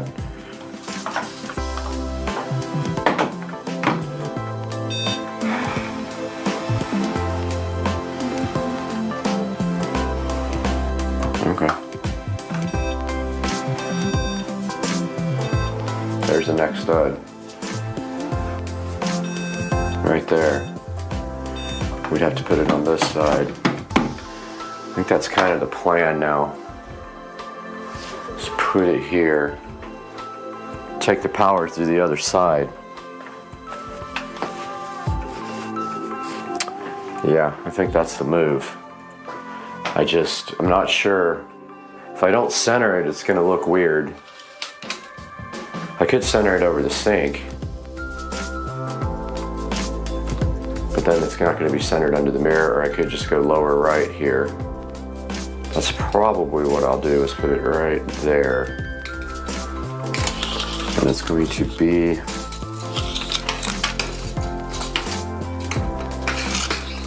maybe 48 inches off the ground, 47. And in the closet over here,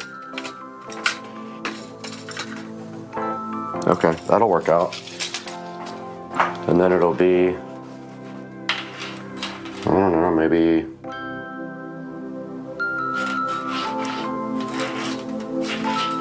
seven inches from the wall. If I do it over here, my towel's in the way. My towel rack. Can I move my towel and put it right here? Should I? Where am I going to put my towel?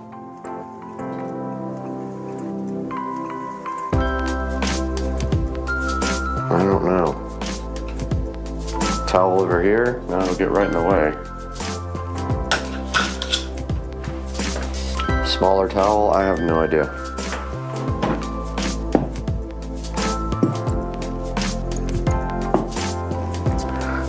Want it right here.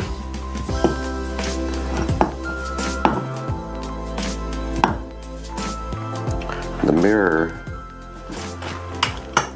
is 48. I'm gonna go get my tape and mark off the mirror. Hey, what's going on, guys? It is Wednesday evening, about 7:50, and I wanted to talk to you guys a little bit about some of the things I've been checking out today. I've been pretty much on the phone and on Instagram with Chris Rudnick, Ricer Miata, helping him with his 135i tune.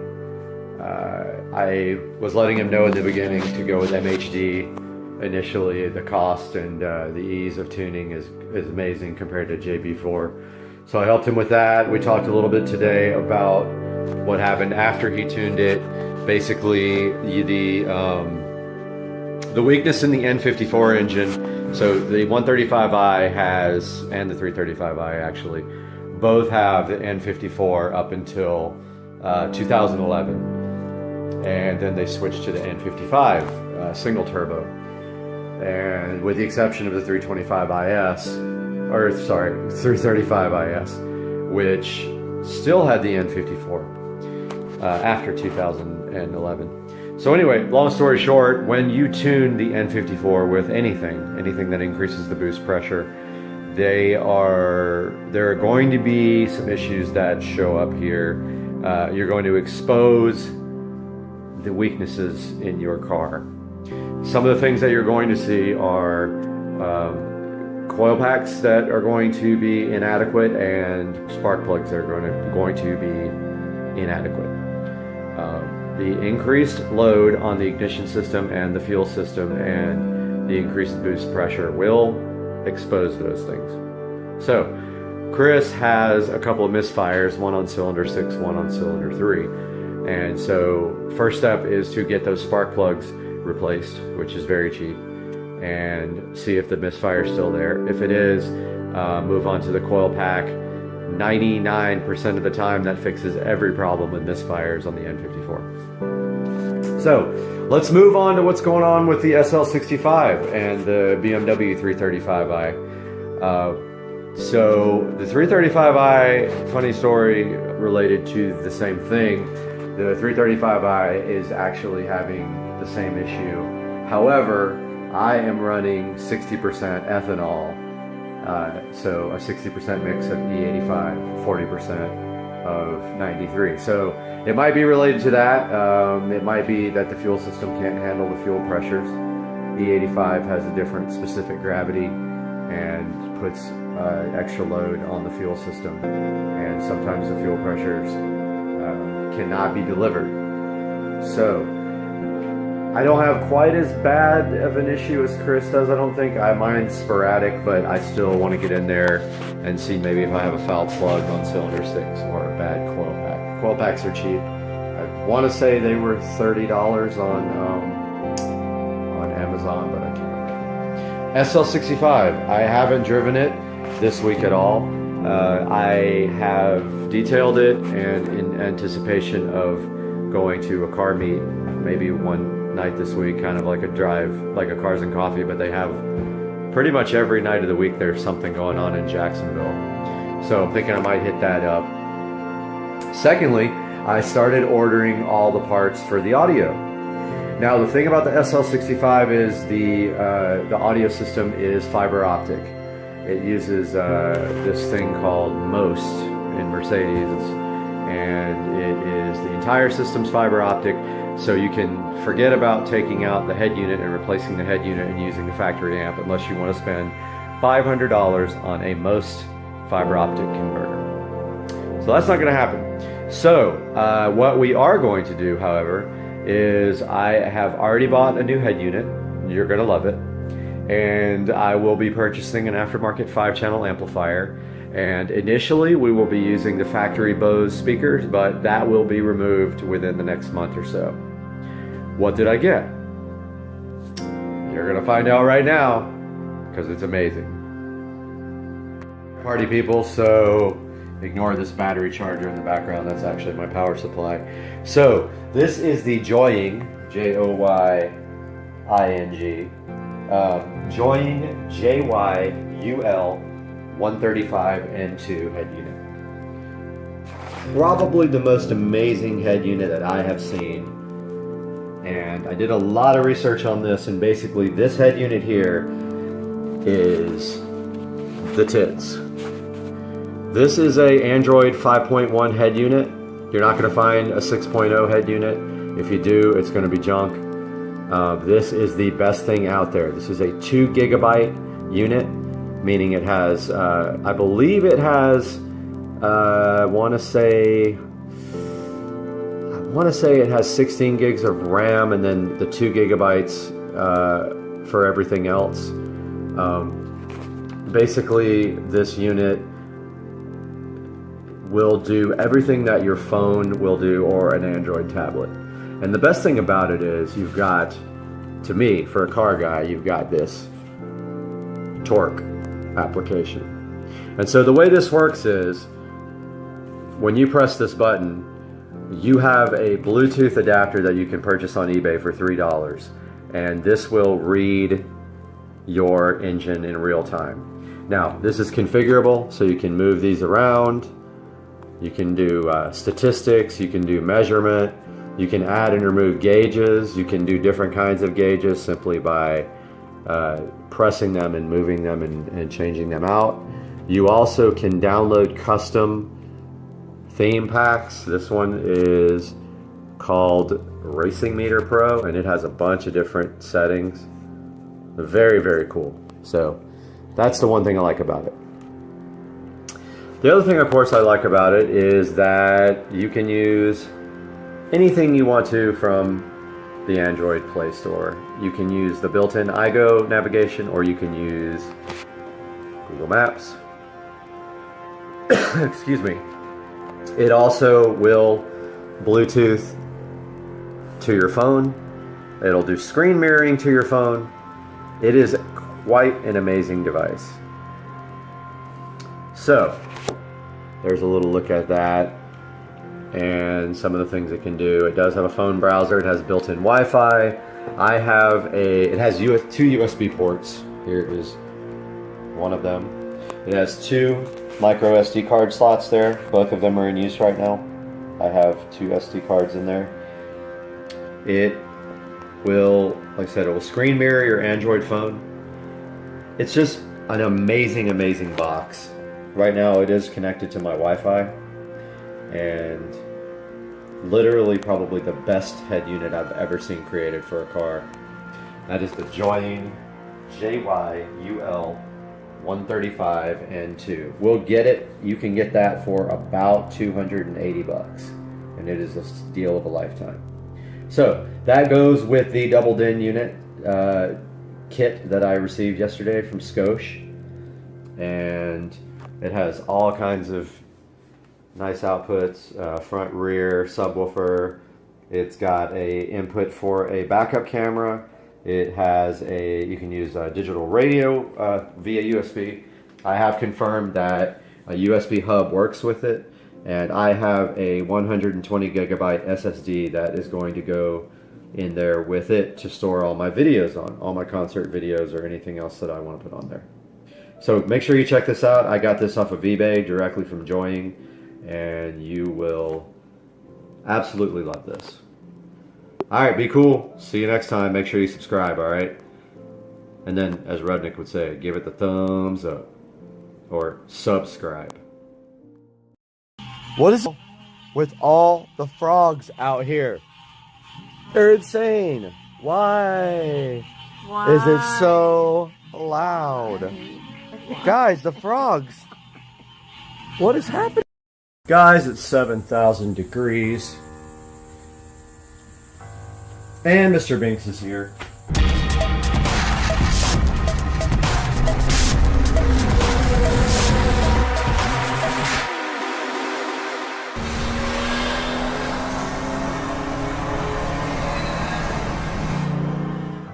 Mulch Masters is here to spread the mulch in the backyard. They're not doing the river rock today, but they should be unloading mulch for all of this back here. And then we will give you guys an update as they get this mulched up here in a little bit. But it's going to be all the way around the outside of the property there. And then this will be river rock right here. Guys, it's 7,000 degrees. And Mr. Binks is here to supervise the cleanup effort. But I got the sprinkler controller mounted facing the ceiling, so of course everybody in space can see it. And now we have to clean up this absolute disaster. Honestly didn't think it would be that hard, but seeing that I couldn't get any of the wires to fish through the wall, it took way longer than I thought. But I did get the wires fished through eventually, even though I had to make some extra holes in our pegboards. Which, by the way, I don't like the pegboard, but it kind of is what it is now. I'm not changing it at this point. So, the key to all good projects is to clean up. If you don't clean up, you won't have your tools for next time. I am a mess. I have been out here in the sweaty heat for hours. And it is time to clean this mess up now. So you guys are watching that. As I clean up the old... Mr. Binks, I know you want to go inside, but you cannot. Trying to keep everything together. But yes, we do have the new sprinkler system set up. It's not ideal because it's angled up towards the ceiling, which I don't like. It is working. It is a clean install. And that's what's the most important thing at this point. Keep cleaning up tools now. I literally disassembled my whole side of the garage for this, and I still need to clean all in this corner and get all the cobwebs and everything up there. You have to do 2 or 3 times a year in Florida. But meanwhile, I'm just kind of putting everything back where it can go.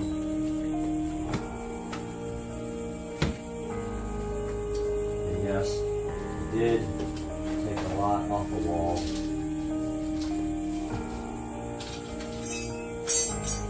It even took a few pegs off the wall.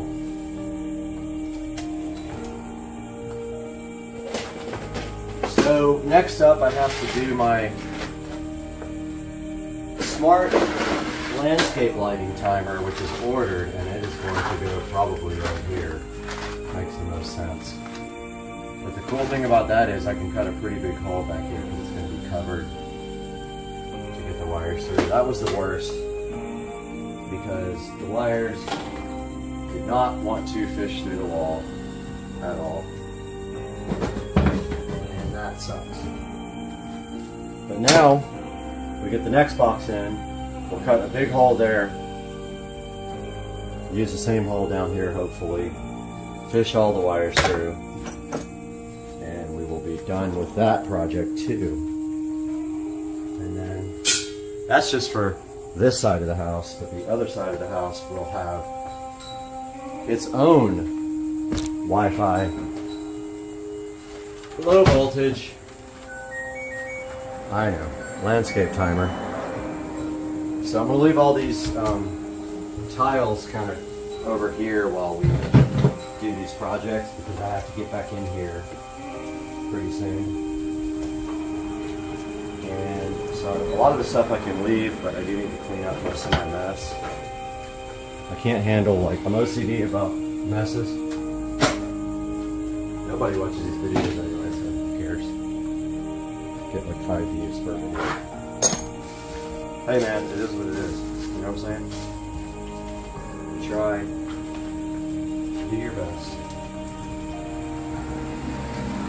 Your best isn't good enough. Like the song. All this stuff is trash. It's not trash, needs to be hung back up on the wall.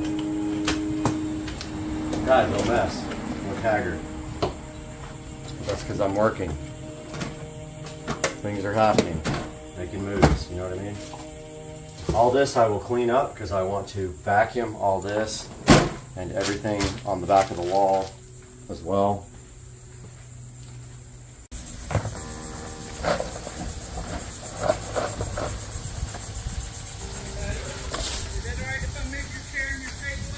Yeah, yes sir. Absolutely. Get it out of your way. And it's gonna be beautiful when you get done. Yeah, it's a big project, man. It's been going for like a year almost. Wow. All right, guys, they have spread some of the mulch here. Looks like they're just working their way down. Give you an update once they get a better idea what's going on.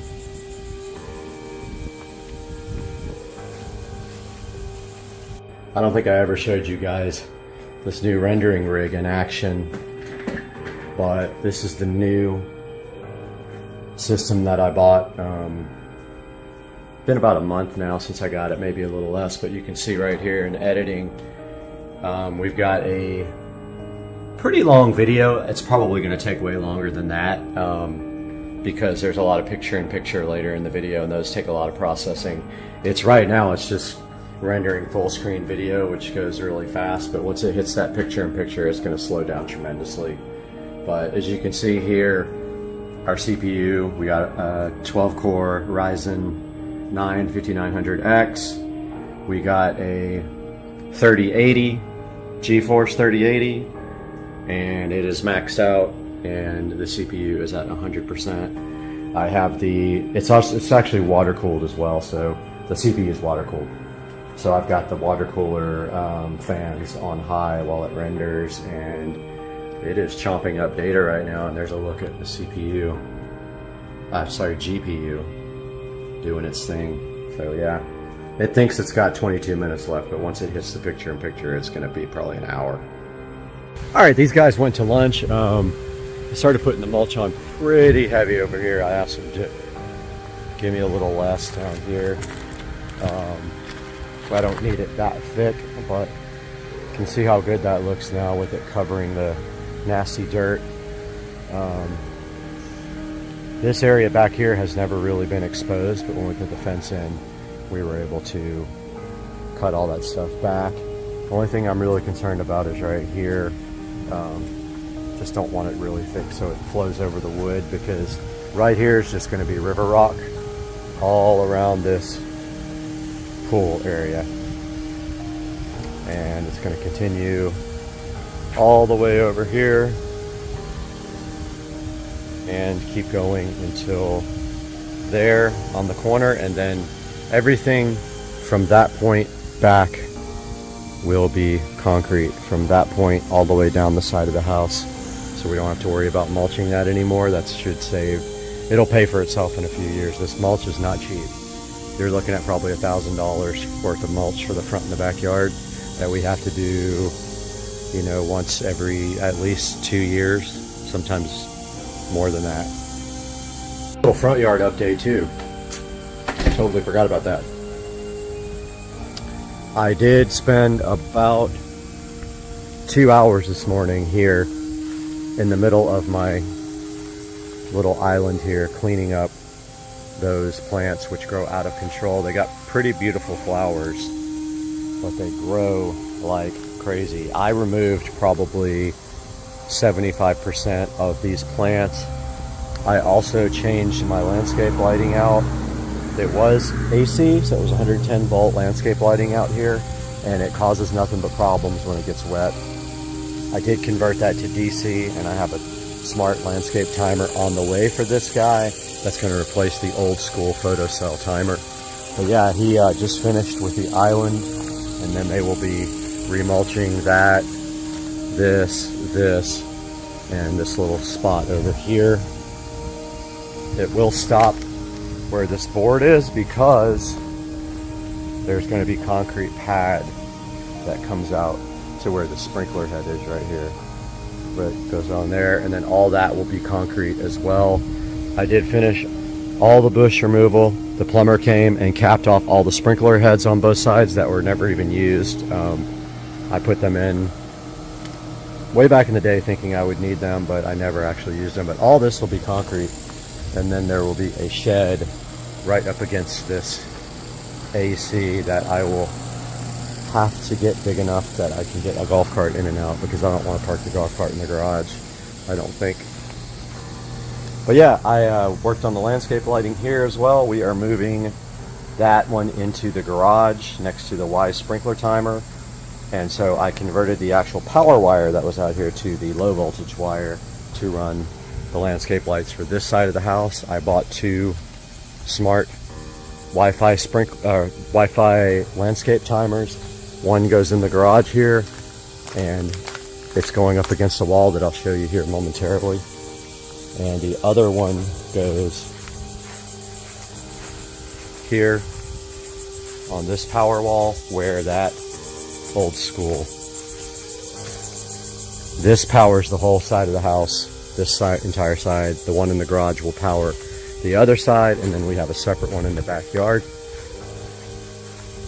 This morning I spent the entire morning, about a good 3 hours, over here where the old Rainbird was, which is now for sale for 20 bucks. I spent the whole morning cleaning all this up, rearranging my tools, cleaning up my workbench, wiping everything down, and getting this ready for the low voltage landscape smart Wi-Fi timer, which is going to go right here underneath the Y sprinkler, and it will be powered right down there in the corner.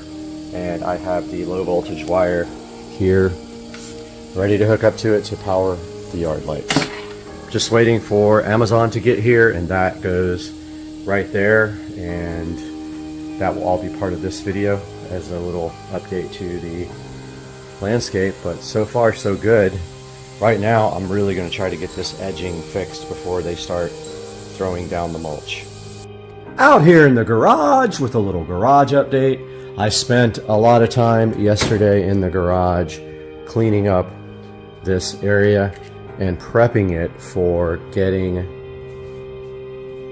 the new outdoor Wi-Fi sprinkler controller for this side of the house, which is actually the mailbox side. We have 2 different front yard zones for landscape lighting, and they each are going to have their own 120 watt smart Wi-Fi timer. And I wanted to show you guys a little bit what I did here. So the first thing I did was clear this entire wall off. And after we got the Y sprinkler controller, I probably should just turn some light on in here, huh, with the nice blinds that I have now.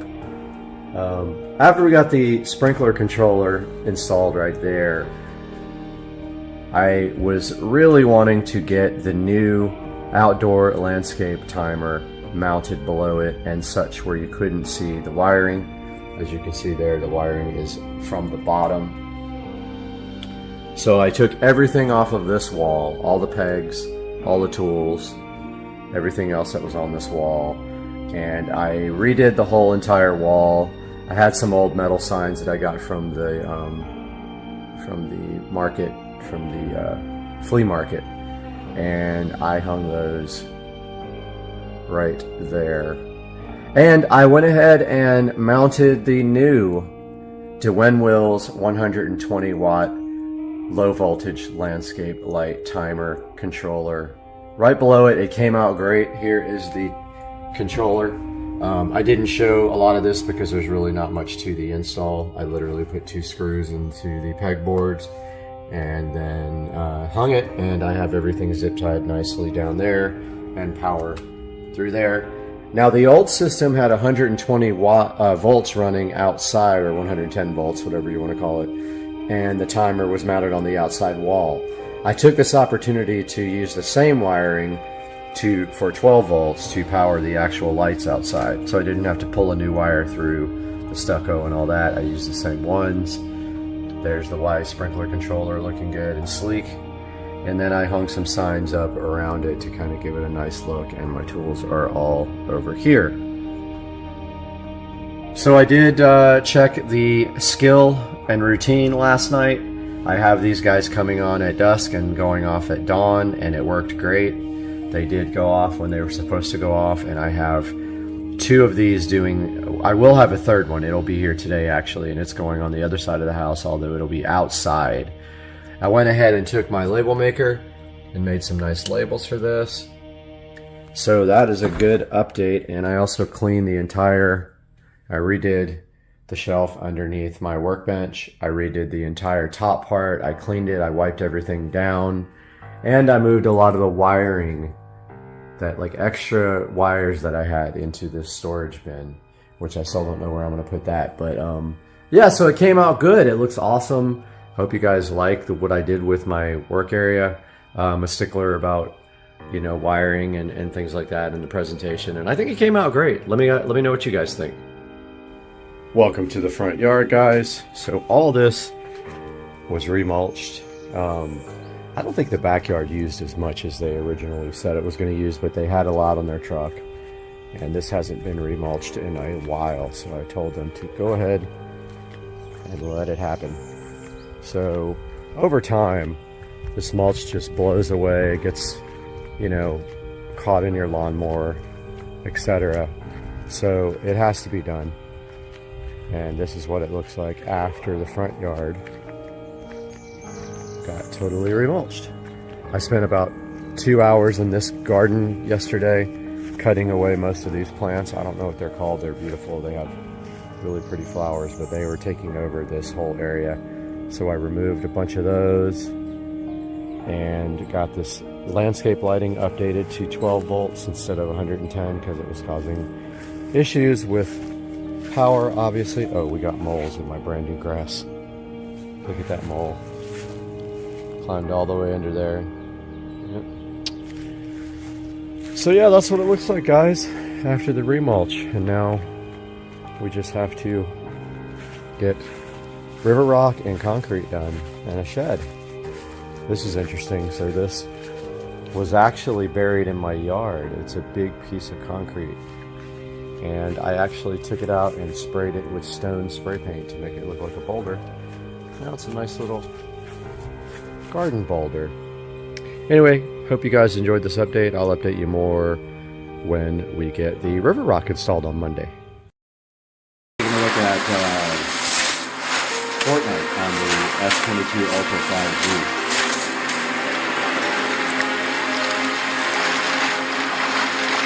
Now it's still downloading the higher resolution textures.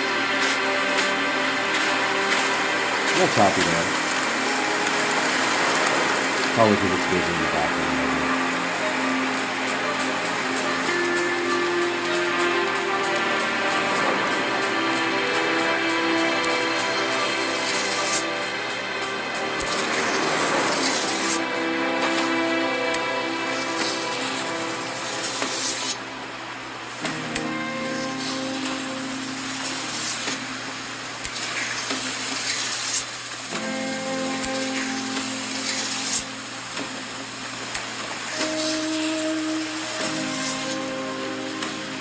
Very playable at this resolution.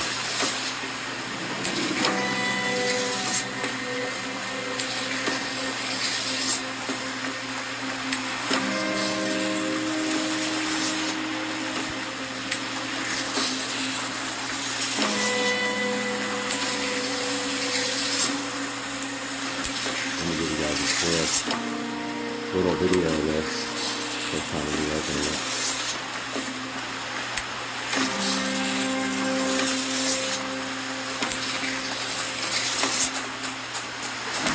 Totally playable.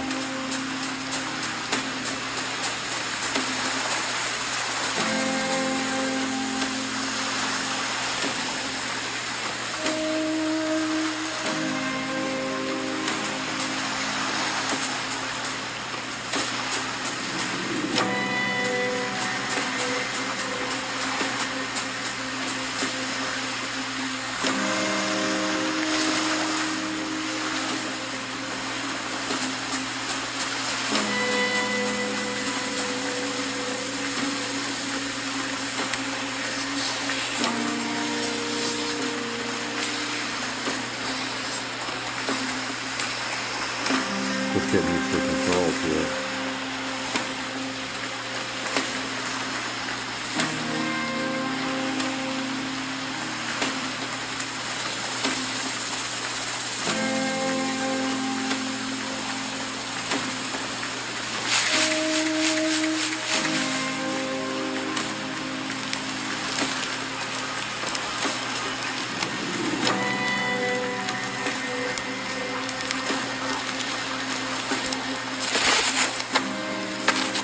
I suppose I owe you an explanation. We've all been through a lot the last few years, and there's much more you don't even remember. You've all fought a good fight, but until we set the 0 point free, we'll be facing threats like the last reality, and worse. There will be no escaping it. That's why I need your help to destroy the imagined order. As long as they're exploiting the 0 point, everything is in danger. With your help, we can free ourselves from this place and leave the loop for good. We can all go home.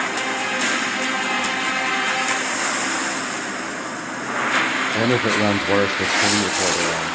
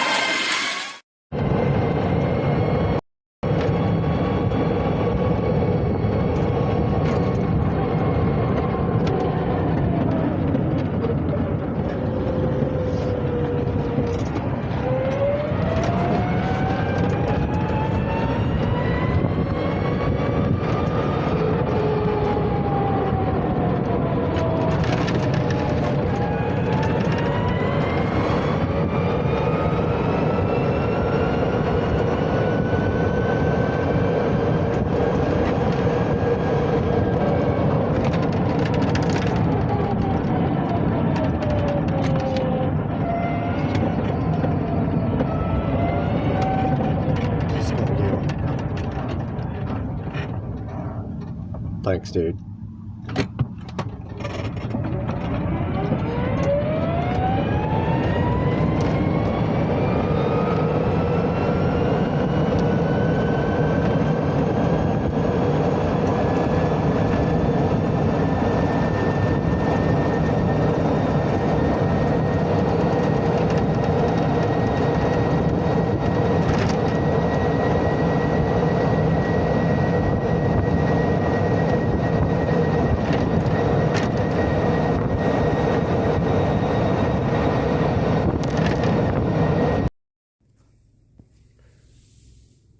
Frog. Climbing up the window.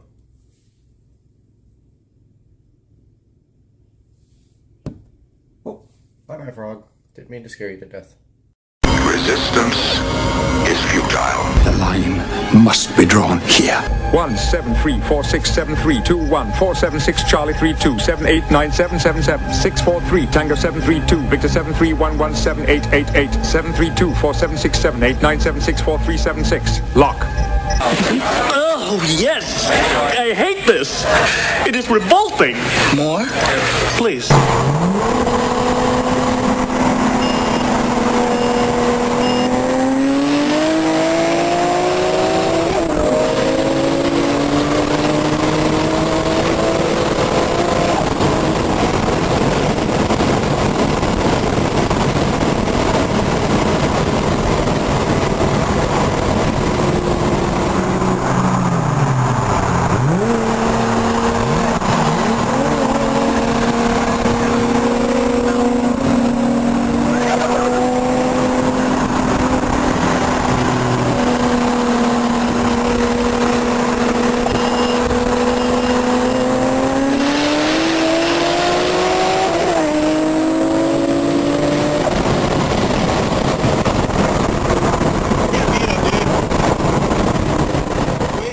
the pollution content of the atmosphere, I believe we have arrived at the latter half of the 20th century.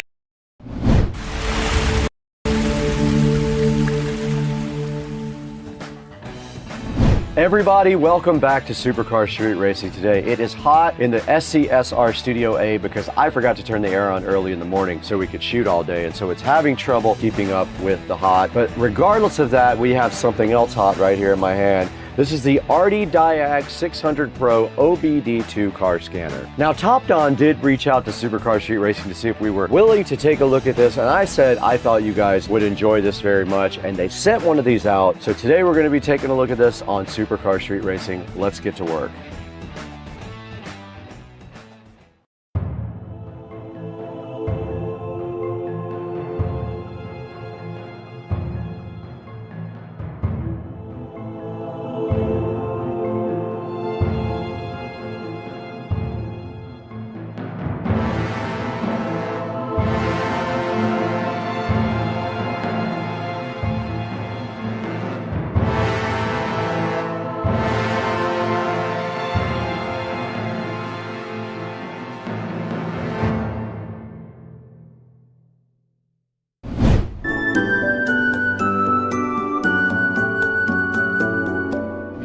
We're back in the hot but beautiful Supercar Street Racing Studio A today. One of my favorite places to be if it's not hot. It's probably about 75 to 76 degrees in here because I failed to turn on that air conditioner early enough for it to keep up. And it is very hot. If you reach up here, you can feel the heat coming directly out of the ceiling. But what else is hot is also this RD-Diag from Top Don. The 600 Pro they sent out to us just to work with you guys on and show you how this works. So what we're gonna do today, our plan is we're gonna unbox this thing first. We're gonna take a look at this guy and see what's inside the box. We're gonna walk directly across the street over to Rich's house also, and we are going to hook this up to his truck and see what this thing can do. Thank you so much for 200,000 subscribers. It's amazing. It took a while to get there, but I am so happy with the progress of the channel, all because of you guys. You made it possible for us. Thank you so much. Now, this RD-Diag 600 Pro is the upgraded version of the last model. It does use Android operating system. If you were wondering, most of these do use an Android operating system. Now, this RD-Diag is able to analyze a lot of the different systems in the car, like the engine, transmission, sensors, and things like that,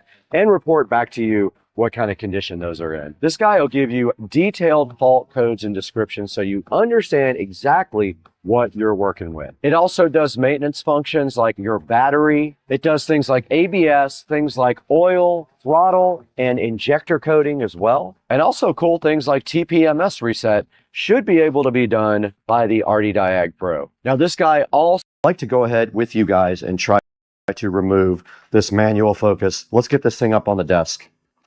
Okay, so the first thing is that just turned, this little lever turned, and then this this manual focus did come right off. And then we should just be able to pull the rod out like this.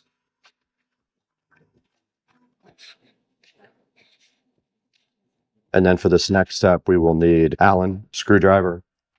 Definitely was tight, very tight. So that is that. That came directly out, so no problem whatsoever. I will store all these. I'm going to live with that just for now because I'm going to be changing lenses anyway.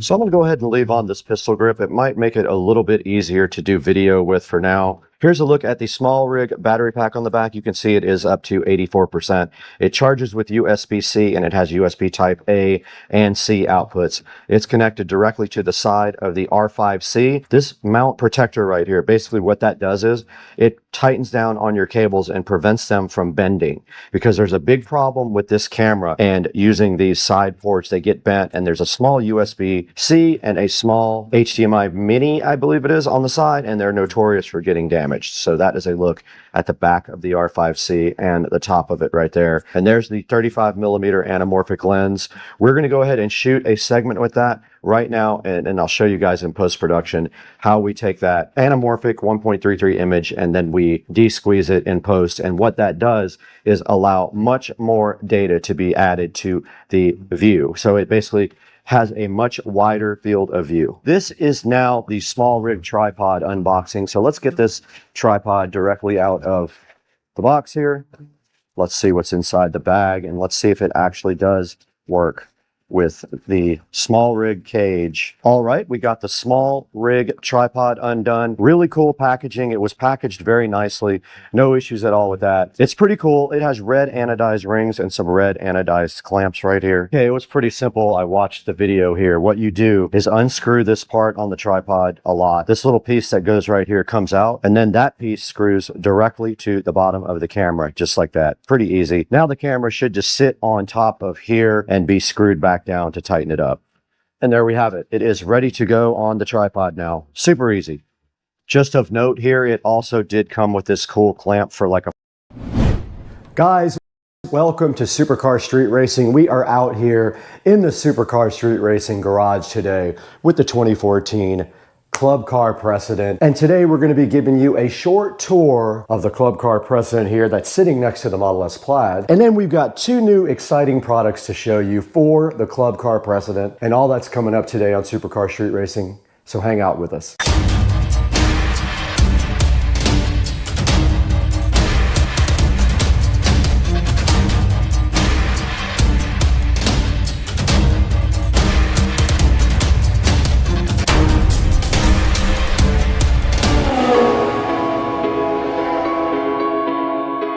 Guys, we are out here in the Supercar Street Racing garage, and right next to me is my 2014 Club Car Precedent that I completely remodeled from top to bottom and installed a killer sound system in. This 2014 Club Car Precedent started off with ugly brown alligator seats. I since have done a lot of upgrades to this guy, and I want to show you what I did before we take a look at two exciting new products from our sponsor today. Kemimoto was kind enough to send us two things that they thought you guys would like. I'm actually giving them away after the video. So let's get started. Take a look at the golf cart real quick. I'll show you everything that's been done to it, and then we'll look at these two products from Kemimoto. So we're right here in front of my 2014 Club Car Precedent that has been completely remodeled from top to bottom. And starting at the front, we have some modifications here. One is we replaced all the bushings in the Club Car Precedent because the wheels were folding in like that and the bushings were worn out. Also up front here, you do notice that someone has installed the LED light kit in the front. I did not get that myself. It was already on the cart.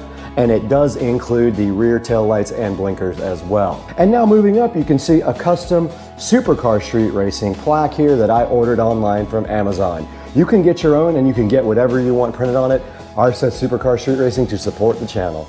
We're back here with the golf cart, and I just wanted to show you guys the mods to the side of the golf cart. And one of them is that we got new wheels and tires, and I think they look pretty cool. They're like a mesh wheel with a low profile tire. I like the golf cart not to be raised. I like it to be lowered. And so we did these street tires with these awesome SS wheels, which are completely black and spoked, and I love them. The next thing you can see on the side here is we do have carbon fiber armrests. This one has a little bit of glue on it that I have to get off. It's because when it detached itself, I had to glue it back on, and I accidentally got glue on it. I just need to take some WD-40 or something and get that glue right off of there. But you do see the carbon fiber armrest covers here on the golf cart. Moving to the inside of the cart now, you can see we have done some major modifications to the inside.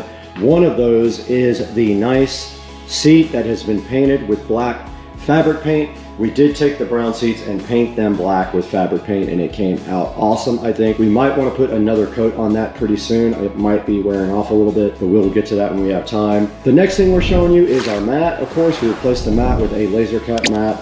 I'll put a link to that in the description as well. It fits perfectly, and it has a gray stripe on the edge of a black mat. Now moving in even closer, you can see that we have a tablet that runs all of the golf cart accessories. It runs the motor controller, can be tuned with it. It also runs the sound system and it can run any Android app that you want. So it's very cool. You can see I've got the speedometer up on it right now. But yeah, such a cool idea for the golf cart. It does not have to have any kind of head unit. Everything's Bluetooth back to the sound system. Now right down here in the golf cart, you can see that we do have a charger here. It is a USB charger, and we have a second one next to it with USB Type-C and also quick charging. So that's what these two are right here. Below that is our gauge for our eco battery. It shows you the state of charge and also the voltage level coming from the eco battery. Moving up here, we got the carbon fiber dash, of course, which we put on there to give it a little bit of extra sporty look. We got the JBL speakers, of course, and we've got a carbon fiber steering wheel. And that's gonna do it for the front of the golf cart mods. And now let's take a look at the motor and the controller underneath the seat.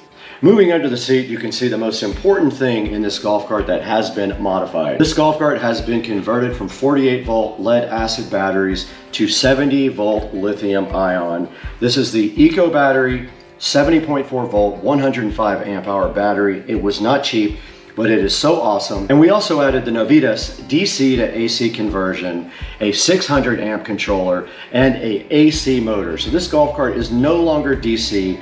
The AC has better battery life, it has better torque, and it is just an all-around better selection. And you do see also when you do convert to lithium ion, you move your charger into the cart, the charger is right over here, and you use a standard female side of an extension cord to plug directly in the cart, and all the charging happens right here inside the cart. And on that side of the well over there, under the camera here, we have the 12 volt relay switch. That switch over there on that side of the engine bay controls all the 12 volt accessories. So if you go into a bar or somewhere and you want to turn off everything so nobody can fiddle with your stereo system or Bluetooth you or anything like that, you flip that switch there.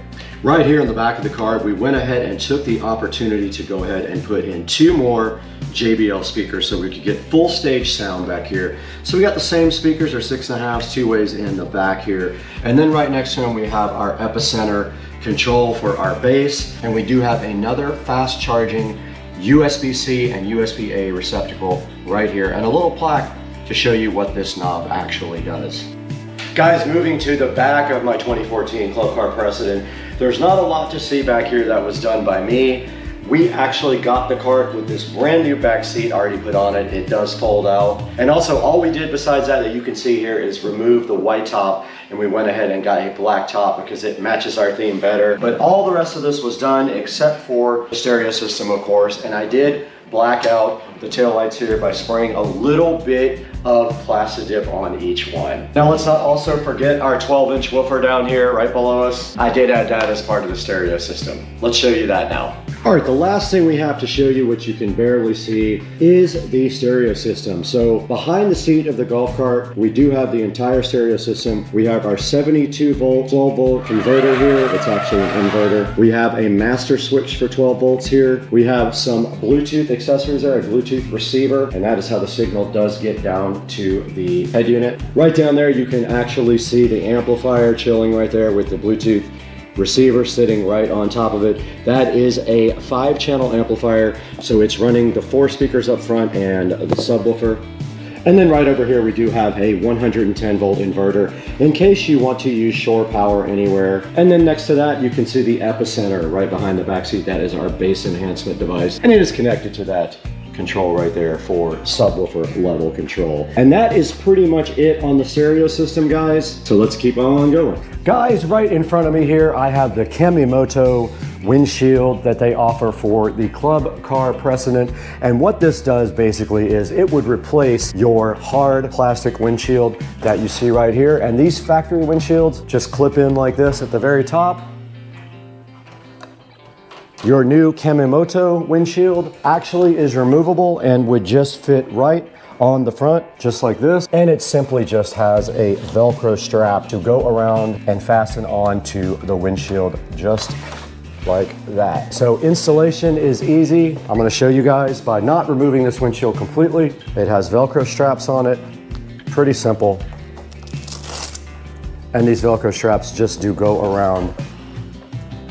So installation is quick and easy for the Kamimoto windshield, and it just does install like that. And then you take your bottom 2 straps, Of course, you won't have a plastic windshield on it like I do. And you take them and you Velcro them. Now, of course, my plastic windshield is getting in the way. So this would not happen if you don't have the factory windshield. And I don't know if I've ever done a simpler installation. And also, and this top part, of course, can be folded down if you really want to. It will crease right in the center so that you can make this into 2 windshields. But first, before we do that, I'm gonna show you the tinted panel for this. So this also comes with a tinted panel like this, which you can then put on the inside of the cart.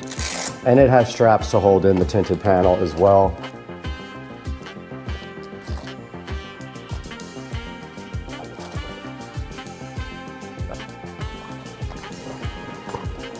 And then the other side just does fit the same way. Pull that tight and your little tinted panel will fit there. And there are also installation Velcro right on the inside here as well. And that is how you install your sun shield on your new Kemimoto brand new windshield. Yeah, so that's the Kemimoto windshield, guys. If you are interested in this, there will be a link in the description down below to get yourself one. Go ahead and order it through our link and save some money if they are running a discount. Go ahead and order it through our link and help out the channel and help out Kemimoto as well. All right, guys, the next product that Kemimoto sent us was a seat cover for the club car precedent, and you can see right here and right now we have it right in front of you. And this guy just simply goes like this. You put it directly on your seat like this. It has straps that are Velcroed, and the straps just run underneath the seat.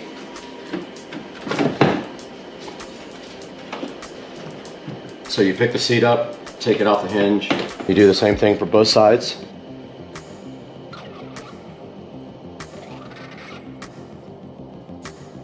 It's probably easier with 2 people.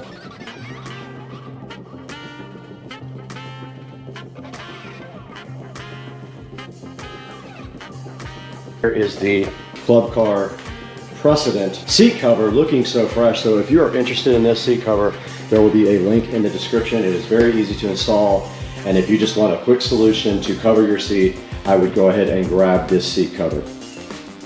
Okay, uninstalling your Kemimoto windshield is just as easy as installing it. Let's go ahead and get our sunscreen off, our sunshade. And the great thing is you can store this in the cart. Our sunshade is completely off. And now let's uninstall our Kemimoto windshield. Super easy to uninstall. You literally just pull the Velcro straps off. It does have a hinged mechanism in the center right here, as you can see. And this thing can be carried with you on your golf cart. Guys, thank you so much for joining us today on Supercar Street Racing. We are so appreciative of all your support and all your good comments. And we just thank you so much for liking and subscribing and buying all your products through the links down in the description and continuing to help Supercar Street Racing grow. And as a token to you, I'm giving it away to someone in the comments section. I'm gonna pick a lucky person to get this Club Car Precedent windshield and this nice Club Car seat cover, and I'm gonna ship it to you for free. Guys, have a great day. We will see you next time on the channel. Hey guys, and welcome back to Supercar Street Racing once again. We are happy and proud to have our sponsor Kemimoto on board, who was gracious enough to give us one of these seat covers and this foldable windshield to show you guys today. But I just wanted to apologize for some of the bad audio. The mic did fail a couple of times in the video, so a lot of the audio was done on the actual GoPro mic, so it's a little bit worse quality than the lavalier wireless microphone. So anyway, back to the subject here. Kemimoto provided us with their windshield and their seat cover. You saw that in the video. The windshield is foldable and it does have a sunshade on the top as well. It's super easy to install along with the seat cover as well. They all just Velcro right on. Simple as that. And that's going to do it for today. Don't forget to buy all your Amazon products through any of my links in the video. It helps me out greatly. It just gives me a little bit extra money here to run the channel. But we'll see you guys later. We got a lot of things to do. We have to go, I don't know. We just got stuff to do.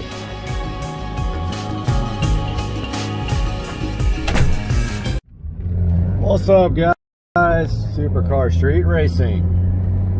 And I just picked up a Polk audio powered subwoofer. Been looking for a powered sub to replace one in my living room that failed, but I eventually want to repair. I almost bought a brand new one on Amazon, but oh wow, this guy just pulled straight out in front of me. Speaking of Amazon, just pulled directly out in front of me and almost hit me. And now doing 2 miles per hour.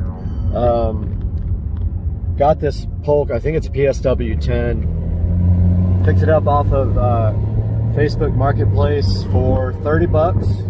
They sell for 150. It needs to be cleaned up and refurbished.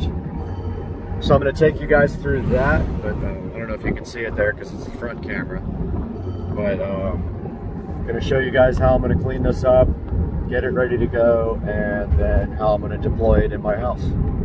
Alright guys, this is my other PSW 10 that I use in my office. I don't run the front grill. I do have this nice, pretty nice grill for it. It's got a few little issues, but the one that I just purchased is ripped.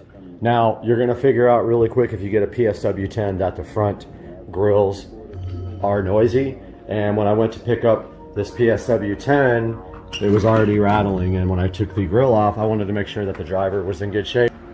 I took the grill off and it stopped rattling. So this is the other one that came with the one I just got. As you can see, it's pretty shot. Also, we need to clean this up completely, and it looks like the bolts are a little bit rusty. I'm gonna pull one out right now and see what they are, and maybe run to the hardware store and see if I can find something to replace them with.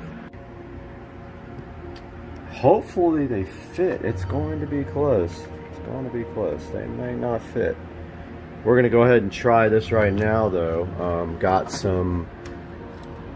my trusty this with one missing, but I know I got this small one. Believe it was an 8. Maybe I don't have that one. Wait, is it this one?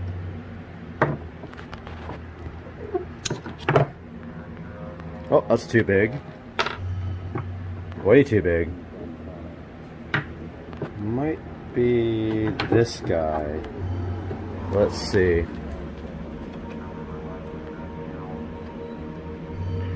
Think it's... yeah. Alright guys, so back at the PSW 10 right here. You can see the volume control here, pretty dirty. Everything's dirty on this thing. There's an auto on switch, which he just had it on. There's your left and right inputs. You have an LFE only out of your amplifier. Receiver, you'll have to split it because otherwise you'll only get half of the signal because this doesn't have an LFE. We've got the speaker level outputs and speaker level inputs. If you want to feed this with your receiver speaker level outputs, totally fine. No issues with that. Some people like, I don't know if I agree with this, some people think that speaker level have a little bit more punch to them. I'm like, I don't know about that. So you can see there where it had the little issues up there that I can probably either just touch up with my Sharpie or my paint Sharpie pen. I'm gonna go ahead and clean all this really good. All this stuff is really dirty. Should have seen the place it came from. Pretty gross. Switches and the knobs are all like filthy. Hopefully the potentiometers aren't dirty. If they are, I'll take the amplifier out and spray those with contact cleaner. I mean, it's covered with dirt and dust, literally. All the knobs, all the switches, RCA inputs, all super dirty, but it came out nice. Yeah, that came out nice. So we're gonna want this on auto, 0 on phase. Now this is to make the woofer go 180 degrees out of phase. You could try that if you have issues with low bass output. Flip the switch over to 180. Maybe you have something else that's out of phase with it. Here's a low pass filter. We want it all the way down. We have mid bass in the ceiling, so we don't need that up higher than 80 hertz, which is the lowest we can cross over. Now let's walk inside and grab the Sharpie and see if we can clean up the edges a little bit. Ooh, it feels nice in here. It's hot outside today. Alright, looking for my black Sharpie pen here. Shoot, did I lose it? Oh, there it is. So you're gonna find on metal, this black Sharpie is more like purple. But we're going outside to try to touch up this speaker a little bit. So it needs a little bit right here. Let's go ahead and touch this up. Yeah, it doesn't match exactly. It's a little bit different. So maybe if it bothers me too much, I paint the whole top.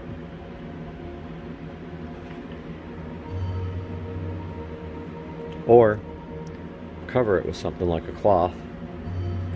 But yeah, I got that touched up. This one needs just a touch more. You won't be able to see that from a distance, like, whatsoever. Now we got one big scratch on the side we need to touch up.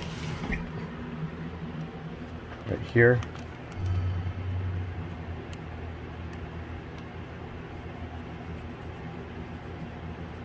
Oh, that's perfect. Can't even see it now. Alright, so let's take this bad boy inside now that we got it all cleaned up. I'll worry about the screws later. Let's give it a hookup and see what happens. Alright guys, got the old JBL. Boy, this thing's been a workhorse for almost 20 years, maybe more than that. But it thumps every time it auto senses the power coming on. This is actually my outside subwoofer for the patio. Borrowed it as I'm refurbishing my patio right now. So here is the PSW10. Now, like I said, I've got a better one right around the corner there in the office. Now, I'm going to show you guys in a separate video my audio system. I'm going to go ahead and plug this guy in now. No, it works. I verified it at the place. I'm going to go ahead and plug this guy in. So my house is whole home audio, so I have in-ceiling speakers in every room with selector switches. I'm going to go ahead and hook this up. So I have already split. I've got wall plates coming from the receiver that's in the closet in the central part of the house. Splits it off from mono to stereo. So go ahead and plug that in. Volume, I'm going to turn about, I don't know, a little bit halfway because the signal's split like 5 times to go to, I have 1, 2, 3 subwoofers in the house for the whole home audio. This is the living room one. So this is going to be there, and my little cool LED rock thing goes on top if it doesn't rattle. So that's going there temporarily or permanently, I'm not sure yet. And the JBL ARC10, which is designed for a home theater. This is an ARC sub. I had 2 of them. One of them fell apart because they're literally, I think, 25 years old. This guy actually looks pretty good right there. I'm gonna go ahead and turn on the music now off camera because I don't want to get copyright struck. Actually, it doesn't matter because I don't get paid anyway, but be right back. Spinning up music by State Azure, hoping I don't get copyright stricken, but there is the brand new old PSW10. If we walk around the corner into the office, there's my other PSW10. These guys are awesome for the price. They're really, really good for the price. They say 100 watts RMS, I think. They handle low frequencies very well. Now, I do have a BIC F12 that's amazing in the home theater room. And then I have that one. And then I also have a JBL sub that's going into the bedroom once I get my bedroom 5.1 set up. This song has absolutely no bass. I'm going to find something that does. Alright, got the royalty-free music playing so I don't get copyright stricken because you know you can't do anything now because you're... Oh! Wow. So that was like really overdriving the woofer. There is a reason behind that. I'm going to explain that in my next video. I'm going to go over my whole house audio system. But basically, I've got a subharmonic bass synthesizer that's driving all these subs. So obviously with a entry-level subwoofer, you're not going to be rocking out that hard with it. So that was distorting a little bit. I turned down the volume on the input and everything's good. So I think I probably will just leave this here. And look out for my next video. I've got a couple videos coming up that are outside of car stuff. One's going to be my whole house audio system, and the other one's going to be my smart home. So I have kind of a crazy smart home setup as well. So I'm gonna call this a success for $30. I mean, that was gonna cost $150. This thing looks great, sounds good. You can't see any of the scratches. It's not blown. And it's, I mean, I wish you could hear how low this hits, but I've got 4 subwoofers in the house, and I'll show you all of those on the next video. Guys, Supercar Street Racing here. Thank you for watching. Please like and subscribe. Hey guys, Supercar Street Racing here with an off-topic rant. I just wanted to talk to you guys about the absolutely ridiculous state of waste pickup in Jacksonville, Florida. Duval County should be ashamed of themselves because they are ridiculous. This is what I come home to. All my neighbors as well. So they have a new contract for waste pickup. They don't pick up recycling anymore, which is bad enough. But now they have this new company that a person actually does it. There's no truck. But do you see here? Look at my neighbors. They don't even close the lids on the cans, and they leave them literally out in the street. It's annoying and it's ridiculous, and I don't know why we have to deal with this stuff. Oh, there's actually still garbage in there too, so that's another thing. They don't even pick up everything. So Jacksonville, Florida, Duval County takes your tax money, and they decided to stop doing recycles. That's why this is painted blue. You know why? Because I ordered a new trash can months ago and they never brought it. And that's another thing. That trash can has been ordered for probably 4 months now, and the lid is broken and everything else. But look at the neighbors. Theirs is all in the street, like opened. And Duval County does not care. They're not doing anything about this. It's only getting worse. We got this new company. I forgot the name of it. I wish I knew off the top of my head. They're absolutely terrible. Look at this. That's how you get your trash cans. They're out in the street. They throw them on the ground. They break them, and then they never bring you another trash can. But hey, that's my rant. Poor neighbor here, Chris. I mean, look at this. It's just literally out in the street. Somebody's gonna run over it. But hey, guys, call the city if you're in Jacksonville. Call Duval County, whoever it is. It's Duval. Let them know you don't like the way that they are handling your tax money.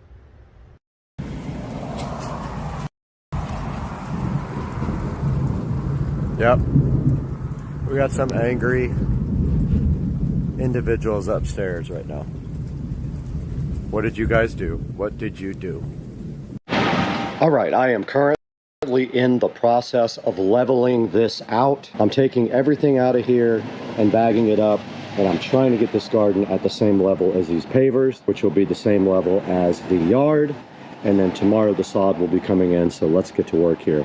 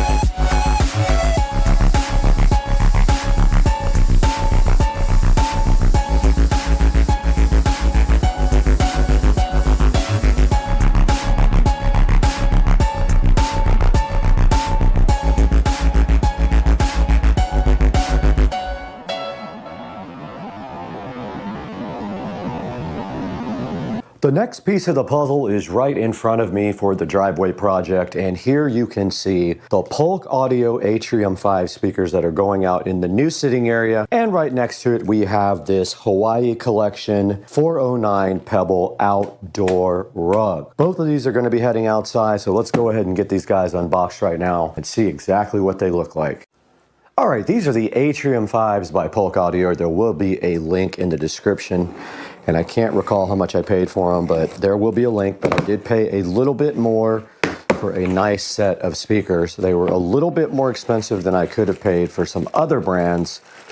But you can see right here and right now the Atrium 5s right in front of me. They make a 5, 6, a 7, and an 8. And we have the 5 here. And it says here the Atrium 5s weigh about 4.6 pounds each. And checking out the specs for the Atrium 5. Yes, they have a 5-inch woofer and a 3/4-inch tweeter. And here they are, so fresh and so fly. Actually, they look really good. I'm impressed. And this is all they come with. There is no mounting hardware or anything like that. We're going to be using Tapcons. Now, if you don't know what a Tapcon is, it's what you put into concrete. So we will put these into the actual side of the house and run the wiring up through the soffits to the attic. And we already do have a connection where my garage was on the switch. All we have to do is put a little bit of wire on here and then tie everything up inside the attic, which will take about literally 5 minutes. Now, I think what I want to do is go ahead and install the Atrium 5s before we get this rug undone, because I am going to have to work out there with my ladder. So let's get moved outside, get these Atrium 5s mounted. But first, let me show you the speaker wire we're going to be using.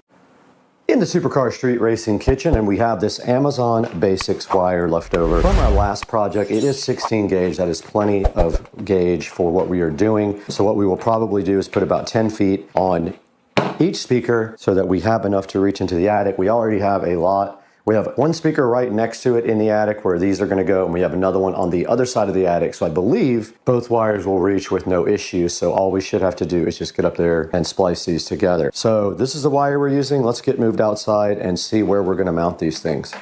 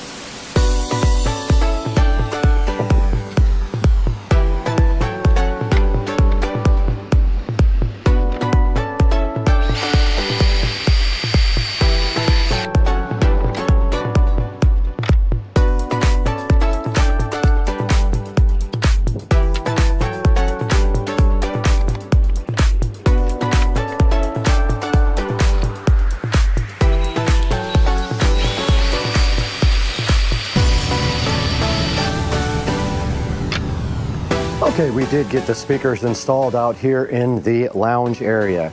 And what we did was we ran the wire up through the attic, and now I have to go into the attic and tie in to the existing switch that was switched on the garage before we converted that over to its own system. But you can see right here and right now, I put the same spacing from the edge of the wall on both sides and aimed them straight down. Once the love seat is down here, these chairs will be spaced closer to the speakers and there will be sound for everyone right here.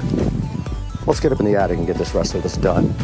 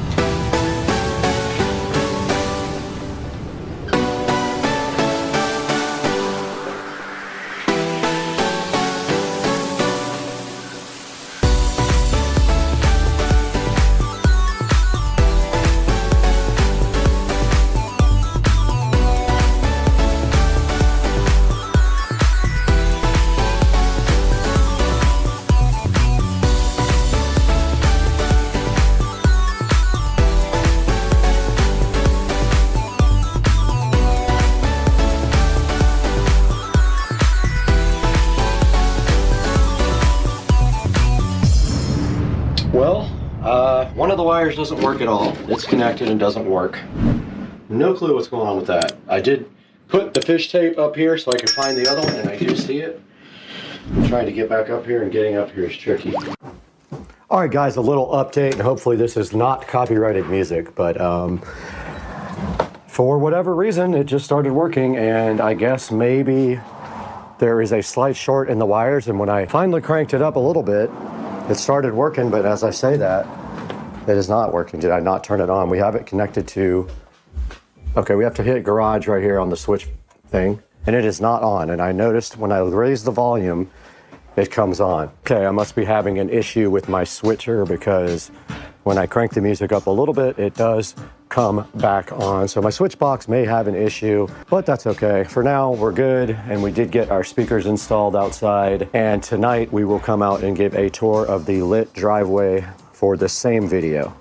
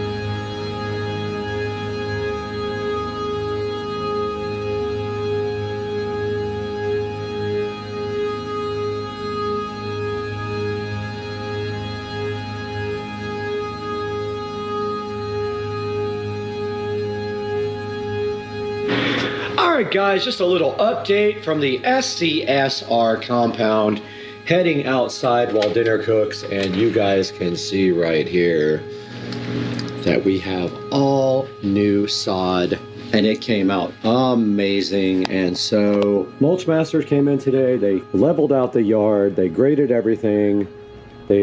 That's just a sprinkler pipe, so no big deal.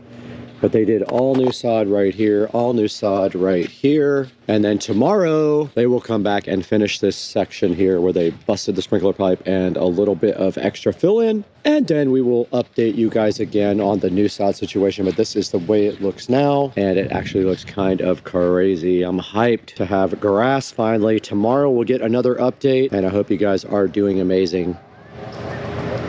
All right, we are out here in the Supercar Street Racing front yard where the yard guys just left.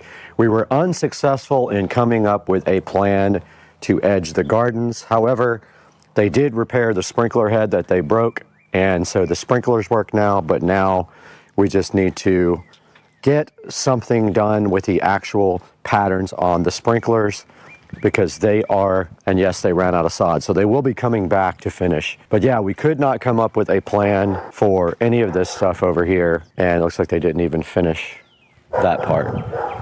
And so it's a good look at what we have to do now. We have to get this part painted on the bottom of the bricks. We have to get that part at the bottom painted as well. But I think I'm going to repaint the whole house white and do the trim in black and the front door in black, because the garage door is black and it is coming in the next 2 weeks. But yeah, this is it, how it looks from the outside.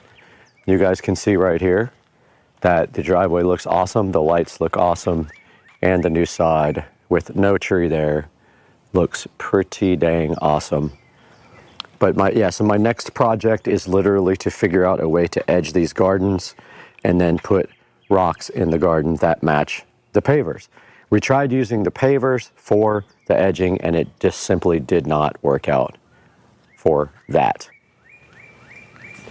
So guys, I hope you enjoyed the video and an update on our little project. And I guess I'll give you one more view of this part. So this is my seating area that just got all wet from the sprinkler, but this is going to be a lounge area, and we did get the speakers installed as you saw in this video.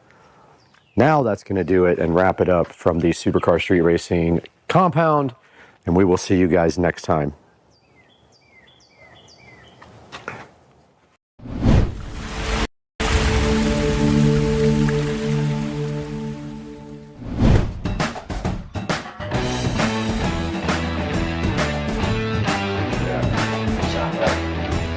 Shot back. Oh, it's got 2 USB ports.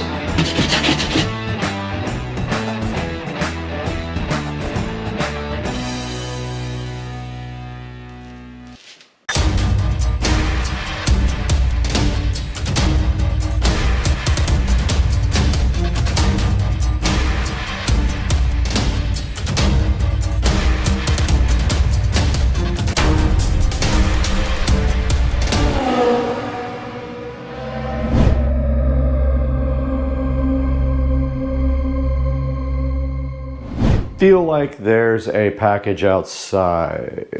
There is. Kind of an important package. We really don't know if this is going to work, but we're about to find out. Sorry, I just woke up. Oh yeah, it's heavy. It's heavy.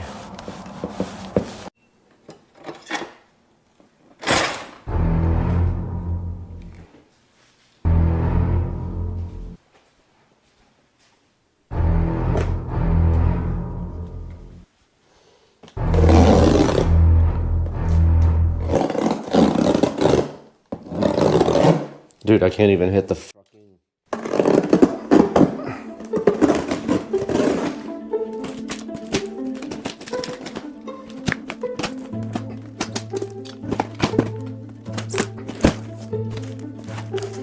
This might not fit inside there. It's gonna be close, dude. It's gonna be close.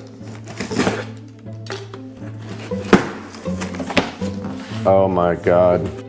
This is how we build it. LED strip stuff. There's a bag full of hardware. Oh, this does not look like fun, dude. Oh, what? J, 2 J's, okay. 2 JZ. G.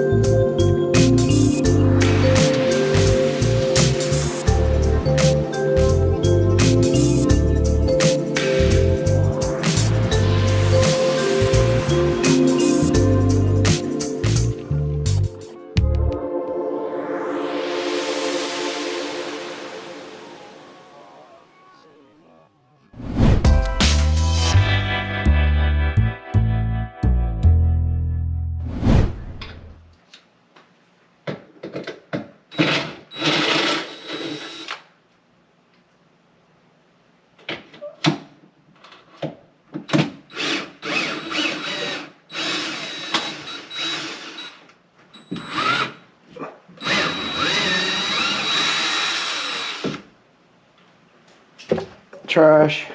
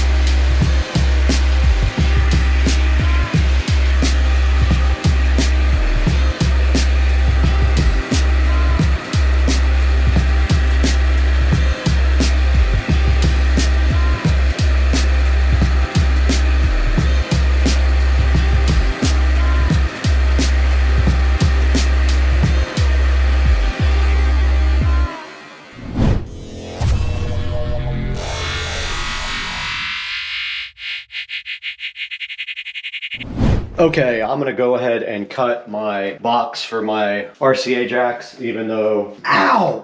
Ugh! These nuts. Got him!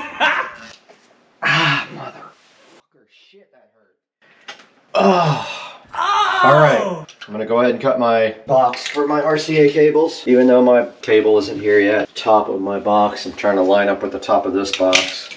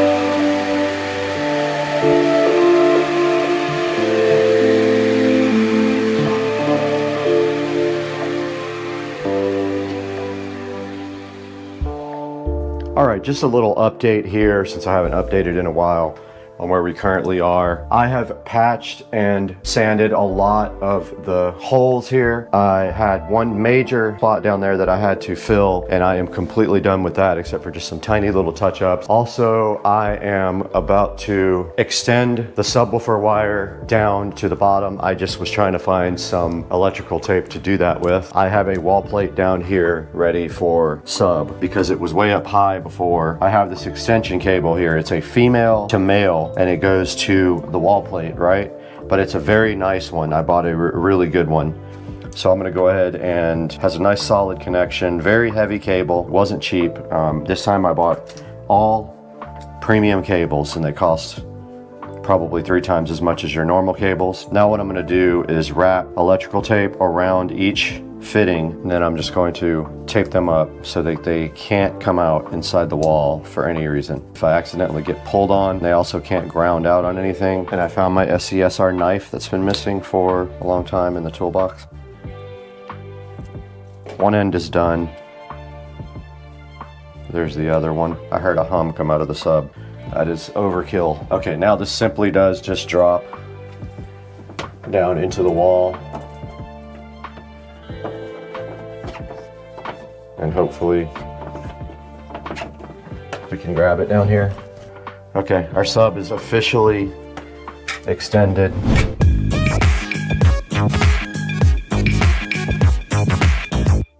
Yes, okay, being a hoarder absolutely paid off. I found what I needed and I can't believe it, man. I'm hyped right now.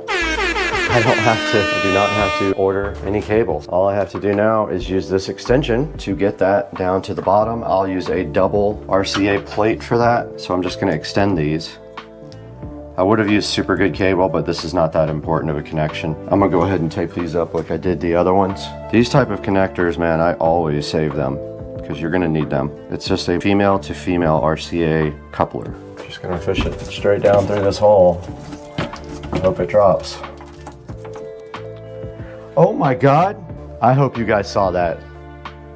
It fell literally right through the hole. First time that's ever happened in my life. That's what she said. It fell out of the hole. It's the wrong hole, but still. Kind of a crazy bit of luck there. That's basically it for that. Unfortunately, a lot of these wires have to be extended.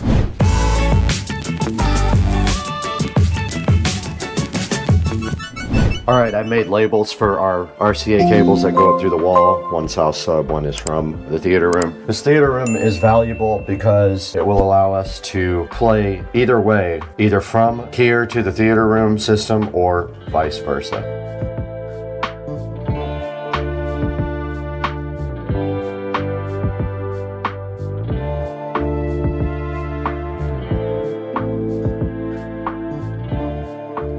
We can patch this hole up, and we can get this bundle here moved down. A lot of them are short, so I should have a patch kit in here for this.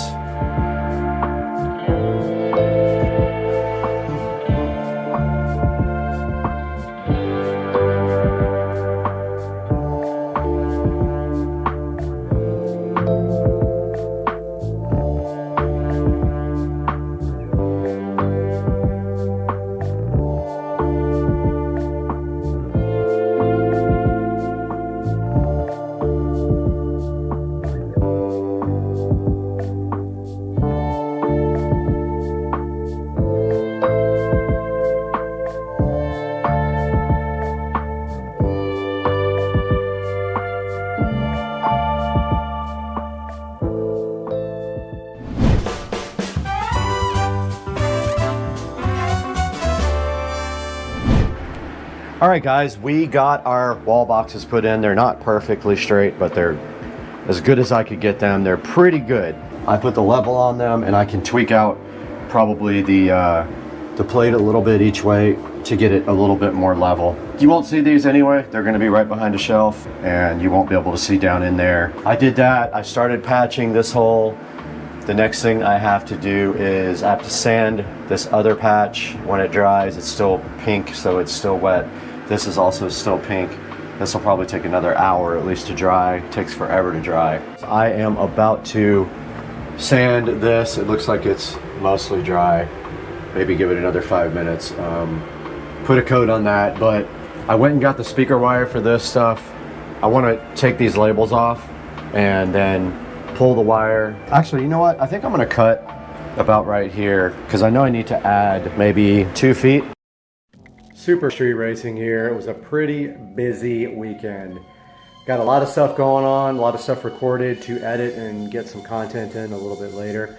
But tonight we are starting on this. Of course, right here we have Plastidip, which will be the first of a few projects for the car. Tonight we are going to start on the logos. We're going to get rid of all that chrome. We're going to Plastidip with this matte black Plastidip, whatever the heck it is. Multi-purpose rubber coating is what we're going to do. Stay tuned. I'm going to show you how to prep